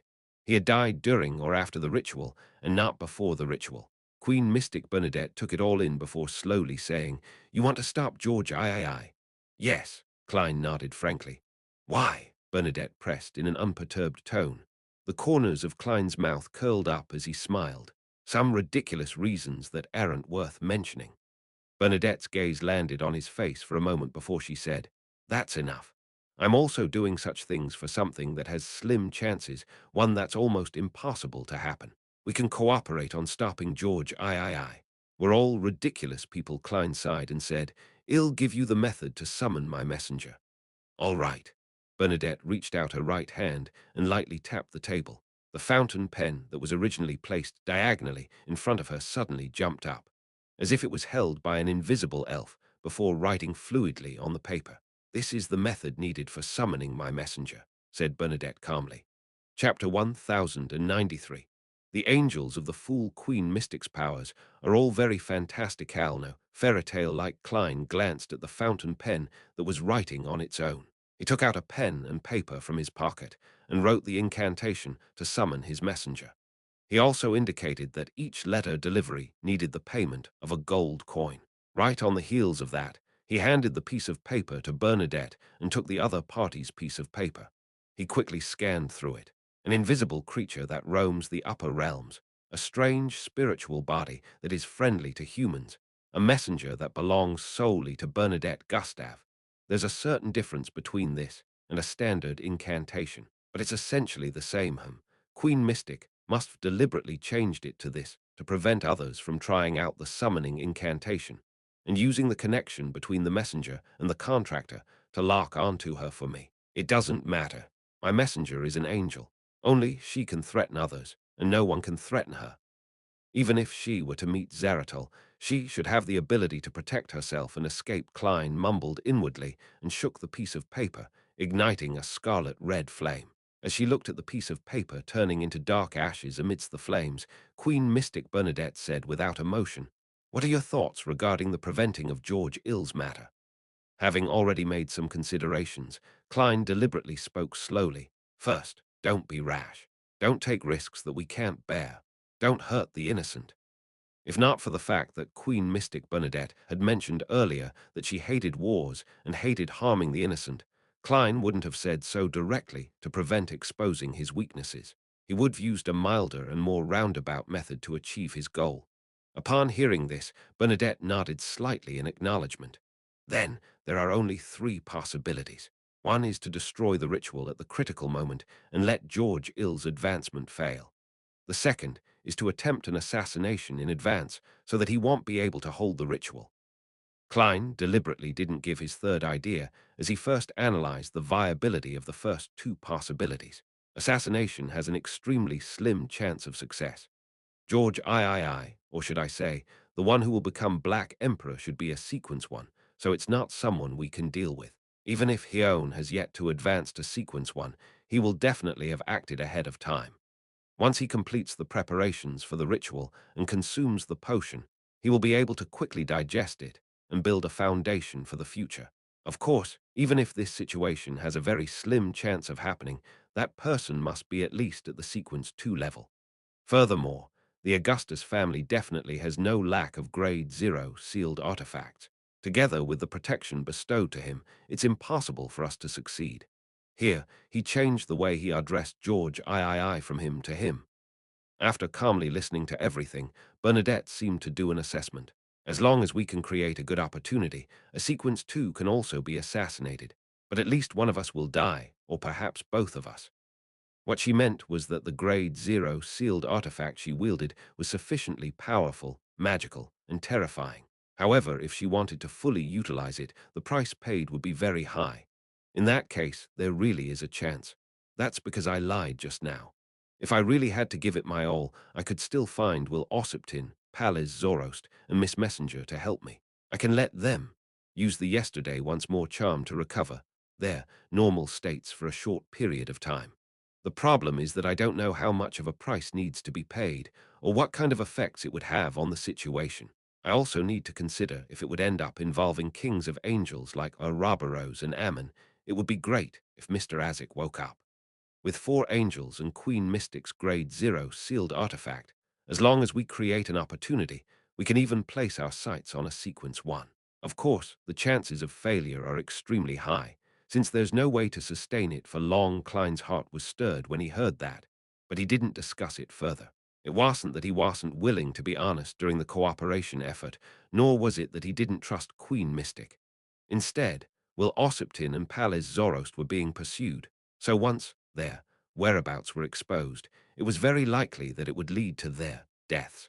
This was something that Klein absolutely didn't want to see happen. He vaguely said, "If assassination attempt is the only solution left, I can invite at least 2 angels to help." This was referring to Death Consul Isaac Eggers and Snake of Fate, Will Ossipton, who Bernadette already knew of. She could guess the latter through the drop of mythical creature's blood. Bernadette was extremely surprised. This is that entity's will.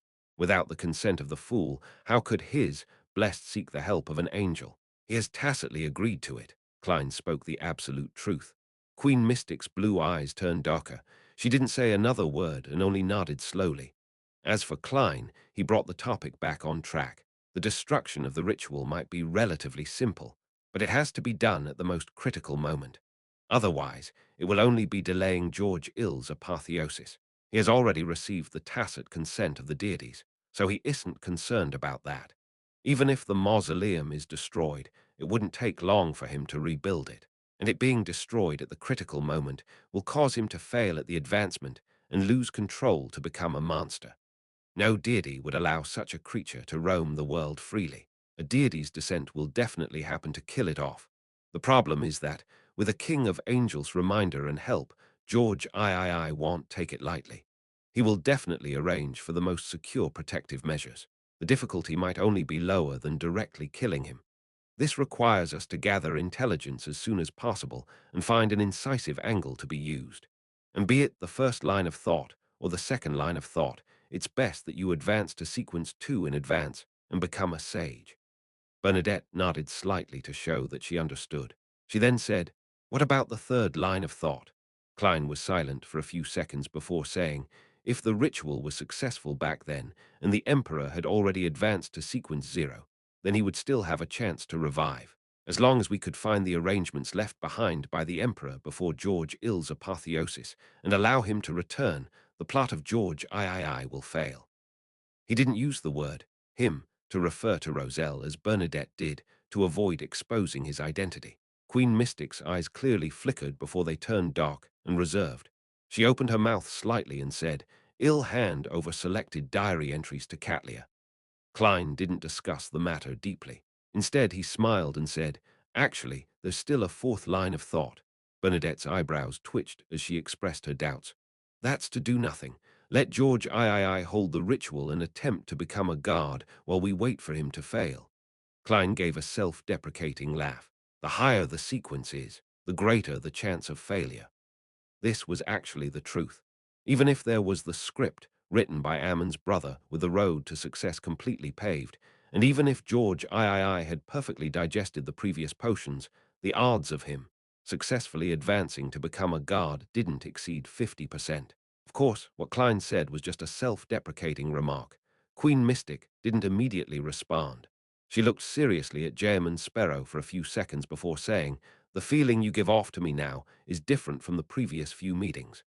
I am taking advice from my psychiatrist." Klein smiled, describing himself as a very serious mental patient. Without another word, Bernadette retracted her gaze and looked at the fountain pen lying on the table. "Then, let's gather the corresponding information and maintain communication through letters." At this point, she paused for a moment before speaking again. Her gaze remained unchanged. "Actually, I am wondering if he might have already been resurrected. It's just that he's still finding his past self. I am not sure what details the Black Emperor's resurrection entails. I wonder if he really chose to be the Black Emperor in the end." Bernadette's voice gradually became ethereal and carried an indescribable feeling. As Klein listened, he suddenly understood what Queen Mystic was thinking or expecting. She suspected that the fool was the resurrected Roselle, suspecting that the Emperor had fooled everyone in the past. In fact, he had never thought of switching to the Black Emperor pathway. Instead, he had chosen another path. As such, he needed to find himself by seeking out his past diary pages and cards of blasphemy. "Unfortunately, I am just Uncle Joe from next door." Klein originally wanted to say something cheeky, but his emotions gradually turned staid, making it difficult for him to force himself to relax. Without saying anything, he stood up, bowed, put on his hat, and left the room. After closing the door to the Golden Theatre room and taking 2 steps forward, he suddenly heard a tranquil and melodious tune. This melody was ethereal and carried with it a faint sense of melancholy.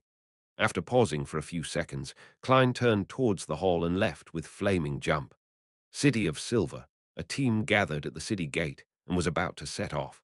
This was the team that was headed for Afternoon Town to prepare the exploration of the giant King's Court. Derek Berg was standing in the middle and was the second shortest person. In his hand was a bronze cross with sharp spikes. To his sides were Joshua and Haim. They were prepared to receive the unshadowed crucifix at any time to prevent Derek's Bayonder characteristic from being purged. This sealed artifact required 3 people to take turns to resist the negative effects. As he looked down at the Creator's relic, he suddenly felt someone looking at him. He subconsciously looked up and saw that it was a member of the 6-member council, Shepherd Elder Lovia. The woman, who was shortest in the group, had long silver and slightly curled hair. She was looking at the ancient, martled, unshadowed crucifix with her pale grey eyes. Her gaze seemed to be blazing hot. Upon sensing Derek's gaze, this shepherd elder's lips twitched, revealing an indescribable smile. "This is the Lord's item." For some reason, Derek shivered. Then he heard the chief Carlin Iliad say, "Let's set off." Chapter 1094. Breakthrough point in a small alley in the Backland Bridge area, Zia once again met the M&E staff responsible for contacting her. "This is your reward from exchanging your merit points. A total of £500. Heh heh, I helped you get another £500. The golden-masked man threw a bulging envelope at Zio. Zio caught it accurately and didn't count. She instinctively pressed down and sincerely said, "Thank you." The golden-masked man waved his hand and said, "There's no need to thank me. This is also a good thing for me. If you continue to harp on past matters without letting go, I'm very worried that it'll go to military court one day. Are you still going to stay in Backland?" "Yes, I'm already used to living in a big city. When the war stops, it'll bring my family here," Zio said, having already made up her mind. "Wait for the war to stop." The golden-masked man repeated Zio's words with a slightly odd tone. He smiled and said, "May the Lord bless us to live until the end of the war." Here, the Lord referred to the Lord of Storms. "I believe in the goddess," Zio replied seriously. "You understand what I mean." The golden-masked man waved his hand and said, "Are you still planning to take on missions from M&E?" "I won't reject an opportunity to earn money." Zio scratched her slightly coarse hair and said half-truths.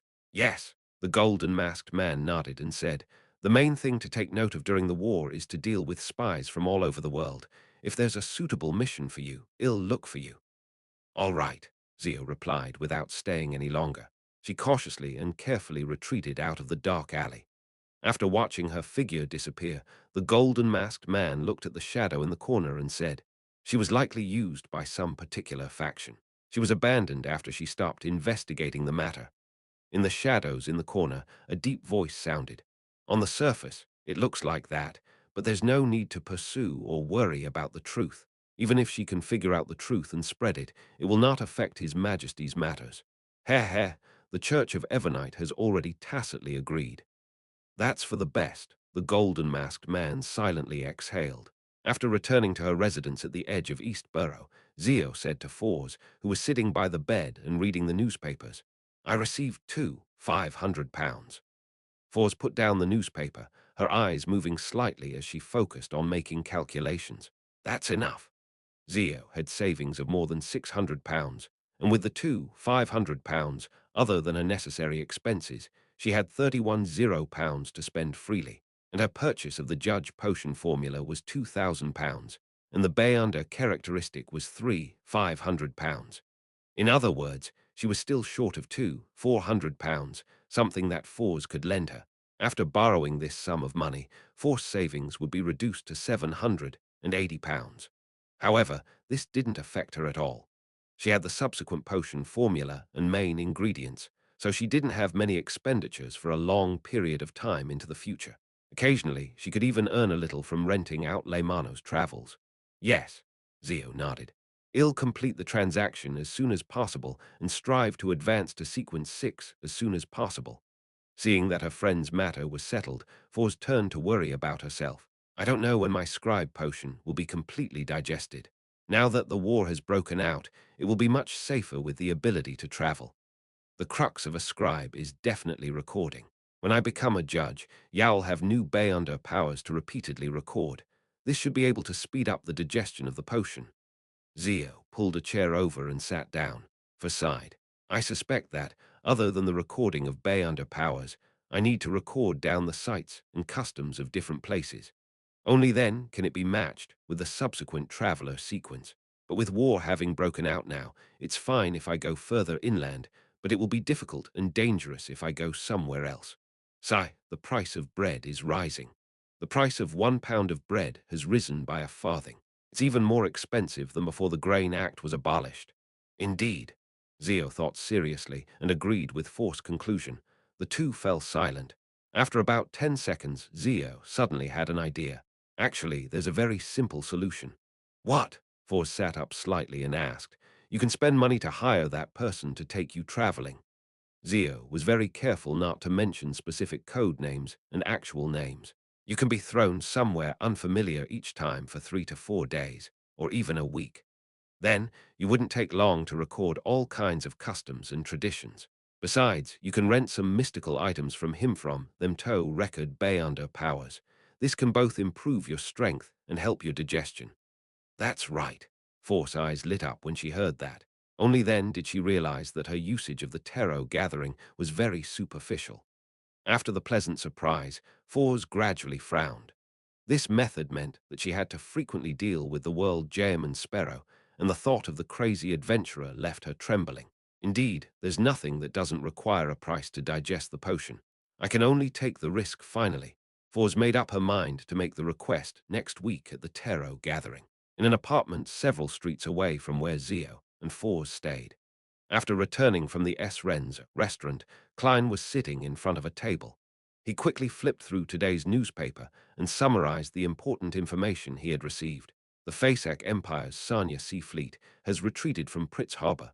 Their whereabouts are unknown. The Ministry of Defense, Admiral Amirius, has indicated that he will strengthen the coastal defenses and allow the 3 ironclad warship fleet to not return too hastily, and will take detours to avoid being ambushed. Fasak's two-headed giant army invaded the winter counties Amantha mountain range and suffered intense resistance. They failed to pass through the few strongholds Fasak's subjugation fleet attacked Constant and other large-scale industrial cities along the Midseashire's eastern coast. There was a large-scale sea battle with the kingdom's Midseashire fleet. Both sides suffered losses. East Balam's Fasak and the lone colonial armies are fighting in multiple locations. The rest of the countries have yet to make their stance clear. In the corresponding capitals, the ambassadors are running around to contact each other to have emergency diplomatic meetings. The electrical transmission waves contain all kinds of important news and are intertwining with each other in the different cities of the northern and southern continents. We are still in the early stages of the war. Klein didn't believe that the diplomats were able to avert the war. He put down the newspaper and thought about how he could gather information regarding George Ill's Black Emperor ritual. According to normal logic, before Blood Emperor Alistair went crazy, he did things in a reasonable manner. That is to say, he couldn't build all 9 mausoleums in the same hidden area. This would have been easy for others to wipe them out all at once, causing his resurrection to fail. Therefore, in the surrounding areas of Backland, in other parts of the kingdom, there should be 8 other mausoleums that are similar. They haven't been exposed yet, so they might not be as heavily guarded as Ruins Number 1. This might give us an opportunity. Perhaps the Red Angel evil spirit might know something, but I can't contact him now. Ignoring the question of whether chanting his honorific name will be dangerous, just this act alone will expose my intention to prevent George III from becoming the Black Emperor. To a terrifying conspirer, there are too many points that can be exploited. Queen Mystic might have some channels and clues, but I can't just rely on her at the moment.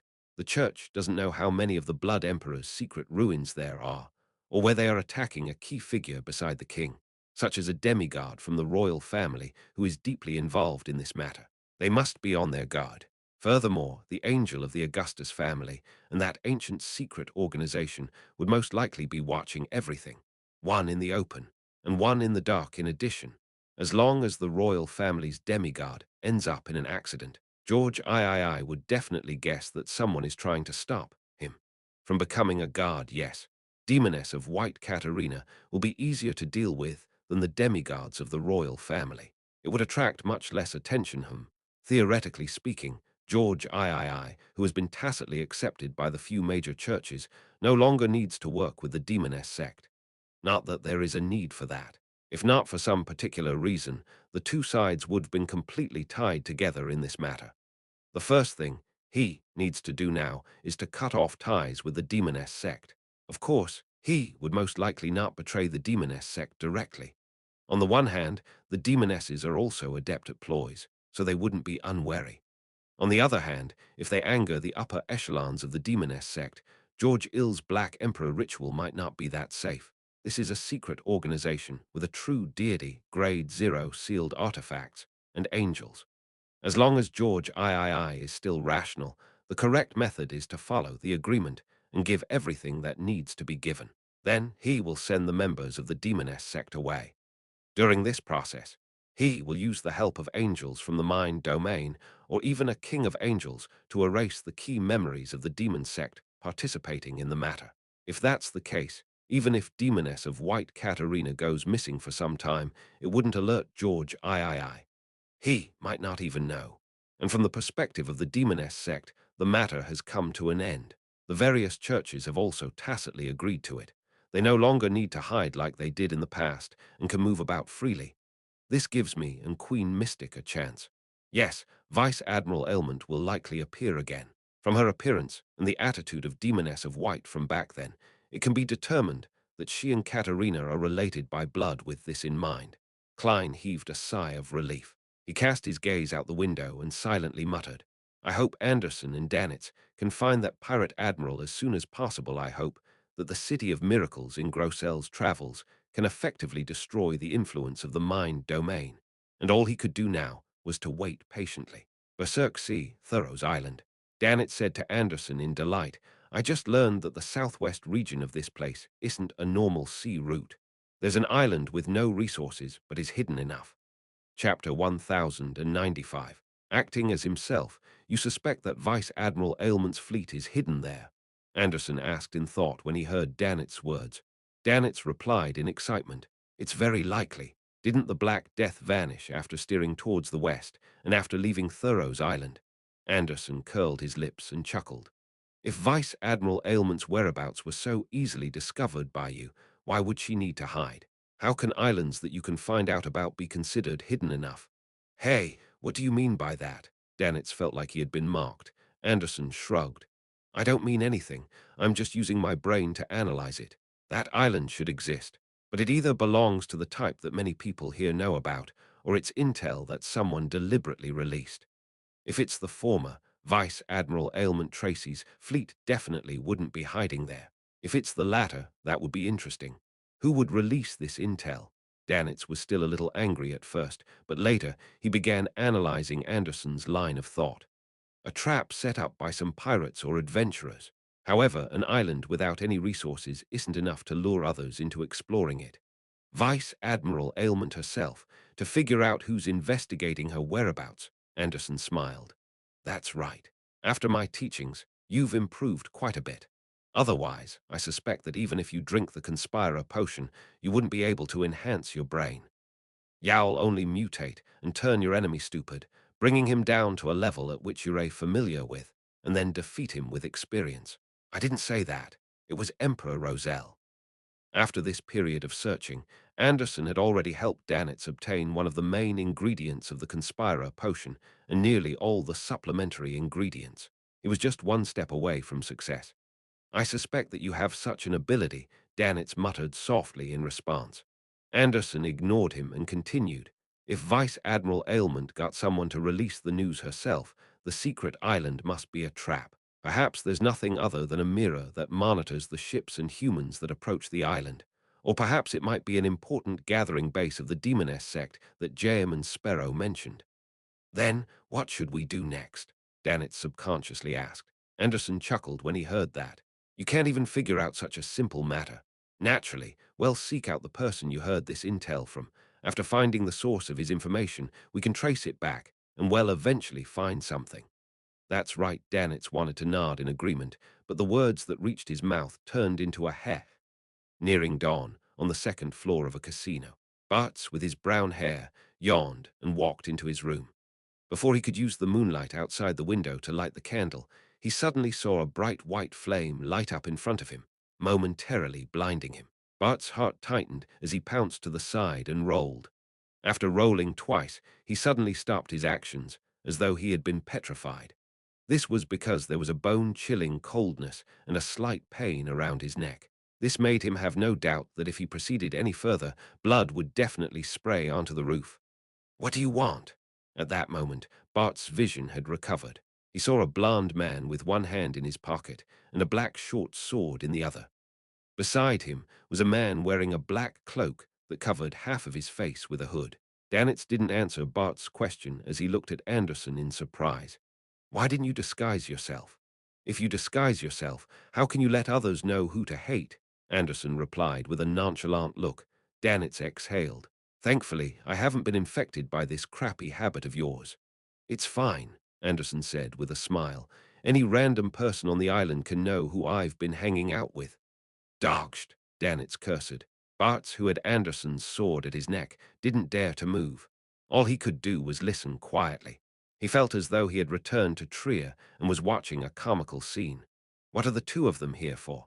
The intelligence peddler was deeply puzzled. At that moment, Anderson retracted his gaze and looked down at Bartz. "Who told you about the secret island to the southwest that deviates from the main sea route?" Bart suddenly came to a realization as he looked at Danitz. "It's you." In the past few days, this information had only been sold to one person. I was recognized so quickly.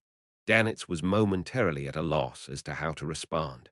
Anderson slightly lowered the pitch-black short sword in his hand, making the stabbing pain even more obvious. "Please respect the order of what is to come and follow." Bartz immediately felt as though his life was rapidly slipping away. He hurriedly replied, "It was Vice Admiral Aylmont." "When did she tell you? Why did she tell you?" Anderson asked without any surprise. "The night before the Black Death left Thoreau's island," Bartz replied quickly, afraid that he would die from excessive blood loss. "I didn't ask her why. Back then, I was only focused on admiring her beauty. She lives up to being the infamous ailment maiden of the five seas." Even after a long time, Bartz couldn't hide his admiration of her, even when he recalled her while being in extreme danger. "Is this the charm of a demoness?" Anderson muttered to himself before asking, "Do you have a way to contact her?" "No." Bartz quickly shook his head and said, "She told me to take note of everyone who asked about her whereabouts. I'll tell her when she returns to Thoreau's island. And if anyone leaves the port after obtaining the information on that secret island, they shall be left alone to leave freely." "Is that so very reasonable?" Anderson nodded and withdrew the short pitch-black sword. "Is there a trap?" "I don't know either," Bartz replied frankly. Anderson didn't say a word as he searched for the money on Bart's person and in the room. Then he pointed at the intelligence peddler with his short sword. "I wanted to kill you, but no one will hate me if that's the case. Live well, curse me a few more times every day." He then turned around, walked to Danitz's side, and jumped down the window with him, disappearing into the dark, unlit night. Bartz touched his bleeding neck and stood up in fear. He ran to the window and confirmed that the two of them had disappeared. "Thankfully, I met a guy with mental problems. If not, I would be dead today." He closed the window and locked the wooden door. After carefully inspecting the room, he finally sat down and gulped down half a bottle of Lanti-proof. In his tipsy state, Bartz collapsed onto the bed and fell asleep. Time ticked by slowly until it was 3 in the morning. Suddenly, Bartz flipped over and sat up. His eyes were bright and spirited, and he didn't even feel the slightest bit drunk. He found a dagger and pried open a wooden floor in the room. He took out a thumb-sized ball of paper. After the white paper unfolded layer by layer, there was a sticky black object in the middle. After taking a quarter of the blob, Bartz walked to the mirror in the room and was about to smear it. At this moment, he saw two figures reflected in the mirror.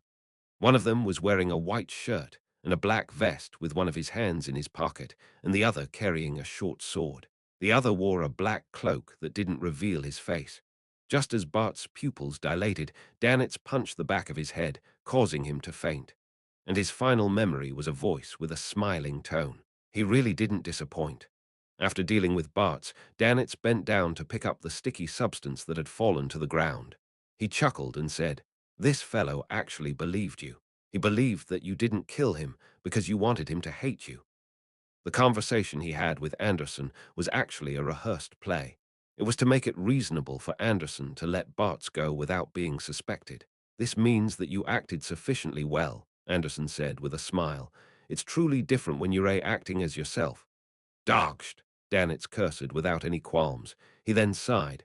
I didn't expect him to be so patient. He waited past midnight before he took action, but we were more patient. If a hunter wants to capture his prey, he has to be patient.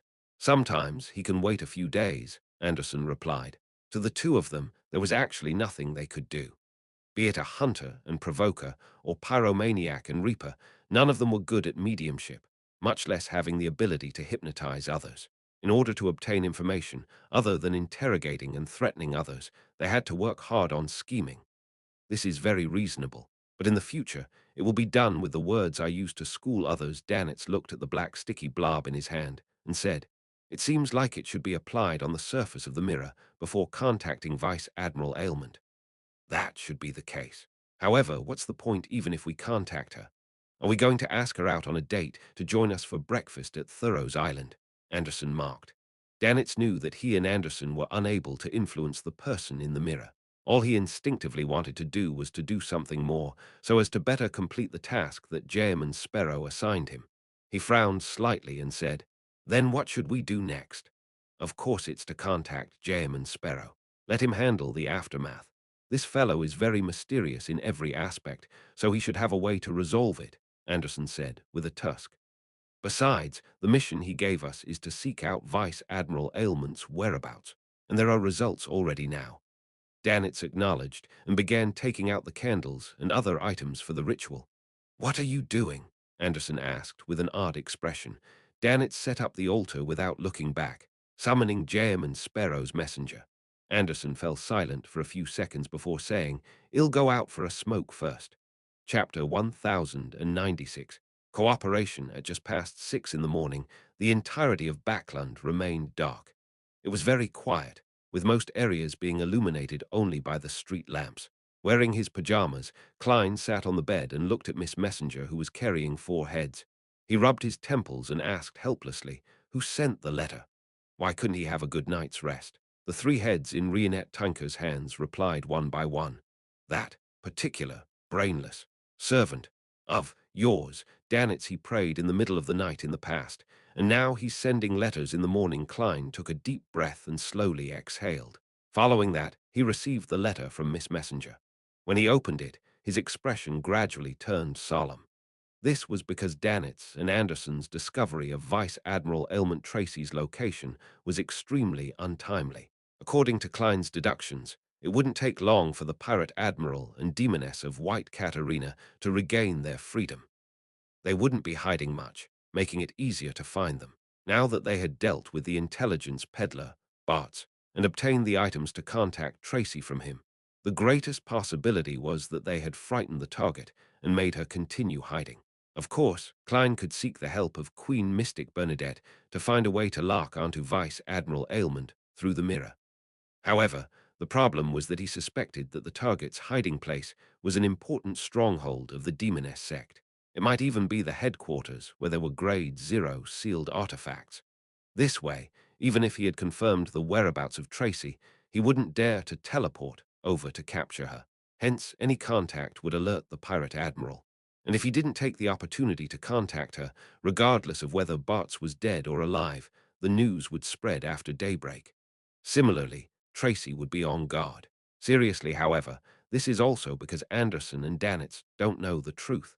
They don't know the changes in the situation of the Lone Kingdom. After some thought, he said to Miss Messenger, who was waiting by the side, Wait for me. I'll write a reply. He had originally planned to teleport over directly to decide what to do next, but after some consideration, he still chose to write a letter. Although he believed that Zaratol wouldn't waste time on an obvious bait like Danitz, he still felt that he had to be more careful. If Zaratol didn't do so, it didn't mean that the members of the secret order under him would do the same. Such a huge secret organization definitely had a few demigods at the saint level. Once he got entangled by the other party, it would be a huge problem. All right. The head carried by Rionette Timecare that had failed to speak previously rushed to answer first. Klein got out of bed, walked out of the bedroom, and came to the room outside. He took out a pen and paper and wrote fluidly, "Think of a way to make Bart's faint until dawn. Then leave his room immediately and stay far away. There is a great danger lurking there. Monitor Bart's again when daybreak arrives, but don't alarm him." The so-called danger was a half-truth, and his main goal was to get Anderson and Danitz to leave the scene so as to draw away any possible spying. Putting down the pen and looking through it again, he folded the letter and handed it to his messenger, Rionette Timecare, who had followed him out. At 3:10 a.m. in the Berserk Sea, Thoreau's Island, Bart's room, Danitz had just finished clearing the altar and wiping away the traces when he saw the terrifying messenger with 4 heads return. German Sparrow actually didn't come. Danitz reached out to receive the letter in surprise. Then he took out a gold coin for the messenger. After the figure with 4 heads and dark, complicated long dress disappeared into the void, he opened the letter and quickly read through it. There's danger. Danitz's pupils dilated as he rushed towards the door as if he had been burned in the ass. After leaving the room, he said to Anderson, who was standing in the corridor with his back against the wall with an unlit cigarette in his mouth, "Quick, let's go. It's very dangerous here." "Did Jayman Sparrow say that?"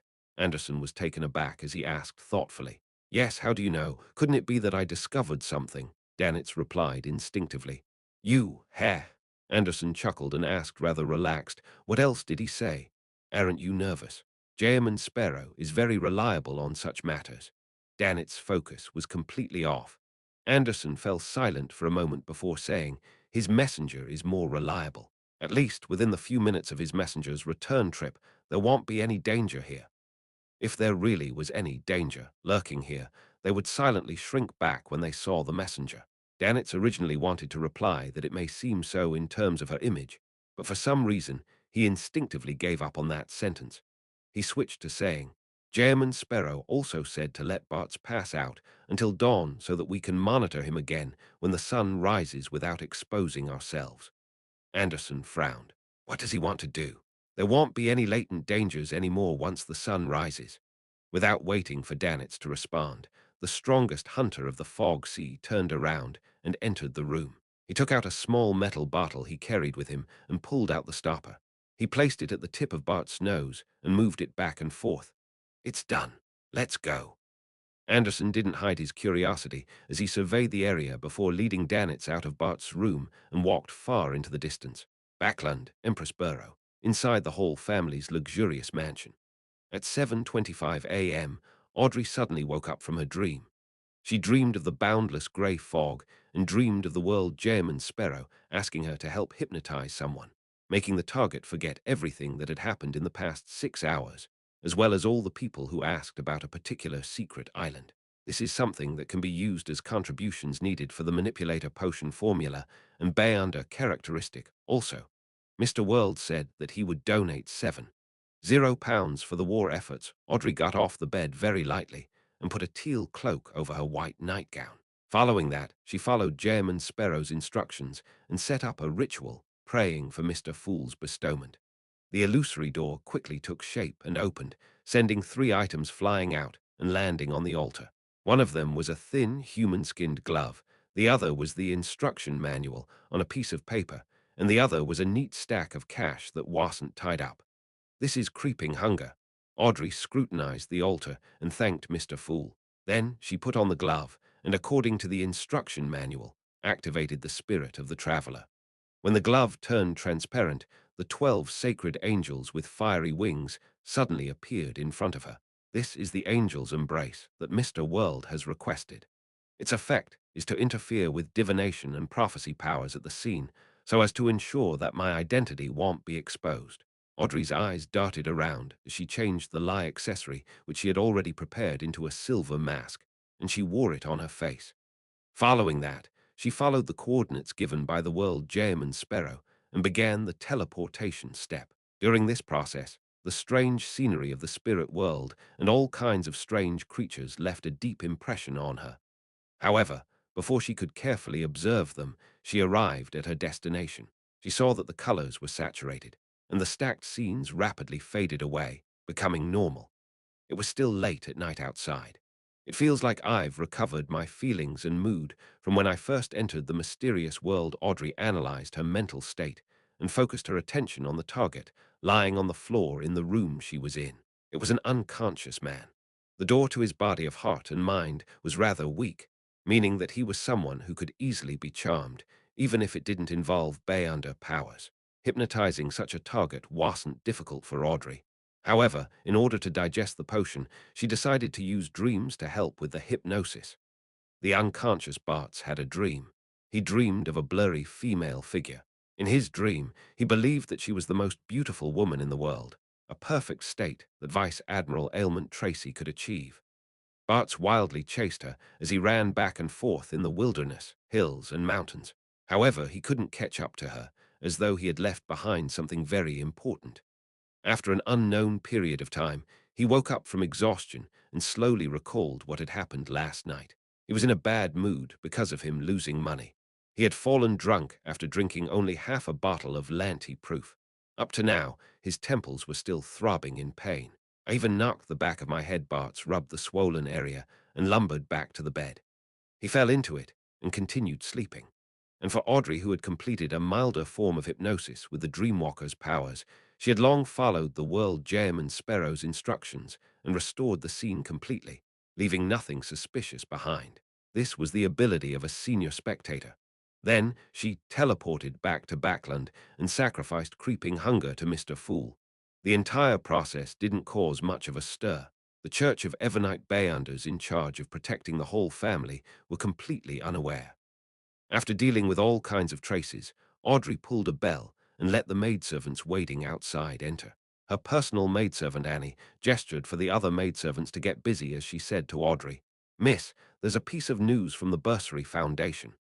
"What news?" Audrey interpreted the shock, confusion, disbelief, joy, and curiosity in Annie's tone. Annie replied quickly, "That Miss Eudora who needed to have her leg amputated has completely recovered. It's as though she was never injured. This is a medical miracle." Audrey was similarly stunned. She had some guesses, but she didn't dare to confirm them. She lacked sufficient clues and evidence. Also, all the patients with serious medical conditions have fully recovered. At this point, Annie couldn't control herself. She lowered her voice and said, "I heard that there was a ghost wandering around. Half of its face had mushrooms growing all over, and the other half was covered in weeds. It ate illnesses, trauma, and grief. I don't know if it's true, but it's scary." Mushroom weeds. Audrey repeated the two words, momentarily at a loss. Chapter 1097. Different conundrum. Seeing that her mistress was clearly interested in ghost tales, Annie glanced at the other maids who were preparing hot water, combs, and other items. She continued, "The doctors and nurses wished to invite the church's bishop to host a mass, but the remaining patients strongly objected to it. They look forward to meeting that ghost. They all call it the clown angel. They say that its terrifying appearance resembles a specially dressed clown, but in actual fact, it's an angel who can resolve pain and torment." "This title is very interesting," Audrey said with a faint smile. If it were in the past, she would definitely be very interested in this, perhaps eager to make a trip to the hospital via dream traversal to figure out what was going on with the so-called clown angel. However, the sudden eruption of the war made her feel rather depressed. She felt that there were too many important things that she needed to do, so she wasn't in the mood to probe further. In fact, if she hadn't experienced the air raid herself and seen those who were injured because of it, she would definitely feel like a war had never happened over the past few days, and that Backland was still very peaceful. This was because, after that air raid, the airship fleet of the Lone Kingdom had been roped into the war effort. The air defenses of the coastal cities had all been raised, and Backland didn't suffer another attack again.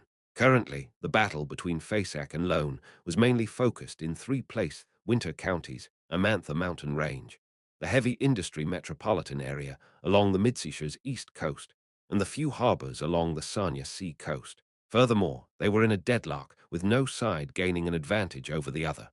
Even if there were casualties, it didn't have any material impact on Backland. Other than the rise in prices with several editorial pieces in the newspapers, this city seemed to restore its peace in a few short days. However, Audrey didn't think so. Her father and brother have been busy with work recently. often returning late at night or convening a private gathering with a group of nobles, members of parliament, and clergymen. Through the other charity organizations in the Church of Evernite, she learned of the exact number of casualties at the front lines of Pritz Harbor and Amantha. She even saw some photos of the battlefield. She was working hard to gather funds, contacting various pharmaceutical companies and hospitals, hoping that she could organize help and treatment needed in the war effort. Who would have thought that the crazy adventurer has not only offered the excess food in his manor, but he has even donated £7 in cash. Audrey sighed secretly and began letting the maidservant help doll her up. South of the bridge, Rose Street, Emlyn White casually donated £10 to a charity organization solicitor. He pressed his top hat and walked up the stairs, entering the Harvest Church. At this moment, there were no believers in the cathedral. Father Otravsky, who looked like a half-giant, sat at the front and prayed sincerely. Emlyn was in no hurry to change into his priest robes. He sat beside the priest and wanted to say something, but when he opened his mouth, he ended up scoffing. It must be your typical Fasak appearance and figure that made those believers fearful of coming over, Emlyn said casually as he looked at the altar in front of him. Bishop Otravsky put down his hands and opened his eyes. I can understand them. What's the point of understanding them? If the war gets more intense and the number of soldiers who die in the battle increase a bit more, the believers might rush in here and bum the cathedral and hang you to death. Emlyn continued to look at the sacred emblem of life. Father Otravsky shook his head slightly. No, they won't. They sincerely believe in the Earth Mother. They won't bum the cathedral. At most, they will banish me. If I express that I've given up on my Fasak nationality, there will always be people who will understand and accept me. Emlyn tusked and said without moving his gaze, what if Fainapotter joins in the war and attacks Daisy Bay, Lone Territory? What if the Church of Earth Mother calls all clergymen to arms and become enemies with Lone? Are you going to obey the orders of the Church and abandon the believers here, or are you going to pretend that you don't know anything, continuing promoting how precious life is, how joyous the harvest is as you are now? Or will you directly organize those believers to make them become enemies with their own kind, using blood and sacrifices to prove their faith? Bishop Otravsky slowly looked at the sacred emblems of life up and above the altar, not saying anything for a long time. Emlyn didn't bring up any more questions as he fell silent like the priest. The entire Harvest Church was silent. On a colonial island, Alger Wilson, who hadn't had the chance to return to Pasu Island, didn't leave the Blue Avenger due to his principles of being cautious. He only sent his sailors to take turns to gather information. Captain, there still isn't any news about mustering us. A sailor reported to Alger of his findings of the day while reeking of alcohol. Alger waved his hand and dismissed his subordinate to leave the room. Then he frowned slightly and muttered silently to himself. The church doesn't seem to care much about this war from what Alger knew. This was likely an intense war that would cover a huge scale. As the victim of an invasion, the Church of the Lord of Storms would definitely mobilize all its strength to defeat the enemy, including the captains who were scattered across the sea, by giving them corresponding missions. However, at this moment in time, Alger had yet to receive orders from Pasu Island. This didn't mean that the Church of the Lord of Storms was slacking off. The activity of the church's forces amongst the lone army and the air raid drills it was involved in the various major cities, and the activities of the demigods implied that the Church of the Lord of Storms was seriously resisting the invasion of the Fasak Empire. It was just that it wasn't going all out. Could it be that it's because we're still in the early stages of the war? The Church wishes to preserve a portion of its strength for the critical moment. Alger held back the stirrings in his heart and waited for further information. At night, another group of sailors returned with news that had nothing to do with the war. Captain, there seems to be some kind of monster hiding on this island. Many pirates say that they encountered a terrifying situation when they head out to pee after drinking too much. Some of them were violently slapped by the branches of trees, while others saw fruits growing on their bodesones filled with blood and flesh in them. Some of them encountered skinny ghostly figures with wheat faces. A rather sober sailor described the rumors he had heard. Tales about ghosts and monsters. Alger didn't have the intention to probe into the truth of the matter. He nodded and sternly warned, "Don't go out at night." After such paranormal tales started in Backland and Pritz Harbor, Klein never went to those hospitals again, afraid that he would directly meet Zaratol's marionettes. With the creeping hunger and the ability to travel, he expanded his range for creating terrifying tales. Sometimes he would be in the Sanya Sea, at other times in the Fog Sea. He would go to Lemberg, sometimes to Fanepotter, and sometimes appear in places like East and West Balam, the Highlands and Valley. He didn't abide by any rules, and he relied solely on his momentary inspiration. He would visit some cities 2 or 3 times, while not stepping foot into others even once. During this process, Klein felt an inexplicable strange feeling. In the terrifying darkness, invisible tentacles extended out, either searching for his whereabouts or attempting to predict his movements so as to intercept him ahead of time. They were silent and cold, and once they entangled him, the consequences were unimaginable. Klein knew that this might be the result of Zaratol's search. His best solution was to temporarily stop acting and to lay low in wait. However, it was also this subtle feeling that made him wish to digest the potion as soon as possible. Hence, he made use of the grey fog's powers. Every time he randomly chose a target location, he would go above the grey fog to divine the danger level and use paper angels to interfere. At this moment, with a huge progress in his digestion, he teleported to Kokawa, which was in the northern state of West Balam. This was where he had killed in Si Zangwil to avenge himself and the captain. The moment his figure appeared in the white feather square, he suddenly sensed something amiss. The residence that belonged to Masonche was too quiet. It was so quiet that it sent chills down his spine. Masonche was a native general who had previously bought arms from Dwayne Dantes. He was a Beyonder of the Death Pathway, and he was backed by the Church of Knowledge. What happened? Klein frowned slightly as he considered whether he should enter to confirm the situation. After all, that was his collaboration partner. Furthermore, if he were to encounter an enemy that wasn't weak, it would be a very good opportunity for him to act. After doing a self-analysis of the situation, he believed that if he could use a saint-level demigod as the main lead and create a few more horror tales, then his bizarro sorcerer potion would be digested for the most part. Of course, the prerequisite for everything is to be safe. I have to be careful and cautious as he made his marionette, Kona's Kilgore, transform into the appearance of Dwayne Dantes. He took out a gold coin. This time, the revelation he received was that there wasn't any danger. Strange Klein didn't let his guard down as his body turned incorporeal before becoming a shadow that disappeared into the darkness of the night.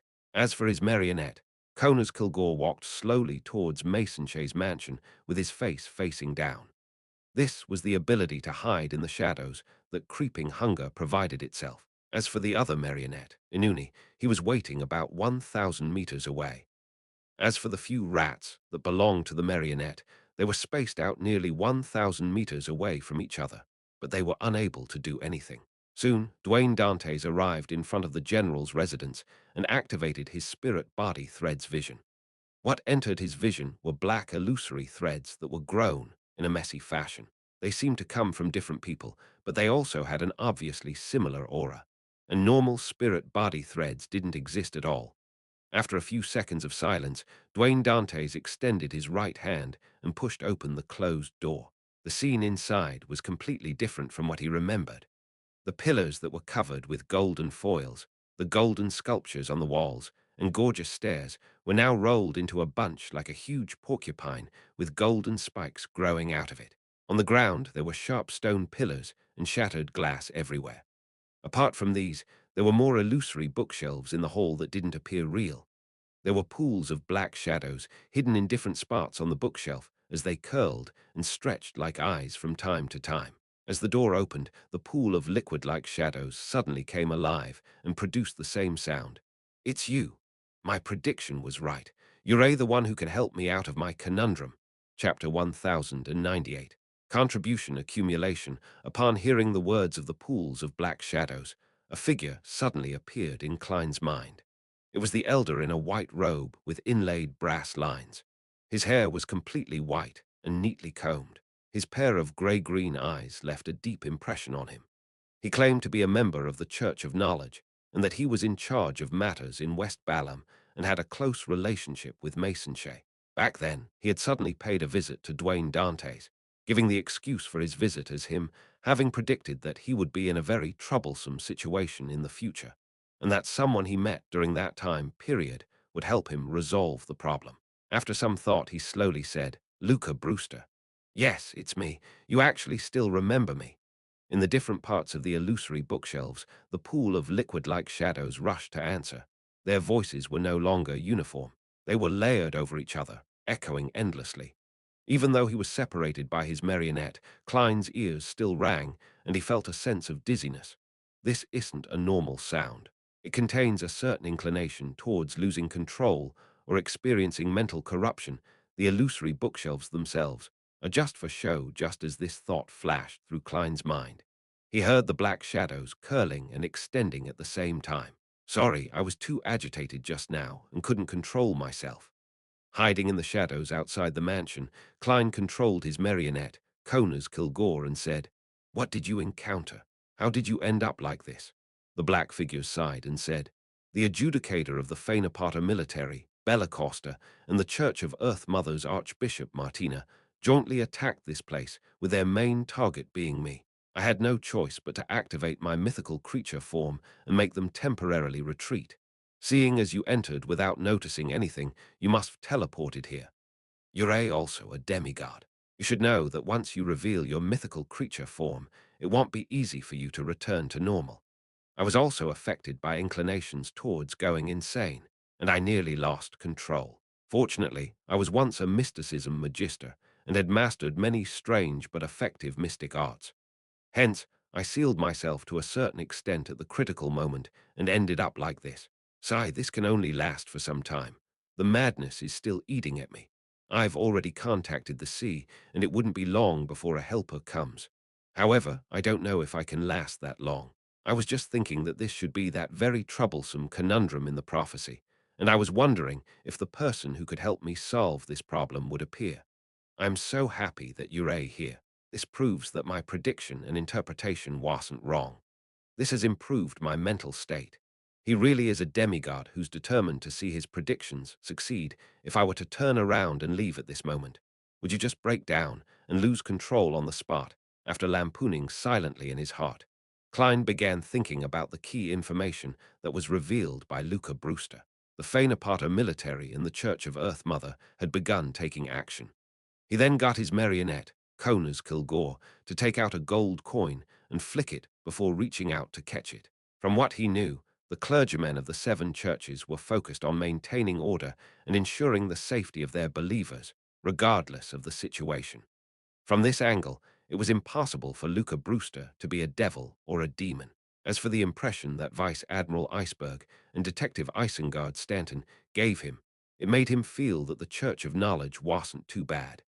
He felt that, other than their habitual discrimination against people with low intelligence and those who were not fond of studying, there was nothing wrong with their actions and style. This is also the reason why they're unable to develop and expand. They can only stay in a few small countries. Klein didn't look at the result from flipping the gold coin. He mumbled a few words before saying, "How can I help you?" The excited black shadows fell silent.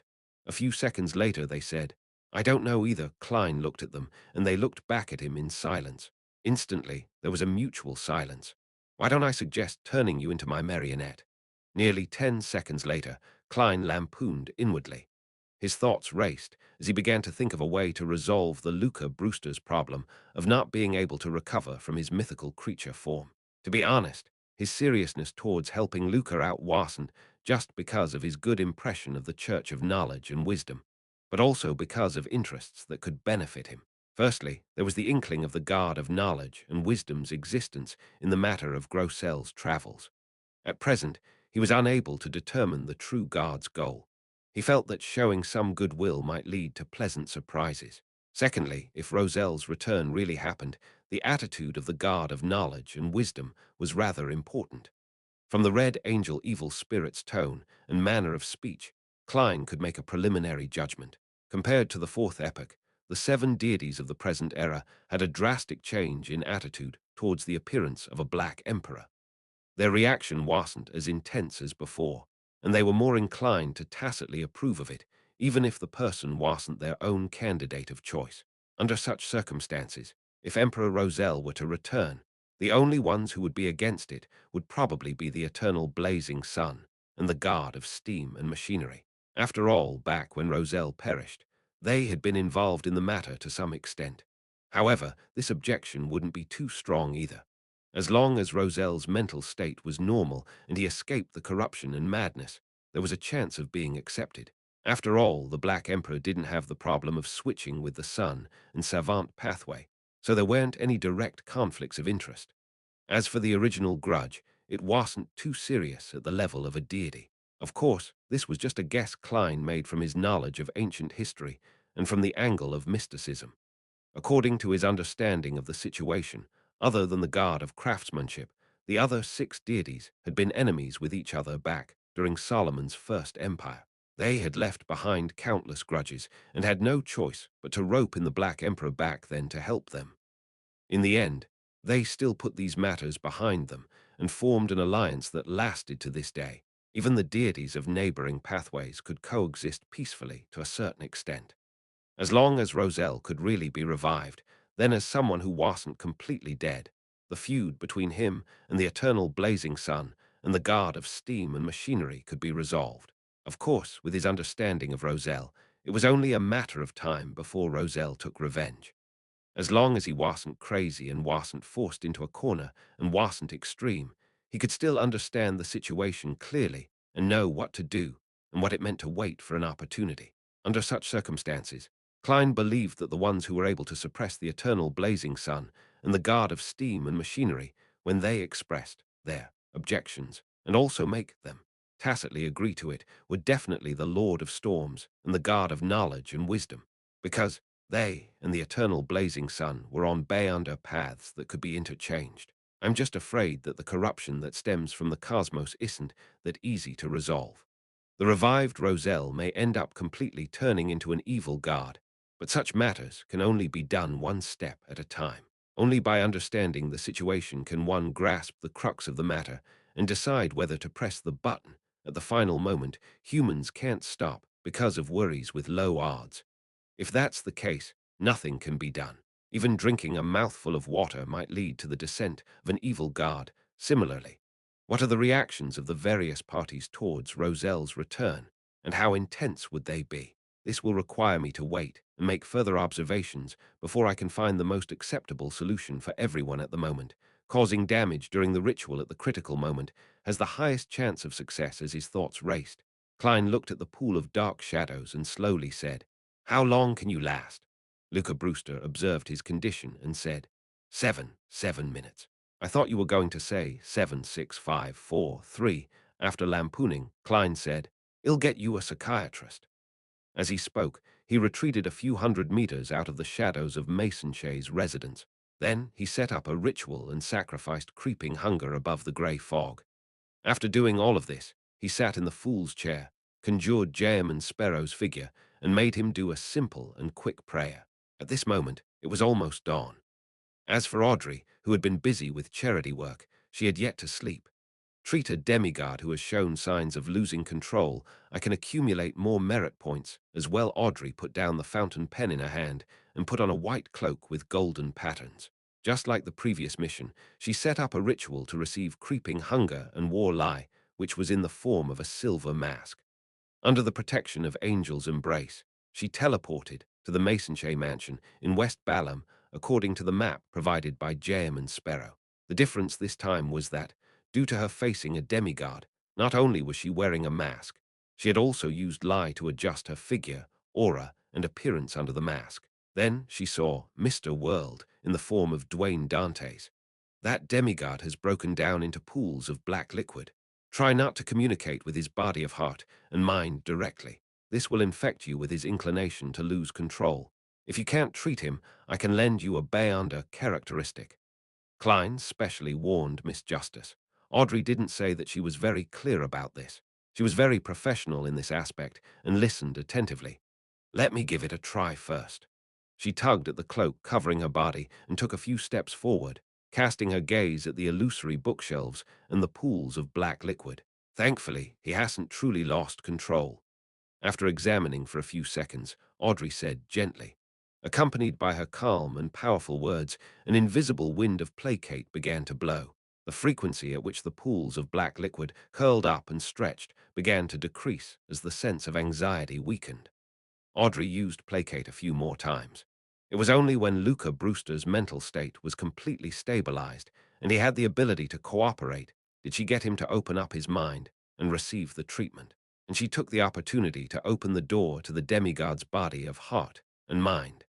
She split her use of placate into multiple treatments during the process of purifying the corruption. She planted psychological cues, cueing Luca Brewster into believing that everything was fine, allowing him to easily converge his mythical creature form and turn back into a human.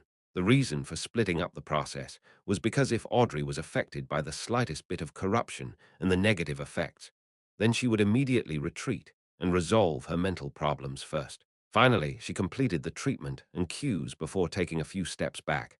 Your Excellency, you can remove your mythical creature form. The moment she finished speaking, the illusory bookshelves in the hall vanished. The pools of black liquid gathered together like life, taking on a human form. The black colors quickly faded away, turning back into Luca Brewster's original form. He sighed and said with a smile, "Thank you very much. When I saw a Sequence 5 spectator come over, I thought that I would become the main ingredient for her switching to another pathway. This old man's words are so direct, I don't even know how to respond to his words." Klein turned his head to look at Justice Audrey. He realized that her eyes were closed tightly. Klein opened his mouth to respond to Luca Brewster. "Don't worry, what you need the most right now is a set of clothes." Chapter 1099. 1368. Luca Brewster looked down at himself and hurriedly raised his right hand to grab something beside him. Then his grayish-green eyes darkened. The gold that mixed with the stairs suddenly flew out and fused in midair, forming a thin piece of armor that then covered Luca Brewster. Luca stretched his arms and explained as he took in the feedback. Stiano's golden armor art. Its defensive capabilities are equivalent to that of a Sequence 5 Guardian. Stiano? Klein asked casually. Luca said in a tone as though he was introducing a famous historical figure, one of the earliest founders of the Moses ascetic order. "I heard that Emperor Roselle had previously modified this golden armor art. I wonder what effects it eventually produced. I can roughly imagine maybe this golden armor has 12 different styles." After muttering inwardly for a while, Klein changed the topic to the main topic at hand. Will Fainapater and the Church of Earth Mother officially join the war? When Luca introduced the Stiano's golden armor, Audrey opened her eyes and turned her head in a controlled manner. Without any perturbation in her eyes, she looked at the glimmering demigod. Luca sighed and said, regardless of what they were thinking previously, they'll officially join the war tonight. Of course, they wouldn't target Lone for the time being. There's a high chance that they will attack either Lemberg, Massin, or Sega.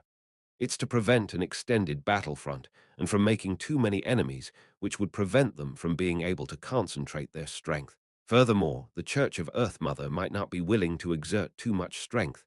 After sighing, this demigod from the Church of Knowledge earnestly said to the silver-masked Audrey, "What kind of consultation fee should I pay you?" Audrey glanced at Mr. World beside her. "He has already paid." Luca Brewster immediately shifted his gaze to Dwayne Dantes. Klein thought for a moment before saying, "Let me ask a few questions. Please speak." At that moment, Luca didn't look like a demigod at all. Instead, he looked more like a professor waiting to answer his students' questions in class. Of course, if he could take off that set of golden armor and change into a three-piece suit, the resemblance would be uncanny. Without thinking, Klein directly asked, "What do you know about the corruption from underground?" In his opinion, if the Church of Knowledge, which was famous for being knowledgeable, knew about it, then he was definitely at a strong enough level to bear the effects. And if this wasn't suitable for Miss Justice's ears, then he believed that Luca would bring it up. After all, he wasn't merely a bookworm. As the discussion about the underground corruption stemmed from their experiences from exploring the sea of collective subconscious in Grossel's travels, Audrey had a certain understanding of it. At that moment, it didn't feel as though she couldn't understand anything. She was very focused on waiting for the demigod to give an answer. Luca frowned slightly and said, "I don't know much about it. It's as though just knowing about it will result in corruption in of itself." Ah, I've seen a sentence before in an ancient book. The higher the sequence, the more dangerous it is to be closer underground. So the dragon of imagination Anquelt left an extremely deep trauma and some kind of fear down there. Audrey instantly thought of the object sealed in the bronze door of the City of Miracles, liveside. She then looked at Mr. World beside her, but she didn't notice any changes in his expression. However, Klein made his marionette nod gently, so as to tell Miss Justice that the connections he made with were identical to hers. This made Audrey feel like she had returned to the past. Back then, she was still a low-sequence beyonder of the spectator pathway. There was no way she could decipher any useful information from Mr. World's expression and actions. The higher the sequence, the greater the threat of underground objects. This doesn't make sense realizing that Luca was unable to provide more information. Klein thought for a moment and said, "Second question, what prophecy do you have regarding this war?" With the mention of a prophecy, Luca Brewster suddenly became spirited. It's only the beginning. It's far from reaching its peak. Also, a greater portion of the damage stems from the war and is also present beyond the war. I don't know what it is exactly, though. The war has just begun. Audrey's heart sank uncontrollably. Stems from the war and is also present beyond the war. Is it the apotheosis ritual of Ammon's brother, or is it the advancement of the Black Emperor? Or perhaps the return of Roselle? With a guess, Klein nodded and raised the third question. Have you heard of the prophecy of the apocalypse? How do you interpret it? Luca Brewster's expression instantly turned serious. No, this is not a prophecy. Anyone with the ability to predict the future is certain that the apocalypse will definitely come. God mentioned in his Holy Bible that the apocalypse will happen in the year 1368 in the fifth epoch. Of course, God also said that there will be a Savior, the prophecy of the God of knowledge and wisdom. 1368. There's only about 10 years left. Could the goddess act of destroying the alliance with the god of combat to control the uniqueness of the death pathway have something to do with the impending apocalypse? Without realizing it, Klein's expression turned serious. However, he didn't show his reaction on the marionette's face. It will be the apocalypse in about 10 years as for Audrey. She ruminated over the demigod's words in a daze. To be honest, she felt that it was fake. It was used by people who pretended to be mysticism experts and were religious cheats so as to deceive the people and earn money through that. Although she could foresee a large-scale war breaking out, she had never imagined that this world was very close to ending. This was the understanding of almost all ordinary people and Beyonders. Why 1368? Klein couldn't help but ask. Luca Brewster shook his head. I don't know either. That's what God's prophecy says. At the thought that he was only a sequence 4, making him not have the ability to resist the apocalypse, Klein rationally ended the topic. He said to the saint of the Church of Knowledge and Wisdom, "That shall be all." What he really wanted to ask were things that the other party probably didn't know, ether matters like the corruption that stemmed from the cosmos, or whether Roselle could return or not, or what his state was. Luca Brewster nodded and said, "In the future, if there's anything you need help with, you can come to me. For the details, find them out through Edwina." He remembered that Dwayne Dantes' Firearms transaction with Mason Shea had been facilitated by Edwina Edwards, Edwina Vice Admiral Iceberg. Audrey was taken aback for a second before coming to a realization. She glanced at Mr. World curiously. She remembered that she had read a newspaper article before. It contained the story of Jamin Sparrow and the 3 female pirate admirals. All right. Klein was never worried about having too many helpers. After he nodded at Justice Audrey, Luca Brewster's figure quickly turned transparent as though he had fused with the spirit world. Then he disappeared, looking at the spot where he had been standing earlier and then at the hole that no longer had any gold. Klein let out a terse remark inwardly and fell silent for 2 seconds. He then made his marionette look at Justice Audrey. I thought it would be a little more troublesome. That saint had saved himself in time and was willing to trust me, allowing me to plant a psychological cue, Audrey replied with a faint smile, trying her best to appear sincere and humble. Dwayne Dantes nodded and said, "This help will be taken into account. Go back as soon as possible. It's very dangerous here." Seeing that a demigod had nearly lost control, Audrey had no doubts about the danger Mr. World warned her about. She immediately used creeping hunger and teleported back to the northern continent through the spirit world. After she sacrificed the human-skinned glove to Mr. Fool and settled the rest of the matters, Earl Hall and his eldest son, Hibbert, returned home.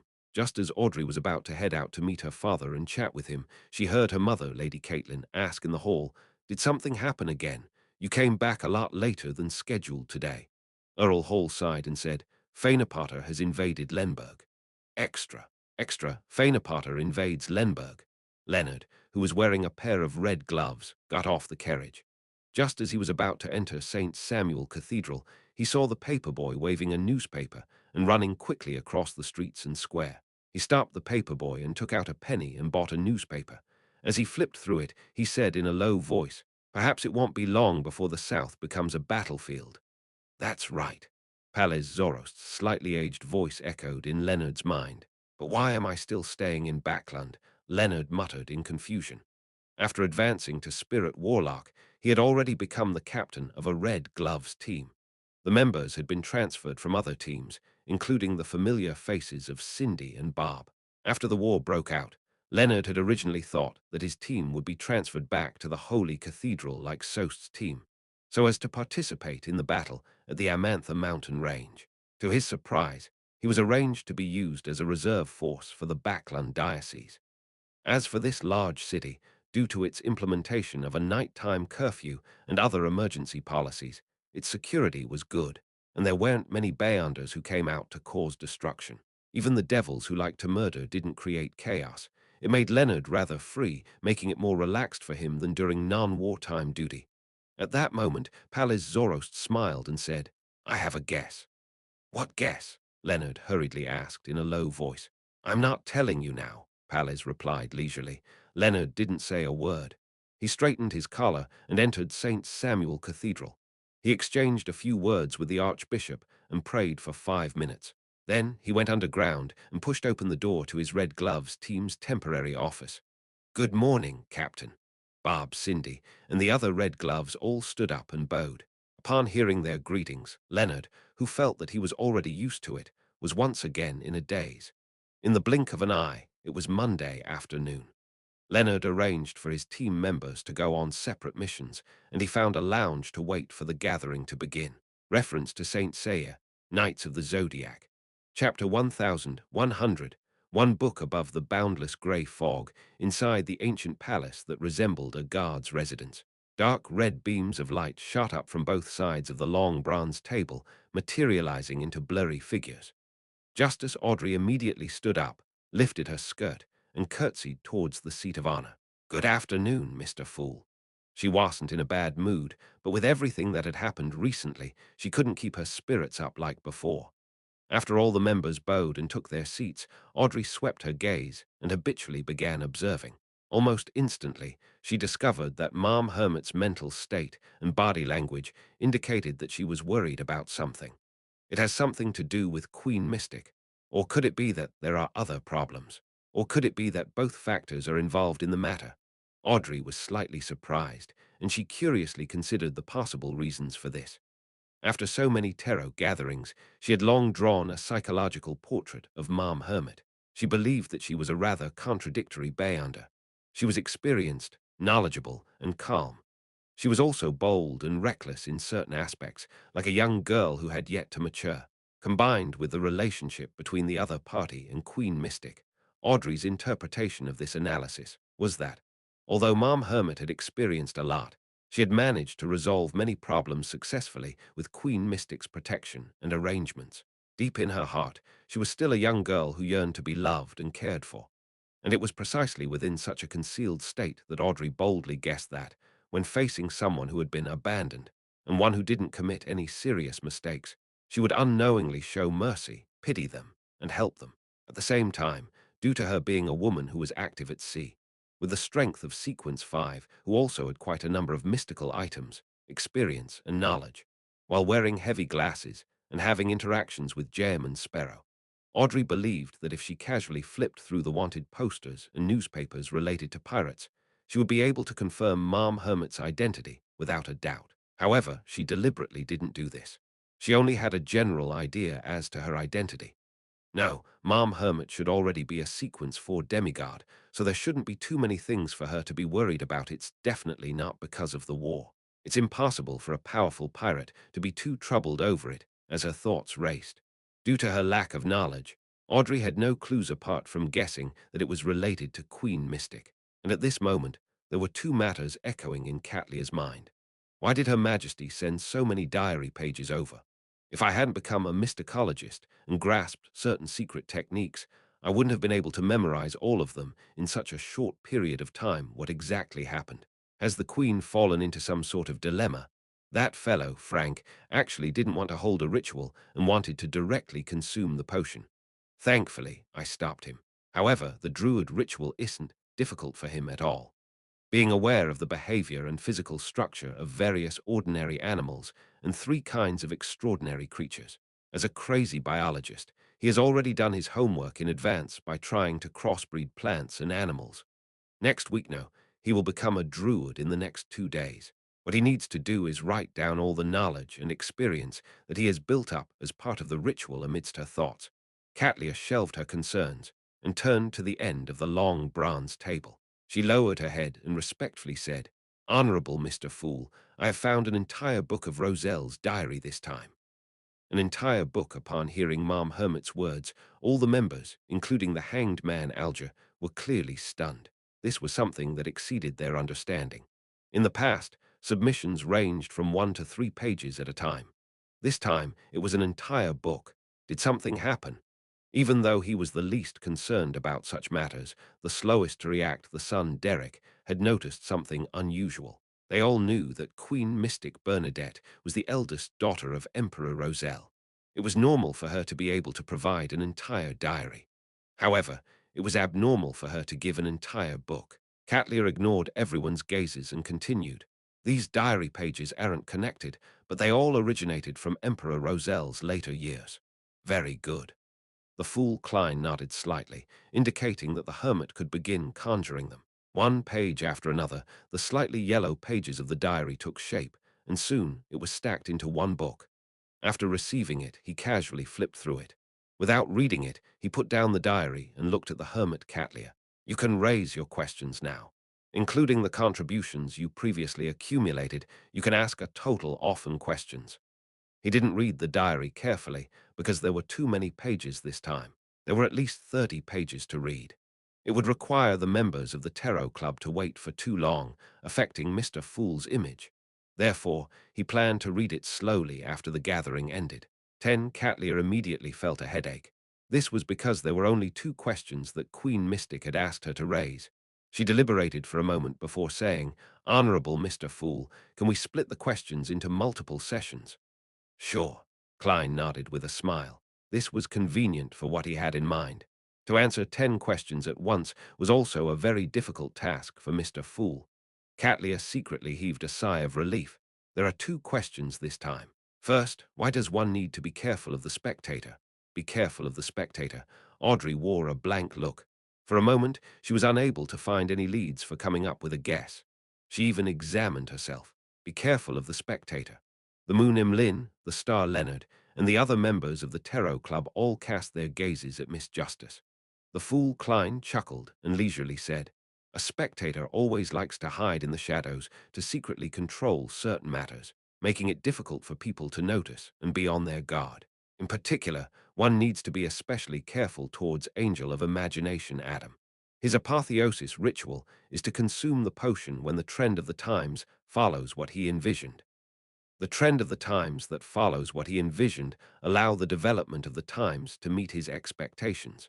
Justice Audrey couldn't help but ask Mr. Fool. Klein nodded slightly and said, "That's right.